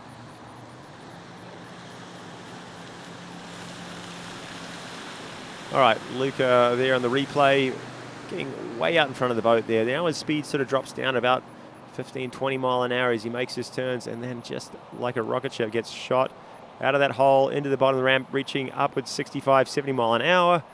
And then he's going to take the impact from the 6-foot-high jump ramp, and look at that, flying through the air. Great shot, that one. Just seeing his silhouette, and that was a 65.5 meter jump. We're not going to get the score on the scorebook because it was a warm-up jump, it was a practice jump, but obviously he's capable of that. I think he's going to be kicking himself if he doesn't back that up here on jump number 3. However, mind you, you might think, hey, he needs you know, quite a ways to make it into the final with the top 6 with these guys left to come. So 65.5 meters for those of you that are looking for that distance in feet. That was 215 feet. All right, this is the one. This is the one that counts. Let's get behind him as he comes in, swinging up wide on the boat, slowing down, making his calculation. This is the time to turn. He looks like he's in the course. A lot of speed. Can he get the same lift? He does. And I think that's going to be close to that same distance. It might put him ahead of Igor, which was his goal. Will it put him in the final? Well, only time will tell in that respect. But that jump very similar to the warm-up jump that he had a few moments before. And we'll see if it's anywhere close to that with the official distance when it comes through for jump number 3. The setup looked about the same in respect to the 7, 6, and 500-foot cup buoys. 210, 180, and 150 away from the 150 away from the jump. But that's metrically, of course. And effectively a carbon copy of his warm-up jump, 65.5, or 215 feet. Well, he's consistent, and obviously he loves jumping because he's just out there enjoying himself and enjoyed having that extra little practice time out there. But 215, that's going to have a good shot at making this final. I haven't seen much of Luca. I don't know what his personal best is. It's got to be probably close to 220 feet, based on what I'm seeing here today. A lot of these skiers have been over 220, and you know, some even over 230, 240. But 215 is a handy jump, and it's still anyone's game out here. We've had 2 skiers. He has the lead, 65.5, 215. Felipe Miranda, our Chilean record holder, about to hit the water. We're not going to make it. All right then, so skier about to take to the water. Certainly one of the more recognizable names in sport in the entire nation of Chile. You know, they're starting to really produce from their young junior skiers, and part of the reason why is because our skier on the water is responsible for coaching many of them. This is Felipe Miranda. Yeah, of course, the Miranda brothers are very instrumental in their development program down in Chile, and they run a ski school down there in Santiago, and we've all been down there. So they've hosted a number of huge events, world championships, under 21 junior world championships. Got a beautiful site. They're great hosts, and they live water skiing, and it's really kind of encouraging the next generation. So let's get behind Felipe. He had a little bit of a crash maybe a month or two ago. He was starting to get back skiing pretty well, then took a little bit of a tumble actually right here, and that set him back, but he's back chasing, and he's looking forward. A lot of these guys gearing up for the Pan Am Games later on this year. We've got the World Championships in October. That's a big one. That's one of the biggest. But the Pan Am Games for some of these South American countries and North American countries, that's only every 4 years, kind of like the Olympics, I guess, isn't it, Tony? Pretty much, yes. I mean, it is the second most popular multi-sport games held in the world. You know, obviously the Olympics takes precedence, but for Latin America and many of the countries in Central America, and you can include Canada in that, this is the Pan American Games. Is pretty much it for many sports, including tournament water skiing. And one of the winningest athletes in the Pan American Games you're seeing right now in the form of Felipe Miranda, who has medaled and has won gold on a number of occasions as well for his native Chile. So with a tournament like that, though, it's extremely difficult just to make your national team. You know, he's fighting actually against his brother to make that team, and some of his friends and other people that he's coached. So he's looking for a big jump today. You got another skier, Emil Ritter, coming out after him. He's a Chilean skier that currently kind of is in the front seat for that, because he's got some jumps in upwards of 220 feet under his belt so far this year. 212, that's a nice opener there for Felipe. I think he'd be handy with that. He would be happy with that. He still didn't get his quite keep his direction through the jump. On the corner a little bit, and you see him just kind of turn back to the jump. Lost a bit of pull, but that's not a bad effort there for Felipe's first jump. Oh yes, and whilst we celebrate Felipe Miranda's jump at 212, going back to Luca Ruckenwald, I've been looking at the stats for this season. 65.5 meters is actually his best jump of the season with 215 feet. So Luca Ruckenwald really sending it. Is that his personal best ever, or no? I mean, for the season? If his best jumps have been this season, his next best distance is 65.4 meters, so he would be. So all right, well, while we figure that out, here comes Felipe. He's maybe brought it down a little bit there on that 600 football, that red buoy you saw him turn just ahead of. Now he's up on the boat. He's waiting. He doesn't get super wide, Felipe, but what he does really, really well is loads into the bottom. We can't quite on that angle. He didn't quite get the legs. What I was about to say when we're watching that drone footage is from the wakes to the ramp, when Felipe's on, he can really dig in hard. And that load and pull from the boat that he gets really just sort of sends him through the lake and through the jump and sends him down the lake. I think he missed it a little bit that time. Yeah, I believe we'll watch the replay from, this is kind of from the tower where the judges are sitting. And it's a pretty good angle to watch where he hit the ramp and kind of the pull he got from him. You see he's not quite as wide as Luca. He doesn't like getting too far out in front of the boat because otherwise it's hard to keep your speed up sometimes. But usually right in around here, he starts to turn up the pressure. It drives in a little bit close to the corner. Maybe got a little tight then and didn't quite get his full extension. All right, so we're waiting on the distance for Felipe Miranda on jump number 2. I don't think it's going to be anything more than 64.7 meters or 212 feet. The distance that he produced on jump number 1. 60.4 comes through. That's around 198. I'm going to take a guess. 198 feet for jump number 2. Yeah, obviously 198 feet. Only one jump counts. It doesn't matter what you do on the other two. You can pass the other two. You only need to get one score. You need to ski it away. So his first jump is his best so far, but often is the case. The guys kind of get their eye in on their first 1 or 2, and then they turn up the pressure, go late, kind of throw it all out there on jump number 3. Hopefully he can take a little more heat into the bottom here and get his legs. Can he get A lot of speed here, driving to the bottom, still on the corner. He slips out to the side, and that's not going to be it. 2:12, Tony. That's in second spot right now, and he's going to be on the bubble, I think. Yes, and 2:12 would actually be among his top 4 jumps of the season. His best jump of this season was actually right here at the Florida State Championships not too long ago with a 66.6 meter jump. That would be the equivalent of 2:18. But Felipe Miranda starting off hot and just losing his heat in towards his jump and his lift, and it's going to be touch and go as to whether he'll get out of this round and maybe make an appearance in the jumping final among the 6 competitors earmarked for that. All right, 151 for jump number 3 for Felipe. He won't be interested in that one. But 2:12, handy jump, but he's kind of definitely left the door wide open, and he's going to have to sit there and kind of chew his nails a little bit as he waits for the rest of the competitors to see what they can do. You know, Felipe has launched some huge jumps in the past here. I think his Chilean record is right here, 233 feet. But you know, that's a fair bit. He's a fair bit back from that today. But you know, to launch jumps like that is everything's got to be bang on. And you see him on that last jump, not feeling quite like he's in the right position. He sort of sat back. We kind of call that a safety crush as he kind of flows through the air. Yeah. He was all in control, but you know, he knew he wasn't going to get his kick and turn into a big jump. So. All right, stepping out into the water and representing France, and he is the current European men's jump champion. This is Louis Dupont-Fribourg. And he was here last weekend competing in the overall tour finals, and he was a little behind Joel Poland coming into this jump event, but he threw it all out there. He went 225 feet on his in his jump round. So it was a really handy overall score, 11.3, 1.5 at 39, and 225 feet. Broke his own French national jump record. So he's definitely in form in the jump event as well, not just in overall skiing, but in the jump event.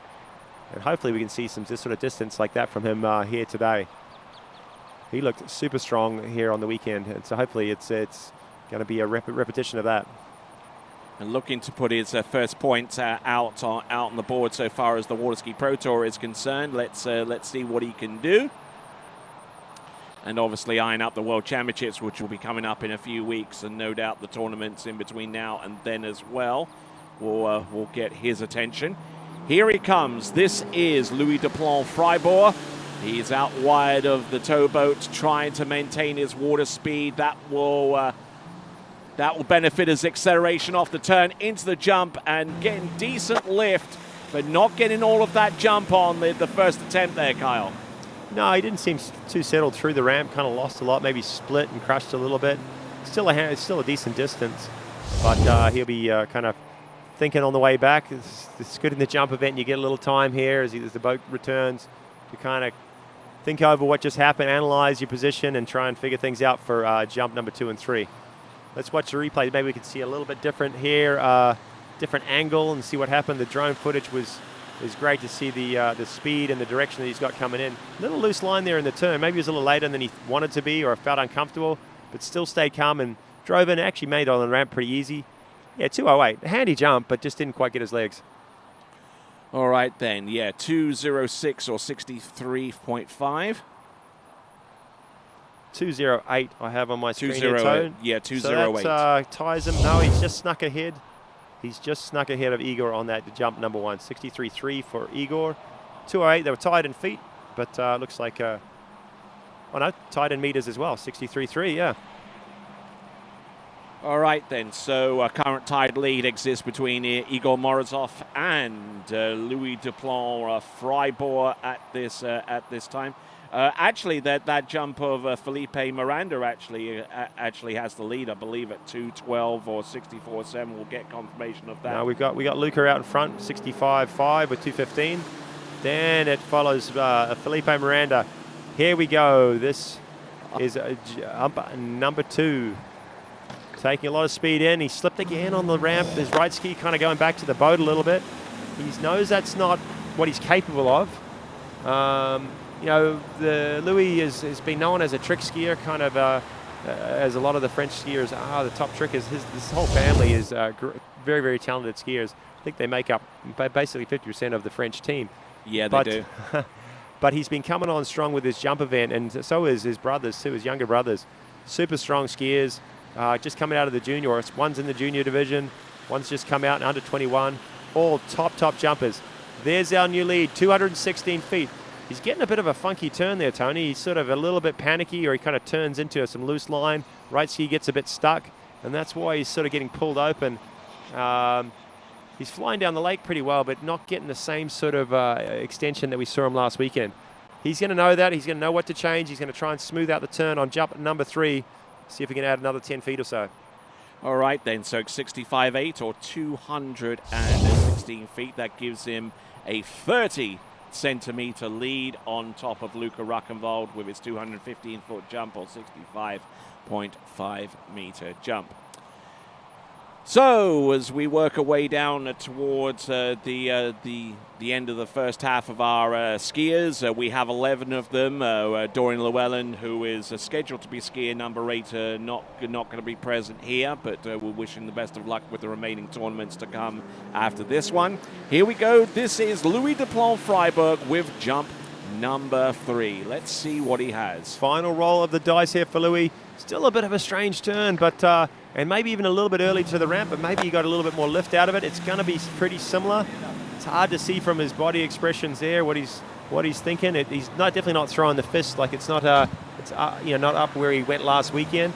But 216 feet and maybe another jump close around there on jump 3. It's going to be close. There's 7 skiers remaining. The top 6 make it through. And 16 is going to be close. Let's see if he's added a little bit on jump number 3. Pushing as late as he dared there on the 6. Here it comes. It's about the same hole. 65.6, 215. 16 is his longest. He has the lead. But as I mentioned, 7 jumpers to come. And they're all extremely qualified jumpers. All going close to those 220 and further here. Still a little early to the jump. You'll see, a lot of the skiers will just squeak onto that bottom right corner. They want to leave it as late as possible, get and hopefully as much speed as possible to the bottom of the jump. He had a little bit of time there and maybe not accelerating through, didn't quite get the pull. But 216, he's got to be reasonably happy. He's in the lead, but he's got to sit here and wait. Yes, and it's that weight that is can be very, very nerve-wracking for our jumpers, knowing that they've thrown their best effort out there with the 3 attempts, but not knowing whether that jump is good enough to advance them through to the next round of the competition. With that in mind, our next competitor on the water comes to us from Argentina. His name is Tobias Georges. Yeah, so I'm looking down the running order here, and I'm sure it's based pretty much on the Waterski Pro Tour, but we've Louis with 216. I don't know if Tobias has jumped 216, and the jumper after him, Brandon Schipper, I think he's kind of right around there too. I don't know if he's had it. So those are going to be the 2 skiers that Louis is going to be watching. These next 2, all the competitors after that have had jumps in the 220s and further. Emil Ritter for sure, Joel Poland, Jack Critchley, those guys are all up in the 230s. So Louis' best shot is, with 7 skiers remaining, it's going to be one of these next 2 skiers, Tobias or Brandon Schipper. Both capable jumpers, and conditions are perfect, and hopefully these guys can get upwards of their personal bests and make it through to tomorrow's final. Only 6 get through though, Tony. It's a tough cut. All right then. So Tobias Georges, who jumped a 63.3 meter jump at one of the tournaments in Lake Ledbetter in the Masters qualifying series number 1, and that took place a few months ago, all the way back in May. So Tobias is our current under-21 world overall champion. The jump champion of the world. Jump champion, is it? Yes, jump indeed. champion. Sorry. He consistently jumps upwards of around 62, 63, maybe 208. But there's quite the difference to get up to 216. There's a 210 on his opener, so he's definitely open strong. Can he add another 6 feet to it? He's a very strong overall skier. He can run deep 39, trick close to 10,000 or over 10,000, and from that jump he can definitely push it down the lake too. So let's get behind him here for jump at number 2. He's chasing 2:16.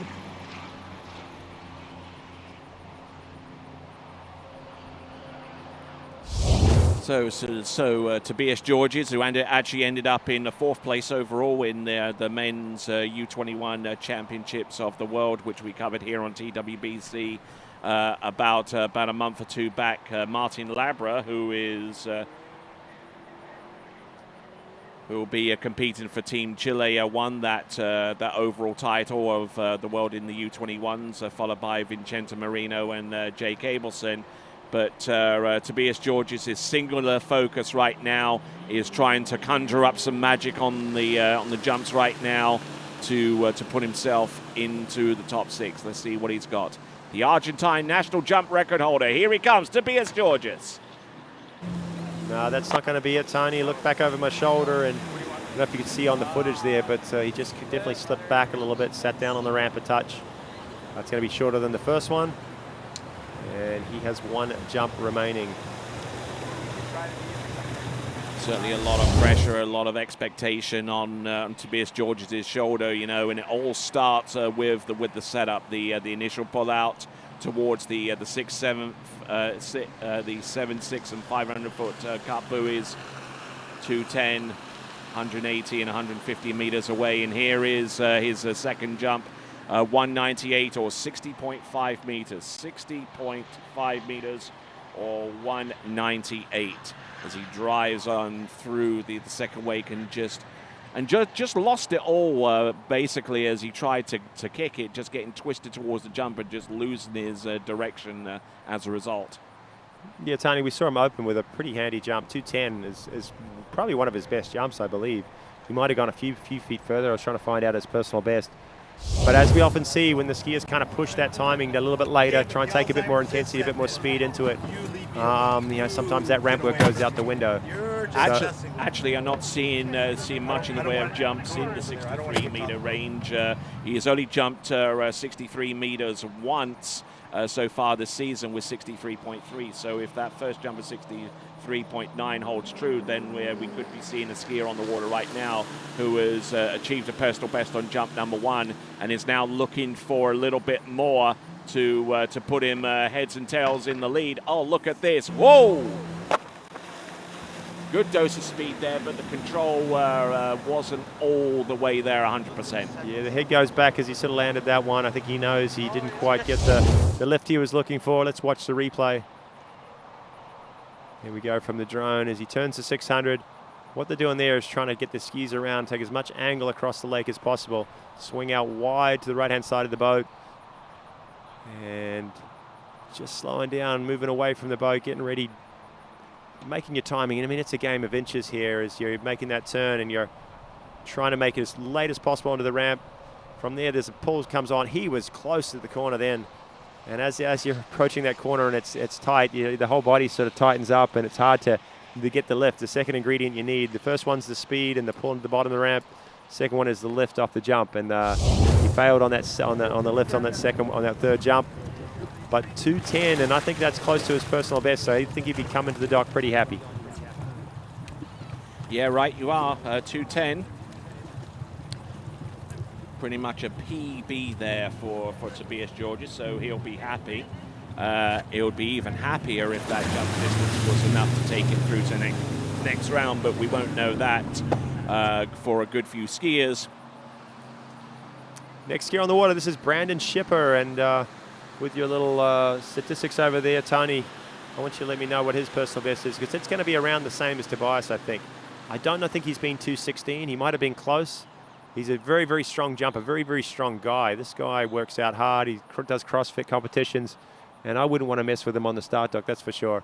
And he uses that power into his jumping, and he's gone well over 200 feet, but 216, which is the distance he's chasing to make it through. I don't know if he's done that yet in a competition. Okay, so far as his best jump distance ever produced, 64.2 meters. That was at the Midwest Regional Championship. 212, yeah, somewhere. Something around about that region, yeah. About a 64 64.2 meter jump there at the regional championships, which took place just shortly before last year's Good Water Ski Nationals over at Mystic Lakes in Kansas. Well, he knows what it's going to take. He's the sixth to last jumper. We've got 5 remaining after him. He's chasing 2:16. The mark set by Louis Duplon-Freiburg. And maybe he hasn't done it in a tournament yet, but hey, today's could be the day. And he's flying pretty far. A lot of speed off that ramp. Oh, did you see that left ski just before he landed? He just pulled up on it, and the tip almost went down there at the very last second. Definitely, this guy is, look at the shoulders and arms on this guy. Oh my word. Nicest guy in the world too, by the way. And he puts a hurting on that jump boat and on our jump ramp when he comes in barreling into the ramp. Yes, indeed, the juggernaut from Minnesota out there doing his best on jump number 1, just trying to reel in some of our other jumpers who competed earlier. The current lead is courtesy of Louis Duplon-Freiburg with 216, and oh, this is a good one, 209, 63.6. Well, that's a very, very handy first jump, 209. And obviously conditions are beautiful out there. These guys are launching some big opening jumps. He's got a few feet to make up yet. What's he going to do different here, Tony? Well, I mean, sometimes the answer is, if you feel like everything, the technique's held down, you're getting your ramp work. Sometimes the answer is, hey, just bring it down. Just get in the course a little bit more. The intensity's got to be turned up a notch. Or maybe not move so much in the air, because... Yeah, that one he lost a little bit for sure. But I think he'll still be pretty happy with kind of his form on that jump, with what he did technically. He's only 30 centimeters shy of his personal best, taking that into account. Let's see if he can conjure up some real magic here as he makes the turn in towards that jump. Oh, and he passes, and that is our first pass of the day. Just going to comment on that, Tony. It's amazing. Usually by now there's a few people have passed a few jumps, and that's our option, I guess. Of course, is to if the things don't feel right or the timing's not quite there, the skiers have the option to let go. It doesn't count against them. It does count as one of their jumps. And he decided that time, hey, things weren't quite right. I don't know exactly why. We'll look at the replay. Maybe it was the timing. Maybe it was slightly early. I don't know from this angle if we're going to get a good glimpse of where he thought he was going to hit the ramp. No, maybe he was on the late side actually. Maybe a little bit. Maybe when the boat pull came onto him a little bit off the second wake, he just didn't have enough to give to hold his direction. And as he felt a rotation towards the boat was imminent, he decided to drop the handle and ski around the left-hand side. Well, of course, Tony, as strong as Brandon is, when you're behind this MasterCraft towboat and that power comes on, everything's got to be aligned and the boat's going to win. And you want to try and use it to your best of your advantage to kind of generate the speed that you want to get down the lake. But if you're right on the borderline and you're getting pulled up slightly, it's better, the best decision is to let it go. You've got a split-second timing there too. You've got very, very small window to make that decision. And at that stage right there, he said, "No, I'll live to jump again," and let it go and tried for jump number 3. He's going to add some feet here, hopefully on jump 3.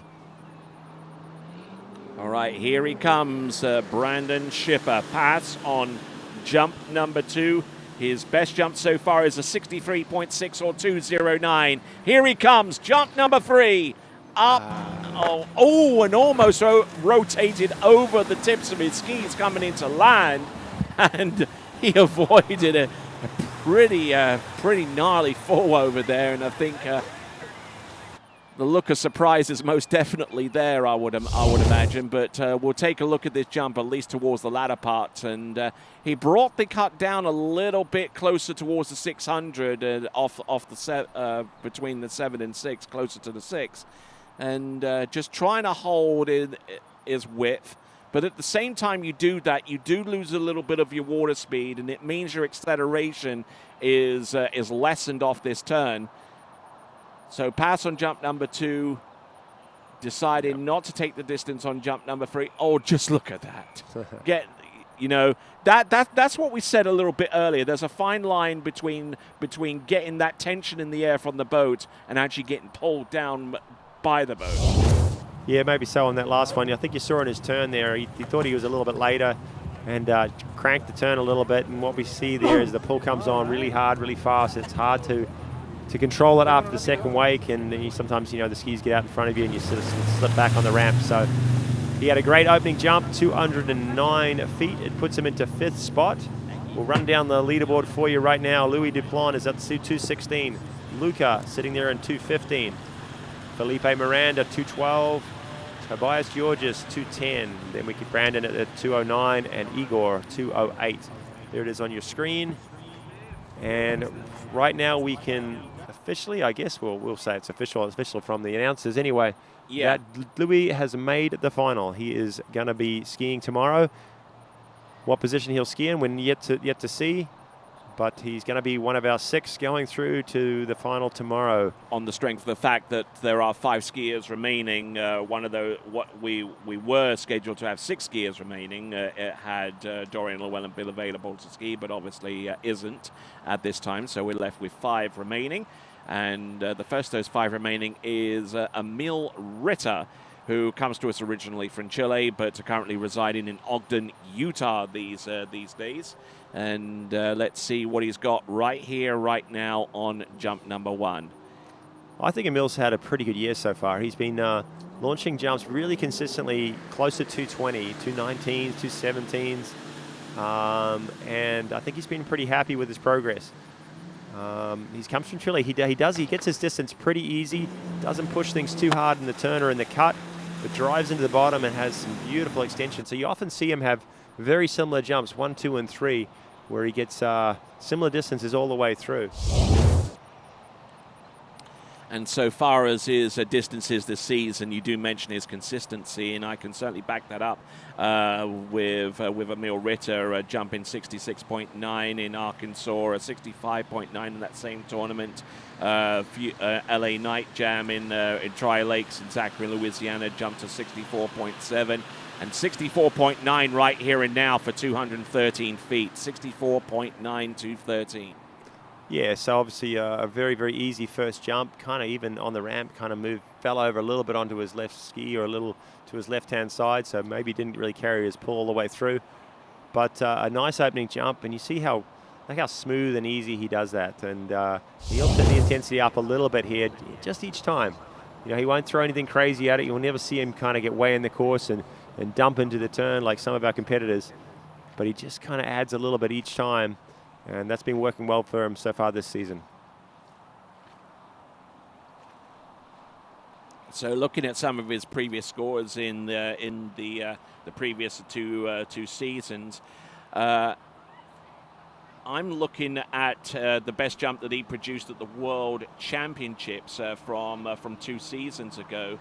As one of his better jump distances in excess of 6 meters, 66.2 meters as being one of his better jumps that he's ever produced. Here he comes, Emil Ritter, jump number 2. Oh, I think he's got a little bit more out of that one, Tony. Oh, yes. He definitely came off straighter off the jump.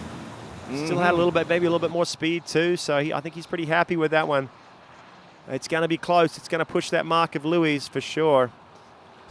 And Louis is in.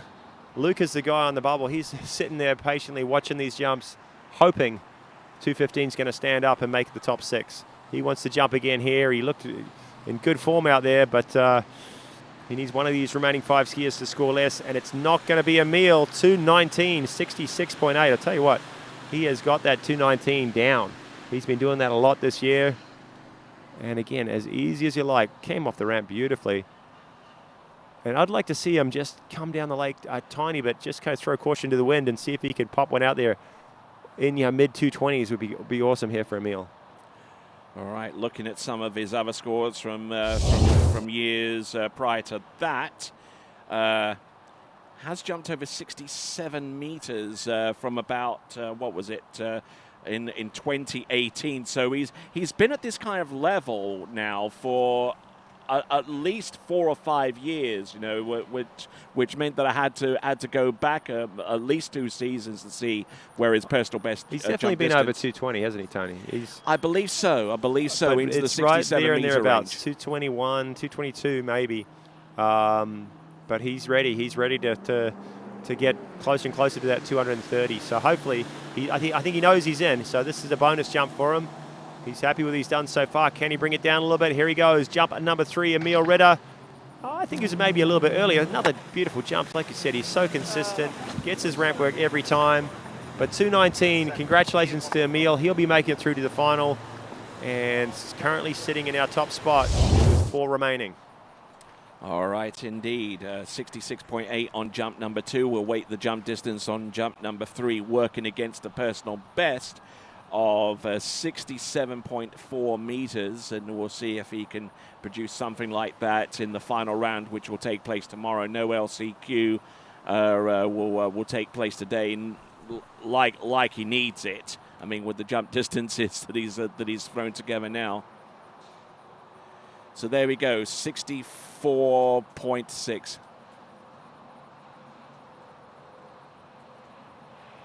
So 64.6 on that last jump there for Emil Ritter. Doesn't matter anyway, his best jump is 66.8.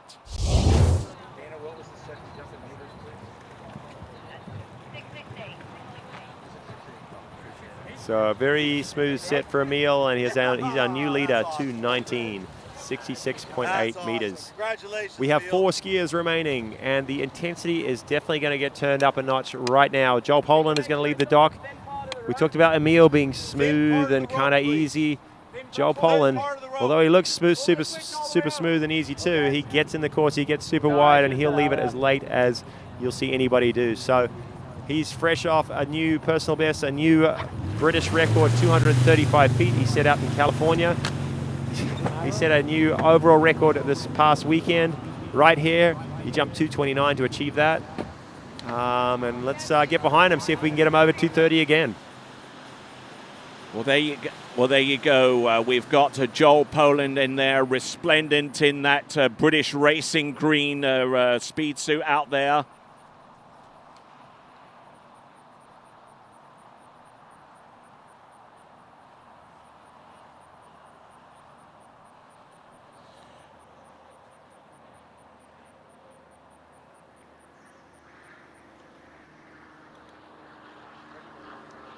Okay.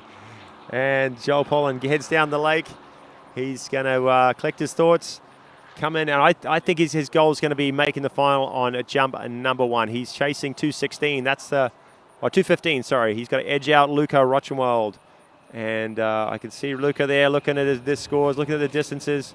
He's trying to calculate, what he needs to make it through, but all he can do is sit and wait.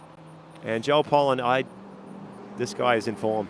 I don't think he's going to go anything close to 215. I think he's going to go in the 20s right here on jump number 1.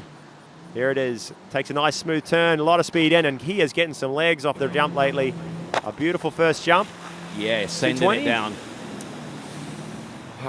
Maybe not 220, maybe a little shy of 220, but still a very handy opening jump.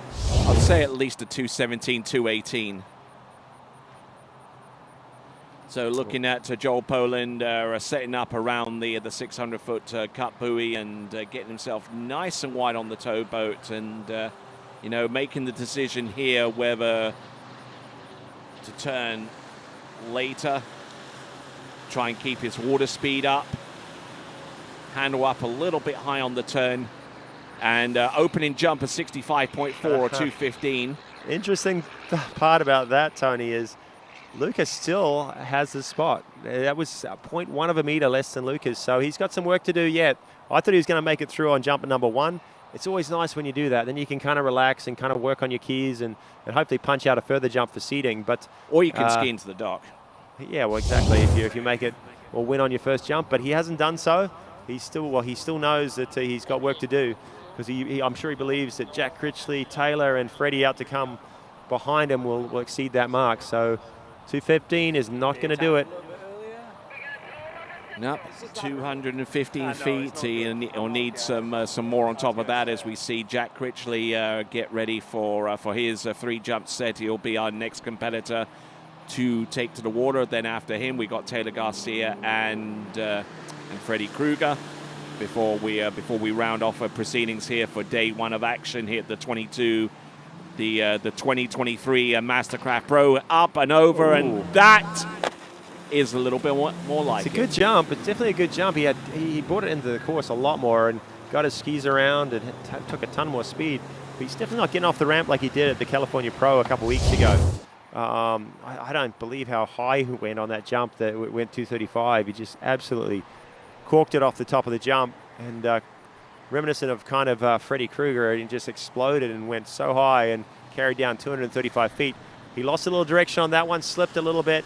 It's still, that speed will carry you down the lake, and let's see what it is. 222, he's our new leader, but right here you'll see him kind of lose a little bit on the jump. There's our jump cam, leaning maybe a little bit off balance and turning, and just little fine moves like that, and you end up losing a few feet here. And I tell you what, he certainly worked that jump all the way through to the landing. I mean, you just noticed that he held on with that left hand pretty much all the way, except for the landing stage as he came in on the descent right there. You know, so just milking all the distance he for sure. could find. He was milking it for sure, because I don't think as he came off the ramp, I think he knew he lost some. He knew he had a lot of speed. He knew he lost a little lift. He probably wasn't sure, so he was just milking as much as he could, hoping that he was going to carry down the lake over that 215. His job is done here in the prelims. He's made the finals. He's in our current leader. He can be no worse than 4th going into the finals, but he wants to be our top seed. He wants to show everybody he's got another 230. It wasn't just a one-off thing. Here he is, jump number 3. He's a smoother turn, and there's his lift. Hopefully he's got a little bit more out of that. Yeah, I think so. Improving each and every jump, Joel Poland. It's not going to be 230, Tony. It's going to be in the 20s, I believe, again. Yeah, certainly a viable target for our remaining skiers to attack, and he's certainly through to next round of the competition. So mission accomplished there. Sometimes it may be, you make the finals either on your first or second jump, takes the wind out of your sails a little bit. It can work both ways. You can relax because you've made it into the next round. You kind of use the 3rd jump as a bit of a cider. Sometimes you have a big jump, but sometimes you're like, I'm not going to push it too much here on jump number 3. It's not going to count anyway. Still a handy distance, 224. There we go. And so 68.4 meters, 68.4.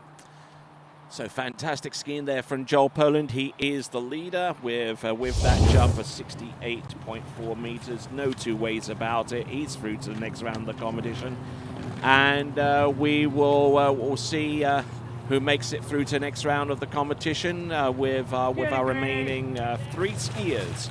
We've already earmarked 3 skiers for participation in the jumping final, namely Louis Duplon Freiburg, Emil Ritter, and indeed Joel Poland. And on the water right now, also coming to us from Great Britain, it is Jack Critchley. And all these remaining skiers are members of the 230-foot club. Pretty elusive club, maybe 16, 17 skiers we count up have achieved that mark, and Jack's done that maybe 3 or 4 times so far this year. Only once in the past, and it was at a previous MasterCraft Pro right here. He went 231, but this year he's had a few equipment changes. He's dialed in his training and had a lot of 230s and been jumping very well of late. So let's hope for a big one from him. I think he was, had his eye a little bit on that British record, of 233 that Jason Seals held until Joel Poland just notched it a couple feet down the lake. So still, it's reachable. That's a big jump, though, 235. But his goal on jump number 1, make the finals. Get out of 215, over 215 on jump number 1, and then kind of relax into a good rhythm for the rest of the set. All right, then, let's bring on Jack Critchley. Jump number 1. Yeah, and I think he's made it through on jump number 1. Yeah, from this angle, it's a little bit hard to tell. he had a lot of speed. He didn't kind of force his turn too much, so I know he wasn't too late, because sometimes he'll get a little bit deep if he's in the course. He lost a little direction on the ramp, but fairly smooth for him there on jump number 1. He was a little tight in his turn, so maybe running at a little bit of speed, but drives and he cuts as hard as anybody right there into the bottom of the ramp. Again, not quite coming off the ramp as good as he can, but he carried down the lake, and it's going to be close. I think we're going to see around a 17, 18, somewhere in that ballpark, Tony. Indeed, we'll wait on that distance to come through. Fingers crossed for him. He's done it on jump number 1. It's been a long day out here at Lake Gru. Weather's been thrown at us that we've had to deal with.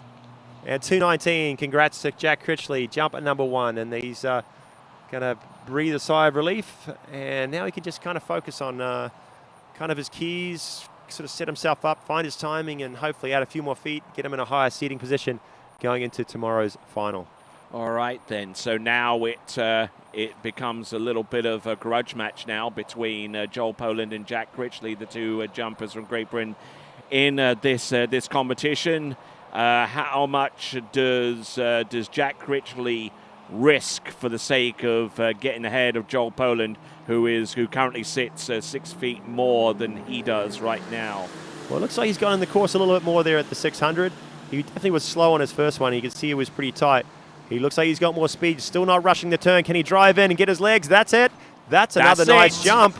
I think he's going to be pretty happy with that one. It's going to be close to that lead. I think he's added a little bit more. Oh, absolutely. I mean, he just sent that jump, didn't he? Yeah, he did. He was definitely in the course, running out a little bit of water speed in his turn, but he got better legs on the jump. This guy is as strong as they come when he comes into the bottom of the ramp, but he's got to get that lift, and I think he got most of it on that jump at number 2. Will it be close to the lead? Will he get in front of Joel Poland? He's already in the final, but yeah, he's going to want to push out in front of him. It's the same, 224. No, I'm seeing 224 on the board, 68.2. So yeah, it's the same in feet, but a little less in meters. Joel Poland still has our lead, but I think Jack's going to be pretty happy with that one. He knows he's got more in the tank. I have the pleasure of working with Jack day in, day out. He helps me out here at Ski Fluid, so he is very familiar with this site. Part of the reason this site is so good is all the work he does around here and setting things up, and he's sort of running 2 things this weekend. He's helping out with all the TC work, and it's definitely not hurting his skiing, because 224 on jump 2, and we think he's got more, don't we, Tony? Absolutely. He's got one more jump to come, only marginally behind Joel Poland. It's just 20 centimeters that separates these two competitors. 68.4 for Joel Poland, 68.2 for Jack Critchley. Let's see if he can close that gap with this last jump. Nope. Yeah, that wasn't going to be it on jump number 3. But he comes into the dock with a 224, tied with Joel Poland, a little behind in meters. I don't think he's going to be too worried about that. And he'll be going out no worse than the 4th into the final.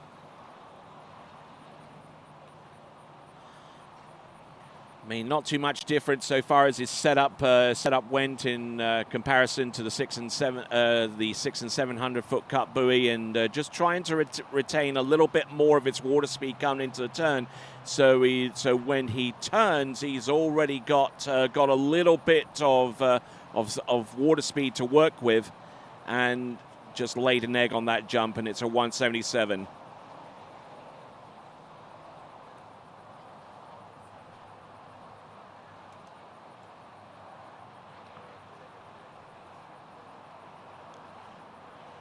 All right, so that is Jack Critchley on that last jump, 177. He'll throw that out gladly. It's the equivalent of 54 meters. But so far as the mission in terms of making it through to the jump finals is concerned, Jack Critchley has done that, and done that with room to spare. All right there, last 2 competitors, both of them from the United States of America. And our penultimate competitor in this competition, coming to us from Horizon West in Central Florida, this is Taylor Garcia. All right, Taylor Garcia doing it for Team MasterCraft.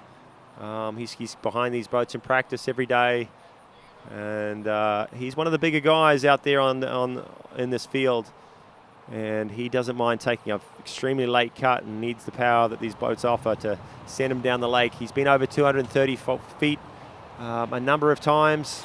He's been on multiple podiums. He's won a couple of events along the ways, and him and Jack Critchley have been sort of toe-to-toe for most of their career, similar age, and really tight competitors and good friends. So good to see them out here battling, and they're also trying to chase down Joel Pollan, and knowing that the guy on the dock after them could change things up a lot too. Freddie Krueger is our last competitor.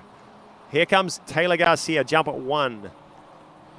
A skier who's already jumped 70 meters this season, 70.2. He did that in Bull Neck Lake in Scotland, Arkansas, and looking for something similar right here and now. Off jump number 1, this is Taylor Garcia.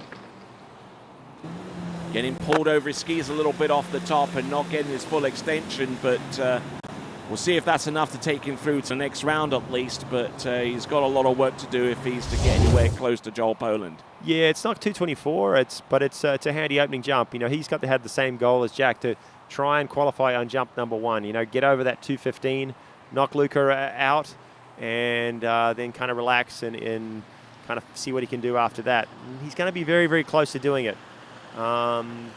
He's got a nice slow turn here. What he likes to do is turn slow, and then right here he gets on it and generates a ton of pull and speed and whips into the bottom of the ramp from there.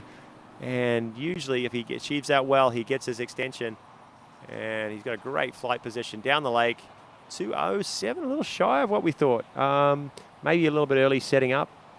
Hard to judge from this angle, looking over the back of it, over the shoulder. But yeah, I thought it was a bit further.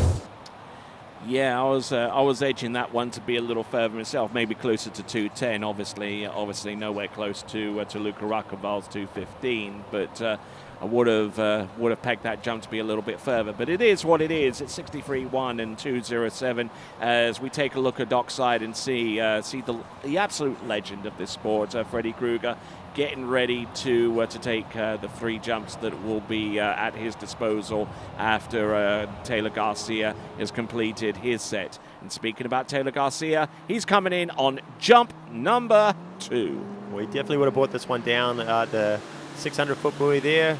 Try and keep some speed, keep some width. He's got to stay up on top of the water. If he gets in a bit of a hole, he can get slow. This is a late cut. He's driving in hard here. Oh, he slipped on the ramp again. That right ski just kind of coming back to the boat. He waves it away. He's got one more remaining. Wow. I don't know whether that's added any distance. He definitely had more speed, but as you saw, he didn't quite get his lift. He's trying. 215 is not a big jump for Taylor. He's definitely capable of going miles further, but anything can happen when you're out there on your jump skis and you're pushing it as hard as these guys do. And I tell you what, Taylor Garcia, I mean, he's about as tough as they come. I mean, I remember 2 seasons ago where he jumped in the King of Darkness, and no one really knew at that time, but he'd actually competed with a torn ACL in that competition, and has had some injury issues, but wow. 65 meters, 213, 65 meters or 213 feet. He has got some work to do, folks. He's got to find another couple feet. The good news for Taylor is it's there. He had a big cut that time, was a fraction early to the bottom of the ramp. But you saw that right ski, he maybe lost the pull a little bit. Right ski slipped out. If he can correct that, he can definitely add, who knows, another 10 feet pretty easily here for in jump at number 3. But I tell you, one guy who's watching with a lot of interest, Luca Rochenwald. He's got 215 right now. He is in the final unless Taylor can surpass him on jump number 3. If you're here, get on your feet. Let's support Taylor as he comes in. It's his 3rd and final. He's got to get launched on this one. 65 meters, his best jump. He needs over 65 and a half to take the spot available to him through to the next round. And Taylor Garcia, he's not sure on that one. I don't want to predict that one. I just by the body expressions, I don't think he thinks he's done it. Again, not quite finding his ramp work there. You see his right ski sliding on multiple jumps there. And I think he's going to come up a little bit short. Let's watch the replay. He's definitely pushing the course. I think his second was probably his later. It was his biggest turn, his biggest cut. So maybe back this one. Again, 215 is not huge for him. He goes 215, 220 day in, day out at home.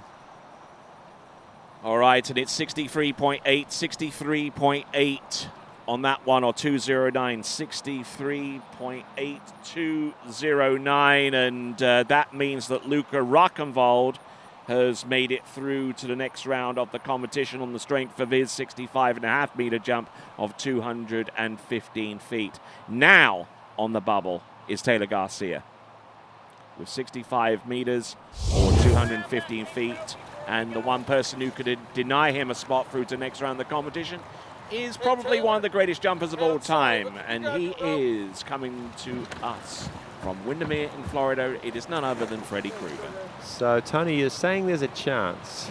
There's a chance. But it's, with the guy that's leaving the dock right now, that chance is very, very slim. 48 years of age, I believe. And still jumping and beating a ton of the kids that are out here challenging him. This guy has done it all. He's been a multiple-time world record holder, world champion, master champion, Moomba champion, pretty much everything you can achieve. Again, I'm talking about that return to baseline stat. He's been over 230 feet more times than all the other competitors combined is what we've seen.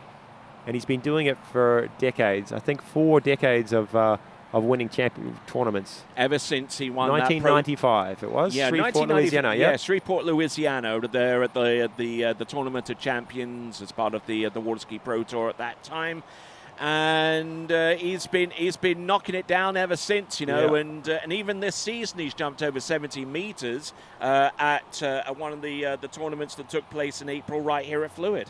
Yeah, for sure. I was at that event in 1995. I'm not sure if you were there, but this guy sort of came from nowhere. His first tour stop, his first event ever, and he won it. He took down the likes of Sammy Duval and Bruce Neville and all the other legends of the sport that were there. Cara Burge. 204 feet, I think he went and beat all his idols. So, and he's been doing it ever since. This guy is unstoppable. Here he is, jump number 1. One of the best turns in the business comes through, but he's decided to pass. On jump number 1. Oh, okay. So it comes down to 2 jumps. Yeah, for sure. Makes things a little bit more interesting, but again, 215 for Freddie. I think he could do that on a two-handed 3/4 cut. Yeah. With his eyes closed at his home site, for sure. Well, yeah, but he's got to do it here. He's got to get the job done.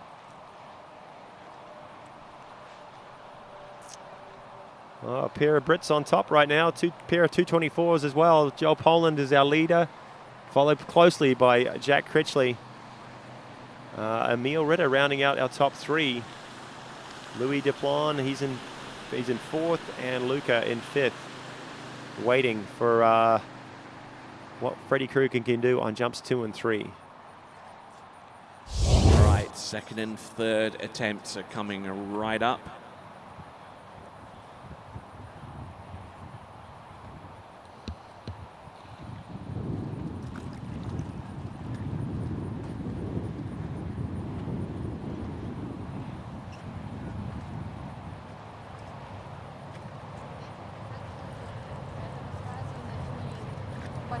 Okay, we have got 2 more jumps to come in this men's preliminary round for the 2023 MasterCraft Pro, presented by Action Watersports. And it's what is it, 6:40? It's been a long day. We've all been here since about 7 this morning, setting up and getting ready for the event.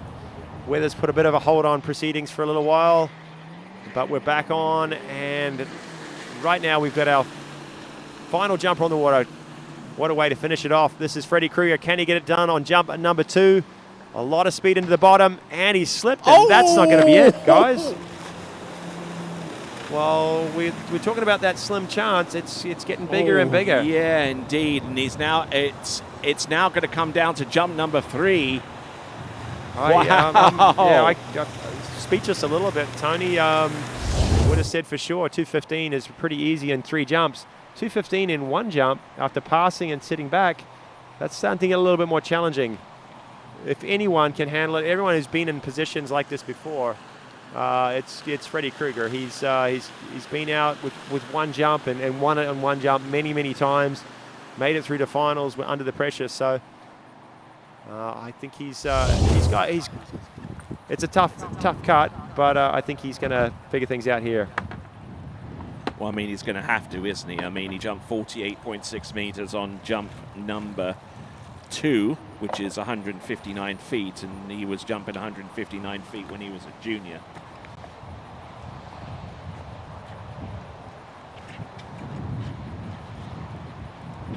All right, so Freddy Krueger getting ready for jump number 3.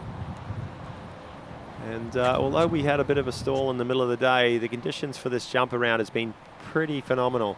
That headwind's just sort of held in there. It's a little steady sort of breeze that the skiers like. So everything's set here. Hopefully Freddie can kind of figure out what's happening and get his legs, which he has some of the best ramp work in the business. And fly down the lake here for jump number 3. All or nothing here. Jump cut. number 3. And that's there it. You go. There you go. Not only does he make it through to the next round of the competition, but he takes the lead in the process. Top seed, isn't he? Yeah, I think he's just want to entertain us a little bit there, Tony. He's just like, hey, everyone's a little bit quiet. It's been a long day. I think everyone's just kind of sitting around and just made it a bit more interesting for us. Yeah, indeed. Just to keep it entertaining and deny Joel Poland his. If that's not 2:30, I'll be very surprised. He got in the course, and to do that on one final jump is amazing. And stay relaxed enough, stay composed enough to get his lift. And I'm not sure what's there. It is 232, guys, 232 feet. Congratulations for Freddy Krueger. Wow! From a 0 on jump 1, a 150 on jump 2, under the gun, under the pressure, and like we said, he has done it many times, and he's done it again for us today. And he's our top seed going into this final. And that's only 10 centimeters shy of his best jump of the season. No. He's jumped 237 in California Pro. He's had some big jumps this year. 237. I think he's had a 36 somewhere along the line. Yeah. I've heard him talking, and he's aiming. He wants another 240. He's been a few times over 240. He had a 250 world record years ago. He wants to get back to those 240s. All right, then, indeed. Our only jumper over 70 meters out of round 1 is Freddy Krueger, our leader, with 70.7 meters with 232 feet. Joel Poland with 224, 68.4, 20 centimeters longer than Jack Critchley with 68.2, 224.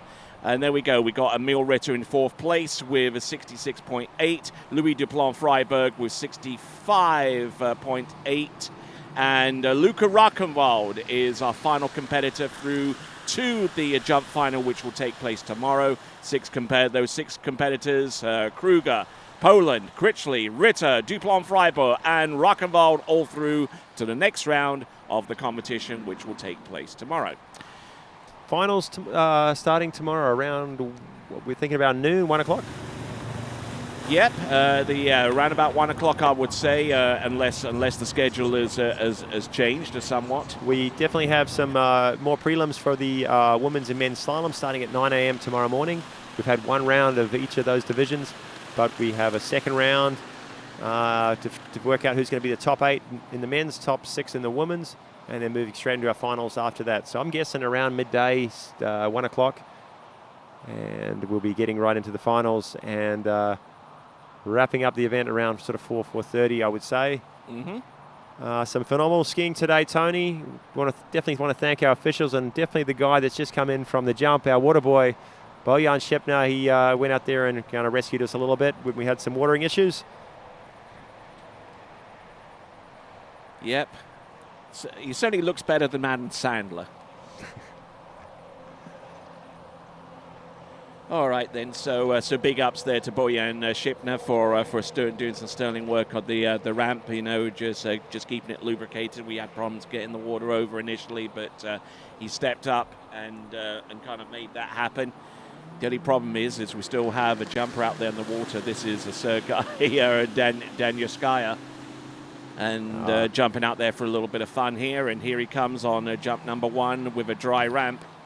No, it's perfectly wet. It'll stay wet for a long time. All right then. But looks like Sergey's been watching these top jumpers and got pumped up because that was a late cut, turned hard. You can't help but get inspired. Oh, for sure, yeah. He had a big go at that one. He's jumping on the 5-foot ramp at 51K, so his distance is going to be down a little bit.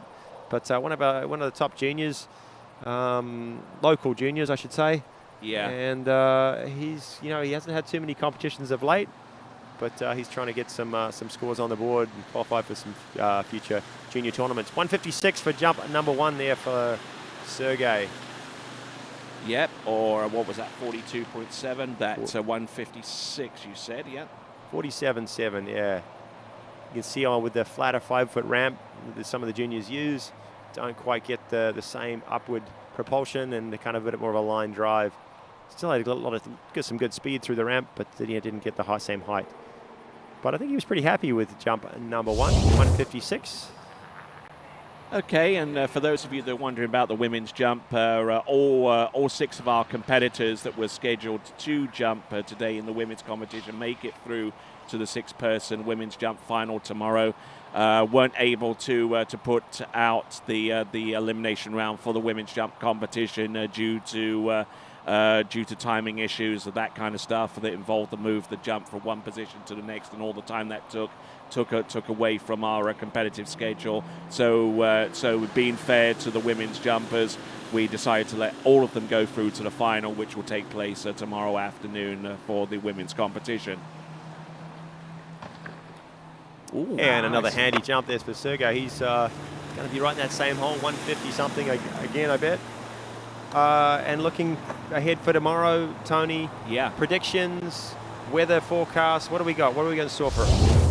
And don't ask me to be a meteorologist, because I would not have predicted what happened this afternoon with the ramp going that way, then coming back, and then going that way, and all of that kind of stuff. But what I can predict is more fireworks from the likes of Freddy Krueger, absolutely no doubt there. And we had some slalom skiers that came up a little bit short in the men's competition earlier on today, and they will have to conjure up some real magic tomorrow. I mean, I'm talking about the likes of Freddie Winter, who is looking to try and put himself through to next round, and Jamie Ball, who came up a little bit short as well and didn't clear 38 off 11.25 That one, meters. I mean, Freddie surprised me too, obviously, but Jamie, she's usually a rock solid. Yeah, rock solid, consistent skier, and as Freddie was saying when he was up here, she's been skiing exceptionally well, especially through the later half of the season. So some surprises. Another one, John Trabb, has just totally missed the handle around 3 ball. And what about Nate Smith as well? You'd bank on him Nate to Smith get through 41 not down off. the list, but he's in that bubble. Yeah, that bubble or that jam up there around 2 at 41. And so anyone's game right now. Will Ash will be pretty happy with his performance. He had the best start we saw at 41, just absolutely roped 1 and 2, and looked like he was going to run the pass. Just got a little bit ahead of himself, almost fell at 3, but still got slingshot across to 4.